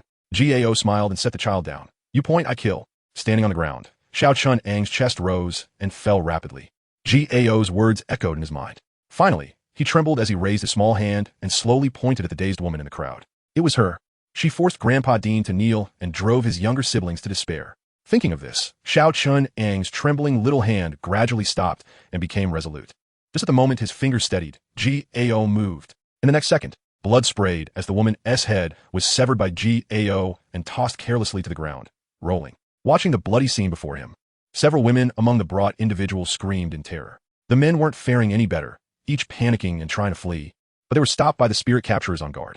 Niu Huanshi, who had just wanted to beg for mercy, was horrified to find Xiao Ang's hand pointing at him. Just like the woman, before Niu Huanshi could speak, he felt a sudden pain, and then his consciousness fell into darkness. Seeing Xiao Ang's hand about to point at him, Ma Xiaojun, who had been scared out of his wits, dropped to his knees. Xiao Ang, I was wrong. Please, don't kill me, don't kill me. Kneeling on the ground, Ma Xiaojun banged his head desperately. You killed my mom and dad. Please don't kill me again. I won't report you, really. Losing his backing, Ma Xiaojun finally showed what an 8-year-old should look like. GAO, who had already walked to Ma Xiaojun's side, paused and turned to look at Xiao Ang without speaking. In the next second, GAO reached out to touch Ma Xiaojun's head, gently pulling. Just as Xiao Ang's little hand slightly paused, it directly pointed at Ma Xiaojun. With Ma Xiaojun's death, Chen Ang, who had begun to feel nauseous, suddenly changed his expression. His eyes darted around, and after thinking for a moment, he moved his finger again, pointing at a middle-aged man with a big belly and a fringe drenched in sweat. It was this man who, because of Brother Wang Zhi's connections for him, had been forced out shortly after. Another spray of blood. As the middle-aged man's head fell, Chen Ang withdrew his hand, which had been raised. A group of people who had been scared to the point of mental disarray sat down on the ground, gasping for breath. They survived. What's wrong? GAO, who was in the midst of the killing, turned back in confusion. In his view, at least several among these people deserved to die. Seeing Chen Ang with his head lowered in silence, GAO walked over to his side. Thinking the little guy couldn't handle the bloody scene, he reached out to gently pat his back. Do you want to vomit? Chen Ang shook his head, his tone heavy. Killing fakes is meaningless. I want to kill real ones. GAO shivered at these words, and his hand that had been comforting Chen Ang stopped. Before he could react, he saw Chen Ang, who had his head down, slowly rising up. At the same time, the surrounding scenery began to distort and shatter. The surrounding crowd began to dissolve into specks of light. GAO was stunned and opened his mouth, but didn't know what to say. Yes, what should he say? He had never encountered such a situation before. Without his permission, the heart calamity actually started to shatter on its own. This kid not only broke the heart calamity, but also inadvertently shattered his own heart calamity. Second uncle. Hearing a familiar voice, GAO looked at Chen Ang, who had returned to his appearance before entering the heart calamity, and instinctively exclaimed, Thank you. Chapter 60. The fractured years, the figures of the surrounding crowd became increasingly illusory. The space shattered like a broken mirror, beginning to collapse inch by inch. Time froze at that moment. Even Gao's body began to blur. Only Chen Ang's body grew more solid, with spiritual energy raging outside. At the last moment before Gao's figure vanished, he reached out with his already ethereal hand and brushed it over Chen Ang's head again. "You little brat, didn't I tell you not to be so polite with your second uncle?" As soon as he finished speaking, Gao and the surrounding crowd completely disappeared. Meanwhile, in a dense forest, crack, crack, a crisp sound came from the 5 floating bronze ancient mirrors in midair. One of the mirrors began to shatter. A bony hand reached out from within. Arm, shoulder, head. As the ancient mirror shattered and vanished, a young man dressed in casual clothes stepped out. The young man's narrow, phoenix-like eyes sparkled with a sharp light, and his thin lips parted. "Second uncle, we meet again." Seeing Chen Ang emerge from the realm of inner trials, Gao, having removed his hood, stepped forward. He raised his large hand and, just like before, ruffled Chen Ang's hair. With a smile at the corner of his mouth, he asked, "What insights have you gained? I want to take a different path. The things Grandpa taught me don't seem to suit me." Chen Ang lowered his head, allowing Gao to mess with his hair while his eyes scanned around. After looking around, he didn't see Li Hao or the werewolf. He sighed inwardly. At this point, how could he not realize that everything was fake? What cherry blossom country? What ambush? This space secret realm was probably created by the Celestial Empire itself. So, is this some kind of assessment? But why go to such lengths? Chen Ang felt somewhat dissatisfied. If it's an assessment, just come straightforwardly. There's no need for this kind of trickery that toys with a group of freshmen. Damn. He wanted to ask Gao in front of him, but Gao seemed to sense what he was about to say and interrupted, retracting his hand. "Don't ask me. I'm just a special guest. Regarding this trial, wait for old Ning to come back from the front line. He will give you a perfect explanation." Hearing this, Chen Ang nodded and said no more, because Sui Xiao and the others were still experiencing their inner trials within the bronze ancient mirrors. Gao continued to stare at the remaining bronze mirrors, searching for a suitable entry point to help them break through their inner trials. Meanwhile, Chen Ang found an ancient tree, sat cross-legged under it, and began to absorb spiritual energy. He had no habit of peeping into others' inner traumas. With this time, it was better to take the opportunity to cultivate. Perhaps due to breaking through his inner blockage, he felt that absorbing spiritual energy made his body and mind feel unobstructed. And even his cultivation speed was faster than usual. When a spiritual practitioner enters a meditative state, they typically only awaken after their body reaches a certain threshold, provided there are no external disturbances. The sky in this space seemed to always have one tone, making it hard to feel the passage of time. Gao occasionally entered one of the ancient mirrors. When he came out, he would have an additional person with him, as the mirror shattered behind him. Crack! As the last ancient mirror shattered and vanished, Sui Zhao's figure appeared in the scene, his face showing confusion, followed by a relieved exhale. The next moment, thunderclouds filled the sky, with lightning rolling endlessly. Chen Ang, immersed in his cultivation, was interrupted and opened his eyes in confusion.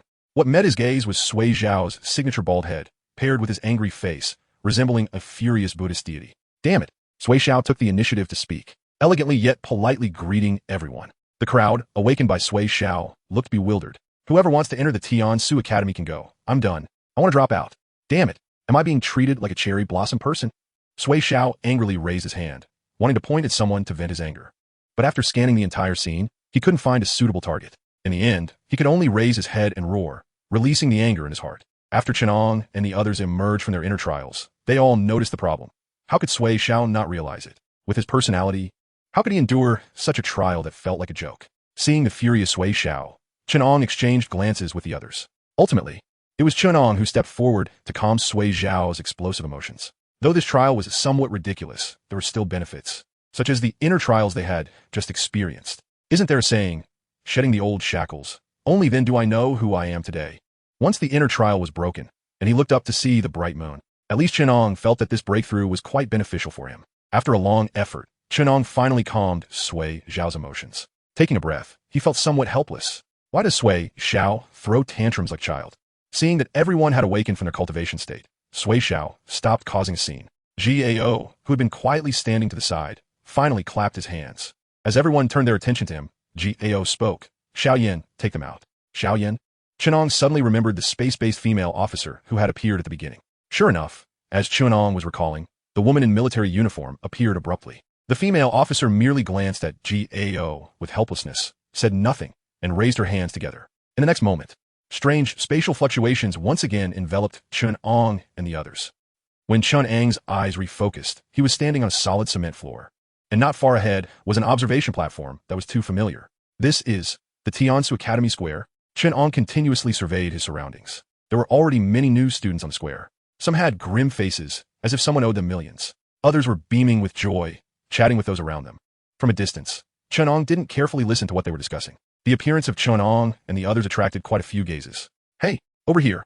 A familiar voice rang out, and Chen Ang turned first to look in the direction of the shout. Under a tree, Huang Xing, who had his neck twisted by Zhang Ping, was energetically gesturing to the group. "Oh, back from the dead, huh?" Wang Wen joked. Chen Ang and the others couldn't help but laugh at Wang Wen's playful remark. After realizing that everything was just a trial, no one truly believed Huang Xing was dead. Sun Qian curled her lip. "Damn it, I shouldn't have said anything." Zhang Ping's tug really hurt. The group walked over to the tree where Huang Xing was, and the surrounding new students were all from Class 8. Huang Xing took out several bags of snacks and drinks from a large plastic bag and handed them to the group. "Here, just bought from the supermarket. Have some." The group reached out to take them. They had been through enough turmoil in the space secret realm, so they didn't care about being polite. Sun Qian opened a bag of chips and eagerly started eating. She thought she would never get to eat them again. Wang Wen took a sip of water and looked at Huang Xing with a smile. "I didn't expect you to have such guts. You really shocked me when you played Zhang Ping." Huang Xing, who was handing Chen Ang a piece of bread, scratched his head embarrassedly. "I was out of my mind. If it happened again, I might really surrender." "Ha ha." The surrounding crowd laughed at his words, but no one truly believed Huang Xing. Chen Ang looked at the self-deprecating Huang Xing and thought for a moment before speaking. "By the way, since you were eliminated so early, will it have any impact?" "No way," Huang Xing replied firmly, and seeing Chen Ang's confusion, he smiled and said, "I actually didn't come out much earlier than you guys." "What? Is there a hidden program or something?" Chapter 61 Breaking Through Continuously. Second-year students occasionally appeared in the Academy Square, curious to inquire about the drastic changes in the new student assessment. Under a tree at the corner of the square, Chen Ang watched the new students who suddenly appeared in the area. He then focused his gaze on the tablet in his hand. This was given to them by Huang Xing, who said that staff members had specially prepared tablets for the new students. The tablet displayed footage from the trial space. All new students who had been teleported out of the trial space could watch the trial footage being broadcasted in real time on the tablet. According to Huang Xing, he initially thought he would die, but in the end, Zhang Ping did not kill him. He simply tossed him out. In his eyes, Sun Qian was targeted by Zhang Ping, and ultimately, it was her neck that was twisted. The subsequent experiences were no different from what Chen Ang and the others had gone through. They were rescued by officers and then teleported away to find a way to leave the trial space. After hearing about everything Huang Xing had experienced, Chen Ang had already reacted. It seemed like it was his cheap uncle's doing again. "Hey, Chen Ang, do you know that you guys have become famous?" Bored, Huang Xing suddenly leaned over to Chen Ang, his eyes gleaming with excitement. "The footage of you guys fighting with the assessment personnel was all broadcasted on the tablet. You have no idea how bewildered we were at that time." Yes, the entire square was filled with the sounds of frogs croaking. A new student from Class 8 chimed in, hearing a group of people praising him one after another. Even Sui Xiao, who often wore a sour face, had a smile on his face. Sun Qian, who was standing nearby, seemed to think of something and her expression froze. However, she then gently patted her not-so-full chest. "Fortunately, I was cautious and used spiritual power to wrap my body when taking off my clothes." Upon hearing Sun Qian's words, Chen Ang, who was engrossed in the conversation, froze. He suddenly thought of a terrifying thing. Chen Ang awkwardly turned his head to look at Huang Xing beside him, biting his lip. That. I was using the bathroom behind a tree. It was recorded. Hearing Huang Xing's affirmative response, Chen Ang felt numb. Seeing Chen Ang's displeased expression, Huang Xing smiled and comforted him. "It's okay. They blurred your face. Is it even a matter of blurring or not?" Chen Ang's mentality was about to explode. Dying socially in Nandu High School was one thing since he had already graduated. But this time, he was still a new student. He had to stay in Tiansu Academy for another 4 to 5 years. Throwing the tablet away, Chen Ang stood up and said, "You guys watch. I'll go practice for a while." After saying that, Chen Ang walked with a desolate back to a deserted tree and began to meditate. The number of people in the square increased, mostly new students who had come out of the trial space, because staff reminded them to wait for the remaining students still in the trial. They did not leave the square. If they wanted to buy something, they could purchase it through the Academy's internal software, and dedicated delivery personnel would bring it to them. Time passed quickly. 4 or 5 consecutive days, other than eating, drinking, and resolving life's major issues, Chen Ang was basically in a state of cultivation. After breaking through the heart realm, the irritability he occasionally felt while cultivating disappeared. Now, cultivation could be described as a smooth path. In the evening, when Chen Ang opened his eyes again, his spiritual power surged, and the glint in his narrow phoenix eyes sparkled. He had succeeded. Chen Ang stood up, feeling the spiritual power in his body had completely liquefied, becoming as thick as glue. Martial Master 9th Layer, breaking through 3 realms in 5 days. Perhaps due to the rapid breakthroughs, Chen Ang felt that his spiritual power was somewhat unstable. Instead of continuing to force himself to cultivate, it was better to stop and consolidate his realm. Of course, there was another reason. He did not have the cultivation methods for the martial master level. The cultivation methods taught in high school were only applicable to martial artists and martial masters. Further up, it would require attending a martial arts university to have a teacher impart knowledge.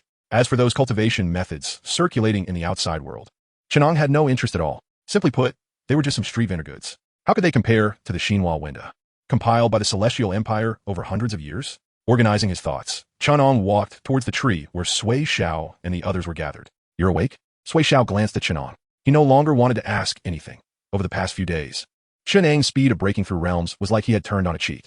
Every time he asked, he would get a response about a new realm. Chen Ang looked at Sui Xiao's frustrated expression and was about to tease him a bit. But before he could speak, the square of Tiansu Academy suddenly surged with spiritual power, and a spatial passage appeared. All the students in the square were startled, and chaos ensued.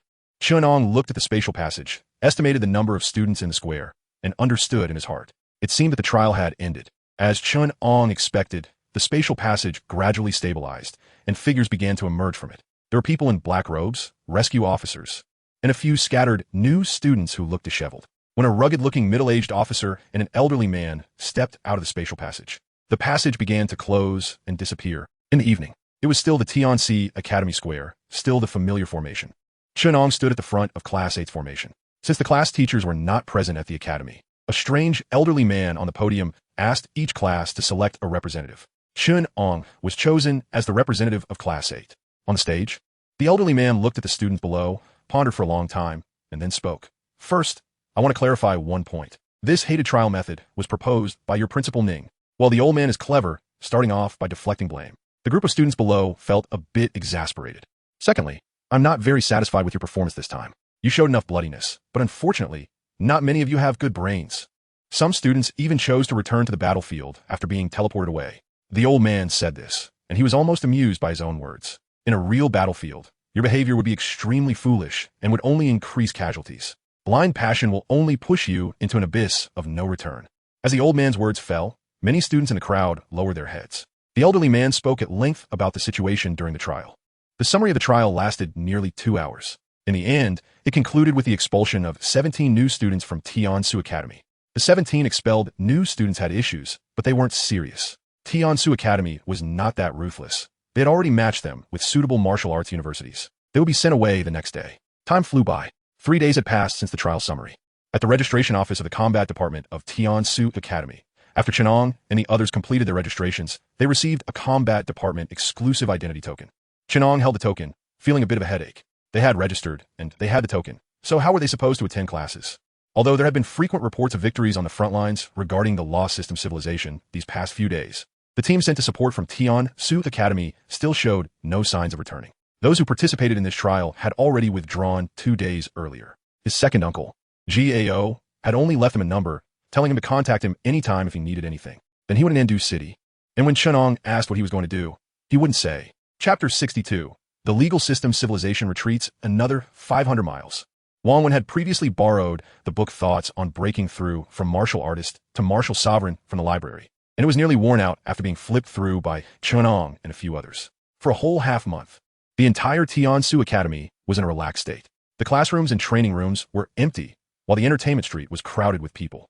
Chen Ang had spent 5 days in the library, but ultimately joined Sun Qian and the others for some leisurely outings, eating and strolling. Due to Chen Ang's previous antics, the owners and staff of the entire entertainment street recognized him now. As soon as he stepped onto the street, he was greeted endlessly. "Chen Ang, you're like the giant panda of the entertainment street," Sun Qian said, sipping her milk tea, her face beaming with joy. When she took Chen Ang out shopping, the shop owners would always treat them to free food. Although they eventually paid, Sun Qian's vanity was thoroughly satisfied. Chen Ang rolled his eyes at Sun Qian, feeling speechless. Buzz, buzz, buzz. A familiar sound echoed. Almost simultaneously, all the students shopping around felt their bodies tremble. That sound was like a nightmare to them. Sun Qian, who had just taken a sip of her milk tea, was startled and sprayed it out. Sui Xiao and Wang Wen dropped their things and immediately began to be on alert. Chen Ang, however, remained calm, his expression unchanged. But beneath his feet, the crimson light array of ruler quietly emerged. Great victory in the battle of the Jinling space-time rift. Legal system civilization retreats another 500 miles. Teachers and students from Tiansu Academy who participated in the battle returned triumphantly. All remaining personnel gather in the square to welcome the heroes. Hearing the repeated announcements from the loudspeakers, Chen Ang could clearly feel the atmosphere of the entire entertainment street relax. What's going on? I thought the academy was going to pull some tricks again. Damn it, I get scared just hearing that buzzing sound. I'm not in the mood anymore. The last sentence was spoken by Wang Wen. He didn't know if others were afraid of the alarm, but he was genuinely on edge. Despite the complaints, all the students on the entertainment street surged towards the square. The phrase "great victory in battle" was enough to uplift anyone's spirits. The once bustling entertainment street was suddenly deserted. On the way to the square, Chen Ang slowed his pace. What's wrong? Sui Xiao asked, puzzled. Chen Ang stroked his chin and hesitantly spoke. Do you think the gathering to welcome the teachers and students returning from battle might be an excuse to actually do something to us? Chen Ang did not lower his voice, and many new students rushing around heard him, looking at him in shock. Isn't that a bit extreme? Many students hesitated in their steps after hearing Chen Ang's words. Don't say that. You really shouldn't say that. After being messed with by the academy repeatedly, the new students had completely lost trust in the institution. Just joking. How could the academy possibly come after us? Seeing the reactions, Chen Ang awkwardly smiled. To be honest, he just said it casually. Not long after the announcement, the new students in the square were already standing in lines on either side of the road under the guidance of experienced second-year seniors. Although it took some time for the Tiansu Academy gate to reach the square, it was a straight line. They didn't wait long. At the Tiansu Academy gate, the spatial passage opened. Dressed in traditional attire, Ning Zonghua was the first to step out. Then, step. A wave of dark blue surged out of the spatial passage. Among the waves, 3 flags embroidered with the words Tiansu fluttered. Nearly 2,000 teachers and students in military uniforms marched forward, exuding an overwhelming military might. The 2 leaders, one male and one female, had dried bloodstains on their uniforms, with military insignia of 2 bars and 1 star. Chen Ang focused his gaze and recognized his club president and Zhao Shanhe, whom he had met once. Behind them, Chen Ang also saw many familiar faces. Yu Qinggong, Dudu. He even spotted the chubby duo who had recruited him into the Xingtian club. All these people shared a common trait, the military insignia on their shoulders. At least 1 bar and 1 star. This was clear military merit. The nearly 2,000-strong military-clad group stopped only when they reached the academy square. Ning Zonghua took to the podium to summarize the recent battle. The students who remained at the academy, including Chen Ang, listened attentively in the square. This time, Tiansu Academy sent 2,000 teachers and students into battle. But only 764 returned. 134 teachers and security personnel were killed, along with 102 students. This casualty rate was relatively low, but Tiansu Academy's human resources were genuinely scarce. The meeting lasted until the afternoon. After Ning Zonghua finished acknowledging all the participants, he announced the disbandment. Not once did he mention the matter of the new student trial. As the participants returned to the academy, the entire Tiansu Academy suddenly became lively. The vibrant atmosphere lasted until the evening. Chen Ang and the others made plans to meet Yu Qinghan and the others at the Xinghui Tavern. The tavern had almost become their gathering point. Junior, over here. As soon as Chen Ang entered the tavern, he spotted Yu Qinghan waving frantically. Still at the same big table, the familiar Yunnan F4 was there, along with the lively Yu Qinghan, the easygoing Dou Lu, and Chen Ang looked at Meng Tiantian, who had already fallen asleep with her head on the table, and his mouth twitched. Still the same old, drunken Meng Tiantian. What's up with her? Chen Ang pursed his lips. It's all your fault. Yu Qinghan rolled her eyes at Chen Ang. Why are you all so slow? Chen Ang scratched his head, at a loss for words, when Sun Qin quickly answered, It's not our fault. Chen Ang didn't set an alarm. If I hadn't been so impatient to find him upstairs, he might still be cultivating. Chen Ang didn't know what to say and felt a bit embarrassed. All right, let us sit down. In the end, it was Dou Lu who stood up to ease the tension. More than an hour passed. The dice rolled continuously, drinks flowed one after another, and Meng Tiantian remained oblivious. At the table, unable to drink anymore, Chen Ang announced the end of the game. The group began discussing the events on the battlefield of the legal system civilization. As the conversation heated up, Dou Lu casually unbuttoned his shirt and took it off. A horrifying scar, like a horizontal cut, marred Dou Li's abdomen. It looked as if he had been bisected. Seeing the stunned expressions on Chen Ang and the others, Dou Lu smiled wryly. The battlefield changes in an instant. Even if you're strong, a moment of carelessness can lead to instant death. Dou Lu continued, pointing to the scar on his abdomen. This scar was left by a very weak guy. When I passed by him, he was lying on the ground, motionless, already without breath. I thought he was dead and was anxious to advance the line, so I tried to step over him. Just as I was about to, he suddenly moved. It was too close. I could only watch helplessly as he swung his staff, and the wind blade he released hit me. At that moment, I was literally bisected. Dou Lu said with a bitter smile on his face. I watched my body split in half. After that, Dou Lu turned around in place. It was only then that Chen Ang and the others realized. This scar formed a circular shape, encircling Dou Li's entire waist. Chapter 63. The value of faculty at Tian's Academy. After putting on his clothes again, Do Lu sat back in his seat with a bitter smile on his face. If it weren't for the quick action of the big sister, that wind magician would probably have stabbed me again. Seeing that Do Lu had stopped speaking, Yu Qinghan picked up the conversation. He was also lucky. Professor Wang from the healing department was nearby at the time and worked hard to save his life. After Yu Qinghan finished speaking, he shot Do Lu a glance. I told you long ago not to be greedy for achievements, but you didn't listen. It's your fault. Do Lu scratched his head, trying to cover up his embarrassment by drinking. Sun Qian, sitting next to them, broke the awkwardness and started asking Yu Qinghan if he had encountered any danger. No, my ability leans toward support, so I mostly stand behind a combat team. Yu Qinghan said, pointing to Meng Tiantian, who was still sleeping soundly. Among the students who fought this time, Zhao Shanhe and the big sister stood out the most. Details. Everyone became interested. Yu Qinghan shrugged, a look of pride on his face. It's nothing much. Just that the big sister was a bit too forceful and turned her defensive area into an offensive one. Then, together with Senior Zhao from the neighboring defensive area, they pushed the front lines of the two areas forward by 10 kilometers. The Legion Command took the opportunity to organize a counterattack, using the areas they were in as the spearhead for tactical infiltration, while disrupting the rhythm of the magical civilization's attack. They even managed to eliminate the frontline troops of the magical civilization. Yu Qinghan started counting on his fingers. Let me calculate. If I remember correctly, the big sister killed 3 great magisters from the magical civilization in this battle, equivalent to a martial sovereign. And there was an elite squad of the magical civilization, which translates to 1 martial sovereign for peak martial lords and over a dozen ordinary martial lords. And also, wow, hearing Yu Qinghan's calculations, Chen Ang and the others were directly stunned. In summary, it means single-handedly killing 4 martial sovereigns, over a dozen high-level martial lords, a bag full of low-level martial lords, and countless soldiers from the magical civilization. Chen Ang gasped. Looking at Meng Tiantian, who was sleeping soundly on the table, he felt a bit numb inside. Senior Meng usually seems harmless. Seeing Chen Ang's shocked expression, Yu Qinghan looked at him with a mischievous smile. How about it? Do you like a big sister like this? Ha ha. Dola couldn't hold it in and burst out laughing. But who is Chen Ang? Known in the Jianghu as the little green dragon of Nandu. He only paused for a moment at Yu Qinghan's teasing before revealing a typical Dragon King smirk. My sword is not without its advantages. Hearing Chen Ang's response, Dola laughed even harder. Seeing that he couldn't tease Chen Ang, Yu Qinghan became a little annoyed. He suddenly snapped at Dola. Why are you laughing? Keep laughing, and I'll take your stitches out. Joking aside, Yu Qinghan turned serious and looked at Chen Ang and the others. You shouldn't underestimate the battlefield.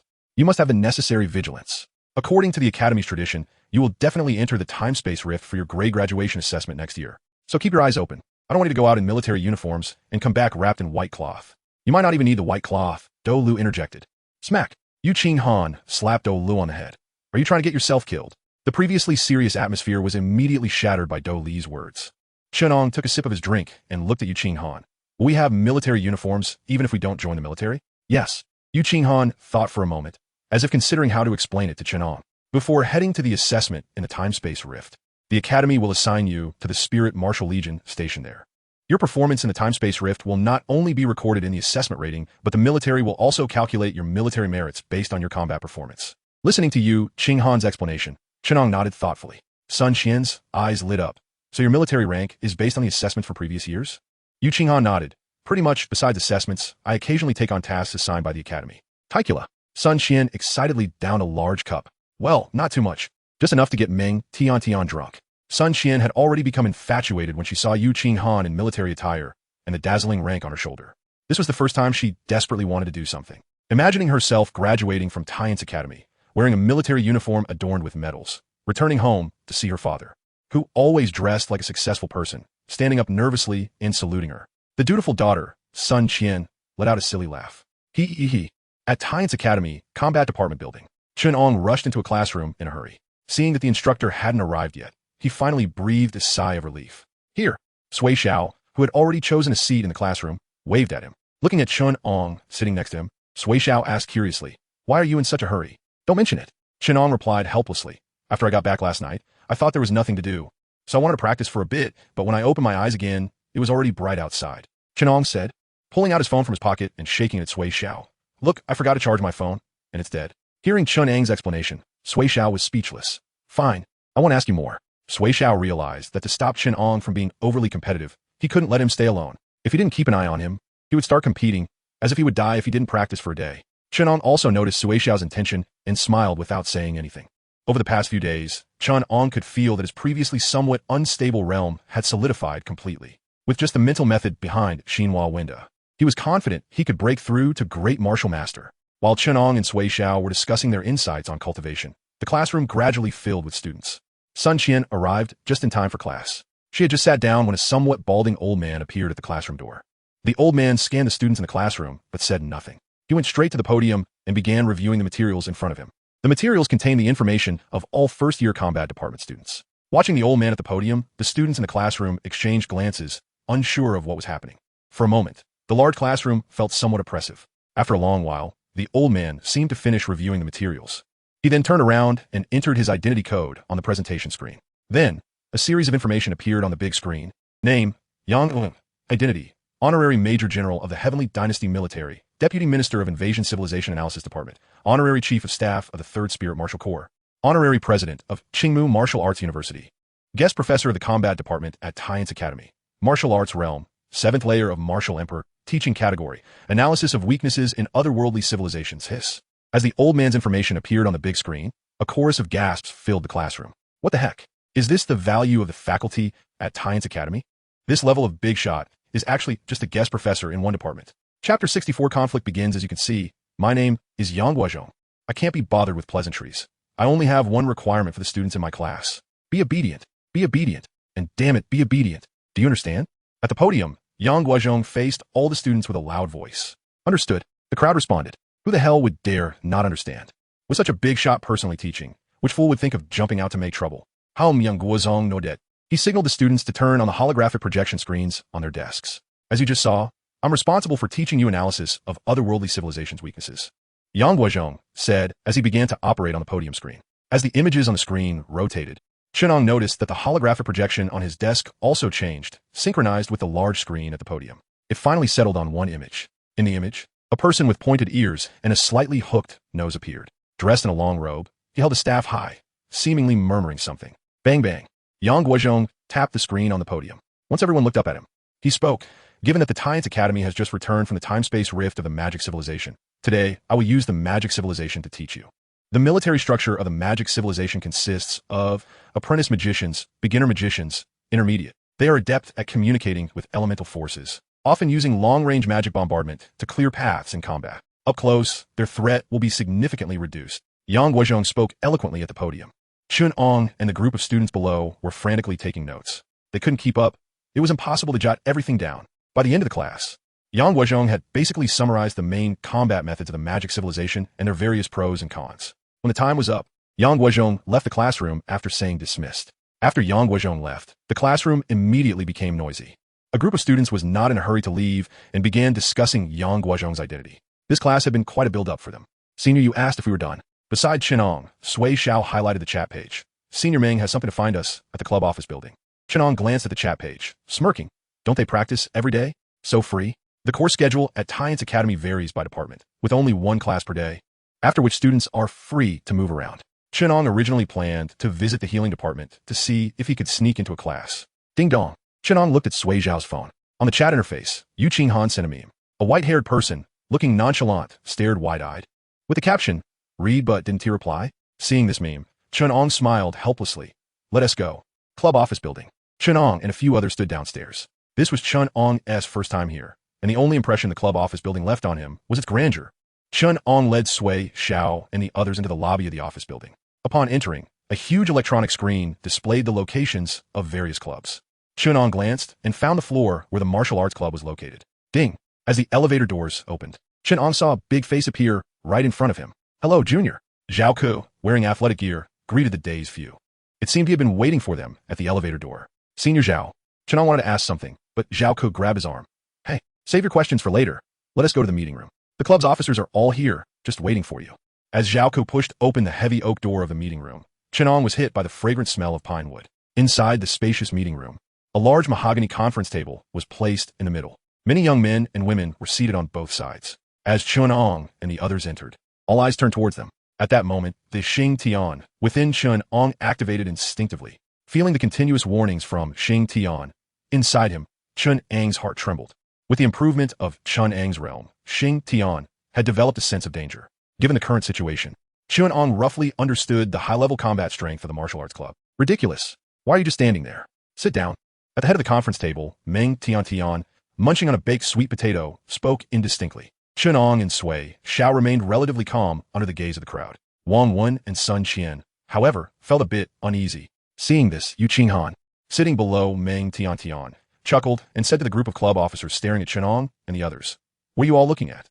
Are you planning to eat them?" After saying that, Yu Qinghan pointed to several empty seats at the end of the conference table, indicating for Chen Ang and the others to sit down. Chen Ang walked to the empty seat at the end of the table and looked at Meng Tiantian, who was engrossed in eating. "Senior Meng," you suddenly called. Chen Ang intended to ask about the situation, but he was interrupted by a young man. "No manners. In club meetings, you should address the club position. You should call her president." The young man who interrupted Chen Ang was sitting next to Do Lu. Looking sternly at Chen Ang, confused by the interruption, looked at him. "Who are you?" "Li Qingyuan. Did you eat Crazy Bull 13 for breakfast?" Do Lu, sitting next to the young man, was also taken aback. Once he reacted, he shot back. "What are you acting all high and mighty for?" Li Qingyuan's rule was indeed a thing, but it was an old saying from years ago. Do Lu knew exactly why Li Qingyuan was doing this.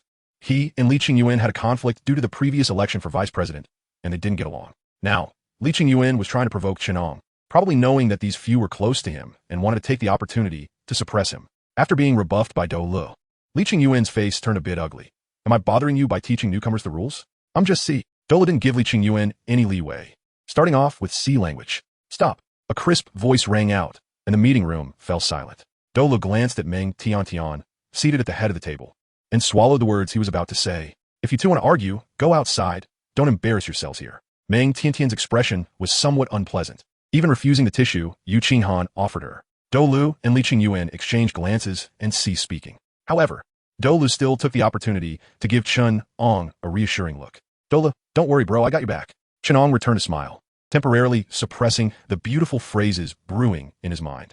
Chen Ang Meng Tiantian's voice sounded. Just as Chen Ang was exchanging glances with Do Lu, he quickly withdrew his gaze and looked at Meng Tiantian, Senior President. Meng Tiantian, who was about to say something, froze for a moment. She then said, "There are no formalities, just call me Senior. I'm used to it." As soon as Meng Tiantian finished speaking, several martial arts club officers at the conference table couldn't help but laugh out loud. Li Qingyuan's face darkened, and he leaned back in his chair, closing his eyes, not wanting to see others suppress their laughter. "All right, Senior." Chen Ang was also unceremonious, directly changing the address, stretching the tone of the word Senior, while staring directly at Li Qingyuan, who was closing his eyes. Li Qingyuan's arms crossed over his chest, his fists tightened. "Damn it, they should just block my hearing too." Sure enough, anyone who can play with Do Lu is not a good person. Except for Meng Tiantian, can't beat her. Shatters 65. Arrogance. The purpose of this club meeting is to announce something. Meng Tiantian stood up from her seat and looked at the club officials. "I am ready to appoint Chen Ang as a first-level backbone of the club. Sui, Xiao, Sun Qian, and Wang Wen are appointed as third-level backbones of the club." Looking at Meng Tiantian, who had a serious expression but whose mouth was smeared with black ash, the meeting room suddenly fell silent. The member classification of the martial arts club is relatively clear. Intern members, ordinary members, third-level backbones, second-level backbones, first-level backbones, cadres, vice presidents, president. According to the regulations, freshmen usually join as intern members. Of course, they know a bit about Chen Ang and the others. Well, appointing third-level backbones is nothing to say, but a first-level backbone, isn't that going too far? I disagree. Li Qingyuan, with his arms crossed and chest puffed out, suddenly opened his eyes. He first glanced at Chen Ang, then looked at Meng Tiantian. "This is against the rules." Meng Tiantian nodded at his words, but did not say much. Instead, she looked at the other club officials. Most of the officials she glanced at showed hesitation.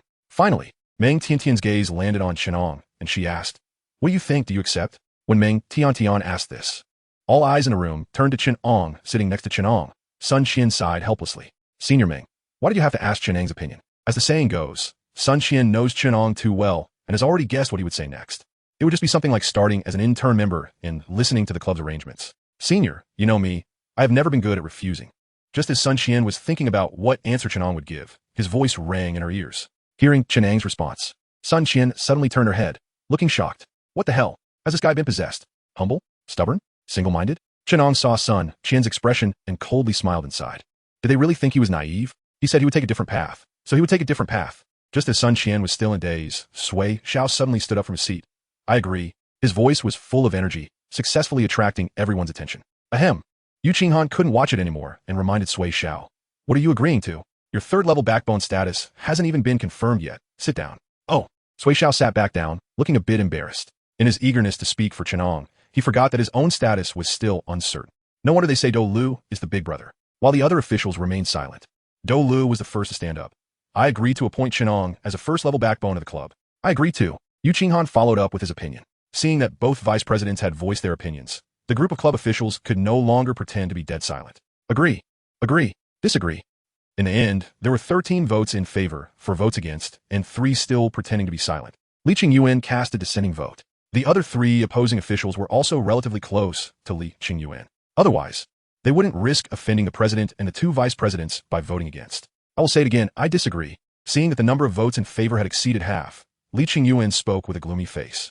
It doesn't matter if you disagree now that the votes have exceeded half. Do Lu shot a glance at Li Qingyuan. After being choked by Do Lu, Li Qingyuan's face darkened even more. He pointed a finger at Chen Ang. Letting a first-year freshman become a first-level backbone of the club will ruin the martial arts club's reputation. At the very least. Li Qingyuan looked at the silent Meng Tiantian. At the very least, there should be a reason, right? He has dual abilities. Is that reason enough? Meng Tiantian looked at the indignant Li Qingyuan. Also, I never said that I needed your approval. Saying this, Meng Tiantian stepped in front of Li Qingyuan. Since graduating from Yao Yao, the more I take over the martial arts club, the more unruly you become. How about you take over this presidency? Meng Tiantian's expression was calm, but anyone could hear the anger in her tone. Looking at Li Qingyuan in front of her, Meng Tiantian even had the thought of kicking him out of the martial arts club. But thinking of the former president's instructions before graduation, she ultimately didn't say it. Retracting her gaze from Li Qingyuan, Meng Tiantian hammered the final decision. From today on, Chen Ang is the first-level backbone of the martial arts club. Also from now on, until I step down from the presidency, the voting system is cancelled. Don't talk to me about rules anymore. My decisions are the rules of the martial arts club. I've been too lenient with you all, and you have taken advantage of it. Meng Tiantian's voice echoed in the meeting room, and everyone fell silent. No one dared to provoke Meng Tiantian at this moment. Dismissed. Alut and Qinghan stay. Outside the club activity building, Sun Qian patted her chest. Wow, it's the first time I've seen Senior Meng angry. It's so scary. Wang Wen nodded in agreement. Indeed, when Senior Meng's aura was unleashed, my legs were shaking. Chen Ang stood at the front, turning back in confusion. Was it that exaggerated? Sui Xiao, who was about to agree, directly closed his mouth. Just as Sun Qian was about to refute Chen Ang, a cold snort sounded. Oomph. Li Qingyuan appeared behind them without them noticing, looking at Chen Ang with a somewhat disdainful gaze. The martial arts club speaks with strength. Those who take shortcuts to rise are feared by some who cannot command respect. Li Qingyuan's tone was sarcastic. And after speaking, he was about to leave. Wait, Chen Ang called out to stop him. Li Qingyuan turned around, his face showing impatience. What? Do you want to go to the competition stage with me? Hearing Li Qingyuan's words, Chen Ang hadn't spoken yet, but Sui Xiao couldn't hold back. You're. What competition stage? Do you have any face? Sui Xiao had long been displeased with Li Qingyuan. Earlier, he was restrained by being in the meeting room and Do Lu taking the lead, so he didn't have the chance to speak. But now it was different. With full firepower, Sui Xiao directly stunned Li Qingyuan. After reacting, Li Qingyuan's face looked a bit ugly. Say that again? Are you crazy? Haven't you had enough of being scolded? Sui Xiao's words were still sharp. Chen Ang looked at Li Qingyuan, who was about to explode, and smiled as he patted Sui Xiao's shoulder. All right, don't make him die of anger. After saying that, Chen Ang restrained his smile and walked up to Li Qingyuan. What strength do you have? Li Qingyuan was taken aback, then revealed a proud expression. 3rd level of martial sovereign. Chen Ang breathed a sigh of relief upon hearing this. You scared me. I thought you were martial venerable. What do you mean? Li Qingyuan glared at Chen Ang. He wasn't a fool. He could hear the sarcasm in Chen Ang's tone. Nothing much. Just wanted to know the gap between us. Saying this, Chen Ang raised 2 fingers at Li Qingyuan, thought for a moment, and then put 1 finger down. 1 year later, see you on the competition stage. I'll let you use 1 hand. After saying that, Chen Ang didn't care about Li Qingyuan's reaction and left with Sui Xiao and the others. Li Qingyuan left in place. Took a long time to come back to his senses, his tone disdainful, arrogant. Just as Li Qingyuan was about to leave, he found the bald guy who had just been so outspoken returning. He stopped steadily in front of him. Li Qingyuan hadn't even had a chance to speak when he saw Sui Xiao raise his index finger at him. After thinking for a moment, he raised his pinky finger as well, and then said, 1.5 years. I'll let you use 1 hand too. After saying that, he turned around and ran away. Li Qingyuan was left dumbfounded. He stood there for a long time, then suddenly let out a furious roar. Arrogant. Chapter 66. Know the aspirations of a youth. Walking down the shaded path of the academy, Chen Ang passed by the dormitory building. He waved goodbye to Chen Ang and Su Xiao before heading back to his dormitory alone. After the commotion at the club activity building, the classes on the treatment side had probably finished as well. Chen Ang felt helpless and could only wait until tomorrow to attend a class. After taking a shower, he sat cross-legged on his bed, just about to consolidate his realm. However, the wristband provided by the academy suddenly vibrated, accompanied by sound. Ding! Chen Ang raised his hand in confusion and clicked into the information page. The next second, whoosh, Chen Ang jumped up from his bed. His eyes fixated on the image file projected by the wristband. The file displayed 4 dazzling golden characters: fire and questioning the way. At the bottom, there was a note in red, Advanced Edition. It was the follow-up mental method of fire and questioning the way. Chen Ang excitedly entered his identity number. As Chen Ang clicked to receive, a dense mass of text began to appear in the holographic projection. Amidst the text, a figure emerged. Obscure incantations began to murmur from the figure's mouth. The figure was completely transparent, and its internal spiritual power began to operate with the incantations. In this high-tech era, it was all about cyber inheritance. Chen Ang adjusted his sitting posture and immersed himself in the scene before him. When Chen Ang opened his eyes again, the holographic projection had vanished. At the same time, the information about fire and questioning the way in the wristband was automatically erased. Chen Ang let out a breath, and a trace of spiritual power escaped. Feeling the boiling spiritual power within him, Chen Ang quickly dressed and got out of bed. He rushed out of the dormitory building. "Teacher, I want to apply for the training room," Chen Ang said hurriedly at the bottom of the Enlightenment building of Tian Su Academy. The bespectacled man in charge of registration glanced at Chen Ang. "Enter your student ID. You can only use it once a month." The Enlightenment building of Tian Su Academy is quite special. It is constructed from a type of, or that has a high affinity for spiritual energy. All the training rooms inside are specially arranged and usually store a large amount of spiritual energy, which is extremely beneficial for students' cultivation. However, because replenishing it is quite troublesome, certain restrictions have been set. Of course, some students are exempt from this, such as, "Teacher, it's done." Chen Ang aimed his wristband at the registration device, and, upon hearing the device confirm the registration was successful, hurriedly reminded the bespectacled man. He could hardly contain himself. The spiritual power within him was about to overflow. "Oh, okay, you can go." The bespectacled man was a bit taken aback. Upon hearing Chen Ang's words, he quickly responded.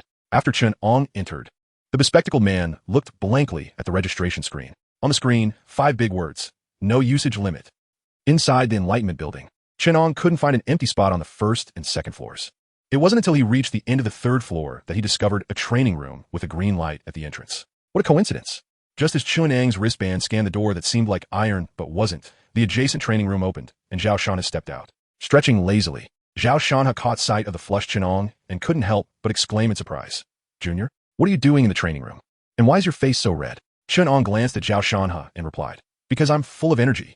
He then entered the training room without looking back and closed the door. It wasn't that he was rude. He just couldn't hold it in any longer. Full of energy? Zhao Shanha looked at the training room that had already lit up red and twitched his mouth. What the hell? Full of energy? Inside the training room, Chen Ang didn't bother to examine the room setup and rushed to sit down at a circular platform in the middle. No longer suppressing the spiritual power within him, Chen Ang felt his body relax and let out a comfortable breath. Just as he relaxed, the spiritual power that he had been suppressing surged violently. At the same time, Chen Ang operated the fire and questioning the way mental method, beginning to control the spiritual power to circulate through his limbs and bones. As the spiritual power flowed out, the stone platform that Chen Ang sat on began to shine. Buzz. Spiritual patterns suddenly spread across the stone platform, quickly covering the entire training room. A round crystal embedded at the top of the training room burst forth with light. Rich spiritual energy was released, following the spiritual patterns that spread throughout the training room. It surged toward the stone platform. The extremely rich spiritual energy enveloped Chen Ang like a pure white silkworm cocoon. At this moment, Chen Ang's internal spiritual energy was as thick as liquid, flowing through his meridians. Eventually, it returned to the Dantian. Just as the first drop of spiritual liquid returned to the Dantian, changes began to occur within Chen Ang's Dantian. The Dantian autonomously began to evolve the world. Shrouded in mist, a pit appeared in this world, perfectly filled by the first drop of spiritual liquid. Subsequently, the pit began to expand, and the returning spiritual liquid continuously fell into the pit. 10 drops, 100 drops, 1,000 drops. In a moment, the originally small pit transformed into a pond. Within the pond, thick spiritual energy churned. A grand martial artist cultivates a spiritual pool in their Dantian. As long as the spiritual pool does not dry up, their martial power will never cease. As the spiritual pool took shape, Chen Ang stepped into the first level of the grand martial artist. But he did not stop there. He continued to absorb the spiritual energy cocoon that enveloped him. If it were just a breakthrough to the grand martial artist, he could have done it in the dormitory. Why come to the training room? The reason he came here was to build momentum and use the rich spiritual energy of the training room to open the pool into a river. Moreover, this was something he had seen in Wang Wen's book on the insights of martial artists breaking through to martial sovereigns. That book recorded that when a martial artist breaks through to a grand martial artist, their Dantian will cultivate a spiritual pool. But it doesn't stop at just a spiritual pool. There are also rivers, streams, and seas. The larger the area one opens up, the more spiritual liquid one can accommodate within. Thus, the combat power naturally becomes stronger. Therefore, a spiritual pool that is too small cannot contain Chen Ang's ambitions. What he wants is a spiritual river, a spiritual stream, even a spiritual sea, wrapped in a spiritual energy cocoon. Chen Ang frantically urged the spiritual liquid within to flow through his meridians. As the spiritual liquid returned to the Dantian, it fell into the spiritual pool. Just as the spiritual liquid began to overflow, the spiritual pool started to crack and expand. By the time the spiritual liquid within Chen Ang was exhausted, he looked again at the Dantian's evolution. A spiritual river materialized, with the spiritual liquid churning within, creating waves. Chen Ang, with his eyes tightly closed, looked into his Dantian. Frowning slightly, the spiritual liquid within him was barely enough to fill the spiritual river. So next, buzz. The spiritual energy cocoon enveloping Chen Ang suddenly emitted a green glow from the inside out. It was the brilliance of the Green Emperor. Chen Ang activated the Green Emperor, and then his innate verdant growth unfolded. The spiritual energy was attracted by the verdant growth and surged wildly into Chen Ang's body, causing the cocoon to begin to thin out. Operating the mental method, Chen Ang condensed the absorbed spiritual energy into liquid, circulating through his meridians, just like in the beginning. However, this time, there was an additional step of converting spiritual energy into spiritual liquid, so the progress began to slow down. Watching the drops of spiritual liquid falling endlessly, observing the spiritual river within Chen Ang, it churned and cracked with ravines. As time slowly progressed, Chen Ang saw the spiritual river expand, with tributaries spreading, already taking on the momentum of a river. At the same time, within Chen Ang's body, the Green Emperor and Xingtian suddenly began to stir. The green light and red glow intertwined, as if they were vying for something. Chapter 67. Expanding the Spirit Sea. Red and blue dual pupils. The sudden pain made Chen Ang cry out in agony, feeling the two supernatural powers intertwining within him. Chen Ang's eyes were about to burst. It really felt like his eyeballs were about to explode. Along with that, his head felt a twitching sensation. But now was a critical moment for expanding the Spirit River. And Chen Ang didn't dare to relax for a moment. Enduring the pain, Chen Ang didn't care whether the Green Emperor and Xingtian could understand him. He impatiently shouted, "What are you two doing with the medicine? Stop messing around." As soon as he finished speaking, Chen Ang was taken aback himself. What was he doing, trying to stop the supernatural powers? Supernatural powers were supernatural powers. Could they really understand human speech? Damn! Just as Chen Ang felt his head spinning with anger, the next second his heart shook. He saw that the blue and red lights in his body actually stopped entangling after his words. Chen Ang was momentarily confused. You can really understand human speech? To verify this absurd guess in his heart, Chen Ang spoke again in his mind. What do you two want to do? Buzz. The blue and red lights began to tremble, as if they wanted to tell Chen Ang something. What are you babbling about? I can't understand. Chen Ang was now certain that these two guys could understand him. In his surprise, he said, "No matter what you two want to do, don't fight one half each."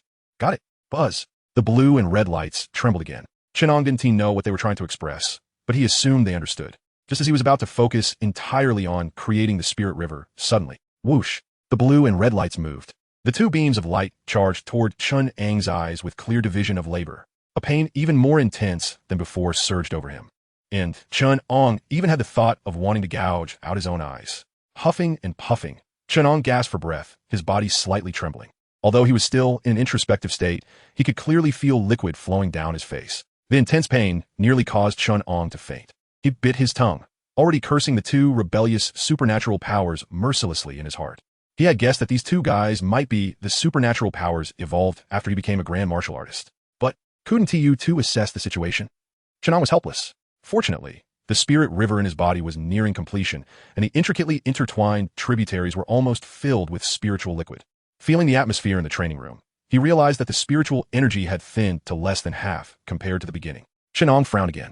The remaining spiritual energy probably wasn't enough to support him in taking the next step.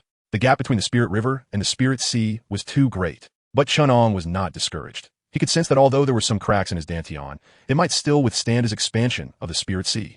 Time passed second by second, and the stinging sensation in Chen Ang's eyes began to slowly dissipate. In the training room, the once thick spiritual energy had now thinned to the point of being invisible to the naked eye. Chen Ang felt that the spirit river in his Dantian had been completely perfected inside. Ultimately, he was still lacking in strength. Chen Ang had begun to entertain the thought of ending things here. The lush surroundings could continue to absorb spiritual energy, but ultimately, it couldn't keep up with the speed of expanding the spirit sea. Forget it. The spirit river is fine. as long as it's enough. Comforting himself, Chen Ang was just about to stop absorbing spiritual energy. Suddenly, the training room where Chen Ang was located began to change. Holes the size of fists appeared in the walls, ceiling, and even the floor. Waves of immense spiritual energy surged out from the holes. In an instant, the training room where Chen Ang was located was filled with ethereal spiritual energy, resembling a fairyland. At the same time, all the students who were in closed-door training in the training room opened their eyes. What's going on? Where's my spiritual energy? Damn. Which esteemed person broke through and needs so much spiritual energy? TSK. Why am I so unlucky? The last time Senior Meng broke through, the academy gathered spiritual energy just for me, and now it's happening again.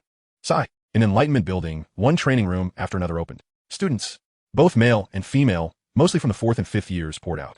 A group of people was bustling about, searching for the source of the spiritual energy. In a training room in the corner of the 3rd floor, feeling the suddenly abundant spiritual energy, which was even denser than before, Chen Ang almost smiled crookedly. He didn't know why this situation had occurred, but now wasn't the time to think about that. Chen Ang operated his mental method and began to absorb the spiritual energy in the room once more. As the spiritual energy condensed into liquid and flowed through his meridians, it all rushed into the expanding spirit river. Chen Ang, I'm just going to eat. In the academy's conference room, Ning Zonghua sat at the head of the table, flanked by the academy's senior management. At this moment, everyone was watching the image projected in midair. The scene in the image was none other than the training room where Chen Ang was located. Watching Chen Ang frantically absorb spiritual energy, Ning Zonghua looked at a bald middle-aged man. Tell the Enlightenment Building to increase the supply of spiritual energy. Let us see how far this kid can go. All right, the bald middle-aged man replied. Ha, another grand martial artist in the Spirit Sea. Our celestial dynasty is on the rise. In a corner of the conference room, an old man sitting alone in a mahogany chair began to laugh. No wonder he is Zhongling's child. He has his flair from back then. Hearing the old man's words, Ning Zonghua, sitting at the head, looked at him with a smile. Old Su, are you so sure this kid can expand the Spirit Sea? Oomph. The old man shook his head. What I pride myself on the most are these eyes. In a hazy realm, looking around, it was all emptiness, but there was a vast ocean present. A sudden strong wind arose, and the ocean surged with towering waves. The splashing waves were not like ordinary seawater, sparse and clear, but rather a viscous liquid with a misty aura. This was the Spirit Sea. Boom! In the training room, Chen Ang, who had been keeping his eyes closed, suddenly opened them wide. A tremendous surge of spiritual power erupted from him, scattering the spiritual energy that was permeating the room. Chen Ang stood up, feeling the boundless ocean within his dantian, and an uncontrollable joy appeared on his face. The Spirit Sea has been formed. Chen Ang felt refreshed, moved his body, and then began to survey his surroundings. The holes in the walls that supplied spiritual energy to Chen Ang's training room had not yet closed. Seeing this, Chen Ang curiously walked towards one of them. However, when his gaze swept across a mirror, he paused. Chen Ang rubbed his eyes and looked at the mirror again. He saw 2 blood streaks on his face. In his narrow, phoenix-like eyes, one pupil was red, and the other was blue. Chen Ang gasped in shock. What the hell? How did I end up with different pupils after breaking through to a grand martial artist? Looking at the colors of the 2 pupils, Chen Ang thought of something. Immersing his consciousness, he communicated with the Green Emperor and Xingtian within him. Moments later, a look of realization appeared on his face. Oh, so this is my new skill. Immediately, Chen Ang's expression became a bit painful. So it turns out that when I told you 2 to share, this is how you understood it? Why don't you just mess with my hair too while you're at it? Complaints aside, Chen Ang began to check the effects of the 2 new skills. The left eye with the red pupil was named Breaking Illusion. The right eye with the blue pupil was named Forget Worry. Breaking Illusion, a single target attack skill that can lock onto the absolute weakness of an opponent in any state. Forget Worry, a group support skill that immunizes the effects of injuries. The more injuries, the stronger the combat power increase. Hiss! Chen Ang gasped in surprise. Great! This skill is amazing. Chen Ang is really clever. Within just 2 minutes, he came up with a set of quick combos. When facing the enemy, he starts with a Dominator control, then follows up with a Broken Delusion to exploit weaknesses. With the Forgetfulness support, the healing Holy Lotus restores health. The more others fight, the weaker they become. The more he fights, the stronger he gets. As he thought about this, Chen Ang began to chuckle. Opponent, are you using hacks? Chen Ang, what hacks? If it's not off, then it's on. Chapter 68. Combined groceries lead to a fight. Suppressing the dark delight in his heart, Chen Ang approached a slightly lower hole and bent down to look inside. He ended up seeing the training room next door, and there was also a hole in the wall of that training room. Chen Ang was taken aback, recalling the sudden influx of spiritual energy in his own training room. Did it connect all the rooms in the Enlightenment Tower? So the spiritual energy I absorbed later. TSK. Chen Ang clicked his teeth. If he remembered correctly, more than 90 of the training rooms in the Enlightenment Tower were occupied, right? Retracting his gaze, Chen Ang looked towards the door. He couldn't imagine how many pairs of eyes were staring at him outside the training room. They wouldn't gang up on me, would they? He stepped forward and opened the door. Whoa. 1 pair, 2 pairs, 3 pairs. The corridor was filled with dense gazes suddenly directed at Chen Ang. Hello, senor. Chen Ang awkwardly waved his hand. After all, he had taken someone else's spiritual energy, so he felt a bit guilty. However, no one cared. In the corridor, a group of students gathered together, asking each other, "Who is this? I thought it was Senior Zhao inside. I don't know, unfamiliar face. Must be a new student, right? How could a new student cause such a commotion?" The crowd whispered among themselves. Most of them were senior students in their 4th and 5th years, usually too focused on their own cultivation to pay attention to this year's newcomers. Wow, a junior. Among the crowd, a tall and thin youth sprang out. Chen Ang focused and recognized the person. It was Shi Hua, who had once recruited him into the Xingtian society. Shi Hua dashed to Chen Ang's side, a meaningful look on his face.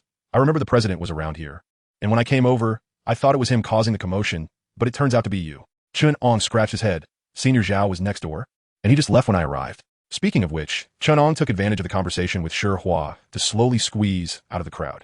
Outside the Enlightenment Tower, Shi Hua learned that Chen Ang had broken through to become a Grand Martial Master and opened up a spiritual sea in his Dantian.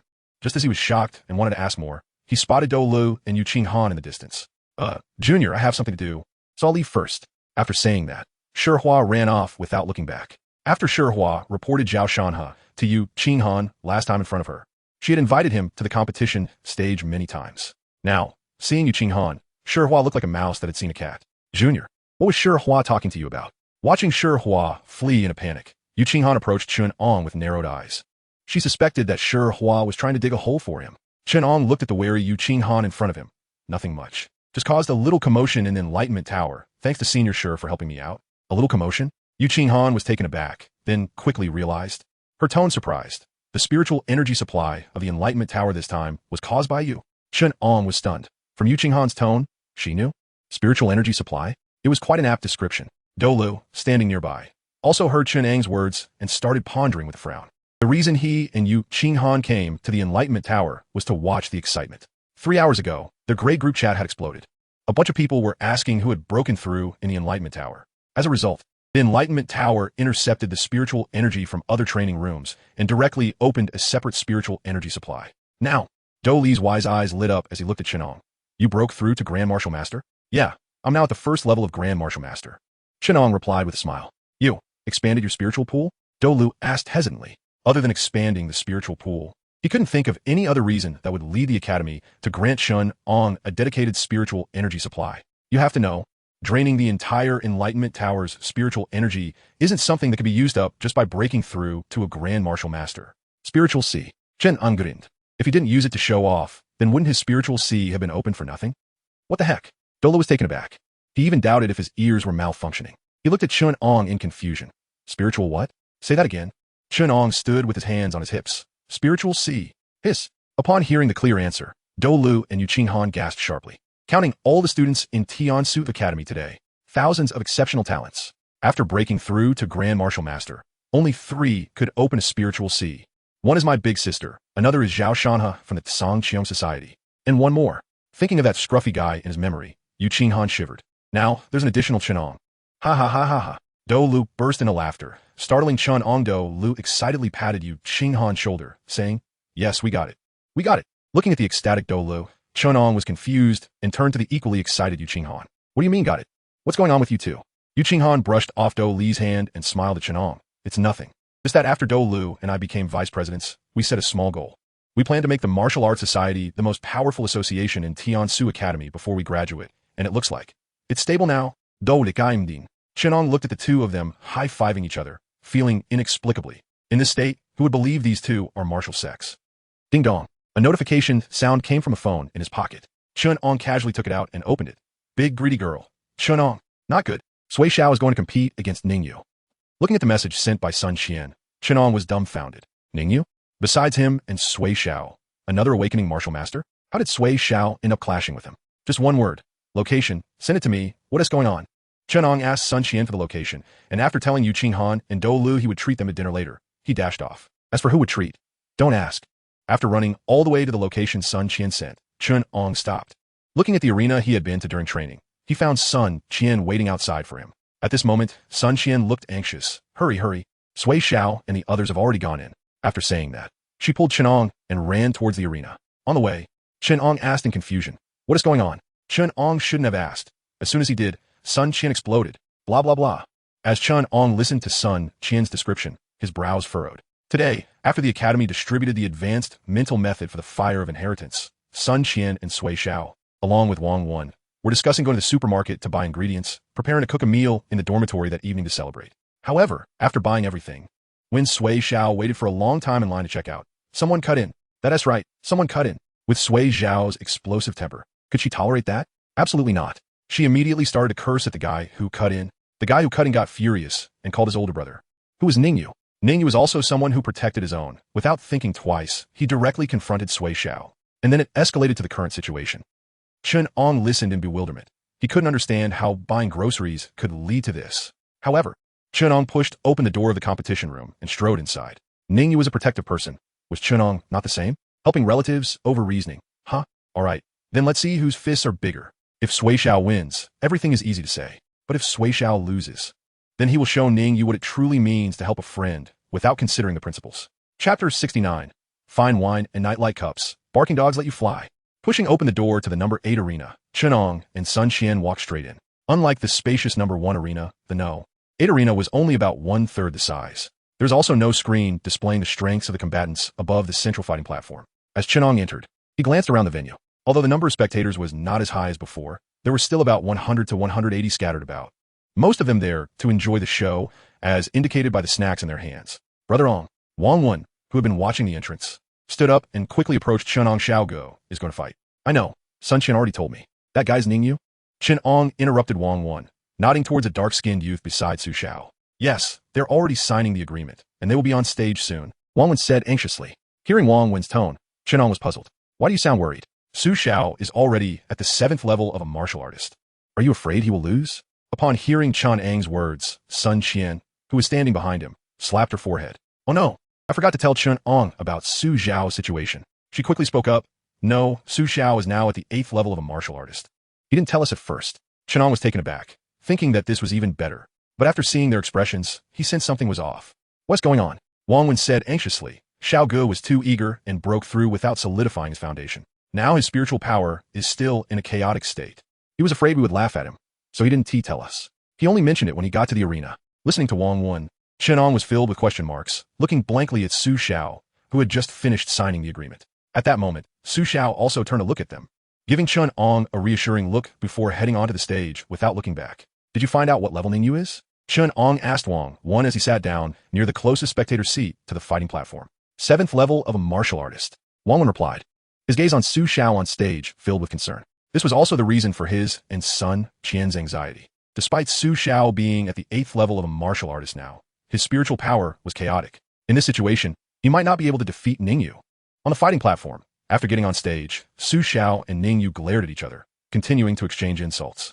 In their words, none of their friends or relatives were spared. With the referee's command, start, the two, who had been exchanging verbal jabs, struck at the same time. Thunder erupted around Su Xiao. The protective barrier on the fighting platform was covered in dark clouds of lightning.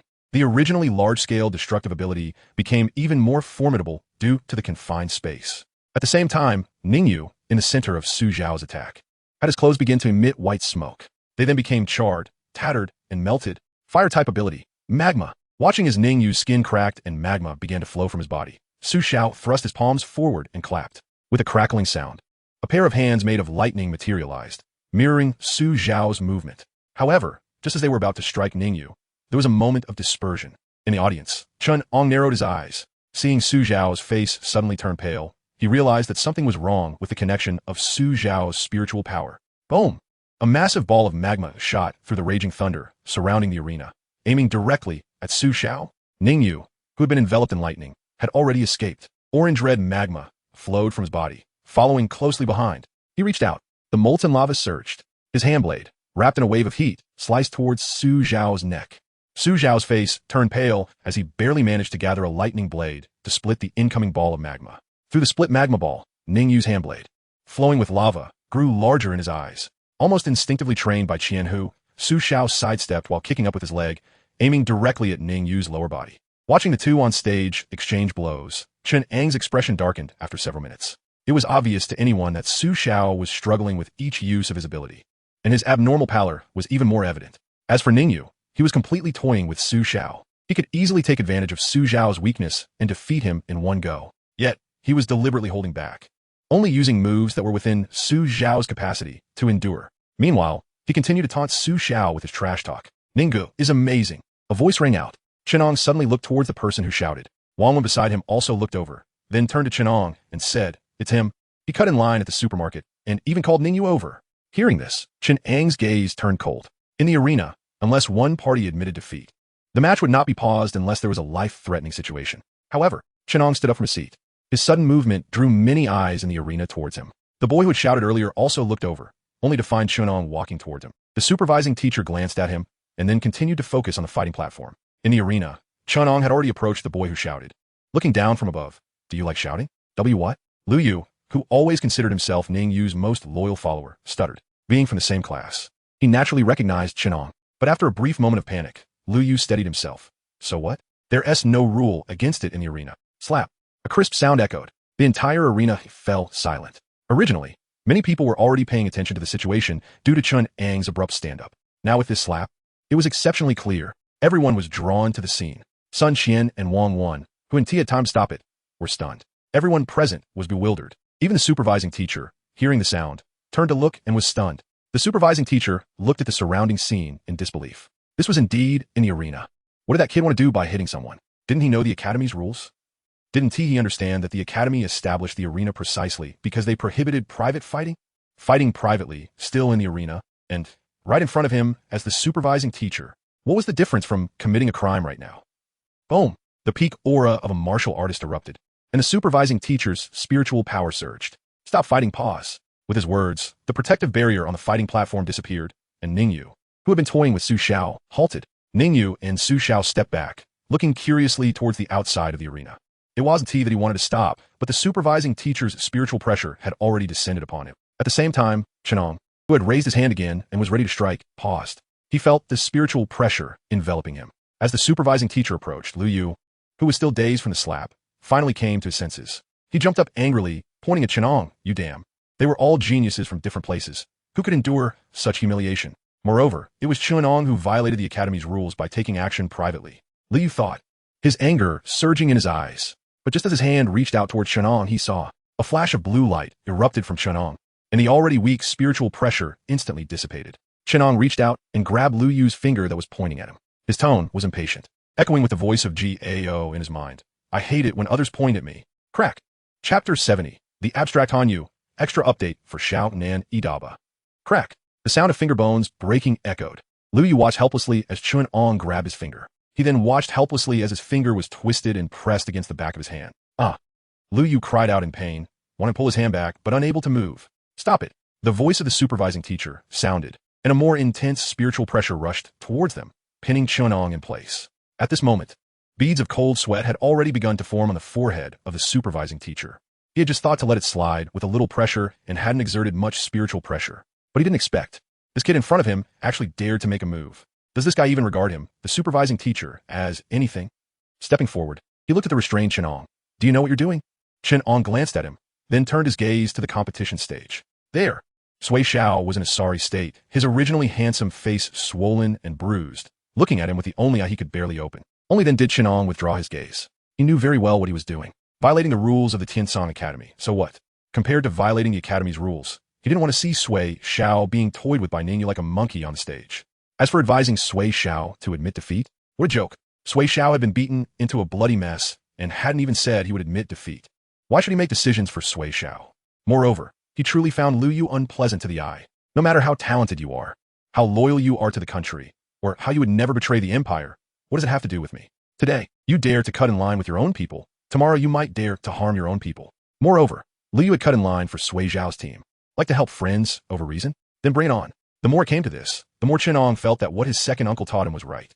Yes, I violated the rules, so what? Expel me? As long as my role outweighs my mistakes, then everyone will downplay it. Chen Ang was taken away by the supervising teacher. Before he was taken away, he glanced sideways at Ningyu, who was standing with Lu Yu and the others, leaving a remark. "I find you all very displeasing. When I come back, let us go to the competition stage and play together, all of you, outside the arena." Sun Qian and Wang Wen each supported an arm of Sui Xiao, helping him hand chicken to the nest. Sui Xiao's face was so swollen that it was unrecognizable, and he spoke with difficulty. After repeating 3 times, Sun Qian finally reacted and handed her phone to Sui Xiao. After Sui Xiao struggled to dial the old man's number, he sobbed and explained the situation. Sun Qian then snatched Wang Wen's phone and began contacting Yu Qinghan. Seeing both of them chattering on the phone, Wang Wen anxiously scratched his ears and cheeks. Chen Ang openly violated the academy's rules, and it was right in front of the supervising teacher. Now they had no idea what was happening, and everyone was extremely anxious. In the confinement building of Tiansong Academy, the supervising teacher, who took Chen Ang away, greeted the security department staff. Then he brought Chen Ang inside. After locking Chen Ang in a confinement room, he said to him, "Reflect well in there and wait for the academy's notice."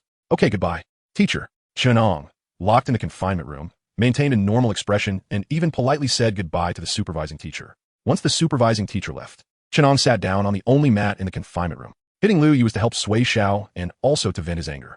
Cooperating with the supervising teacher was because Chen Ang didn't want to cause trouble for him.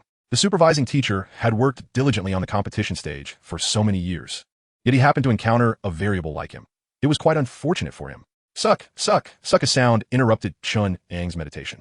Chen Ang opened his eyes and looked towards the adjoining confinement room. Inside the opposite confinement room was a young man with a goatee who looked relatively young. He was currently leaning at the door's hole, making sucking noises towards Chen Ang.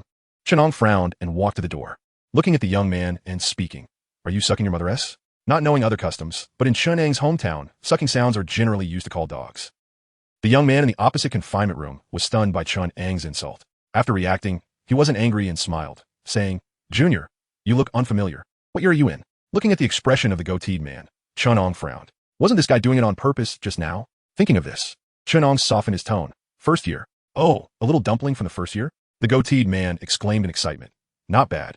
Coming to the confinement room in just the first year, you have some skills." Hearing the goateed man's tone, it sounded as if coming to the confinement room was something glorious. Chen Ang twitched the corner of his mouth. "Generally, what year are you in, senior?" It's all about courtesy. Since the goateed man asked, Chen Ang asked one more question. "Oh, my name is Han Yu. I'm in the 5th year, 23 this year. President of the Chong Kong Society from Yunnan Yang." Good lord, Chen Ang delivered a basic attack, and the goatee man directly unleashed his ultimate move. Chen Ang was stunned for a moment, and after reacting, his tone was somewhat off. "Where are you from?" "Yunnan Yang." Chen Ang fell silent for a moment. "So, what were you sucking at me just now?" "Huh." Han Yu waved his hand dismissively. "Just messing with you." This one sentence from Han Yu completely short-circuited Chen Ang's brain. What kind of person is this? Chen Ang couldn't be bothered to deal with Han Yu, turned around, and sat cross-legged on the mat, beginning to close his eyes and rest. The opposite Han Yu continued to ask incessantly, "Junior, don't ignore me. I'm so bored to death. Junior, what did you do to end up in the confinement room? Junior, I see you look extraordinary. Have you considered joining our Chong Kong Society?" Junior, sitting on the mat, Chen Ang irritably sealed off his hearing. In his life, this was the first time he encountered such an annoying guy. After sealing off his hearing, Chen Ang directly began to cultivate in the confinement room. He didn't know how long it had been when he felt someone poking him. Opening his eyes, he found Cheng Jin standing beside him, staring at him with wide eyes. "Director Cheng, stop talking nonsense, come with me." Cheng Jin interrupted Chen Ang and directly turned to leave. "Hey, Director Cheng, look at me, look at me." After exiting the confinement room, Chen Ang saw Han Yu, who was locked up opposite. At this moment, Han Yu was holding onto the iron bars of the door with both hands, looking at Cheng Jin's back with a pleading expression. "Director Cheng, please look back at me. When can I get out?" Director Cheng. Seeing that Cheng Jin didn't even turn his head, Han Yu fixed his gaze on Chen Ang, who had just walked out of the confinement room. Junior, you're amazing. Someone came to get you out so quickly. Could you help your senior out a bit?" Upon hearing this, Chen Ang paused, looked at Han Yu, and then, suck. As the 3 words came out, Chen Ang felt a wave of relief in his heart and turned to leave. Han Yu behind him didn't care if Chen Ang was listening, crying out, "Junior, remember to help me tell Ruru not to fall in love with someone else. Also, help me tell her I want to eat braised pig trotters, braised eggplant, braised fish, braised shrimp, and that she should bring me some when she has time. Finally, tell her I love her." Listening to Han Yu's incessant chatter behind him, Chen Ang's mouth twitched. What a lunatic. Who the hell knows which Ruru you're talking about? Also, is that love? What you love is clearly the braised dishes. Chen Ang was truly a loss for words. What kind of divine being was this Han Yu? Chapter 71 Reason? My name is Chen Ang. Is that reason enough? Walking out of the confinement building, Chen Ang retrieved his belongings from the security personnel. Cheng Jin walked out the door ahead of him without looking back. As Chen Ang quickened his pace to catch up, he casually opened his phone. Ding dong, ding dong, ding dong. As soon as the phone powered on, a flood of messages came pouring in. Most of them were from Sun Qian, asking how he was and if everything was okay. After a while, she told him not to worry, that Sui Xiao had already called Sui Hong. And the old man said everything was fine. Looking at the barrage of messages from Sun Qian, Chen Ang couldn't help but smile. It seemed that Sun Qian was really anxious. After replying to Sun Qian that everything was fine, Chen Ang exited the chat page and clicked on Yu Qinghan's profile. Yu Qinghan had only sent one message, a schadenfreude emoji, which made Chen Ang's face darken. Meng Tian also sent him a message giving a thumbs up. Chen Ang couldn't even be bothered to open Do Li's message. He could guess with his toes that it wasn't anything good. Ding dong. Another message, notification. Chen Ang opened it to find a voice message from his second, Uncle Gao. I've got the situation down, although it was a bit impulsive, but I like it. Keep your heart steady. Just do whatever you want. Leave the rest to your second uncle. Remember, your father has recognized many brothers over the years, and you have that many supports. Don't be afraid when things happen. Your talent and background are not just for show. A young man should have the vigor of youth. As the voice message ended, Chen Ang silently set his phone down. The pride that had already started to bloom after breaking through his heart realm was further amplified by Gao's words. Following Xingtian, Chen Ang eventually stopped at the bottom of the tallest building in Tiansu Academy. Xingtian turned back to look at Chen Ang. Go to the top floor. Principal Ning is waiting for you. After saying that, he stepped aside, showing no intention of entering himself. Chen Ang looked at Xingtian and finally nodded. The principal's office located on the rooftop. Knock, knock, knock. Chen Ang looked at the plain wooden door and raised his hand to knock. Guomin. The familiar voice of Ning Zonghua came through. Chen Ang pushed the door open and entered. In the simple office, Ning Zonghua was sitting behind his desk with his eyes closed, resting. Principal Ning. Chen Ang performed a fist salute to Ning Zonghua. Why did you violate school regulations? Ning Zonghua's voice carried a hint of anger. This kid was still praising him in the meeting room this afternoon. It wasn't even dark yet, and he pulled such a stunt. It had been years since Tiansu Academy had such an incident, and now that he just took office, a student had already broken the rules. He found him displeasing. Chen Ang didn't argue much. A mistake was a mistake. He had to admit it. If he was wrong, he had to take it. Hearing Chen Ang's response, Ning Zonghua suddenly opened his eyes wide, staring at Chen Ang.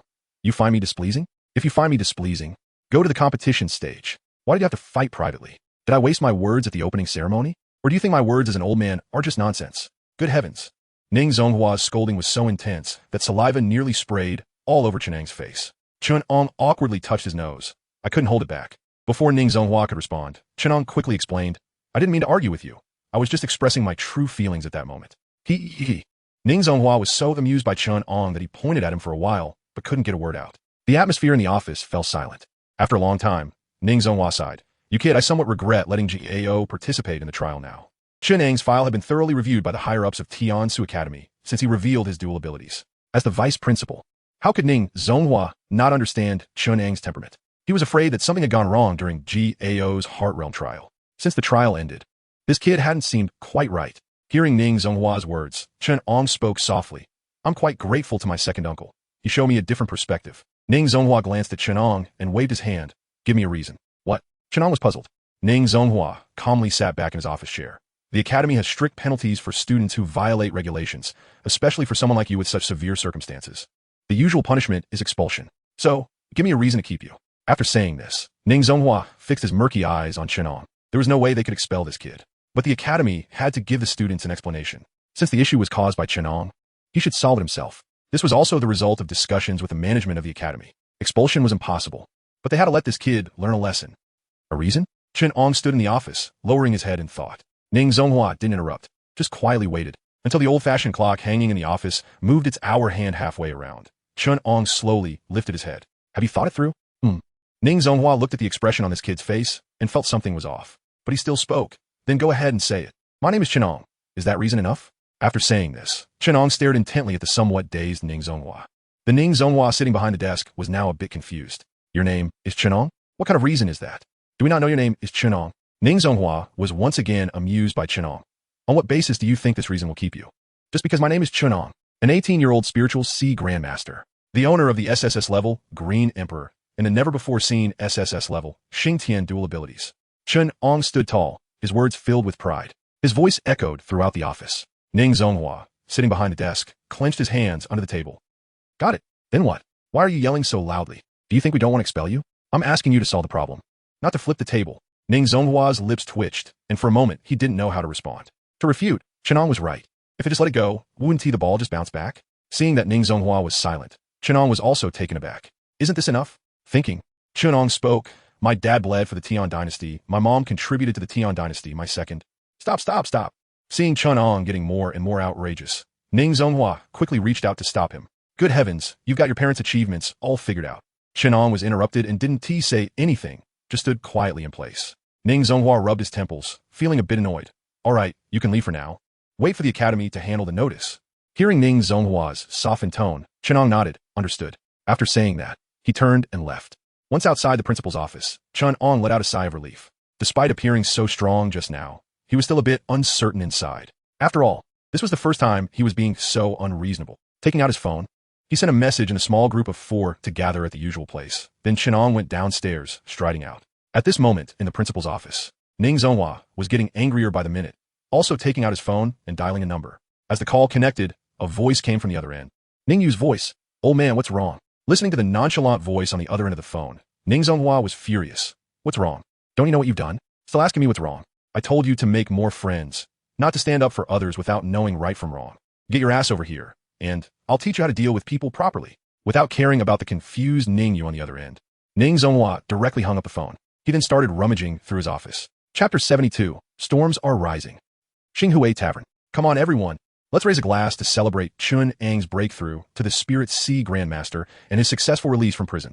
At the table, Yu Qinghan raised her glass high. The glasses clinked together, but only one contained orange juice. After drinking her beverage, Meng Tiantian looked a bit gloomy.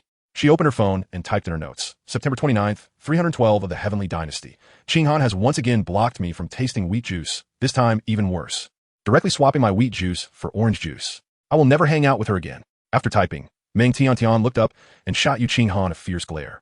Snacks are here. In the distance, Sister Lu approached with a large plate of cooked food in one hand. She placed the food on the table, smiling at Chen Ang.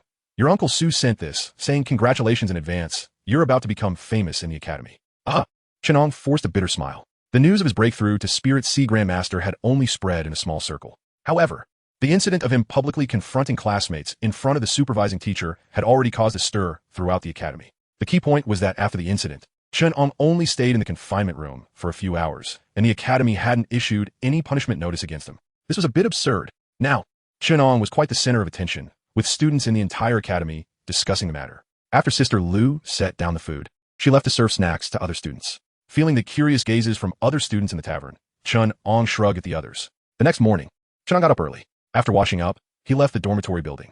There were no classes in the combat department today, so he planned to audit a class in the healing department. He heard that a guest professor was coming today, although he didn't know who it was. He certainly couldn't miss a class taught by someone of that caliber. To grab a good seat, Chen Ang ran all the way. However, he stopped when passing by the political education building. Looking at the large electronic screen beside the building, which was constantly scrolling news, Chen Ang's mouth twitched.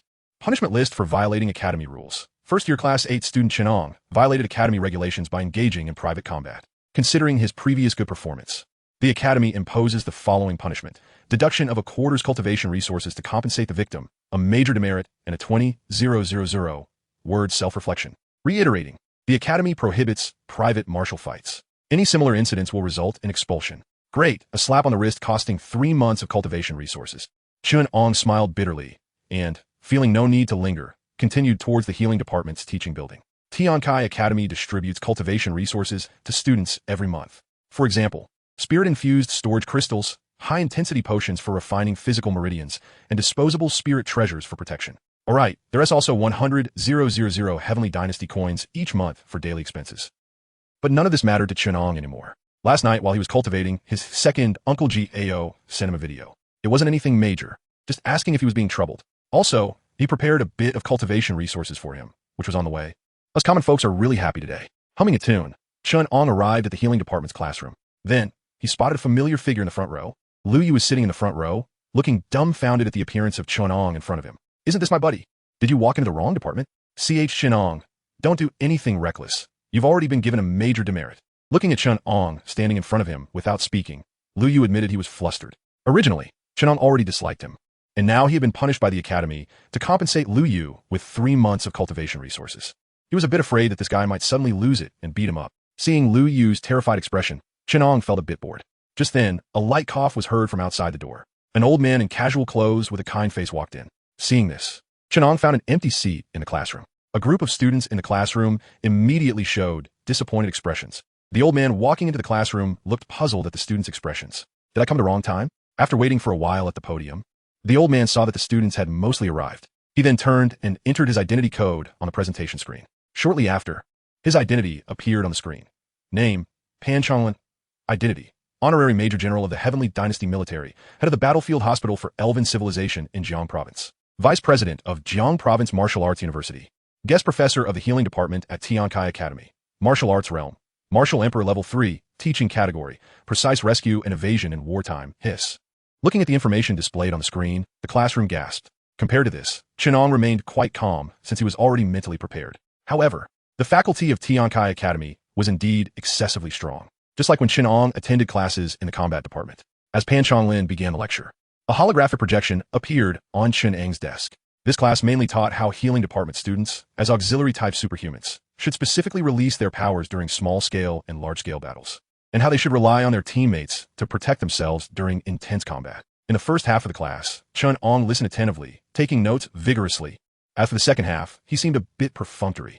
He absorbed how to assist teammates correctly during wartime.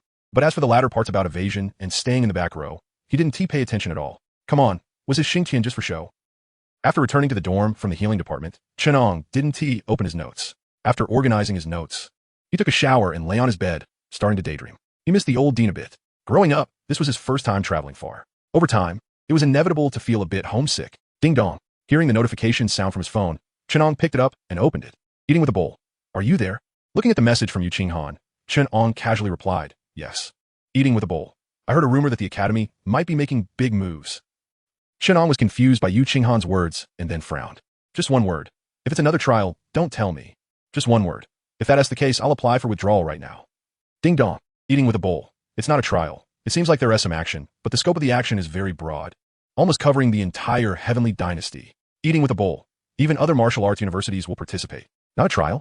Seeing this message, Chen Ang breathed a sigh of relief. However, after reading Yu Qinghan's messages, he felt a bit puzzled. Just one word. Where did you get this news? Is it reliable? Eating with a bowl. Absolutely reliable. Do you know the weight of the Martial Arts Society's century-old brand? Chapter 73. Sharpening the Knife. Additional update for Few Big Treasures 1-2. It's hard to explain everything in words. Chen Ang sat up in bed and directly called Yu Qinghan. However, Yu Qinghan didn't know much either. She only assured Chen Ang that she would inform him promptly if she learned any insider information later. After hanging up the phone, not long after, Chen Ang's phone started buzzing incessantly. Cutting out to check, it was the internal group of the Martial Arts Society, where Do Lu was currently explaining the situation to all members. There were so many messages that it was annoying. Seeing there was nothing else, Chen Ang set the group notifications to mute. Lying in bed, he unknowingly fell asleep. When he woke up, Chen Ang squinted to assess the outside scenery. Noticing it was already dark and that no one had contacted him on his phone, he set an alarm. Time to open the book. By the time Chen Ang, who was engrossed in his training, was awakened by the alarm, it was already bright outside. Chen Ang checked his class schedule for the day on his phone. To his surprise, all the departmental schedules were empty. He glanced at the usually lively small group of 4 and found it was also quiet. Chen Ang suddenly had a feeling that something big was about to happen. He got dressed, got out of bed, and washed up.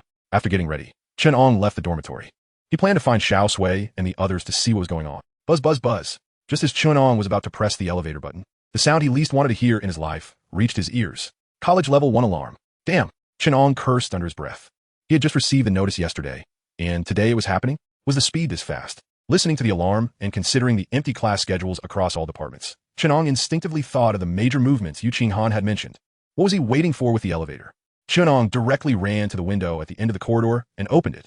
With a quick glance, he jumped out. Hearing the college alarm, students on the same floor as Chen Ang rushed out of their dorms in a panic. Then, they saw a big black rat jump off the building. Some even rubbed their eyes in disbelief, questioning if they were awake. The alarm continued to blare, and more students began heading to the playground. The dormitory elevators became crowded, and some people started running down the corridor. Others made the same choice as Chen Ang looked.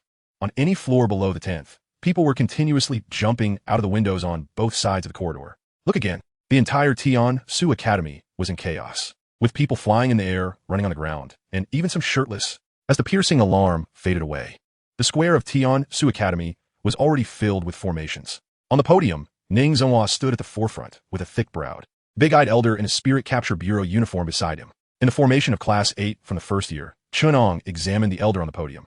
He was mainly observing the shoulder insignia on his shoulder. The national emblem of the Celestial Empire was in the center, surrounded by wheat ears. Superintendent of the Celestial Spirit Capture General Bureau.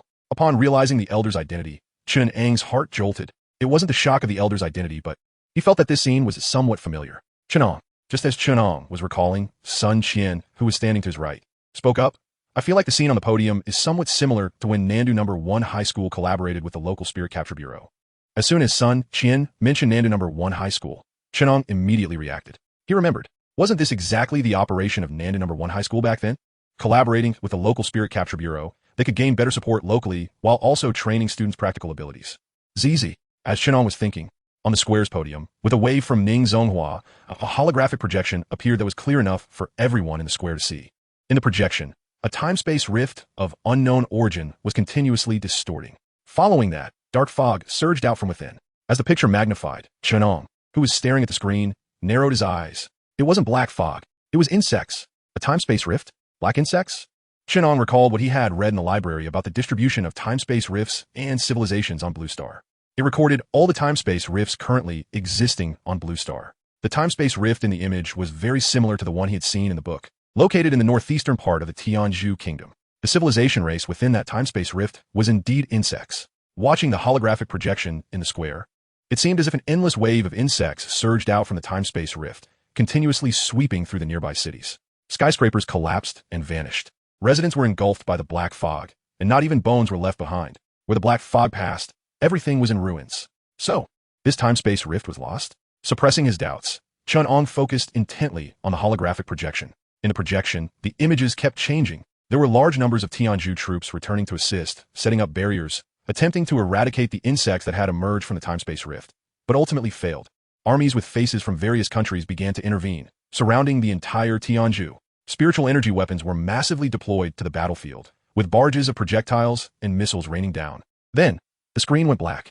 The students in the square looked confused. That's it? What does this mean? Did they win? On the podium, as Ning Zonghua waved his hand again, a new scene appeared in the holographic projection. This time, everyone present recognized the place in the image. It was within the territory of the Celestial Empire. In the image, on a street that was once bustling with pedestrians, someone suddenly fell to the ground and began convulsing, then got up and crazily attacked the pedestrians around them. In buildings that were originally peaceful and quiet, after a few oddly dressed people entered, not long after, with a loud explosion, they collapsed with a bang. The scenes kept switching, and students in the square occasionally gasped in surprise. They came from all over the country. And the fragments of scenes in the image also came from various places across the country. How could they not recognize their hometown?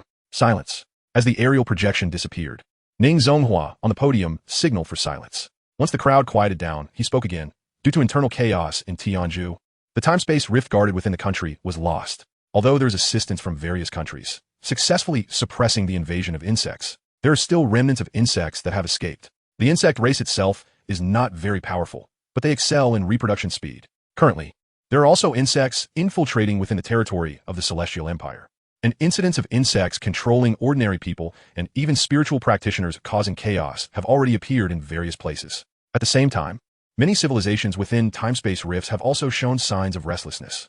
Domestic spiritual martial corps need to guard against counterattacks from time-space rifts and cannot be mobilized on a large scale. However, the Spirit Capture Bureau is understaffed and cannot comprehensively deal with this matter.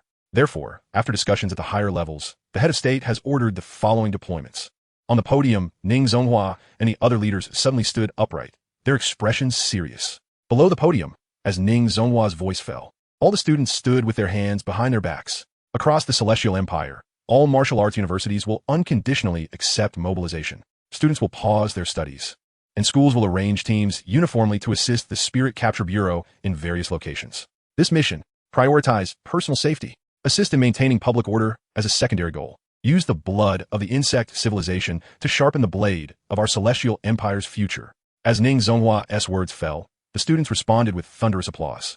Chapter 74. The tiger is out of the cage. Let me plow through. Extra update for several big treasures too. At this moment, on the square of the Tiankai Academy, heavy breaths could be heard everywhere. Thousands of students stood in formation, waiting for Ning Zonghua on the podium to make the next arrangement. The young soldiers were eager for achievements, although they had not yet truly entered the Tianchao military department.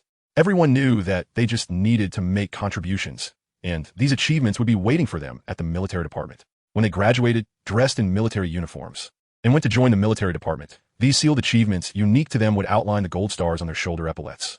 Looking at the group of excited little guys below, with flushed faces, Ning Zonghua stood on the podium smiling. very happily. He saw a reflection of his younger self in these little guys. Although he felt a bit reluctant to interrupt them, the main event had yet to begin. On the podium, as Ning Zonghua waved for the third time, a holographic projection appeared, capturing everyone's attention. In the image, an elderly man sat in a worn bamboo chair, wearing a yellow t-shirt. The old man raised his eyes, gazing at all the students in the picture, and they were all taken aback. Among the thousands of students, Chen Ang felt the warmth in the old man's eyes penetrate through the screen. As if a rough, big hand was gently stroking the top of his head, the old man slowly began to speak, his strong Xiang province accent resonating throughout the Tiankai Academy. Hello, children. This time, the Tianqiao needs you, the people of Tianqiao need you. I have always believed that you little ones are the bright red sunrise of Tianqiao, the backbone, the future. I also believe that what I think is right. Go, use your actions to tell those guys. Tianqiao is not a place they can come to. All that has passed. The heroes of the past are now but a memory. We are old now. The future belongs to you. Children, take care of yourselves on this journey. If you encounter something unmanageable, remember, there are adults behind you. As the image faded, the old man's eyes were filled with warmth. Huffing and puffing, at this moment on the square, all the students, regardless of gender, had flushed faces. Their eyes could not hide the excitement. Some even trembled slightly. The image disappeared. But the old man's words lingered in their ears. Other words dissipated with the breeze in the square. The only thing that remained in their ears were those words. Children. He called us children. He said we are the sunrise. He told us to protect ourselves, even in battle. He told us not to be reckless, and to learn to find adults when in danger. Damn it. Those damned insectoids. It's all because of you. You made our teacher look haggard. Deploy the troops. Exterminate the insectoid civilization. I don't know who shouted this in the crowd. In an instant, the entire square was in chaos. Among the crowd, Chen Ang's face was also flushed. Chen Ang didn't even know why he felt this way. It seemed. It all started from the old man's words, children. On the podium, Ning Zonghua took a long time to calm the tumultuous scene. Looking at the group of still excited students, Ning Zonghua took a deep breath. This is the charm of the leader. Even he found it hard to contain his excitement after hearing the old man's words. On the square, after all the students had calmed down, Ning Zonghua began to make personnel arrangements. Because there were many aspects to consider, it took a long time. At the academy gate, Chen Ang stood next to the Tiankai stone tablet, saying goodbye to Sui Xiao and the others. This time, the personnel distribution had directly disrupted the Yunnan F4. Although they were all responsible for Yunnan province, but they were not in the same place. Chen Ang was assigned to Jingluo City this time, along with 9 others. The team leader was Meng Tiantian, and the vice captain was Do Lo. Even the other 7 team members were all from the martial arts club. At this moment, the benefits of being in the same club became evident. Since they were all from the same club, communication would be easier, so the academy recognized this way of forming teams. It is worth mentioning that regarding this personnel distribution, Tiankai Academy assigned students according to a pattern of 2 from each grade, from 1st to 5th grade. Let's go, senior sister. I'm sorry for wasting your time. After making sure that Sun Qian would stick close to Yu Qinghan, Chen Ang turned back to Meng Tiantian and said, let us go. Chen Ang followed Meng Tiantian into the teleportation channel, and the familiar dizziness hit him again. However, compared to the last time, Chen Ang was a bit more accustomed. The scenery changed before his eyes. When Chen Ang refocused his gaze, he found himself at the place where the dream began. Shangjing, Sangyan Mountain, the stone tablet. This place could be called a refresh point for students of Tiankai Academy. Chen Ang even thought about what would happen if there were people specifically hunting students from Tiankai Academy, lurking here. But that was just a thought. After all, no one would want to lose their life. Chen Ang looked up at the specialized aircraft circling above, one after another. A group of people followed Meng Tiantian to find the aircraft marked with Jingluo. Following the descending rope ladder, the group boarded the aircraft. After everyone was seated, with the driver's operation, the aircraft emitted a hum and directly ascended. Target, Jingluo City. The academy had already wasted a lot of time in distributing teams. So by the time Chen Ang and the others arrived over Jingluo City, the sky was already getting dark. Chen Ang took a look at the administrative building below from a plane. Because the aircraft was not very high, he could clearly see that many people were looking up at the entrance of the administrative building. The aircraft continued to descend until it was less than 40 meters above the ground before it began to hover. The hatch opened. Meng Tiantian was the first to stand up, walk to the hatch, and jump. Then like a bunch of kids, one after another, the students jumped out of the aircraft. When Chen Ang reached the hatch and prepared to jump, he paused and turned back. What are you doing? As soon as the words came out, he saw Huang Xing, who was timidly tugging at his clothes. Chen Ang slapped his forehead. He had forgotten about this guy. Huang Xing was a first-year student on the same team as him. His strength was at the 9th level of a martial artist. This guy was a bit underwhelming. His strength was still considered impressive when he first entered the academy. However, now, most students had already begun to step into the martial master realm. And even Sun Qian was now at the 2nd level of a martial master. Looking at Huang Xing now, his strength could only be considered below average in the academy. Brother Ang, take me with you. I'm afraid I can't handle it. Huang Xing said dejectedly. One by one, there is no sense of humanity. Just jump. Doesn't anyone care about how I, as a martial artist, feel? Huang Xing. Am I not a person? Am I really not a person? Seeing Meng Tian and the others already on the ground, looking up, Chen Ang didn't hesitate. He wrapped his arm around Huang Xing's waist. With a leap, they jumped down. A string of Huang Xing's screams echoed in the air. Boom! Because he was holding Huang Xing, Chen Ang did not lessen his force when landing. At the entrance of Jingluo City's administrative building, a large pit suddenly appeared. The governor of Jingluo City, Yan Hao, twitched the corner of his mouth. No wonder they are the disciples of the Son of Heaven. They have strength. As the city governor, Yan Hao naturally knew a bit more than others. Seeing that everyone had arrived, Yan Hao took a deep breath and looked seriously at the team leader, Meng Tian. May I ask how to address this young lady? Meng Tian, she replied stiffly. Although she usually spoke easily with her own people, she was always tough and terse with strangers. Yan Hao's smile paused for a moment, but he didn't pay too much attention to it. After all, she was a student of the emperor, so it was understandable to have some pride. After thinking for a moment, Yan Hao spoke. I wonder if Miss Meng is aware of this operation? Meng Tian nodded. Then, has Miss Meng made any preparations? If not, we have studied a plan here. No need. We already made a plan on the way here. Meng Tian finally stopped speaking word by word.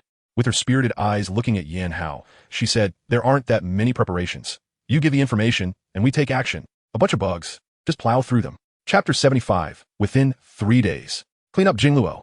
Just plow through. Outside the administrative building, listening to Meng Tian's response, Yan Hao's mouth twitched. So this was the plan? Looking at the young people behind Meng Tian, all with fierce expressions, Yan Hao sighed. What would he do?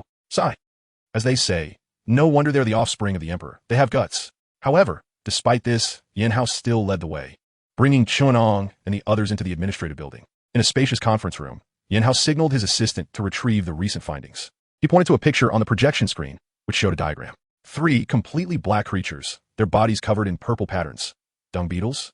After investigation and big data analysis, we can currently confirm that these 3 bugs are the main factors causing chaos in Jingluo City. After saying this, Yan Hao switched the screen. The new image displayed a layered diagram, with the 3 bugs they had seen initially at the highest level. We have named these 3 bugs first generation, and the bugs distributed below them are the larvae they laid after arriving in Jingluo City. These creatures reproduce at an extremely fast rate, and their growth time is also very rapid. Although their overall strength is low, they excel in numbers. Currently, many ordinary people and even spiritual practitioners in Jingluo City have been brain controlled by them. They commit crimes indiscriminately, organize riots.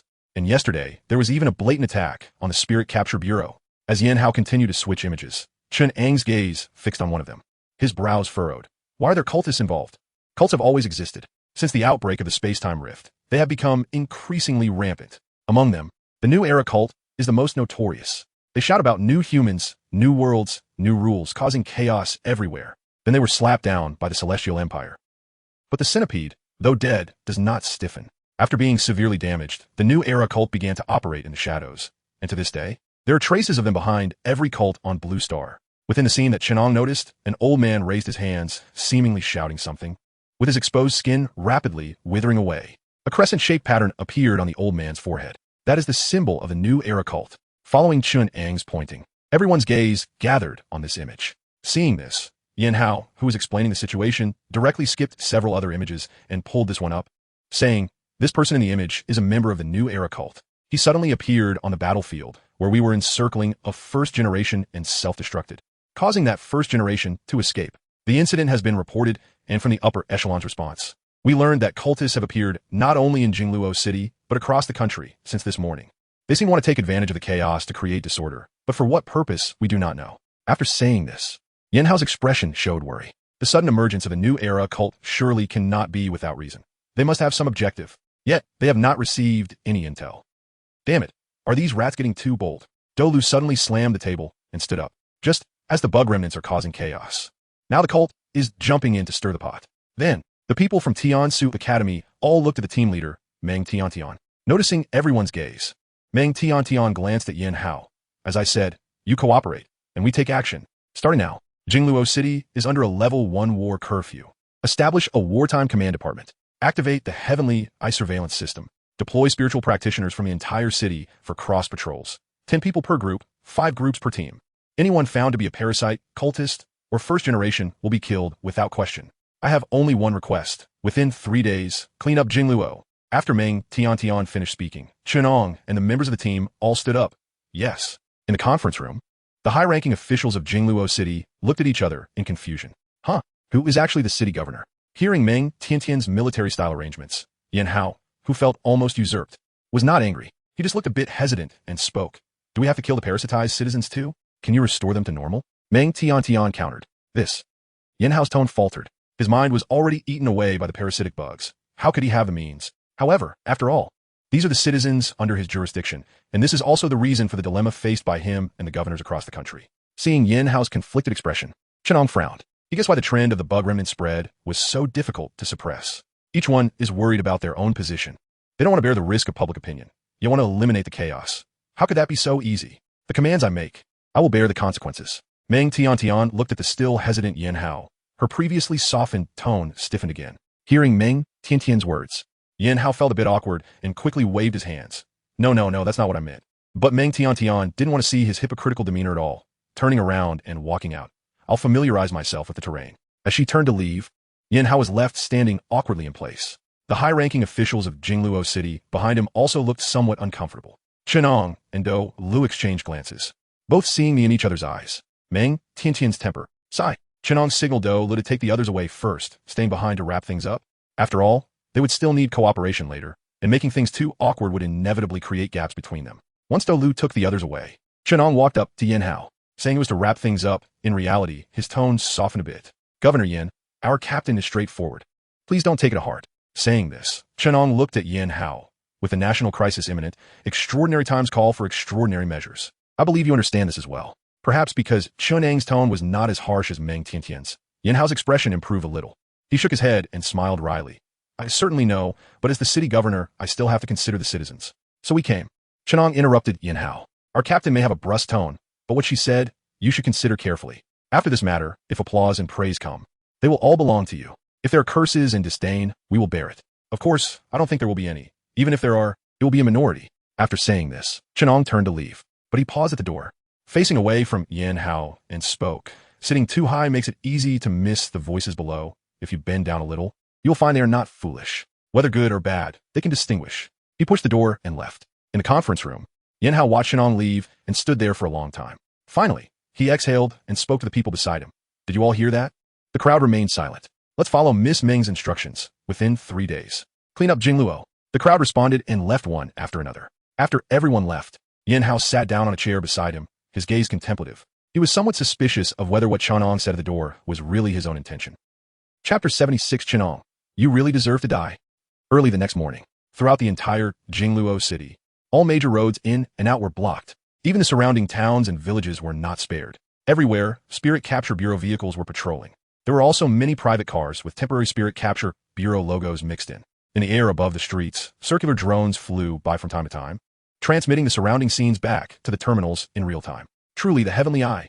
In the west of the city, on a Spirit Capture Bureau vehicle, Chen Ang sat in the back seat, fiddling with a computer. Meng Tiantian had divided the entire Jingluo city into 54 sections that morning. Chen Ang was responsible for Area 16 in the western section of the city. At this moment, Chen Ang was dressed in combat gear, with an earpiece in his left ear, retrieving information from nearby on his computer. A buzzing sound came from the earpiece. Then a middle-aged voice came through. Captain, there is a situation at Teo Weiyuan. Chen Ang paused his hand that was sliding on the computer screen, then placed it on the earpiece. He spoke. Everyone in Area 16, gather at Teo Weiyuan. Since the large-scale mobilization of personnel in Jingluo City began that morning, the insect tribe and cultists had gone silent. It was as if they had vanished without a trace. Chen Ang's area was the second to discover abnormalities, after Area 4. On the way to Teo Weiyuan, Chen Ang closed his eyes to rest, a smile playing at the corners of his mouth. Hiding? Now I know fear. Where were you earlier? Take your time hiding. Once the pockets are tight, none of you will get away. Sitting in the back seat, Chen Ang was enveloped in a crimson aura. Squeak. At the entrance of a small community, the vehicle came to a halt. Chen Ang got out and surveyed the stone sign at the entrance. The stone was engraved with 3 large characters. Teo Weiyuan. Captain. A middle-aged Spirit Capture agent emerged from the security booth at the entrance and jogged up to Chen Ang, saluting. Chen Ang's current identity was the captain of Area 16, and in name, he was also the temporary leader here. Following local customs, Chen Ang returned the salute. He then asked, "What is the situation?" The middle-aged agent replied, "We received a report from the public not long ago, saying that there is a household inside exhibiting strange behavior. The informant lives next door and has a good relationship with them. According to the informant's description, He encountered this family in the hallway that morning and subconsciously greeted them. But, get to the point. Chen Ang interrupted. What are you babbling about? I can't understand. Type it out. Seeing this, the middle-aged agent thought for a moment before speaking. We retrieved the activity logs of that family outside and found that the man has a high probability of being controlled by the insect tribe mind-eating. ISNT, that's something that could be said clearly in one sentence. Confirm, take action, eliminate. This was the rhythm Chen Ang set for himself. He glanced back and found that most of the people had arrived. Chen Ang strode confidently into the community. Behind him, a group of 30 to 40 people followed closely. Quite the imposing display. In Building 7 of Teo Weiyuan on the 11th floor. Knock, knock, knock. Who is it? Standing in front of a security door, Chen Ang listened to the hesitant female voice from inside and raised an eyebrow. He opened with the classic line, the water meter inspector. Hearing Chen Ang's words, the middle-aged spirit capture agent beside him twitched his mouth. After Chen Ang spoke, he stood quietly at the door, listening to the chaotic noises inside. After a moment, a response finally came from within. Didn't you just gonna check a couple of days ago? Upon hearing this, Chen Ang frowned. TSK, is it really that coincidental? You're asking for it, aren't you? Signaling the people behind him to step back, Chen Ang took a step back and raised his leg. Bang! A kick from a Grandmaster of Spirit C is not something an ordinary security door can withstand. However, Chen Ang controlled his strength well, only managing to shatter the door into pieces. Stepping on the broken fragments of the door, Chen Ang entered the room, looking at the outdated furnishings inside. Chen Ang's gaze fell on a terrified woman beside the sofa. Upon meeting Chen Ang's gaze, the woman's eyes darted away as she trembled. Why you? Who are you? Breaking into a private residence is illegal. Where is he? Chen Ang couldn't be bothered to waste words. He took the identification from the middle-aged spirit capture agent beside him and showed it to the woman. Upon seeing the identification, despair instantly filled her eyes. Yet she shook her head and refused to speak. Ma'am, you should know what we are here for. Your husband is no longer. The middle-aged spirit capture agent beside her was about to offer comfort. But Chen Ang walked straight toward bedroom. He raised his foot and kicked. The bedroom door shattered.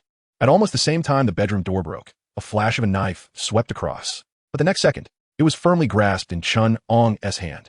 Chen Ang held the knife, sizing up the man wielding it. When he saw the darkness in his eyes, he was even more certain that he was under the control of the remnants of the insect tribe. Since that's the case. Whoosh! Chen Ang unleashed a powerful slap infused with vast spiritual energy, the wind howling. The man tried to dodge, but it was already too late. No! In the living room, seeing this scene, the woman cried out in despair. No matter how the man had changed, he was still her husband. Dad!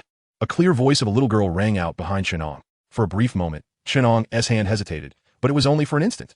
As Chen Ang's hand came down, the man's skull shattered, yet no blood or brain splattered. The man's body slumped to the ground. Looking at the scattered insect eggs all over the floor, Chen Ang took 2 steps back. Frowning, he looked toward the living room. Get a fire-type ability user to burn these things. After saying this, Chen Ang turned around, his body always blocking the view of the little girl who was coming out of another bedroom. Seeing Chen Ang looking at her, the little girl trembled, her eyes instantly turning red. Tong tong. The woman in the living room rushed to the little girl, hugging her tightly. Woo woo. The little girl, held by the woman, burst into tears. Mommy, there are bad people hitting Daddy. Because Chen Ang had intentionally blocked the little girl's line of sight. Perhaps she still thought that Chen Ang had only slapped her father. Watching the little girl wailing in the woman's arms, the group of operatives who had entered the room felt a pang of guilt. The higher-ups feared inciting public anger. But how could they not be afraid of experiencing such scenes? Humanity is fundamentally compassionate.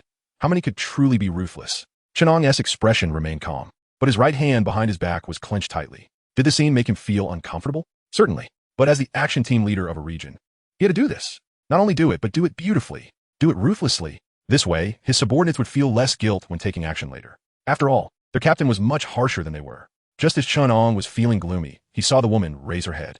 The eyes that stared at Chen Ang were no longer evasive. Instead, they were filled with fearlessness and hatred. Get out, what are you still doing standing here? Get out.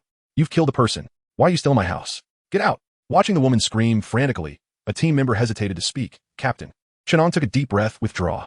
After saying this, he felt a pang of regret. Before leaving, he quietly cast a healing holy lotus onto the little girl.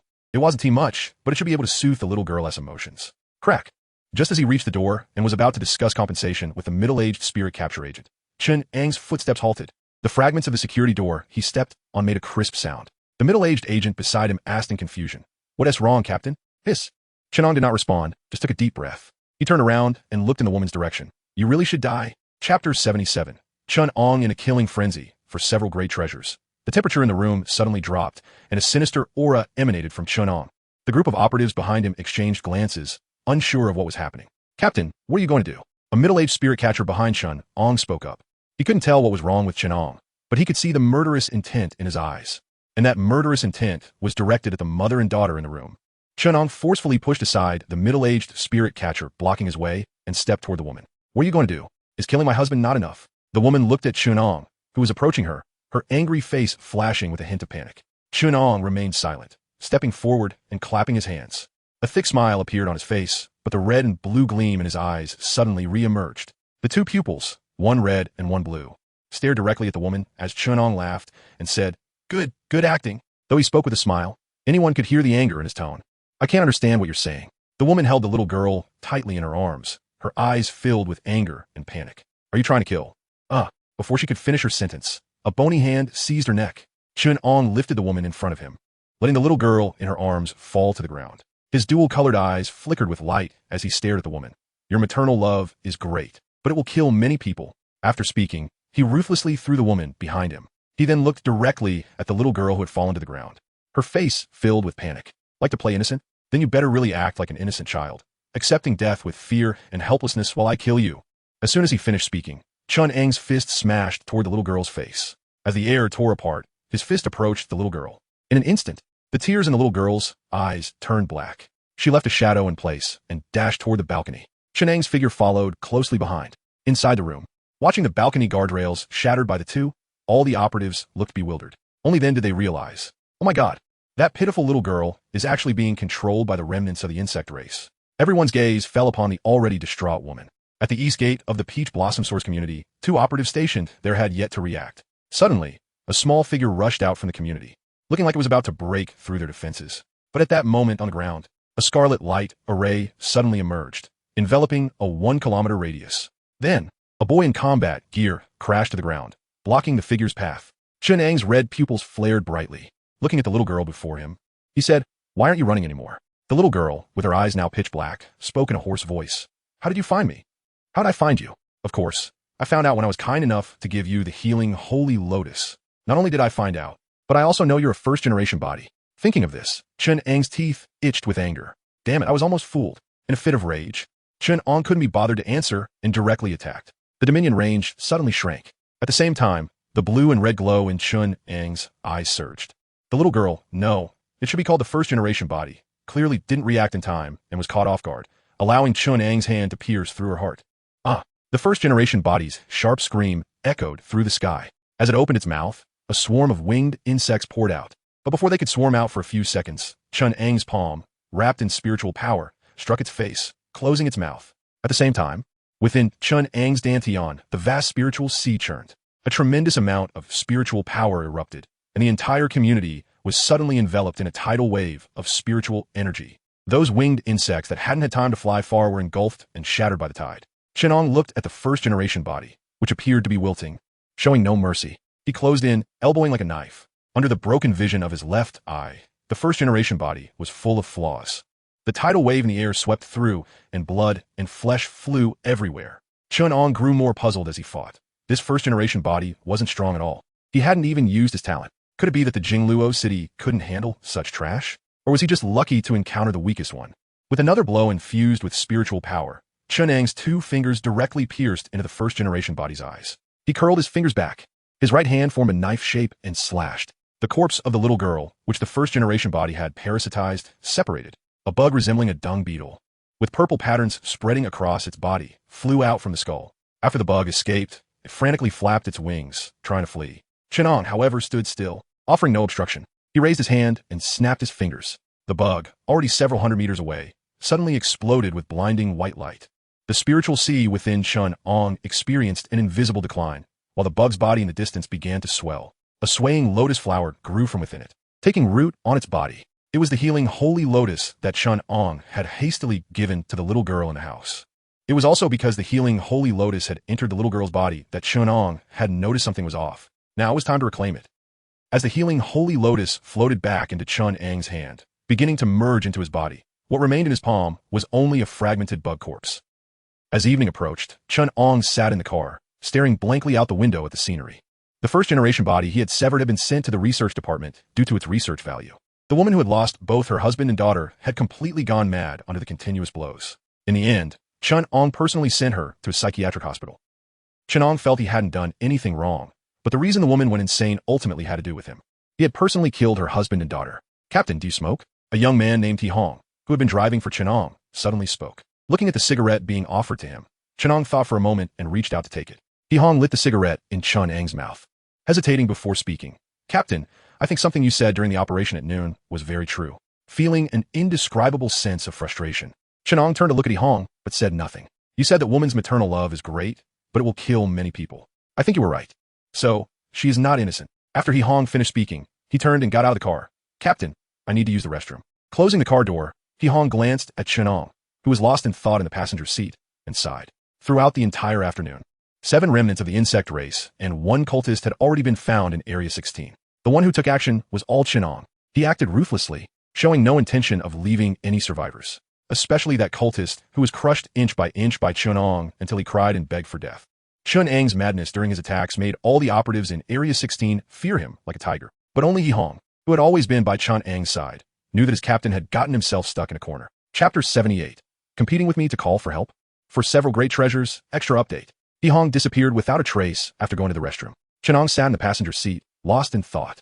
It wasn't until the cigarette in his hand burned out and scorched his fingers that he snapped back to reality from Ti Hong's words. He crushed the cigarette, and discarded it, rubbing his face vigorously. Yes, where did he go wrong? Was it wrong not to let that man go?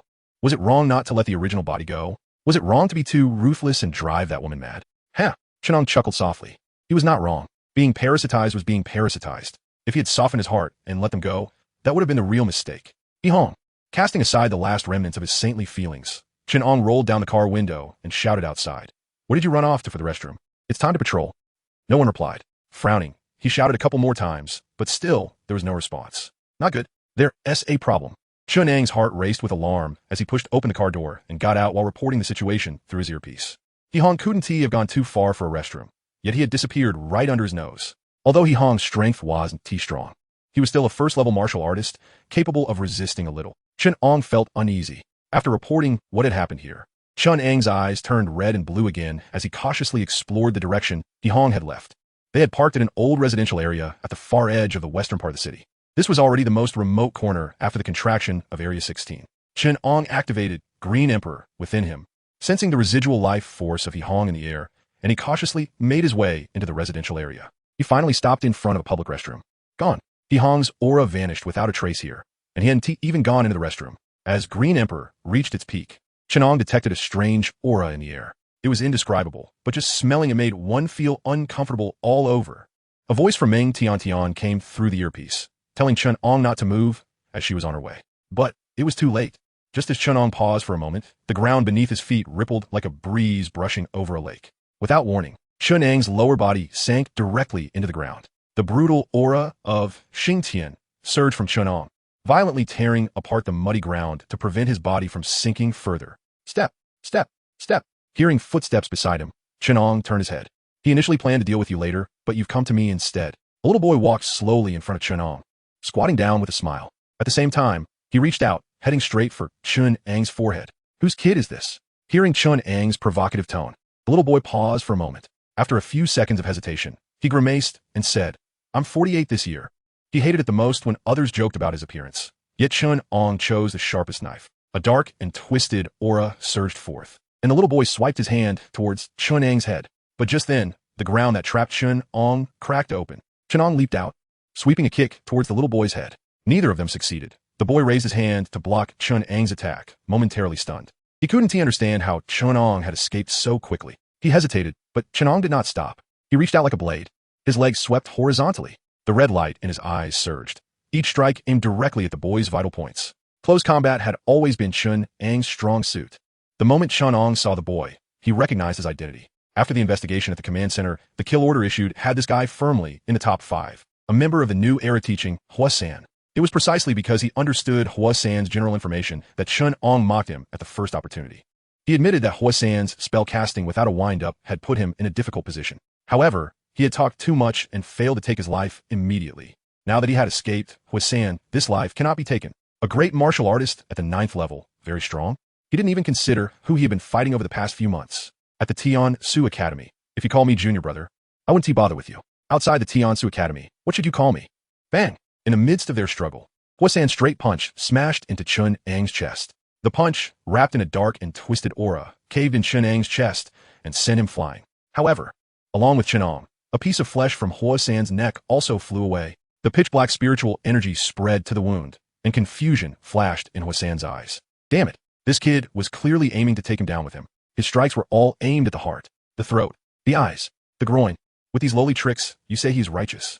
Chen Ang's flying figure crashed into a building in the residential area. The entire building shook slightly, and the plaster fell off. This was the result after Chen Ang had released some force. Listening to the rising sounds of terror from within the building, Chen Ang frowned. He needed to find a way to move the battlefield. They couldn't fight here any longer. The healing sacred lotus floated in the air, swaying with increasingly bright white light towards Huasan. A perfectly good healing skill had now been turned into a control bomb by Chen Ang.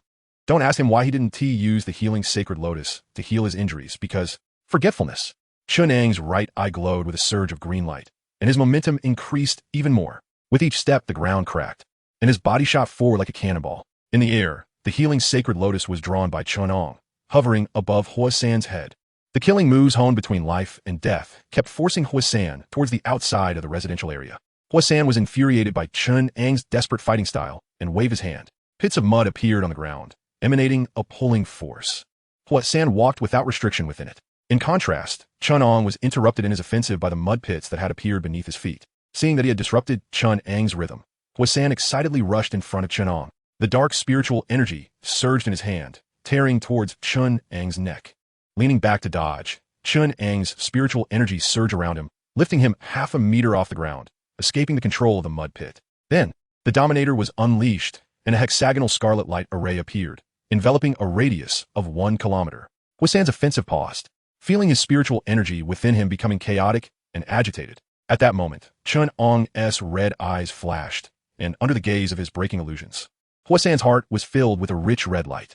A flaw that could be fatal. Seeing Chen Ang rush forward, the spiritual sea within him surged towards his right hand's meridians. The talent of the tyrant activated, scarlet patterns spreading across his face, adding to his murderous aura. Looking at the fist that appeared in his line of sight, Huasan felt as if the earth was splitting and the sky was collapsing. This punch, he couldn't dodge. Wushur, save me. A shrill cry for help erupted from Huasan's mouth. A sigh echoed in the air. An old man, leaning on a cane and hunched over, suddenly appeared behind Huasan. Waves of spiritual pressure descended from above Chen Ang, but as it approached Chen Ang, it dissipated into nothing. The old man's originally pretentious expression changed, and before he could make a move, a force even stronger than his own spiritual pressure fell upon him. At the same time, clang, a giant sword appeared out of nowhere, its blade pointing directly at the old man with the cane. The sudden turn of events shocked both the old man and Huasan. The old man was terrified because the giant sword seemed to have torn through space, its momentum overwhelming, and he couldn't evade it. Huasan was terrified because he couldn't withstand the punch that seemed capable of making the earth split and the sky fall. Chen Ang looked at Huasan, whose eyes were about to burst with rage, and grinned. On my turf, competing with me to call for help. Who gave you the guts? Chapter 79.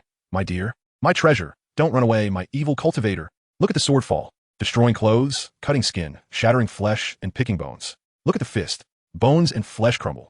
Blood mist fills the air. High in the sky, a giant tiger over 10 meters long, blue and white, flaps its wings. As 3 pairs of wings flutter, an extreme cold sweeps through. Chen Ang raised the head of Huasan in his hand and looked up. It was snowing. As the snow fell heavier, the 6-winged celestial tiger landed on the ground. With a thud of its paw, the massive tiger body began to fade. Xingtian jumped down from the tiger's head and quickly walked up to Chen Ang. How did you know that there were still members of the New World sect hiding nearby? Xingtian looked at Chen Ang with a puzzled expression. She and Do Lu had arrived long ago, but they hadn't shown up because Chen Ang wouldn't let them. Senior, wait a moment. Chen Ang didn't have time to explain to Xingtian now. He raised Huasan's head to his face and stared into his eyes. Where is he? Logically speaking, with Huasan's strength, if his body is destroyed and only his head remains, he should be dead on the spot. To cling to life like that, one would need to be at the martial emperor level or above. But even at that level, it would only allow one's consciousness to linger for a while. However, Chen Ang was unreasonable. At that moment, Huasan's head was wrapped in a thick green light. At the same time, the spiritual sea within Chen Ang was rapidly depleting. Chen Ang was actually using Wei Rui to hang Huasan's life by a thread. Huasan's eyes were murky, yet bursting with a desire to live. He mumbled, save me. Chen Ang stared at Huasan, Tell me where he is. I have a way to make you live. Dead. Woo. Chen, it's not. Me. Huasan's mouth opened and closed, and what he said made Chen Ang's expression darken. Where's the body? Watching Huasan's eyes dodge, Chen Ang's anger turned into a laugh. With a forceful grip, bang, he threw away the yellow-white substance in his hand and pressed down on the earpiece. Increase the search intensity in Area 16. Upon discovering any cultists, report to me immediately. Voices of acknowledgement echoed through the earpiece, but Chen Ang had no heart to listen. A large hand landed on his shoulder, and Chen Ang turned to look. Duda, who had regained human form, was now enveloped in spiritual energy, with only his face visible. There will always be sacrifices. Just accept it. I cannot accept it. Chen Ang shook off Do Li's hand. He turned to Meng Tiantian beside him. Senior, are there any experts among the cultists discovered by the command center? No, besides the one who self-destructed. Only Wu Shiyuan is at the 3rd level of martial sovereign. The rest are small fry. After receiving a definitive answer, Chen Ang's eyes turned fierce. Can I take care of the cultists? Meng Tiantian glanced at Chen Ang and nodded. Okay, I will find someone to replace your position and assign you a team of action members. Each area will cooperate with you. No need for a team, just me alone. Chen Ang took a breath and turned to leave. I'll go take a look. Dola wanted to say something, but was stopped by Meng Tiantian. Everyone has to experience life and death. At such times, comfort is the least useful thing. It requires sacrifice. The action to clear Jingluo took place on the 2nd day. With the contraction of divided areas, more and more remnants of the insect race could no longer hide. The entire Jingluo city had all the citizens who had been checked staying at home, not daring to go out. Outside, spiritual practitioners were hunting down the remnants of the insect race. The financial department of Jingluo City was on the verge of chaos.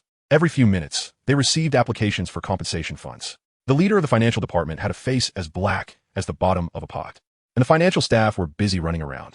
Minister, there's another note from the North City. They want your signature. A financial staff member entered the office, trembling as he handed the note to the finance minister.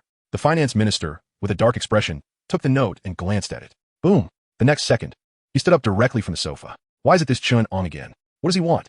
Wasn't he in the outskirts of the West City half an hour ago? Is he a rabbit? The finance minister clenched the note, furious. He couldn't take it anymore. 3 hours. In just 3 hours, this Chen Ang had reported compensation funds 5 times. The total amount exceeded 2 million. That is already more than half of yesterday's total compensation amount. This guy is not here to help stabilize Jingluo City. He is clearly here to remodel the city. The financial staff beside him held their breath, not daring to speak. Once the minister finished venting, he hesitated to ask, So, should we approve it? You have nothing to say? Do I dare not approve it? After venting, the finance minister began to sign and stamp the note, his hand trembling while signing.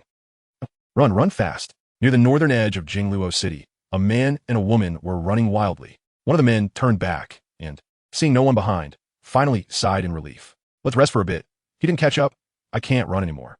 The woman running in front relaxed her terrified expression upon hearing this. The 3 of them stopped on the rural road, gasping for breath. Damn it. Where did that kid jump out from? How the hell would I know? I just killed a spirit catcher, and when I turned around, I saw that kid pull off Lao Chi's head. You two stopped talking. A few minutes later, the leading woman interrupted the two. Have you rested enough? If you're done, let us go. Jingluo is no longer safe. All right, let us go. The bald man's response stuttered. Just then, he noticed a sudden appearance of a scarlet light array beneath his feet, and he felt his spiritual power stagnate within him. Go. Where to? In the direction they came from. Chen Ang's figure was rapidly approaching. Before he arrived, his voice reached them first. The scarlet light array shot up into the sky, the murderous aura soaring into the clouds. 4th sister. The bald man suddenly cried out in despair. Following his gaze, he saw the woman he called 4th sister, now fleeing without looking back. She had no intention of caring for the 2 of them. Shoo! Chen Ang's voice rang in his ear. Don't worry. I will send her to find you. You go ahead. As soon as the words fell, the bald man felt a pair of large hands on both sides of his face. Then came a dizzying spin, and in the last second of consciousness fading, he saw his own headless body. After tossing the bald man's head aside, Chen Ang stepped up to the other man. No, don't kill me. I know I was wrong. The man only had the strength of a martial master, and under Chen Ang's control, his internal spiritual power fell into silence. Looking at the man kneeling before him, Chen Ang revealed a sickly smile. He bent down, staring directly into the man's eyes, his red and blue pupils filled with brutality. No, you didn't realize your mistake. You realized you were going to die. Standing up again, his hand brushed across, and the man's head exploded. Breathing in the bloody scent filling the air, Chen Ang scanned the surrounding scene, confirming there were no buildings nearby and that he hadn't caused any damage. He nodded in satisfaction and chased after the direction the woman had fled. In the air, Chen Ang's murmuring voice echoed. This time, I shouldn't need to apply for funds, right? Chapter 80, A Slap to remind one to be humble and patient. Huffing and puffing, Yuanshan was gasping for breath, her spiritual power unstable. But she couldn't afford to stop. She didn't know if the guy behind her, who was more cult-like than the cultists themselves, would chase her down. While running, Yuanshan glanced at the phone tightly gripped in her hand. Seeing a red dot on the map that was not far from her, she finally breathed a sigh of relief. Just as she was about to pick up speed again, she realized that her spiritual power was beginning to recover. Feeling the aura dissipating above her head, Yuanshan looked up in terror. A white lotus was now floating above her. The white lotus sway began to take root on her head and slowly merged into her. Was her spiritual power almost exhausted? Chen Ang's voice came from behind her. Let me help you recover a bit. Yuanshan turned around in fear, looking at the boy who had suddenly appeared not far behind her, her face showing despair. Chen Ang stood still, but his body was rapidly closing the distance to her. Beneath his feet was a surge of overwhelming spiritual power. Yuanshan's speed of escape began to accelerate, while she attempted to destroy the lotus that had entered her mind.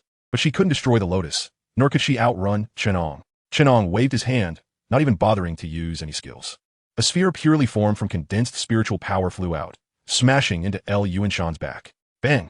The spiritual power exploded, turning Yuanshan's back into a bloody mess. And her body was flipped to the ground. Run! Why aren't you running? Don't you want to? Chen Ang stopped beside Yuanshan, condensing a spiritual power-long knife in his hand. The knife was pressed against her neck, and Yuanshan immediately screamed, "Don't kill me.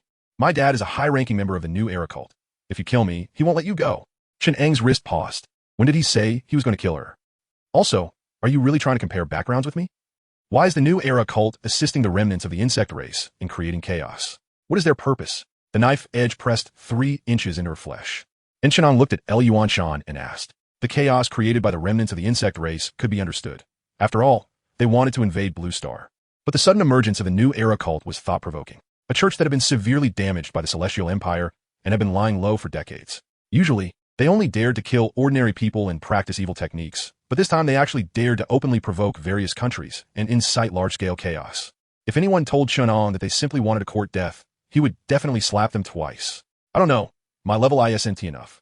I just follow orders. Seeing that Chen Ang didn't kill her immediately, Yuanshan breathed a sigh of relief, and her gaze momentarily flickered towards the phone that had fallen not far away. Just because Chen Ang didn't act immediately didn't mean he had let down his guard against Yuanshan.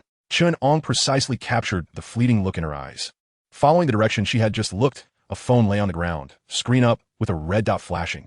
Chen Ang immediately laughed out loud. Waiting for me here? Wait, I'm willing to accept the laws of the Celestial Empire. Yuanshan saw the killing intent flashing in Chen Ang's eyes and wanted to beg for mercy. Swish! The spiritual power-long knife sliced through, and Yuanshan's head was severed. The expression on her face was frozen in panic, unwillingness, and resentment. Chen Ang bent down, picked up Yuanshan's head, somewhat puzzled. How could a person's expression be so rich? Never mind, better to run first. Chen Ang held Yuanshan's head and turned back along the path he had come. An ocean of spiritual power surged out of his body, carrying Chen Ang as he swiftly glided through the low air. Chen Ang wasn't stupid. He could naturally see what that flashing red dot on the phone was. Yuanshan clearly knew how strong he was, but even at the moment of her death, she was still fantasizing that the red dot could save her. This shows how much she trusted the strength of the person coming. When other cultists were killed, no one came to save them, but when it came to Yuanshan, someone was there to save her, combined with what Yuanshan had said at the beginning. Chen Ang curled his lips. Who could it be? So hard to guess. The spiritual sea within him was churning, and Chen Ang's speed was almost too fast to be seen by the naked eye. He didn't think he could escape, after all. That red dot on the phone was already very close. But still the same old saying. Comparing who can gather people on my turf? Then don't cry. Information from this area had already been transmitted back to the command center. He didn't necessarily have to run back to Xingluo City to be safe. He just needed to hold on until the reinforcement arrived. Wait, Chen Ang's expression froze. Why did the scene feel a bit familiar? Boom! After running hard for about 50 or 60 miles, Chen Ang suddenly heard a loud boom. The originally clear sky suddenly turned overcast.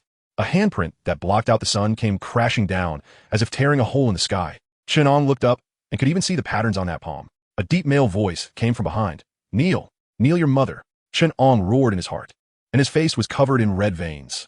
Although he was shocked that the man behind him had caught up so quickly, Chen Ang's movements did not stop. He raised both hands, bracing against the descending handprint. At this speed, the reinforcements coming from Xingluo were afraid they wouldn't make it in time. Forget it.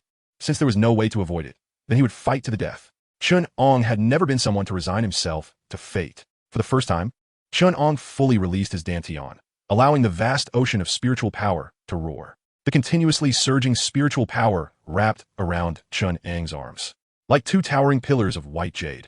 As the handprint descended, the ground cracked. The area where Chen Ang stood formed a large pit, and, at this moment, Chen Ang was lying in it. Uffed. Chen Ang struggled to open his mouth and spat out a mouthful of reverse blood, his eyes slightly unfocused. This slap was a warning against arrogance and impatience. It directly shattered the arrogance Chen Ang had built up over the past 2 days of bullying enemies. With one slap, Chen Ang was placed on the edge of life and death. If it weren't for the Green Emperor instinctively protecting its master, this slap would have been enough to send Chen Ang's soul flying. Martial Emperor. Absolutely a martial emperor. This slap contained the power of intent. It was an intention to put Chen Ang to death, and even though the handprint had already dissipated, this intent continued to destroy Chen Ang's vitality. Green Emperor operated to the extreme, and at this moment, Chen Ang in the pit was wrapped in a faint green cocoon. As his consciousness faded, he saw a pair of feet stop in front of him. The newcomer had a sinister expression, raised his hand, and there were 2 conspicuous red dots on his palm. Looking at Chen Ang, who was on the verge of death in the pit, he spoke, his voice cold and bone-chilling.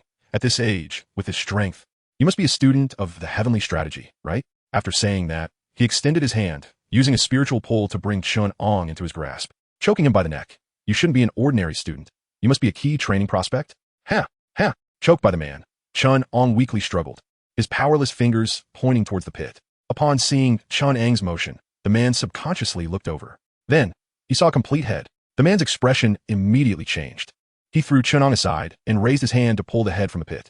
Looking at his daughter's lifeless eyes, the man's body trembled. Turning around, he kicked Chen Ang away. Furious, he shouted, "Are you provoking me?" After cutting off his daughter's head, even receiving a fatal blow, he still had to protect it tightly. Was it just to disgust him?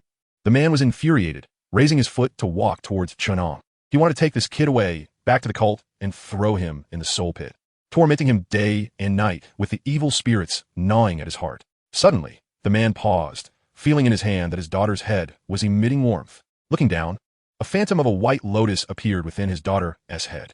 In the distance, Chen Ang, who had been kicked away, struggled to raise his head, a sinister smile appearing on his bloodied face. Chapter 81. A slap that brings forth 3 martial emperors. For several great treasures, an extra update.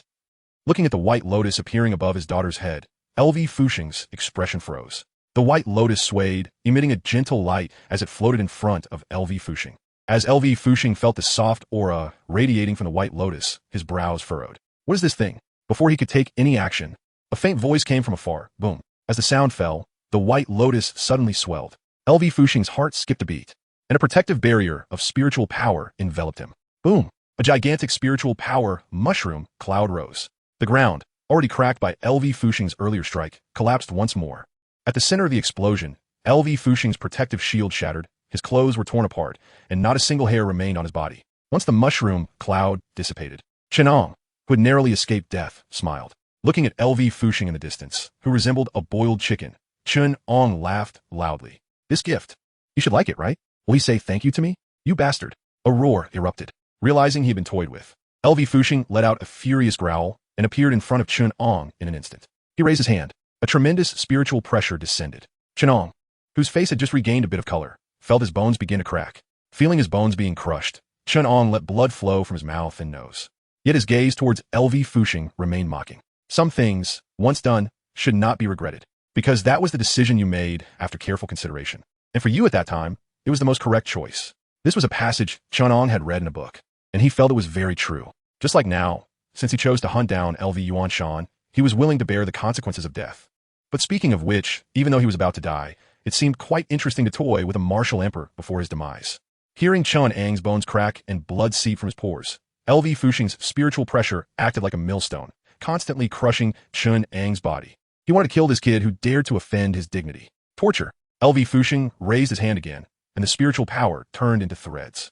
Countless threads penetrated into Chen Ang's body, continuously piercing through his flesh. Chen Ang lay on the ground, blood pouring from him. His body transmitted pain to his brain, but he had no strength left to cry out. Qingdi was still struggling, and even Xingtian was whimpering within him.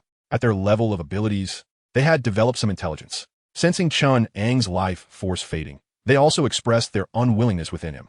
Chen Ang really couldn't hold on any longer. He felt his eyelids growing heavier and his heartbeat slowing. In his final moments, through LV Fuxing's grim expression, Chen Ang saw the old dean standing at the entrance of the orphanage, waving at him. He saw Sun Yuan secretly pouring wine into his cup while carrying Sun Qian. He saw Sui Xiao glancing at him disdainfully on the plane. He saw 3 figures suddenly appearing behind LV Fuxing. Huh, isn't this a revolving lantern?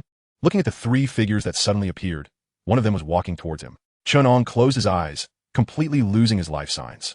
Just as Chen Ang's life force was about to vanish, the old man who had walked up to him crouched down. A rough hand reached out, pried open Chen Ang's mouth, and stuffed a dark pill inside. The atmosphere in the scene was very strange. The old man crouched in front of Chen Ang's body, constantly rubbing Chen Ang's abdomen. The other 2 middle-aged men stood with their arms crossed, one on the left and one on the right, pinning LV Fuxing in the middle. As for LV Fuxing, seeing LV Fuxing trembling, his face no longer fierce and menacing. Feeling the pressure from the sudden appearance of these 3 men, LV Fuxing's mind was shaken. He stammered, "You guys." Slap. A crisp slap echoed. LV Fuxing's words were cut off, blood gushing from his mouth and nose. Half of his face distorted from strike. The middle-aged man, standing to the left of LV Fuxing, coldly said, "Did I ask you to speak? It hurts." His face burned with pain. LV Fuxing's head buzzed at that moment. The man's slap had left him deaf, but he didn't dare to resist, as he sensed a deadly aura from the man. Seeing that LV Fuxing was silent, the middle-aged man on his right pondered for 2 seconds, raised his hand. Slap. Another slap echoed. This time, LV Fuxing's face became symmetrical, but unfortunately, it was no longer recognizable. LV Fuxing stared blankly at the man on his right. The man looked at him sideways, questioning, "Why aren't you speaking?" This question left LV Fuxing dumbfounded, and he turned to look at the man on his left. The man ignored him and instead directed his gaze at the old man, crouching beside Chen Ang. He spoke with a hint of worry. "Little 11, is this Xingtian pill reliable?" The old man froze. Even his hand rubbing Chen Ang's abdomen stopped, and he spoke with a hint of grievance. "Fifth brother, you don't trust me?" "A bit, mainly because the conditions for using this Xingtian pill are too extreme." As the man spoke, anger suddenly appeared on his face, and he slapped LV Fuxing again. "Damn it. If it weren't for little 11's medicine needing to be on the brink of death to take effect, I would have already taken your head. You bastard. The nephew we coddle in our mouths and hold in our hands. How dare you beat him like this? Who gave you the guts?" Enough. Once the man said this, the other middle-aged man, standing on the other side of LV Fuxing, couldn't hold back either. With fists and feet, they pinned LV Fuxing to the ground and beat him violently. While beating, they cursed, "Martial Emperor. What the hell kind of martial emperor are you? Discontented with the mind, the spiritual tower incomplete, relying on crooked ways to come out as a martial emperor, you have disgraced our martial emperor title." There was no grand scene. The 2 men pinned LV Fuxing to the ground and beat him for a full half an hour, with the old man's voice ringing out. They finally stopped. All right. The old man suddenly stood up, bouncing around beside Chen Ang, his face full of excitement. I knew it would work. A golden pill swallowed into the abdomen. My life is mine, not dictated by heaven. I did it. Ha ha ha ha ha. Liuri Sutra, Puribon. It worked. It worked. In 10 years. Within 10 years, our celestial empire will have a martial god rising up. This glory, Mom Mingxiao will take the credit. The old man's cheers echoed in the vicinity, also reaching Chen Ang's ears. It worked? What worked? Hearing the ghostly wails in his ears, Chen Ang opened his eyes in confusion. In his perplexed red and green pupils, a phantom like the blazing sun flashed by. Chapter 82. The 29-year-old declining martial emperor. The destiny of the celestial empire. For the great treasures, an extra chapter. A shadow flashed by. Chen Ang looked around in confusion, and when he saw the old man next to him jumping around, he was taken aback. What is going on? Am I not dead? His gaze swept across the surroundings, and when he saw 2 burly men standing in the distance, he was stunned again, along with this old man beside him. Aren't these the 3 people who appeared abruptly before he lost consciousness? Nephew. The old man, seeing Chen Ang awake, stopped jumping and shouted in surprise, reaching out to pull Chen Ang up from the ground. Wait, huh? Seeing the old man, calling him nephew, and reaching out to pull him, Chen Ang hurriedly stopped him. In Chen Ang's memory, he was still in a near-death state. But the uncle who appeared out of nowhere, without saying a word, pulled him up, and Chen Ang was shocked. What the heck? It doesn't hurt. There was no pain coming from his body as he dazedly examined himself. Ma Mingxiao watched Chen Ang's movements, a smug look on his aged face as he said, "Don't just look at the surface, look at the essence."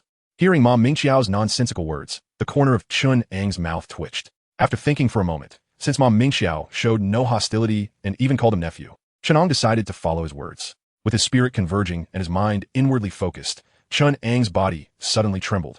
Meridians are the basic pathways for all spiritual practitioners to run their spiritual energy, with 20 main meridians, countless collateral meridians, and floating meridians. For spiritual practitioners, Daily cultivation requires spiritual energy to flow through the meridians for two purposes, tempering and exploration. Tempering the strength of the meridians allows them to carry stronger spiritual energy.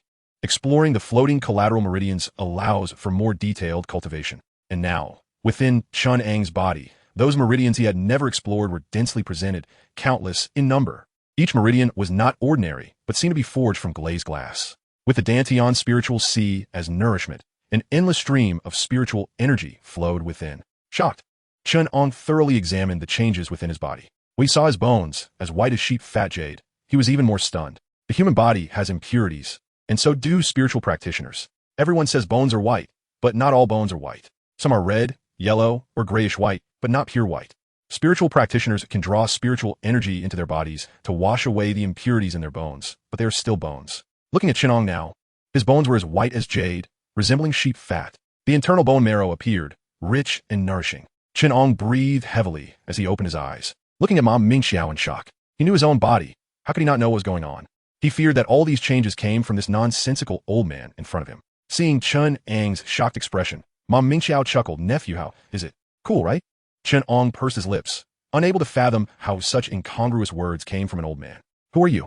After thinking for a moment, Chen Ang felt it was better to ask. His mind was still in a daze. Seeing Chen Ang's puzzled look, Ma Mingxiao waved his hand. Me? I'm your 11th uncle. Don't you recognize me? I held you when you were a child. Halfway through his words, Ma Mingxiao awkwardly laughed and scratched his head. Hee, I might not have held you. 10, 11 uncle? Hearing Ma Mingxiao's words, Chen Ang was stunned, standing in place, speechless for a long time. So, how many uncles did you give me? My father whom I have never met? After hesitating for a moment, Chen Ang looked at the two burly men not far away. Slap. The man standing to the right of LV Fuxing bent down and slapped him on the head again, cursing, don't move around randomly. After being slapped, LV Fuxing immediately became obedient, his already unrecognizable face showing confusion. What? Am I in so much pain that I can't even function? Damn it. Are you the cultist, or am I the cultist? After slapping LV Fuxing, the man felt relieved and walked up to Chen Ang, his face honest. I'm Tianxian, the 9th in line. You have to call me 9th uncle. After saying that, he pointed to another middle-aged man. Du Jichao, your 5th uncle. Then pointed to the old man. Ma Mingxiao, your 11th uncle. He then looked at Chen Ang and smiled. There are quite a few uncles. Can you remember them? Chen Ang considered himself to be quite polite, but in this situation, he truly found it hard to react. Finally, he hesitantly asked, are there any more? On the way back to Jingluo City, Du Jichao was dragging LV Fuxing, who looked like a dead dog, while Chen Ang followed beside him. Chen Ang took the opportunity to ask about the changes in his body. However, Du Jichao did not answer directly, only telling him it was a gift from Ma Mingxiao. Something good. Chen Ang wanted to ask Du Jichao to help contact Jingluo City to let the support not come. But Du Jichao informed him that they had already notified Jingluo City to withdraw the support. Chen Ang scratched his head. No wonder he hadn't seen any sign of support for so long. The few of them walked along the road as if strolling in a garden. Ma Mingxiao's figure occasionally dashed off to other places, circling around and then coming back. Watching his 11th uncle, who seemed to have ADHD, Chen Ang couldn't help but twitch the corners of his mouth. At this old age, how can he act like a child? Thinking about it, Chen Ang curiously looked at Du Jichao and asked, 5th uncle, how do you rank among yourselves? Is it based on strength? It's based on age. Du Jichao paused for a moment before speaking. Huh? Chen Ang was stunned upon hearing this, glancing at Ma Mingxiao, who was running off in the distance. Because of Ma Mingxiao's presence, Chen Ang had never thought in this direction. Du Jichao noticed Chen Ang's gaze and spoke, his tone somewhat melancholic. Your 11th uncle is 29 this year. 29. Upon hearing Du Jichao's words, Chen Ang was stunned, reacting with a slightly distorted voice. Is he really that young? 29. A martial emperor at 29. Looking like this. The combination of these 3 points directly caused Chen Ang's mind to crash. Seeing Chen Ang's shocked expression, Du Jichao shook his head and sighed. A surge of spiritual energy flowed from his hand, directly knocking LV Fuxing unconscious. Turning back to Chen Ang, he said, there's a type of supernatural ability in this world that has no rating. You know that, right? Chen Ang nodded. He had indeed seen it in the Academy's library. But this kind of supernatural ability is not a waste ability. It cannot be cultivated and is no different from ordinary people. Du Jichao could see Chen Ang's thoughts and shook his head, sighing.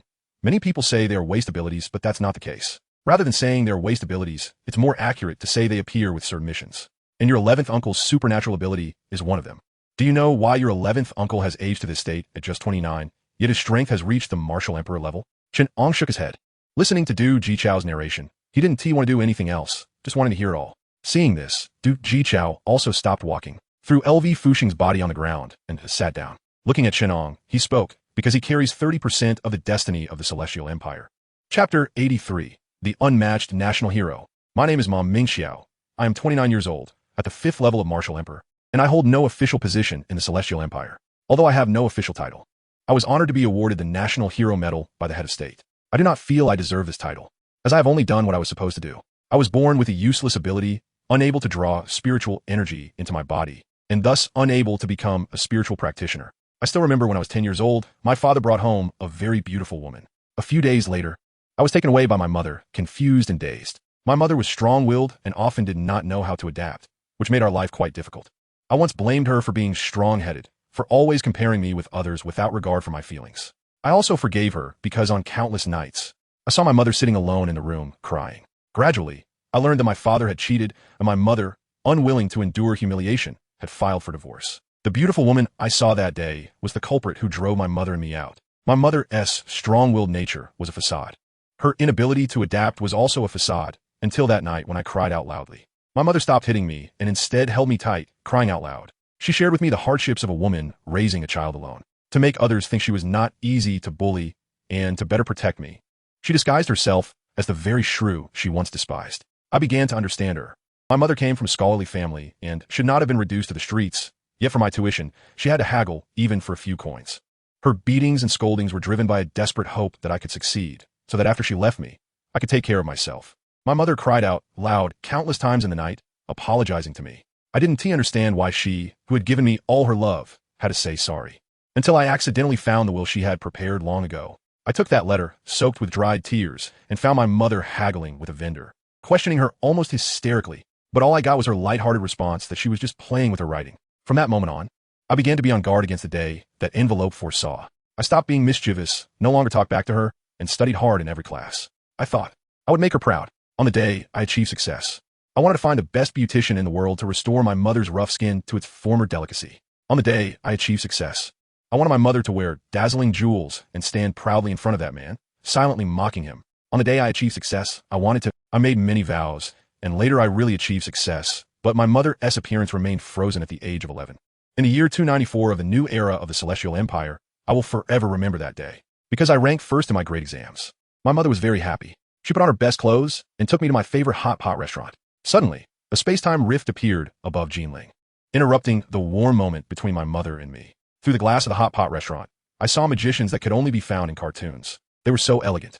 Their robes were of various colors, hoods covering their heads, and their staffs, embedded with crystals, sparkled in the sunlight. They radiated a holy light. But I knew that beneath that holiness lay the intention to kill. The sky over Jinling changed, no longer bright and sunny, but shrouded in darkness.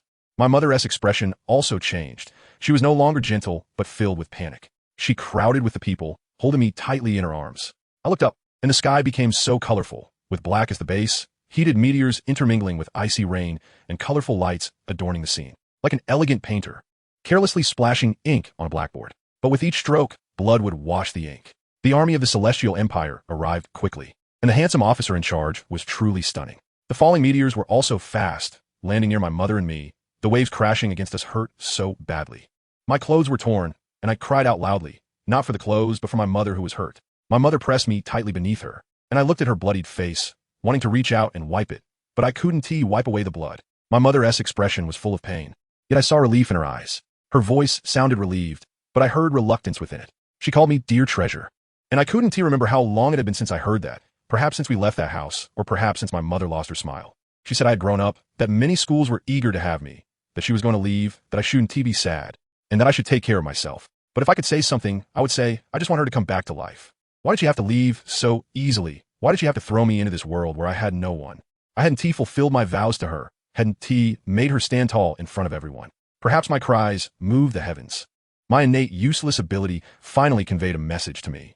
It told me that as long as I was willing to give up my life, I could evolve all medicines to an incredible level. I was so happy. Of course, I was even willing to give up all my life. But then I became distressed because I didn't have any healing medicine. But then I was happy again because a pair of feet in military boots appeared before me. I looked up and saw that stunning officer, his hands glowing green, reaching out toward my mother. Behind him in the air, robes and military uniforms intertwined. Staffs and swords clashed. He stood before me, appearing like a deity in my world. But he was ultimately not a god and could not save a life that was completely gone. I saw him sigh and withdraw his hands, and I knew I had to do something. I struggled to crawl out from under my mother, kneeling on the ground with a face full of pleading, humbly begging him for a bottle of healing medicine. But he told me to stand up, not to kneel. At that moment, his eyes were filled with anger, yet also tenderness. After a sigh, he really gave me the healing medicine. I joyfully took it, thinking my mother would be saved. I clearly couldn't use my ability, but it seemed to understand my thoughts. I watched the medicine bottle in my hand melt, saw my fair hands grow big and rough, and noticed the shock on the handsome officer's face.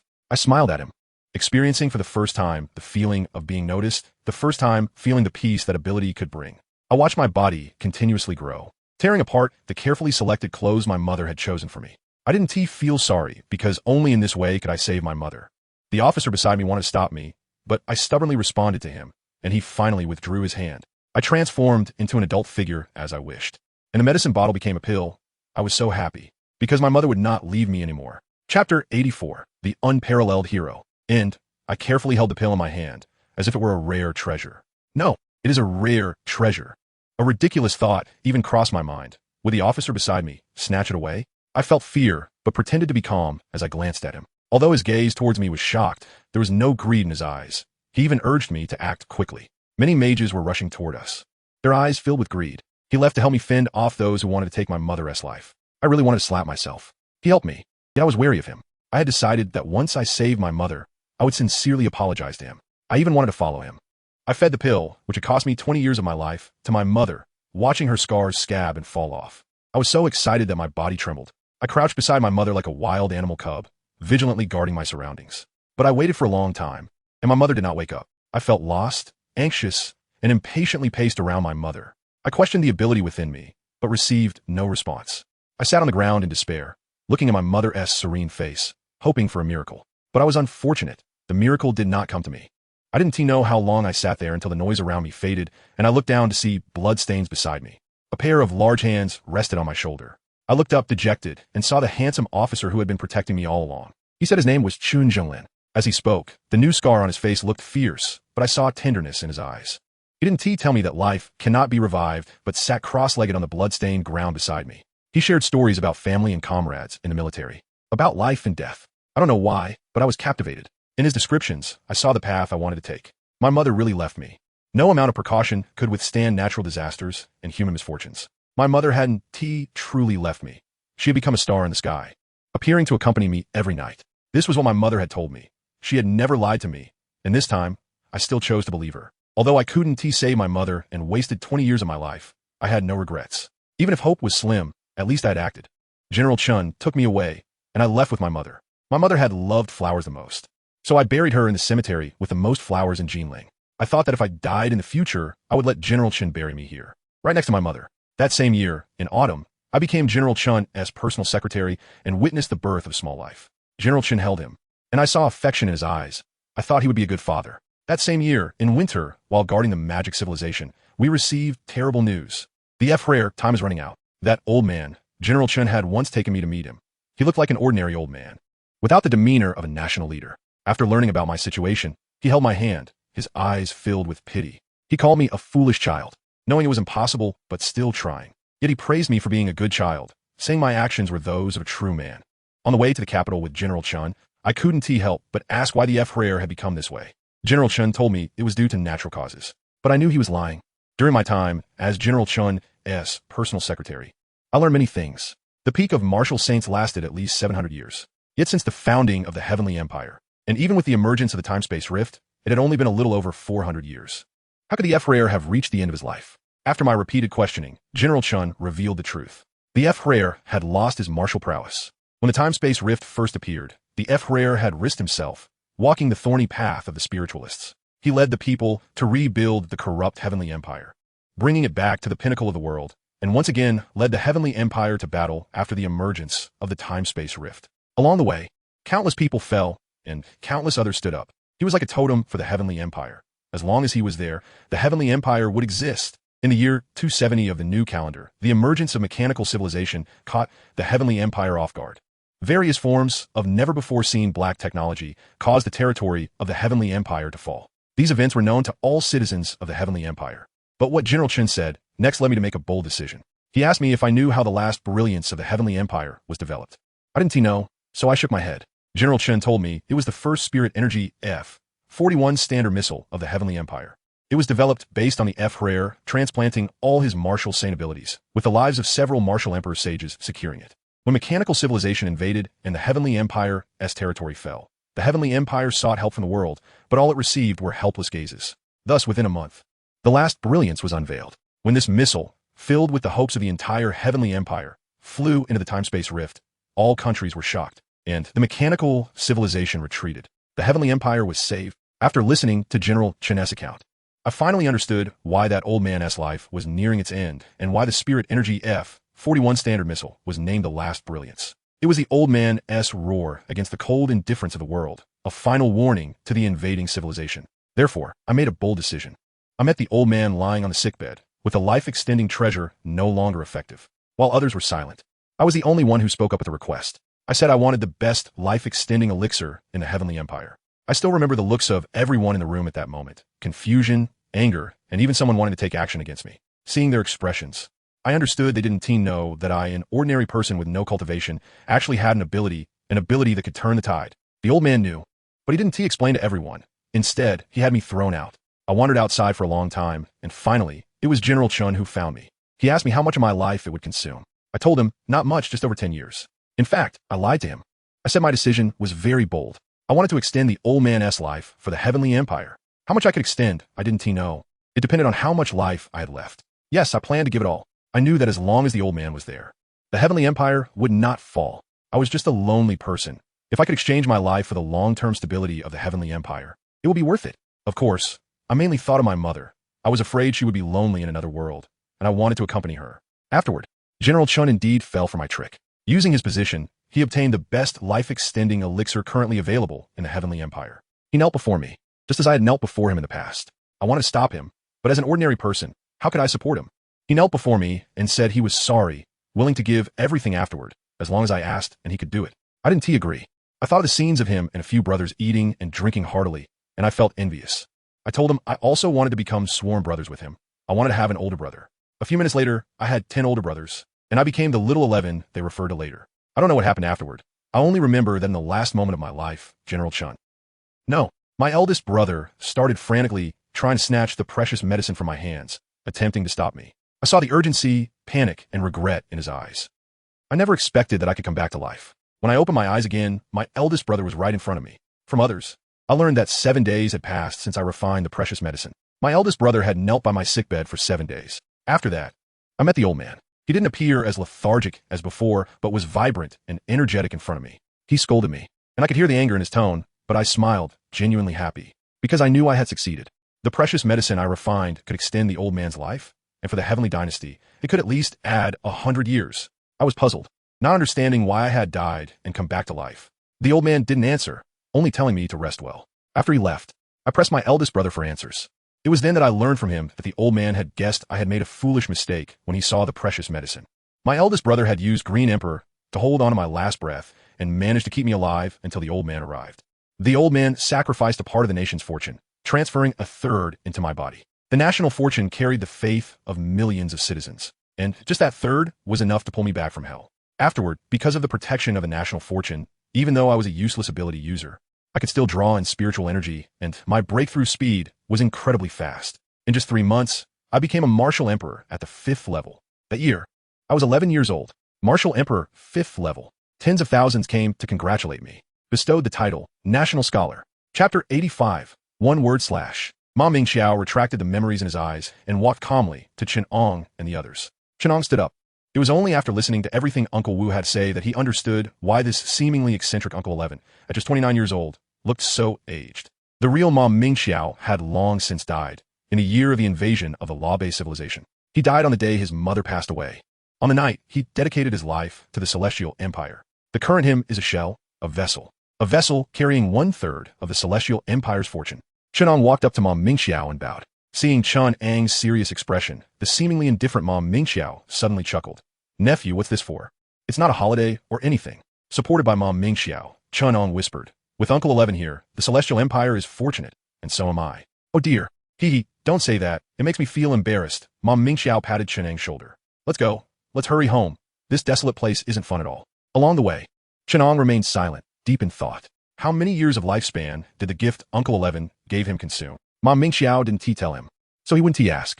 Since Mom Mingxiao was able to make such a bold decision, why couldn't Chen Ang?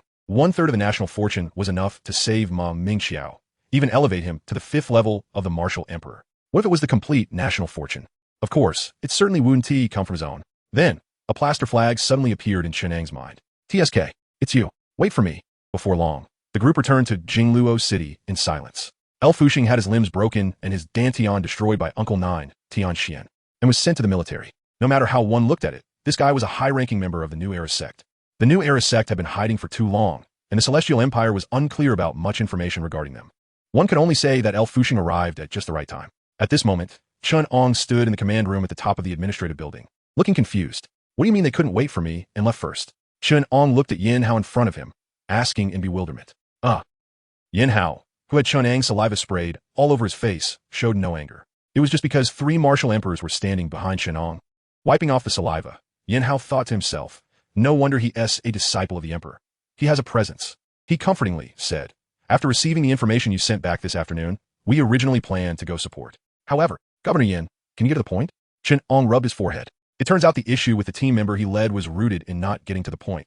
Yin Hao was taken aback, awkwardly rubbing his nose. There was news from above saying no support was needed, so we turned around and came back. As a result, we happened to encounter a large number of insect remnants. They thought our main force had left and wanted to come back, and then we wiped them all out in one go. Afterward, the insect remnants in Xanadu were quite troublesome, so Miss Meng took people over there, she said. Chen Ang frowned. What did she say? Glancing at the 3 big shots behind Chen Ang, Yin Hao awkwardly replied, Miss Meng said someone is definitely protecting you from behind. You can act boldly, and how many military merits you can achieve afterward depends on yourself. Hearing Yin Hao's words, Chen Ang was stunned. So it turns out he had been abandoned by Meng, Tian, and the others? But it didn't matter. Chen Ang was not one to dawdle. Since the insect remnants and cultists in Jingluo had already been cleared, then the task assigned to them by the academy could be considered completed. Next, it was time to seize the credit. Leaving Jingluo City, Chen Ang sat on the transport plane specially arranged for him by Yin Hao, resting with his eyes closed. Besides him, there was only one pilot on the plane. Why weren't Du Jichao and the others there? Because Du Jichao said this thing was slower than their flight. Sitting on the plane, Chen Ang closed his eyes to rest. He didn't think there was anything wrong with relying on his 3 uncles. If the insect remnants didn't comply, they could always call in their civilization's experts. And those cult members could also call their leader. The question was, would their backers dare to come? Dare to come? If they dared, the Celestial Empire would dare to have them buried on the spot. Moreover, Du Jichao and the others had clearly stated they would not interfere with Chen Ang's actions this time. Their only role was to ensure Chen Ang wouldn't get into trouble, and that was it. The latest transport plane developed by the Celestial Empire was indeed very fast. When the plane landed, Chen Ang was already standing in front of the administrative building in Sanxia City. Having given prior notice, there were already many people waiting for him at the entrance of the administrative building. Without much pleasantries, Chen Ang directly took over the command of the Sanxia City operation. The students from a martial arts university responsible for supporting Sanxia City were somewhat reluctant. However, not long after, they received a notice from upper management. Full cooperation. Because of the successes that preceded, Chen Ang adopted Meng Tiantian's deployment strategy. With a single sentence about the consequences of public opinion, he took full authority from the leadership of Sanxia City.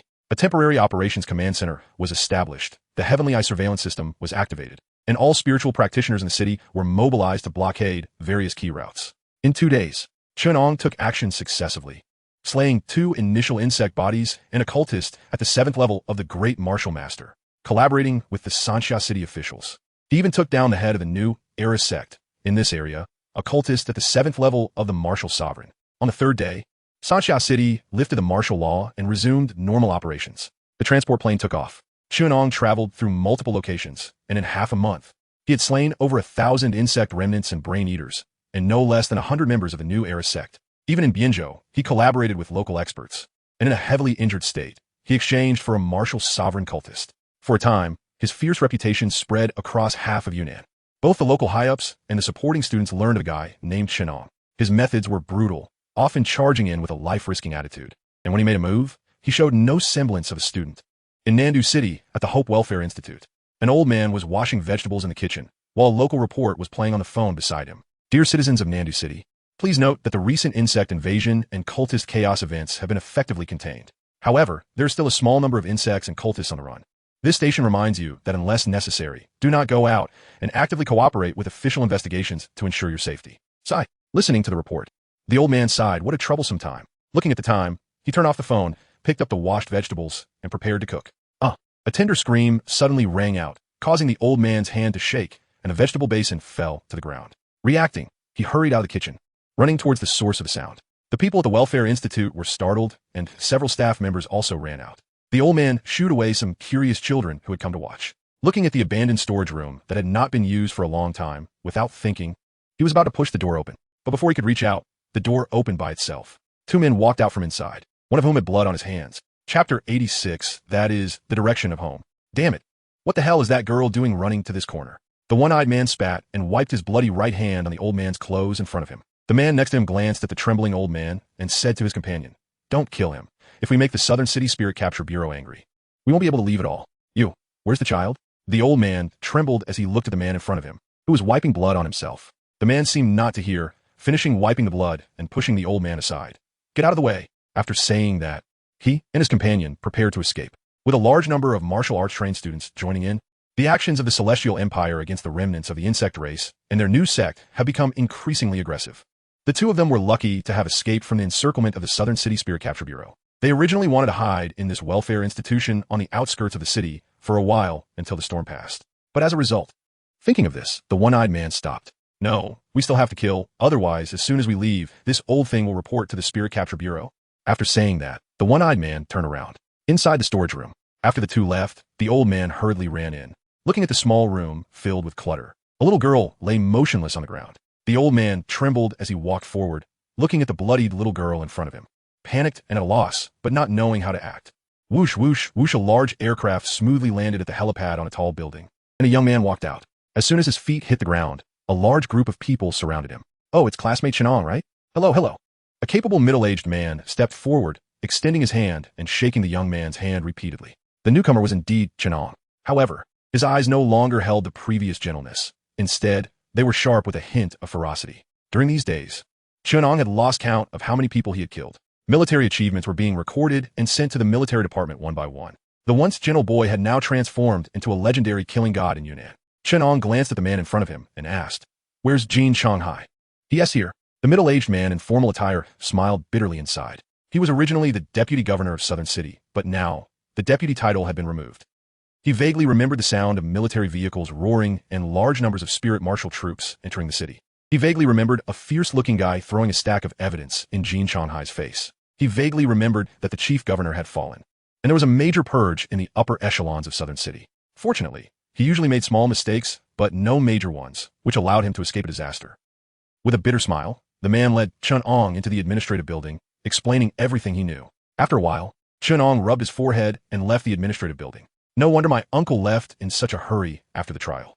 Turns out he is also someone who protects his own." Looking at the message his uncle had sent on his phone, Chen Ang felt a warmth in his heart. Getting into the Southern City Governor's special vehicle, Chen Ang gave the driver a direction, and the vehicle started. Destination, Hope Welfare Institute. Sitting in the car, watching the scenery retreating outside the window, even though the streets were deserted, Chen Ang was still captivated. This was the place he grew up, his hometown, where the people he cared about were.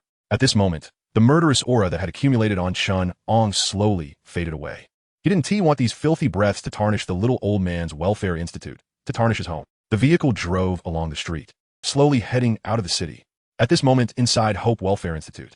"No, let's just knock them out. If a murder case happens again, we won't have enough lives between us." The frail cultist spoke, stopping his companion who wanted to take action. The one-eyed man turned around and glared at him. "What are you afraid of? Just kill and leave. By the time they react, it'll be too late."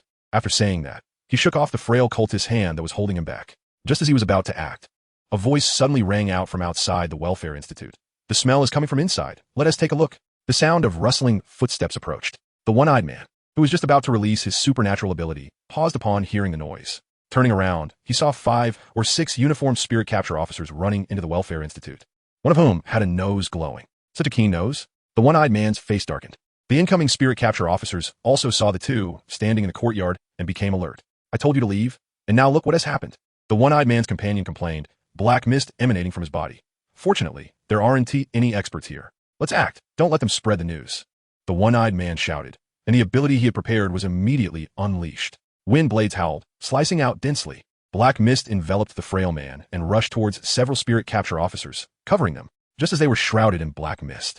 The spirit capture officer, who was about to request support from headquarters, changed his expression, looking at the malfunctioning device in his hand. His face turned ugly as he exclaimed, "We can't send the message. It's over." All the cultists fleeing Southern City had been recorded, and they naturally recognized the identities of the two in front of them. One was at the 8th level of martial arts, and the other was at the 1st level of grand martial arts. Without support, there was simply no match. Crack, crack. The wind blades continued to slash against the ice wall, causing cracks to spread across it. The leading middle-aged spirit capture officer's face turned red, blood flowing from his mouth and nose. Turning back, he looked at a girl and urged anxiously, "Xiao Run, go back for help." Hearing this, the girl's face flashed with conflict. After the middle-aged officer urged her several times, she finally turned and ran toward the Welfare Institute's exit. A gentle breeze wrapped around her, increasing the girl's speed. Huh? Wind-type ability? The one-eyed man, controlling the wind blades, instantly flashed with greed. A large wind blade was manipulated by him and rushed toward the girl. The girl, who was running wildly, felt a sudden increase in pressure behind her and in fear. Turned around to see the wind blade approaching.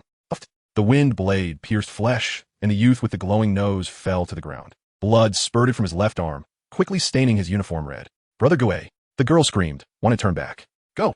Lu Gue braced himself with one arm on the ground, getting up again to block 3 wind blades for the girl. This time, he couldn't stand up again.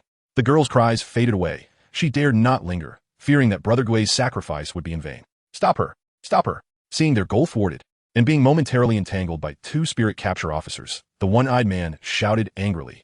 The frail man wanted to chase after her, but was blocked by the leading middle-aged spirit capture officer. Were these 2 cultists strong? Very strong. At least for the few spirit capture officers present. They couldn't withstand them. But didn't matter. The middle-aged spirit capture officer glanced at the direction the girl had left, and then turned back. Looking at the frail cultist with a mocking gaze, he said, "You're doomed. We can't want to fight. Dragging it out will only lead to needless deaths. Since that's the case, then let's die together." The middle-aged spirit capture officer suddenly opened his chest wide, allowing the frail cultist's hand to pass through. Then he held him tightly, a fierce look on his face, self-destructing his dantian. Just before gathering all the spiritual power that had nowhere to go to explode, the middle-aged spirit capture officer slightly turned his head. The direction he looked at was the direction of home. Chapter 87. Beg for Mercy Squeak. The car driving on the asphalt road suddenly slammed to a halt. Chen Ang, who was pondering whether to take his younger siblings out for a big meal that night, leaned forward and bumped his head against the passenger seat. "Boss, there's a situation." The driver spoke up. "Situation? What situation?" "What you need to pay attention to right now is your situation. You're driving for the boss. And you think it's funny to slam on the brakes? Are you giving up on work?" Chen Ang looked up in confusion, bewildered by the driver's actions. "What happened?" As he spoke, Chen Ang looked ahead. A girl in a uniform was running frantically, her expression anxious with something behind her. In an instant, Chen Ang's mind cleared a line of thought. "Open the door, get out." The girl not far away had also seen the car Chen Ang was in. Excitement flashed in her eyes. It was a car from the senior officials of Nandu City. "Great, Captain Zhao and the others are saved." But as she ran to the vehicle, she froze. Staring at Chen Ang standing in front of her, Lu Xia was filled with confusion. In Nandu City, is there a leader this young? What's going on? Seeing the girl in front of him, who remained silent, Chen Ang's expression darkened, and he glanced behind her. Lu Xia, at this moment, didn't care about Chen Ang's identity and spoke urgently. "We found 2 cultists at the Hope Welfare Institute." Boom! Before Lu Xia could finish her sentence, a tremendous wave of spiritual energy swept through the surroundings. After a few breaths, the pressure dissipated, and Lu Xia inhaled sharply. Under the previous pressure, she seemed to see her long-deceased great-grandmother kindly waving at her. After catching her breath, Lu Xia quickly looked up. "We are no match, Huh? Where'd he go?" The driver responsible for driving Chen Ang pushed the car door open, got out, and walked up to Lu Xia. "Stop looking. That person has already left." After saying that, the driver looked at Lu Xia. "What is the strength of those 2 cultists? One is at the 8th level of Martial Master, and the other is at the 1st level of Grand Martial Master. They're very strong." Lu Xia spoke anxiously. "Will the boss be in danger going alone?" As she spoke, Lu Xia fell silent. Reflecting on the earlier wave of spiritual energy pressure, she thought she might be overthinking it. TSK. The driver smacked his lips, looking sympathetically towards the direction of the Welfare Institute. Once the boss has them in his sights, those 2 cultists are in for a world of trouble. A dazzling light rose within the Welfare Institute. Once the light dissipated, the frail man's disheveled figure appeared in the scene. He was covered in blood, and the bone talismans hanging from his chest were filled with cracks. Raising his hand, black mist surged, turning the remaining flesh on the ground into ashes. A cruel smile hung on the frail man's lips as he looked at the 3 spirit arresters struggling under his one-eyed subordinate. Stepping closer, he coldly spoke, Why chase after me relentlessly? Wouldn't it be better to pretend you didn't see me? There's only so much money in a month. What are you risking your lives for? After saying this, the frail man's body was engulfed in black mist, together with the wind blades from his one-eyed companion. He was about to shred the few spirit arresters. The next second, boom, a sound of something breaking through the air rang out. Everyone present instinctively looked up. They saw a figure wrapped in a scarlet wave of energy streak across the sky above them. Suddenly, it plummeted down. The ground cracked, and Chen Ang, with his red and blue pupils, appeared in front of everyone. After scanning the entire scene, he finally let out a sigh of relief. Twisting his neck, he focused his gaze on the frail man and the one-eyed man. At this moment, the two had already stood together, no longer attacking the spirit arresters in front of them. They looked at Chen Ang with trepidation. This person is very strong. Spiritual energy surged, and a murderous aura emerged. In the blink of an eye, Chen Ang appeared in front of the frail man, his hand, wrapped in scarlet murderous energy, pressed against the frail man's face. Bang! The ground shattered, the frail man's head was deformed, and he suddenly vomited a mouthful of blood.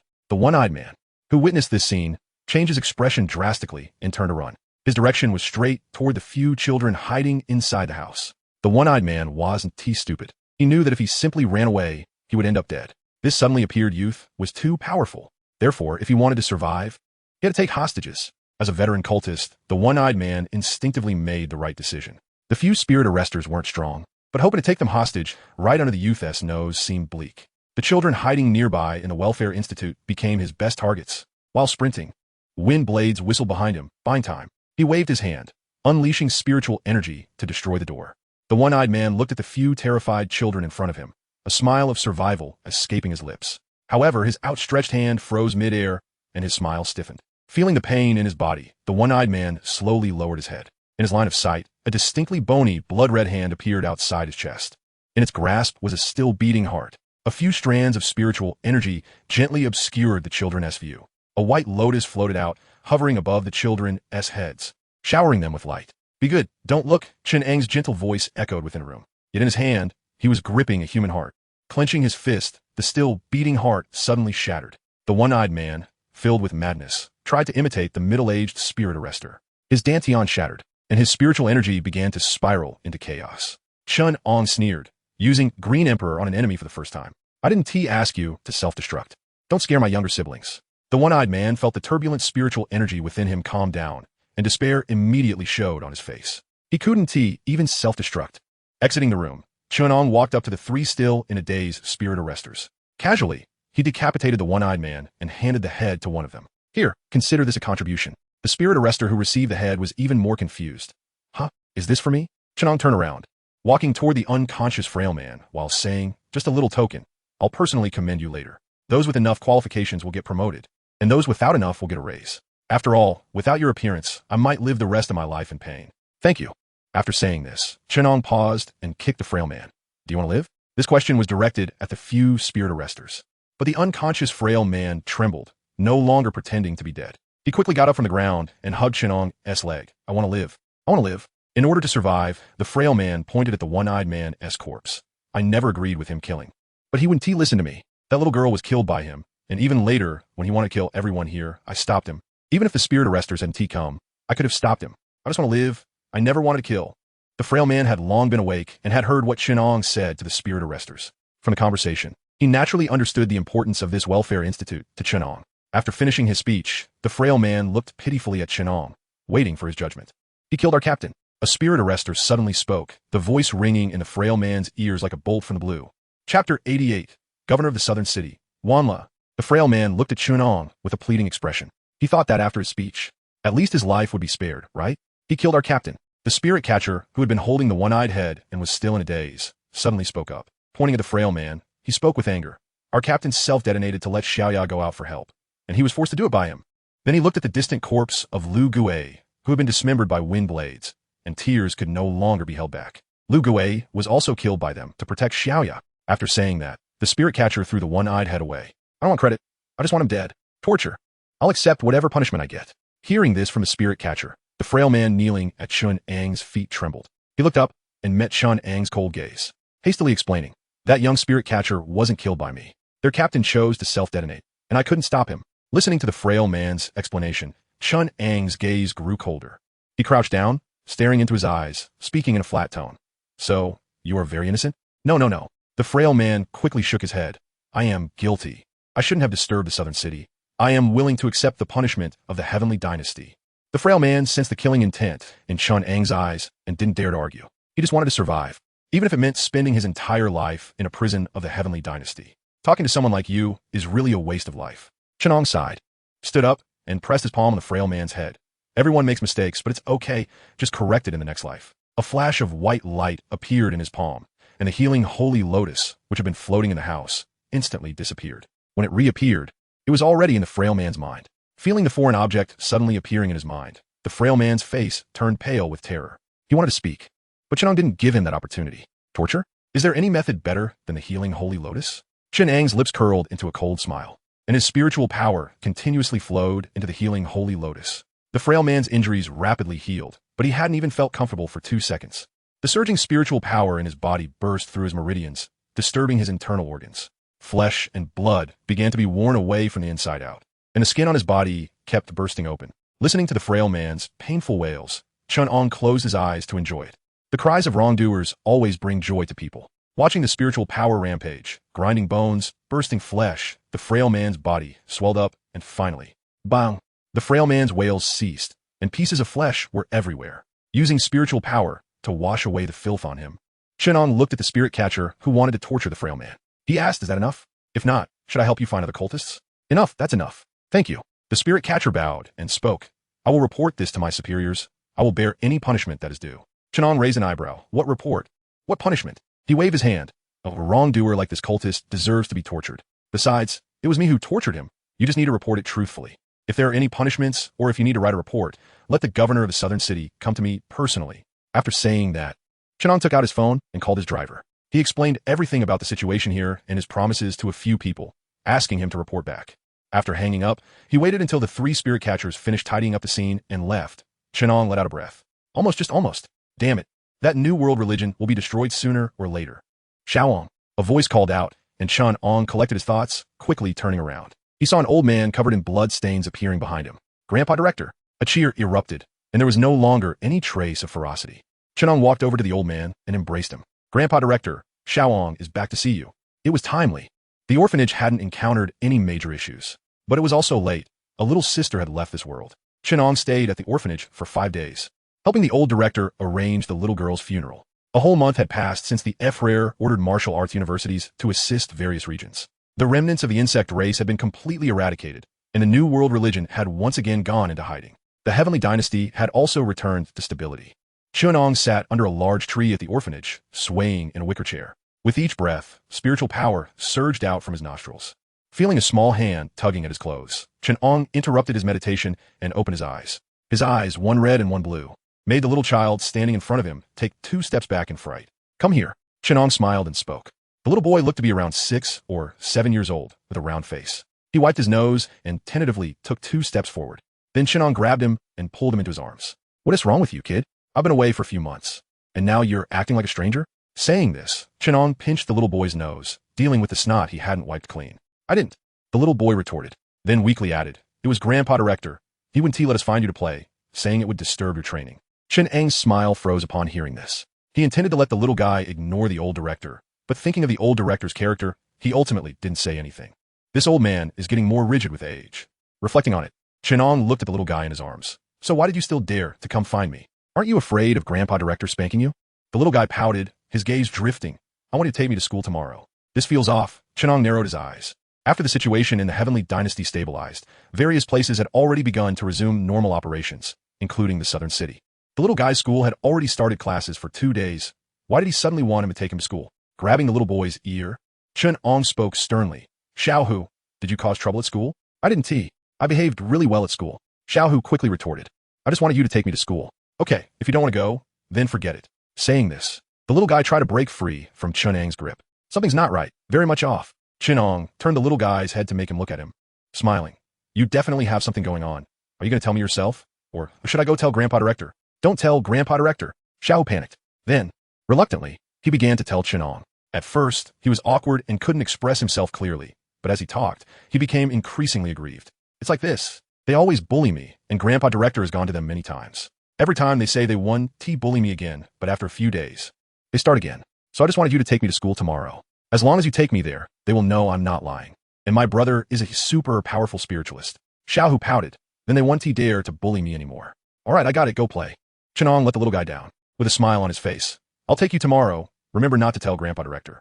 Okay. Watching the little guy hop away, Chen Ang's smile immediately darkened. It's happening again. It seems my second uncle didn't clean up thoroughly last time. What kind of parents can raise their child into a bad seed? Chapter 89. Awarding. We juice. We have arrived. Just one word from the scroll. I'll say it once. You all stroll around first. I have a little matter to attend to. I'll find you once I'm done. We juice. Okay. Putting away his phone, Chen Ang got out of bed and walked out of the room. He glanced at the misty welfare home, feeling a bit reluctant. The turmoil in the Celestial Empire has now come to an end, and last night, he received a notice from the academy on his phone. Return to school within 3 days. For some reason, Chen Ang felt that time passed quickly while staying at the welfare home. Brother Ang, a deliberately lowered voice came from behind. Chen Ang turned his head and saw the little tiger sneaking around with a backpack. Seeing the little guy looking nervously at the old director at the entrance, Chen Ang shook his head and smiled, giving him a knowing glance. The two of them walked out of the gate in tacit agreement, one in front and one behind. As he passed by the old director, Chen Ang stopped. Grandpa Director, are you leaving? The old man spoke first. Chen Ang was stunned. How could he tell? Seeing Chen Ang's puzzled expression, the old man smiled and patted his shoulder. Still the same as before, can't hide anything on your face. Go on, go on. Come back and visit often during the holidays. Nodding and reminding the old man to take care of his health, Chen Ang left. There was no need for too many words. The more one spoke, the more reluctant they would feel. Little Ang. Hearing the old man suddenly call out from behind, Chen Ang paused and turned around, just like when he used to watch him leave for school. The old man stood at the entrance of the welfare home, waving at him. Don't be picky with food outside. Eat well, you've lost some weight. Got it. Hurry back. Chen Ang waved his hand to the old man and turned to leave, quickening his pace. Until he turned the corner, he slowed down and sighed. Brother Ang. The little tiger, who had been waiting at the corner, jumped out. Chen Ang reached out and ruffled the little guy's head vigorously. By the time the little guy's hairstyle was a mess, Chen Ang had vented most of his frustration. The little guy wasn't angry. He raised his hand to check the time on his children's watch. He quickly exclaimed, Let's hurry up, Brother Ang, or we'll miss the bus. What bus? Brother Ang will take you flying. Huh? The first exclamation was in confusion, the second in terror. In midair, the little guy was held in Chen Ang's arms with one hand, gripping Chen Ang's clothes tightly. Normally, flying in the city is prohibited for spiritual practitioners. However, as long as the authority to assist students had not been revoked, Chen Ang was justified. The air wave swept across the sky, leaving behind a series of gasps on the ground. At the entrance of South City No. 2 Primary School, the air wave passed and landed on the school's playground. Although primary schools in the Celestial Empire do not teach martial arts, there are still spiritual practitioners stationed. Sure enough, Chen Ang waited less than a minute before an old man rushed out from the teaching building. Chen Ang focused his gaze. A third-level martial master. The old man hurriedly approached Chen Ang, cautiously staring at him, but hadn't had the chance to speak. Chen Ang spoke first. 3 hours? Find out why I brought the little tiger here, and give me a satisfactory resolution. The old man was taken aback by Chen Ang's words. However, being an experienced old man, he noticed that Chen Ang had no intention of causing trouble at the school, so he sent a message to the principal. As the saying goes, one must admit their mistakes and stand straight when being punished. By noon, Chen Ang walked out of the school, followed by a group of school leaders. The issue with the little tiger was resolved. The instigator was expelled, and schools in South City refused to accept him. The other 4 received a major demerit and were sent home for a week of reflection. It's worth mentioning that these children all came from influential families. This is also why Chen Ang said that his second Uncle Gao hadn't handled things cleanly last time. He called the newly appointed governor of South City and handed the matter over to him. If there are no issues at home, let them go. If there are issues at home, arrest them. Chen Ang didn't intend to go for a complete extermination. As long as they had no problems themselves, they could be safe and sound. However, he doubted any of them would escape. Meng Tian was urging him again, and Chen Ang replied that he would be there soon, then took off into the air in front of the group of school leaders. To be honest, having abundant spiritual energy made him quite willful. Other martial masters could not sustain flight for as long as Chen Ang could. Upon reaching the administrative building, he met up with Meng Tian and a few others, and the aircraft took off. Brother Ang, you've made quite a name for yourself this time. I heard your legend in Xanadu. On the aircraft, Huang Xing chattered beside Chen Ang. A few senior students beside him couldn't help but scrutinize Chen Ang. They didn't have much interaction with Chen Ang, and had even made comments about him being a key member of the club. But now that was gone. This guy is really brave. A first-level martial master dares to intervene in a battle at the martial respect level. The internal military merit rankings of Tiansu Academy had already come out. Chen Ang surged to 7th place based on the number of enemies he defeated. If he had enough strength to take down a few high-end forces from a new era cult, he might have made it into the top 3. Being in the spotlight isn't necessarily a good thing. Suddenly, Meng Tian, who who had been silent, spoke up, interrupting Huang Xing's flattery. Chen Ang looked at her in confusion, only to see Meng Tiantian handing him a computer, were being targeted. Taking it, Chen Ang scrolled through the pages, and his frown deepened. On the computer was a big data predictive conclusion. This time, all the students who had gained attention during the rescue operation were recorded. New era cult. The more he scrolled, the more alarmed he became. The initial speculation at the top was wrong. This time, the new era cult's emergence was not for something, but for people, for us. Meng Tiantian rubbed her temples. The cultists who were captured have confessed, and with cross-validation combined with big data analysis, the situation is already clear. Chen Ang shut off the computer and fell silent. He had seen no less than hundreds of students on the computer, with himself among them. The final predictive conclusion showed the new era cult had set its sights on this group of people, and this list had already reached various countries. When the clam and the snipe fight, it's the fisherman who benefits. Chen Ang chuckled.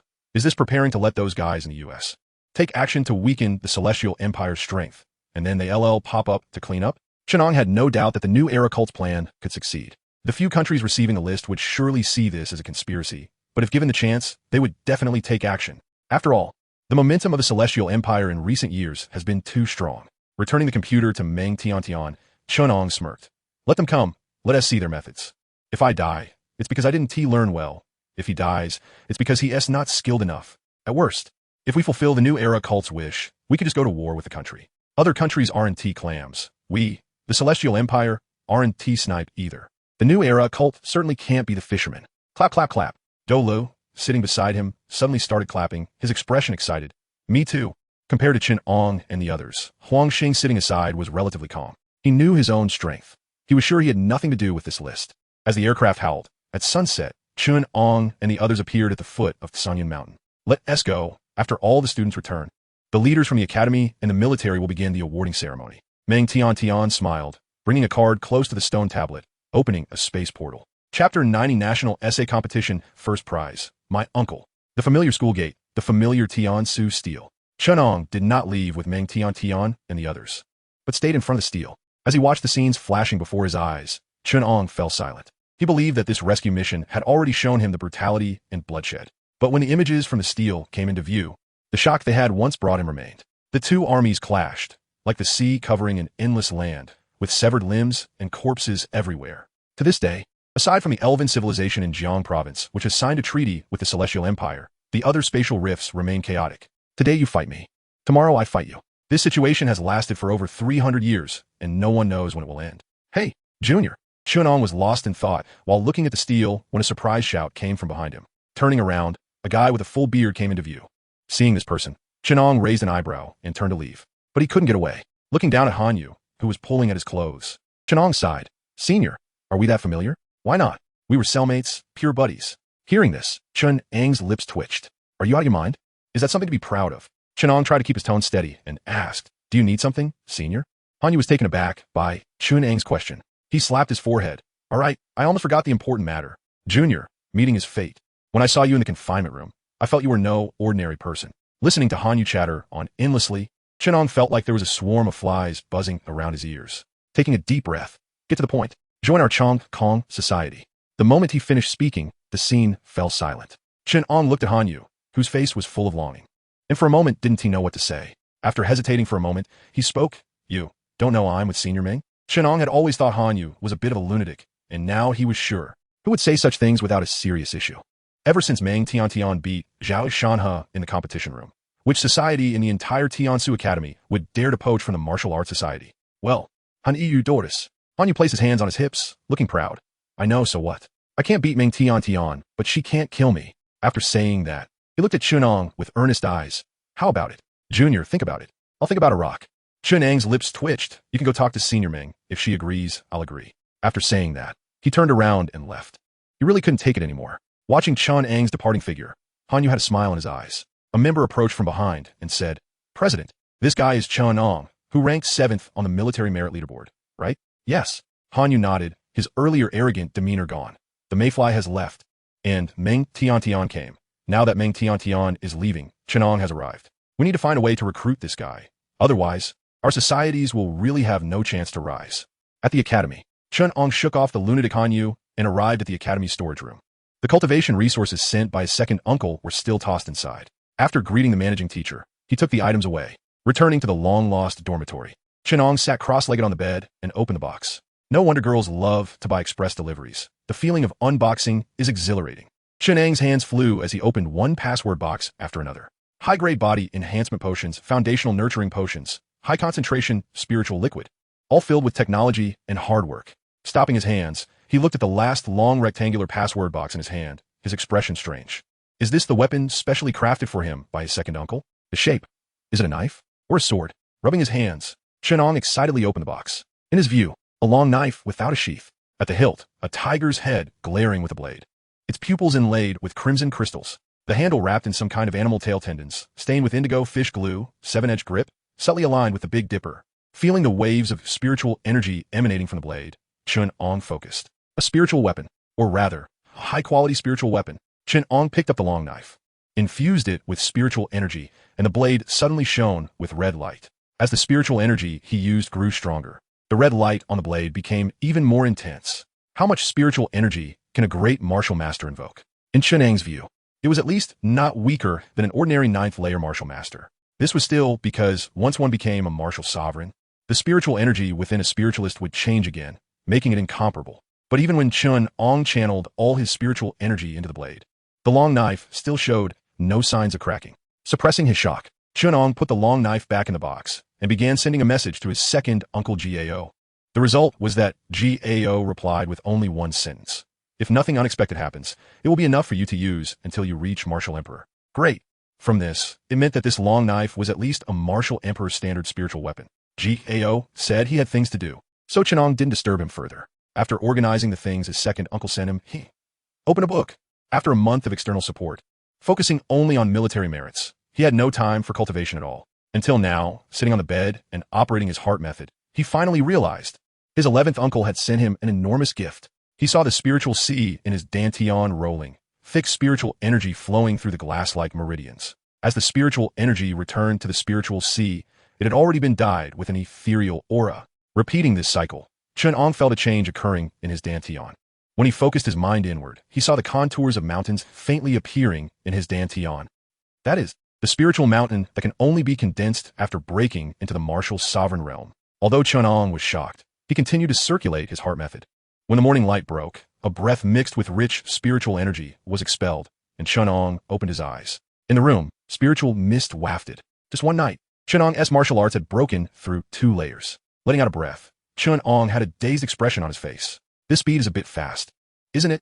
Chen Ang had always thought he had a cheat. Anyone with dual SSS abilities would feel the same. But now, Chen Ang felt that his cheat seemed to have updated. Shaking his head to regain focus, Chen Ang opened his phone. Although the academy had given 3 days, in reality, it was hardly necessary. It was only the 2nd day, and all students had already returned to school. Looking at the chat in the small group of 4, where Sui Xiao and the others were chatting, Chen Ang chimed in. Time passed until noon. Perhaps because the students had returned, the academy's alarm sounded again. However, this time, the students who heard the alarm showed no signs of panic. Instead, they were all smiling with joy, because the awarding ceremony was about to begin.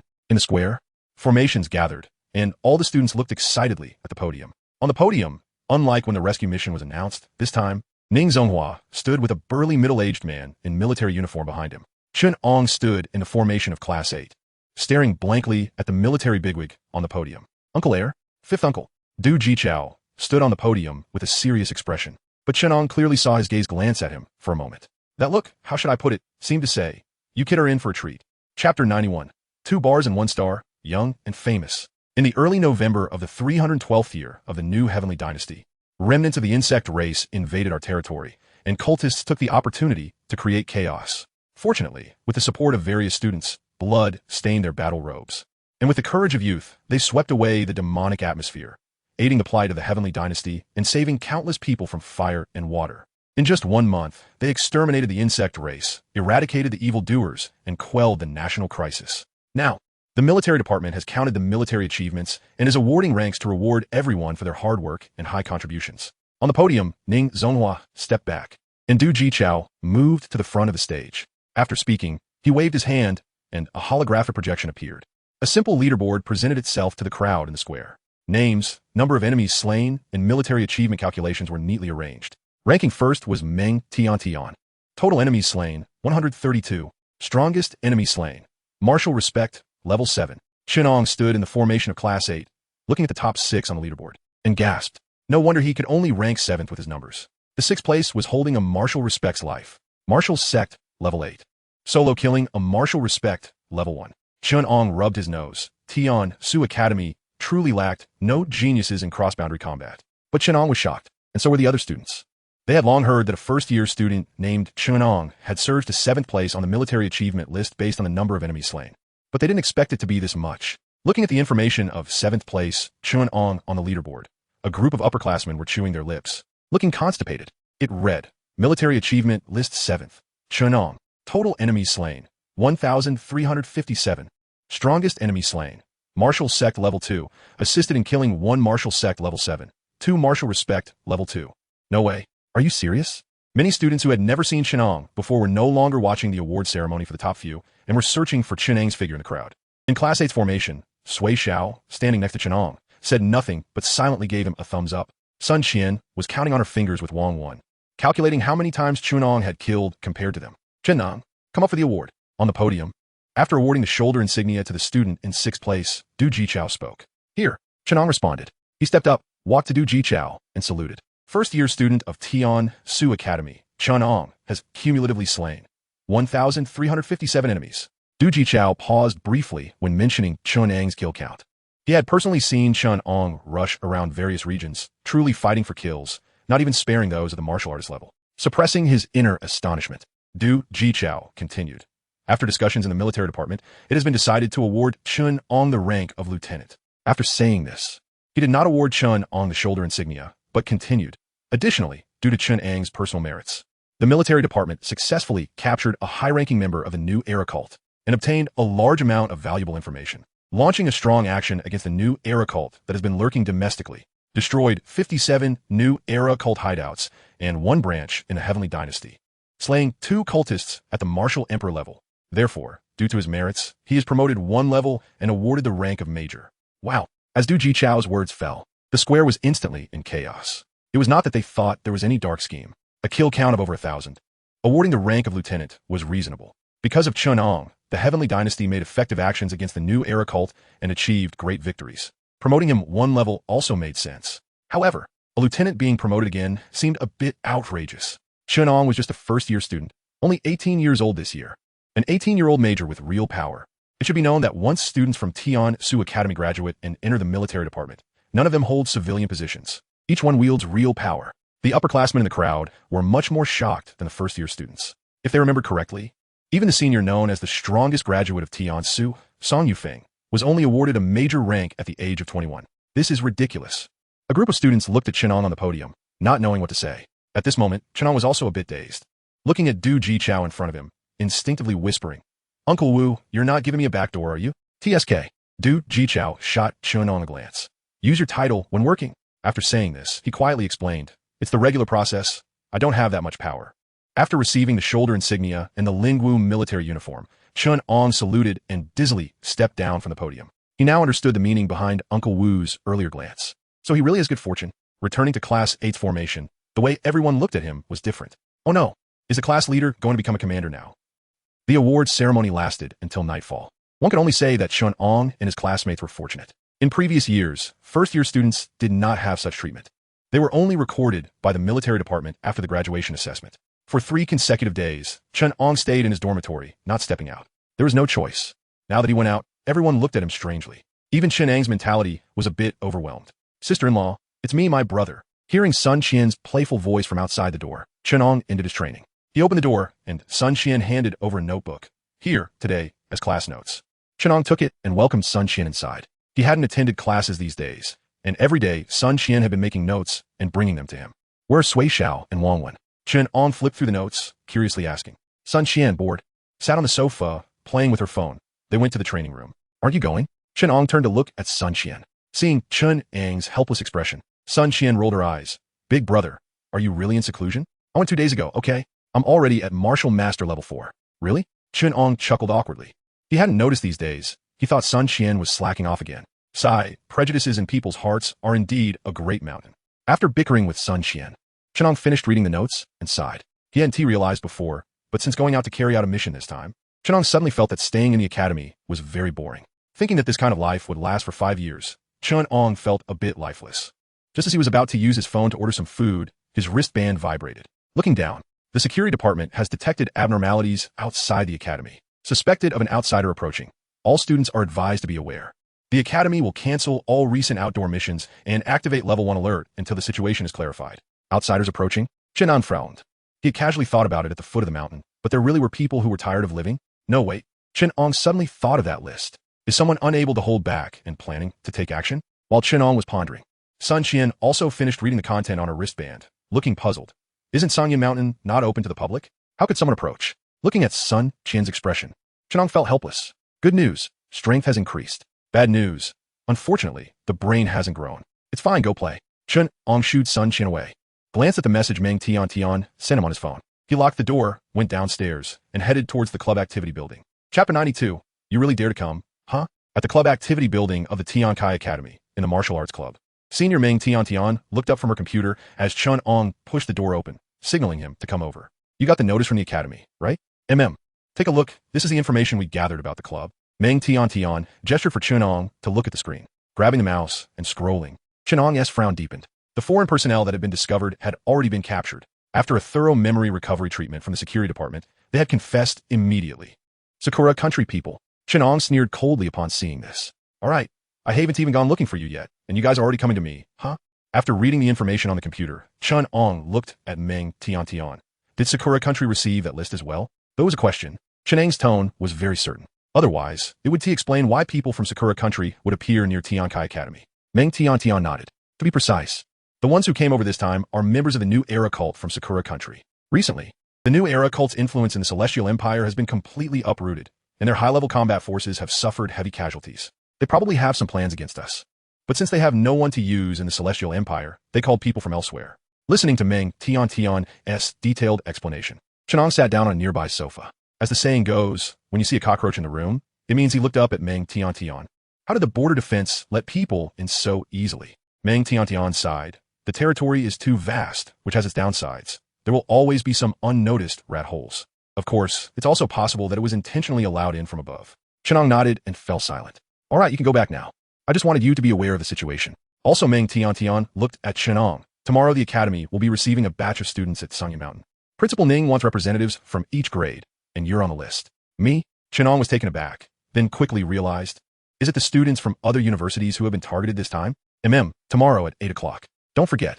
After Meng Tian finished speaking, she gestured for Chen Ang to leave. She had been quite busy lately. The military had already assigned her a post after graduation, and she needed to prepare in advance.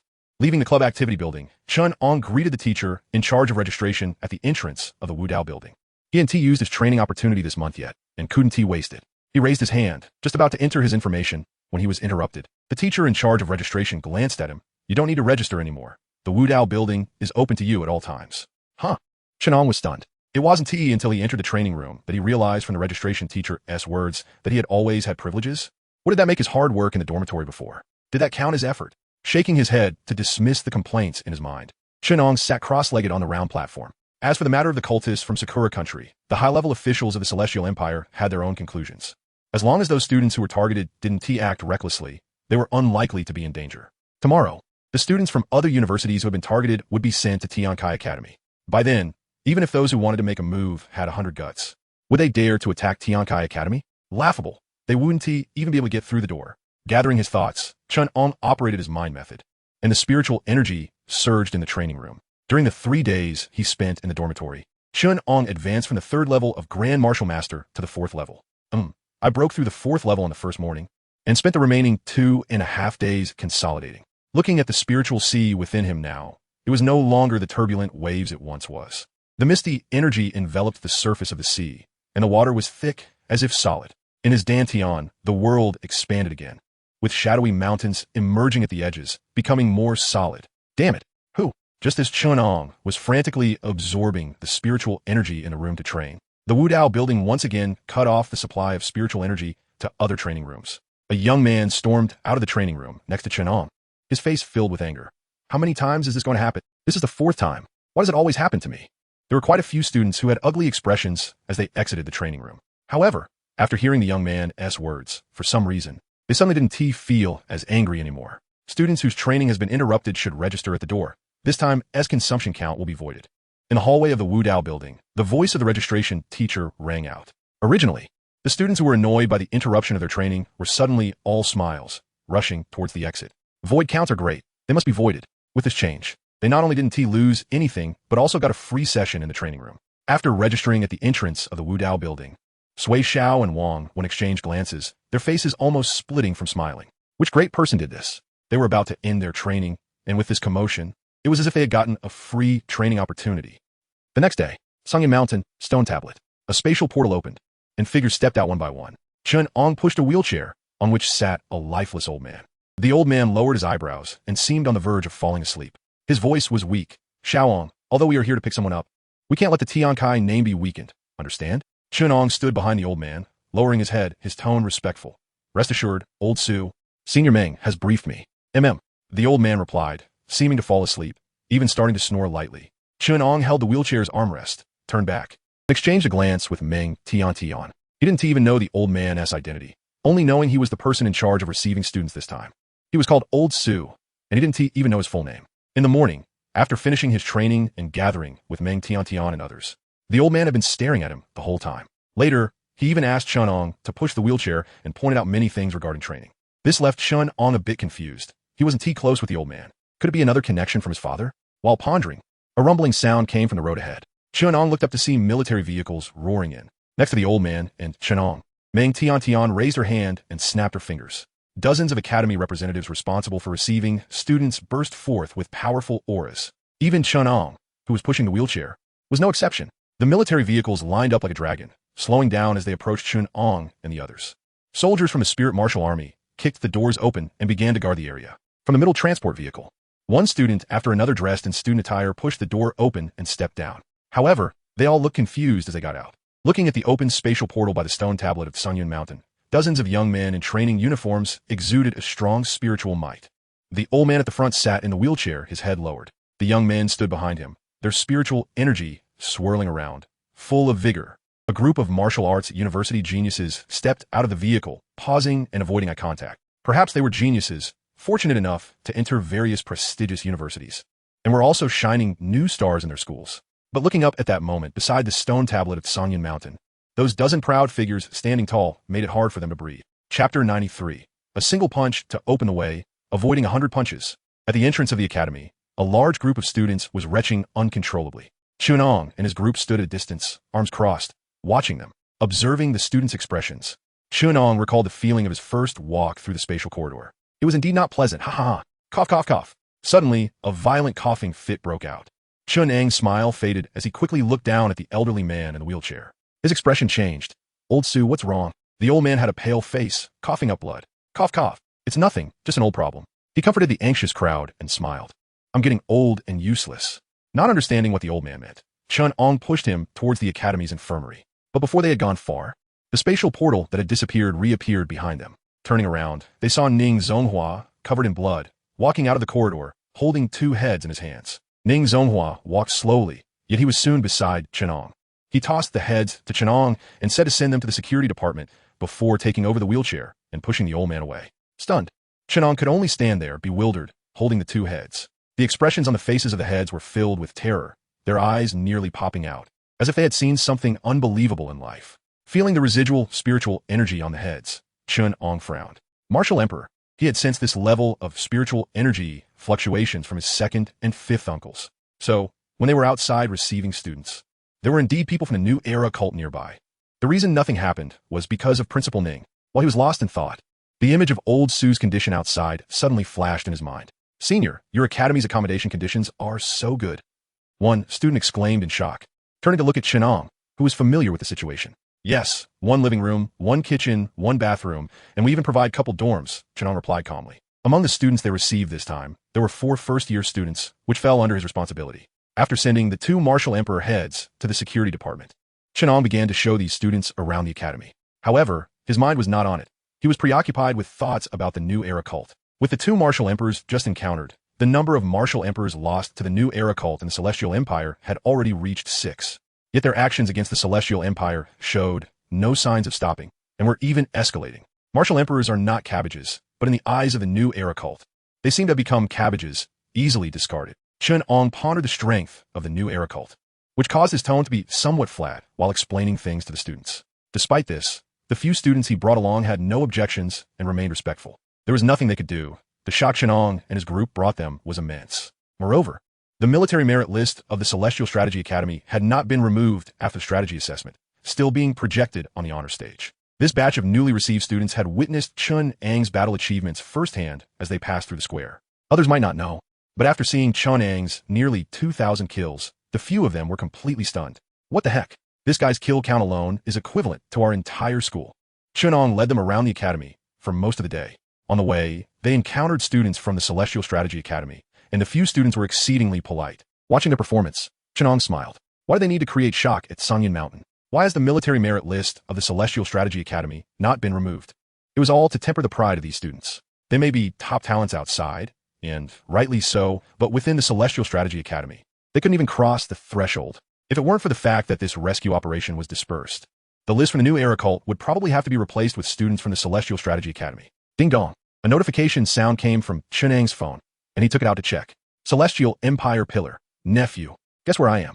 Chen Ang was taken aback by the message and replied with a smile. Celestial Strategy Academy. Celestial Empire Pillar. Not playing anymore. I'm leaving. Celestial Empire Pillar. Hey, how did you guess? Celestial Empire Pillar. No, you have to retract that message and say you couldn't guess. Seeing Mom Mingxiao's series of messages, Chen Ang couldn't help but smile wryly. His 11th uncle was truly.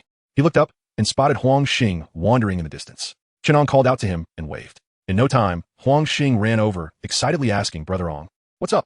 Noticing Huang Xing's excitement, Chen Ang instinctively asked, "Did you find a girlfriend?" Huang Xing had been fixated on the couple dorms in the academy these past few days, constantly shouting in the class group about finding a partner. But no one paid him any attention. "Are you polite?" Huang Xing's expression fell, and he explained, "I feel like I'm about to break through to Martial Master. So I'm preparing to go to the Enlightenment Tower. I haven't used my quota this month." "That's great." Chen Ang patted Huang Xing on the shoulder. "But you have to help me with something first." "What is it?" Huang Xing asked, puzzled. Chen Ang pointed to the few students behind him. "Help me show them around other places. I have something urgent to attend to." "No problem." After Huang Xing agreed, Chen Ang thanked him, asked his 11th uncle for his location, and then left. Huang Xing and the 4 students were left staring at each other. In the office of the grade director, Cheng Jin looked at the arriving Chen Ang with a peculiar expression. He nodded to Mom Mingxiao beside him and got up to leave. "Hee, nephew. Come here, let Uncle 11 give you a hug." After Cheng Jin left, the seriousness on Mom Mingxiao's face disappeared, and he hopped towards Chen Ang. Being hugged by Mom Mingxiao, Chen Ang looked helpless. Regardless of how youthful his 11th uncle appeared, he was still 29. Why was he acting like a child? Chen Ang paused, recalling what his 5th uncle had said. Your 11th uncle has locked himself in his childhood and doesn't want to come out, so he has some childlike tendencies. Sometimes, just go along with him a bit, or he really might throw a tantrum. After hugging Mom Mingxiao for a while, Chen Ang pulled away and asked with confusion, "Uncle 11, why did you come to the Celestial Strategy Academy? Did you miss me?" He a bit, but not much. Mom Mingxiao scratched his head. "How's your cultivation going recently? Is it smooth?" "A bit, but not much." Chen Ang stifled a laugh. Everyone knew that he, Chen Ang, never suffered losses. After being retorted by his nephew, the smile on Mom Mingxiao's face instantly collapsed. He took out his phone, opened the group chat titled Family Matters, and began to edit a message to send. Before long, Chen Ang's phone chimed. When he opened it, good heavens, his 2nd uncle, 5th uncle, and 9th uncle were all sending him voice messages, and there were several friend requests in the background. Chen Ang gasped. So, his nephew was a step relative, and his 11th uncle was a blood relative, right? 11th uncle, I was wrong. Please retract the bounty order, I beg you. In the office, Chen Ang spent some time messing around with Mom Mingxiao before asking again, 11th uncle, what exactly did you come to the Celestial Strategy Academy for? You can't be here just to see me, right? Mom Mingxiao smacked his lips, still not done. Nephew is the best. My 2nd brother and the others never want to play around with me. However, thinking of serious matters, Mom Mingxiao took out a document from a spatial ring and handed it to Chen Ang curious. Chen Ang took it, opened the seal, and a document stamped with the military's red seal came into view. Operation codename, Cut Luck. Chen Ang's gaze swept over it, stopping at the large characters on the first line, stunned. A punch to start, to avoid 100 punches later. Chapter 94. Heavenly Dynasty. Still watching? You're coming with me. One punch opens the way, preventing 100 punches from coming. Chen Ang's hand trembled as he held the action document. He looked further down. Since the time-space crack began, our Heavenly Dynasty's martial arts has been flourishing. Now there's the Cherry Blossom Cult, a pack of dogs and pigs, intending to sever the backbone of our Heavenly Dynasty. After discussions in the military department, the leader has decided to approve the action for elimination, specifically appointing Lieutenant General Lai Wentao of the Heavenly Dynasty Military Department as the overall commander of the operation, and Major General G.A.O. and Xingtian as the deputy commanders. You may appoint team members at your discretion. 5 days later, the troops will head to the Cherry Blossom country, paying back tooth for tooth, blood for blood, avenging those who wish to sever our backbone. Finally, all of you should remember, those who offend the dignity of our Heavenly Dynasty will be punished, no matter how far away they are. Chen Ang took a deep breath after reading the first page. There was a line of small text at the bottom of this page. Very small, almost invisible compared to the text above. This is not a personal vendetta, but a battle between good and evil, not for conquest, but to cleanse the world. Chen Ang looked up at Ma Mingxiao. Uncle 11, is this content from the political department? Yes. Ma Mingxiao nodded. Then who did the formatting of this document? The military department. Got it. Case closed. That line of small text can be disregarded. What the political department ordered has nothing to do with our military actions. One phrase, military generals. Illiterate. Chen Ang directly ignored that line and turned to look at the details of the plan. Ma Mingxiao did not disturb him. He just leaned against the side, resting his head on his hands, watching his big nephew. After a long time, Chen Ang put away the action document and looked seriously at Ma Mingxiao. Uncle 11, please be sure to let me participate in this operation. After reading the action document, Chen Ang was extremely excited. This was not about seeking revenge against the new sect in the Cherry Blossom country. This was clearly about going to deal with the little cherry blossoms. The details of the plan had a lot, but Chen Ang summarized the essence. Whether they are cultists or not, the Heavenly Dynasty does not know, nor does it want to know. In any case, the ones who attacked our genius are your people from the Cherry Blossom country. So you just wait with your next claim. You laughed when you wanted to kill our genius. So don't complain when I kill your genius. You think I came to find you for what? Ma Mingxiao looked at Chen Ang and grinned. Your second uncle said, you can catch up on studying and training later, but opportunities to deal with the little cherry blossoms are rare. Besides, this operation is specifically targeted at the geniuses of the Cherry Blossom country. Perfect for you little guys to practice. When you get there, each of you can find your own opponents, and we'll be your support. Hearing Ma Mingxiao say this, Chen Ang couldn't help but laugh, flashing his big front teeth in a silly grin. Ma Mingxiao said he had things to do and was about to leave. Chen Ang saw him to the school gate, where he found Xingtian already waiting. Xingtian opened the spatial portal, and just as Ma Mingxiao was about to step out, he seemed to remember something and turned back, looking at Chen Ang behind him. Don't worry about breaking through realms. Your body won't be unstable now, and refining spiritual power will have plenty of time in the future. Good. Chen Ang signaled that he understood. Watching Ma Mingxiao and Xingtian leave, Chen Ang stretched. Since Uncle Levin said so, why should he hesitate? Refining spiritual power could be set aside for now, and he would focus on breaking through his realm for the next 3 days. Turning around, his target was the Enlightenment Tower. Students of Tian Su Academy. 4 days. A full 4 days. Do you know how he spent those 4 days? Chen Ang stayed in the Enlightenment Tower for 4 straight days, and the spiritual energy supply was open for 4 days. During this time, the leaders responsible for the Enlightenment Tower even came to replenish it once. The entire spiritual energy reserve of the Enlightenment Tower was almost drained by Chen Ang. On the 4th night of the tower's closure, a figure emerged, surrounded by rampant spiritual energy. Chen Ang stood at the entrance of the Enlightenment Tower, feeling the power of a great martial master at the 8th level, and sighed.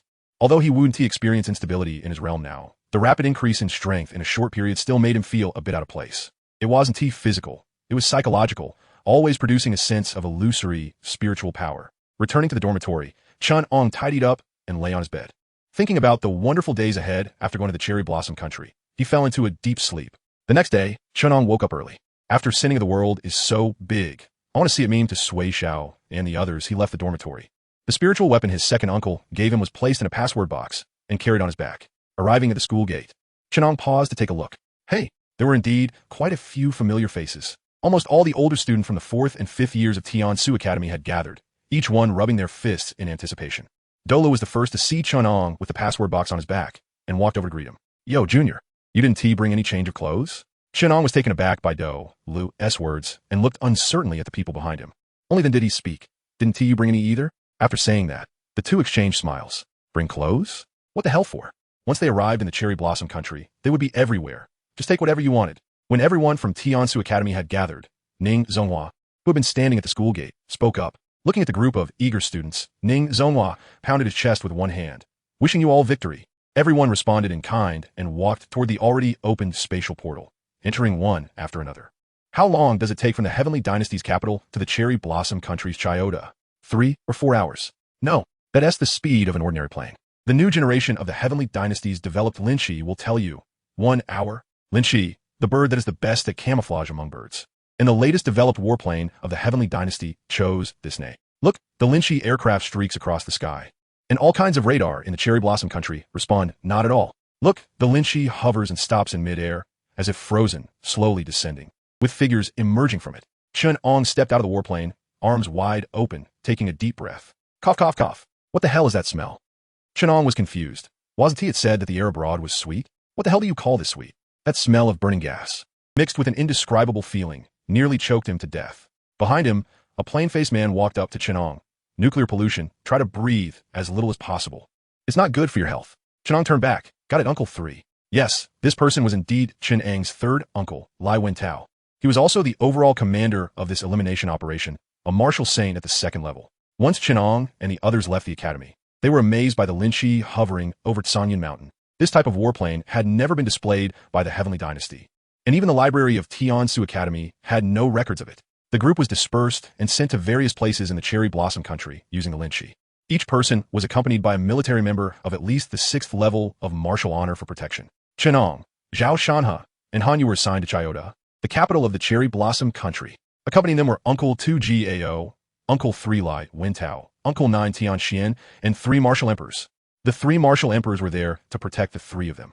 Meanwhile, Lai Wentao and the others were responsible for keeping a close watch on the 2 martial saints of the Cherry Blossom country, the emperor of the Cherry Blossom country, Yamamoto Yuichi, and the head of the Koizumi family, Koizumi Mitsutaka. Before boarding, Lai Wentao made it very clear to Chen Ang and the others. This time, the military had only one requirement: go all out and kill. To kill with the might of the Heavenly Dynasty, making those with ulterior motives feel afraid. Regarding whether the martial saints of the Cherry Blossom country would act recklessly after the operation was exposed, the military still had one statement. Roughly meaning, if you two don't intervene, my little cubs will enjoy the killing, and we'll just turn around and leave. If you two intervene, then let us start a national war. We'll use you two as offerings first. Chapter 95. Chen Ang from the Celestial Empire comes to challenge. The loser will be spared. It was evening. Before the temporal rift appeared, Sakura country was already famous for its nightlife. Chen Ang had never seen the scenes depicted in books, but he thought they probably didn't compare to now, right? Walking down the street, looking at the brightly lit shops on both sides, Chen Ang fiddled with his phone. Lai Wentao had made it very clear that they were only responsible for killing. The intelligence department of the Celestial Empire would handle the information, so they didn't have to worry about that. Looking at a location and picture that had just been sent to his phone, Chen Ang clicked his tongue. Hosokawa Itsu, 19 years old, martial artist level 6. Second-year student at the Yagi Dojo. Sighing helplessly. Was this what Sakura country called a genius? Chen Ang was speechless. His first battle in Chiyoda was to kill such a waste. Looking at the picture of Hosokawa Itsu on his phone, Chen Ang felt disdain. Just as he was about to turn off his phone, he noticed a girl in a school uniform walking up to him. Chen Ang quickly put away his phone. But the girl still saw the picture of Hosokawa Itsu. Senpai, do you know Hosokawa Itsu? Chen Ang was taken aback, looking at the girl with twin tails blocking his path, her big eyes blinking. Huh? What is that? Hi. A not-so-native Sakura language burst out of Chen Ang's mouth. After saying it, he regretted it. Damn it, he should have acted dumb. He couldn't understand what the girl was saying at all. He just thought that when faced with an interrogative sentence, using an affirmative one could generally muddle through most situations. Hearing Chen Ang's response, the girl's eyes lit up. Senpai, are you going to visit Hosokawa Itsu? Listening to the girl babbling again, Chen Ang frowned. Damn it, I can't understand. So he crossed his arms and said, Dame, what's a she dame? After saying that, he walked around the girl and left. He didn't need to understand what the girl was saying. He just needed to refuse. Speaking of which, is this how you say refuse? It seemed fine. One watashi and one dame. Doesn't that just mean I refuse? Scratching his head, Chen Ang quickly left, leaving the girl standing there dazed. Was this senpai rejecting her? It should be, right? Having escaped from a girl who embarrassed him, Chen Ang hurried to the location given on his phone. Mei no Hanai Thakaya. Chen Ang stood at the door, checking the location on his phone. It should be here. Looking up at the flashy name of the establishment, Chen Ang curled his lip. Pushing the door, he walked in. Seeing someone enter, a waiter approached and bowed. Irasemes. For some reason, hearing the Sakura language made Chen Ang feel a surge of anger. He remained silent, bypassing the waiter, and began to survey the situation inside the izakaya. Upon seeing Hosokawa Itsu, who looked just like the picture on his phone, Chen Ang strode over to him. At this moment, Hosokawa Itsu was very happy because the goddess he had been waiting for had finally agreed to have dinner with him. Although her boyfriend had been urging her, the goddess had already stated that she would go home with him tonight. Thinking about spending a passionate night with the goddess, Hosokawa Itsu could hardly contain his smile. Yukiko, I can't hold my liquor well. I'm a bit tipsy. I'm very sorry. Hosokawa Itsu suddenly put down his wine glass, looking at the goddess in front of him with eager eyes. He couldn't hold back. Then let us go. The woman seemed a bit shy as she spoke. Getting up, Hosokawa Itsu naturally supported the woman, a satisfied smile on his face. Itsu-kun, we might need to hurry. My boyfriend is still waiting for me at home. Hearing the woman in his arms, Hosokawa Itsu excitedly replied, Yukiko, don't worry, I'll be quick. Don't worry, I'll be quick. Chen Ang sent a message to Zhao Shanha on the chat page. Then he looked at Hosokawa Itsu walking towards him, a cold smile appearing at the corner of his mouth. He had just asked Senior Zhao for a target, and the quality was much better than this Hosokawa Itsu. He needed to hurry over. Hosokawa Itsu, holding the woman who was both inviting and rejecting, quickened his pace. He really couldn't hold back. Just as he was thinking about whether to book a hotel nearby, Hosokawa Itsu suddenly saw a shadow flash. Then, he was grabbed by the neck by a nearby boy. The woman in Hosokawa Itsu's embrace screamed. In the next second, she was kicked away by Chen Ang, watching the woman fall to the ground. Coughing up blood and fainting, Chen Ang scoffed. What with the screaming? Haven't you seen a murder before? Dressed so flamboyantly, one would think you were going to stand on the street. Chen Ang gripped Hosokawa Itsu's arm, the domineering pattern attached. This was a new technique he had researched based on the academy course. Looking at Hosokawa Itsu struggling in his grip, unable to use his spiritual power, Chen Ang found it quite useful. Crack! Throwing away Hosokawa Itsu's lifeless body, which lay with a twisted neck. Chen Ang disdainfully grabbed a tissue from the table to wipe his hands. Dirty. Then, under the terrified gazes of everyone in the izakaya, Chen Ang leisurely turned and left. Taking a breath of the cold wind on the street. Although the air after nuclear pollution was a bit disgusting, Chen Ang was still happy. This feeling of being able to kill without restraint, still as a Sakura person, was really great. Shinjuku, Hino Dojo. Knock, knock, knock. A knocking sound echoed. Who is it? The on-duty Koizumi Koji opened his eyes irritably. Looking at the time, it was already past 10 in the evening. At this time, the dojo had long since turned off the lights. Who was so blind to come knocking at this hour? Irritated, Koizumi Koji stepped out of the duty room and walked to the front door of the dojo, opening it. Puchi. A long, bony hand pierced through Koizumi Koji's chest. The irritated Koizumi Koji was no longer irritated. Feeling the pain emanating from his body, he coughed up blood. Looking up, he was horrified to see the boy in front of him. Withdrawing his hand, the boy squatted down and wiped the blood from his hands on Koizumi Koji's body. I heard that your dojo has been worshipping the war criminals who invaded the Celestial Empire back then, regardless of whether the deceased Koizumi Koji could hear him. The boy spoke coldly. Since you respect them so much, I'll send you down to see them. Standing up, his spiritual power suddenly surged. It shattered Koizumi Koji's corpse and also awakened those who had already fallen asleep in Hino Dojo. Immediately afterward, a loud voice rang out from the boy.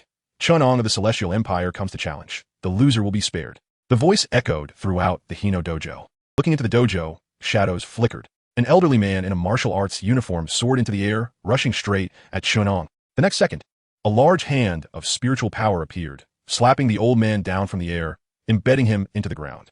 Behind Chen Ang, a powerful martial sovereign from the Celestial Empire stepped out, looking at the old man crawling out from the ground. Stay put, move again, and you die. Hino Kazuo's body shook, not daring to make any more unnecessary movements. Inside the dojo, Hino Shinta rushed out with a group of students, but just in time to see his grandfather being slapped into the ground, his face changing in anger. Looking up towards the dojo entrance, his gaze collided with Chen Ang's. Chen Ang tilted his head, a grim smile appearing on his face. Found you.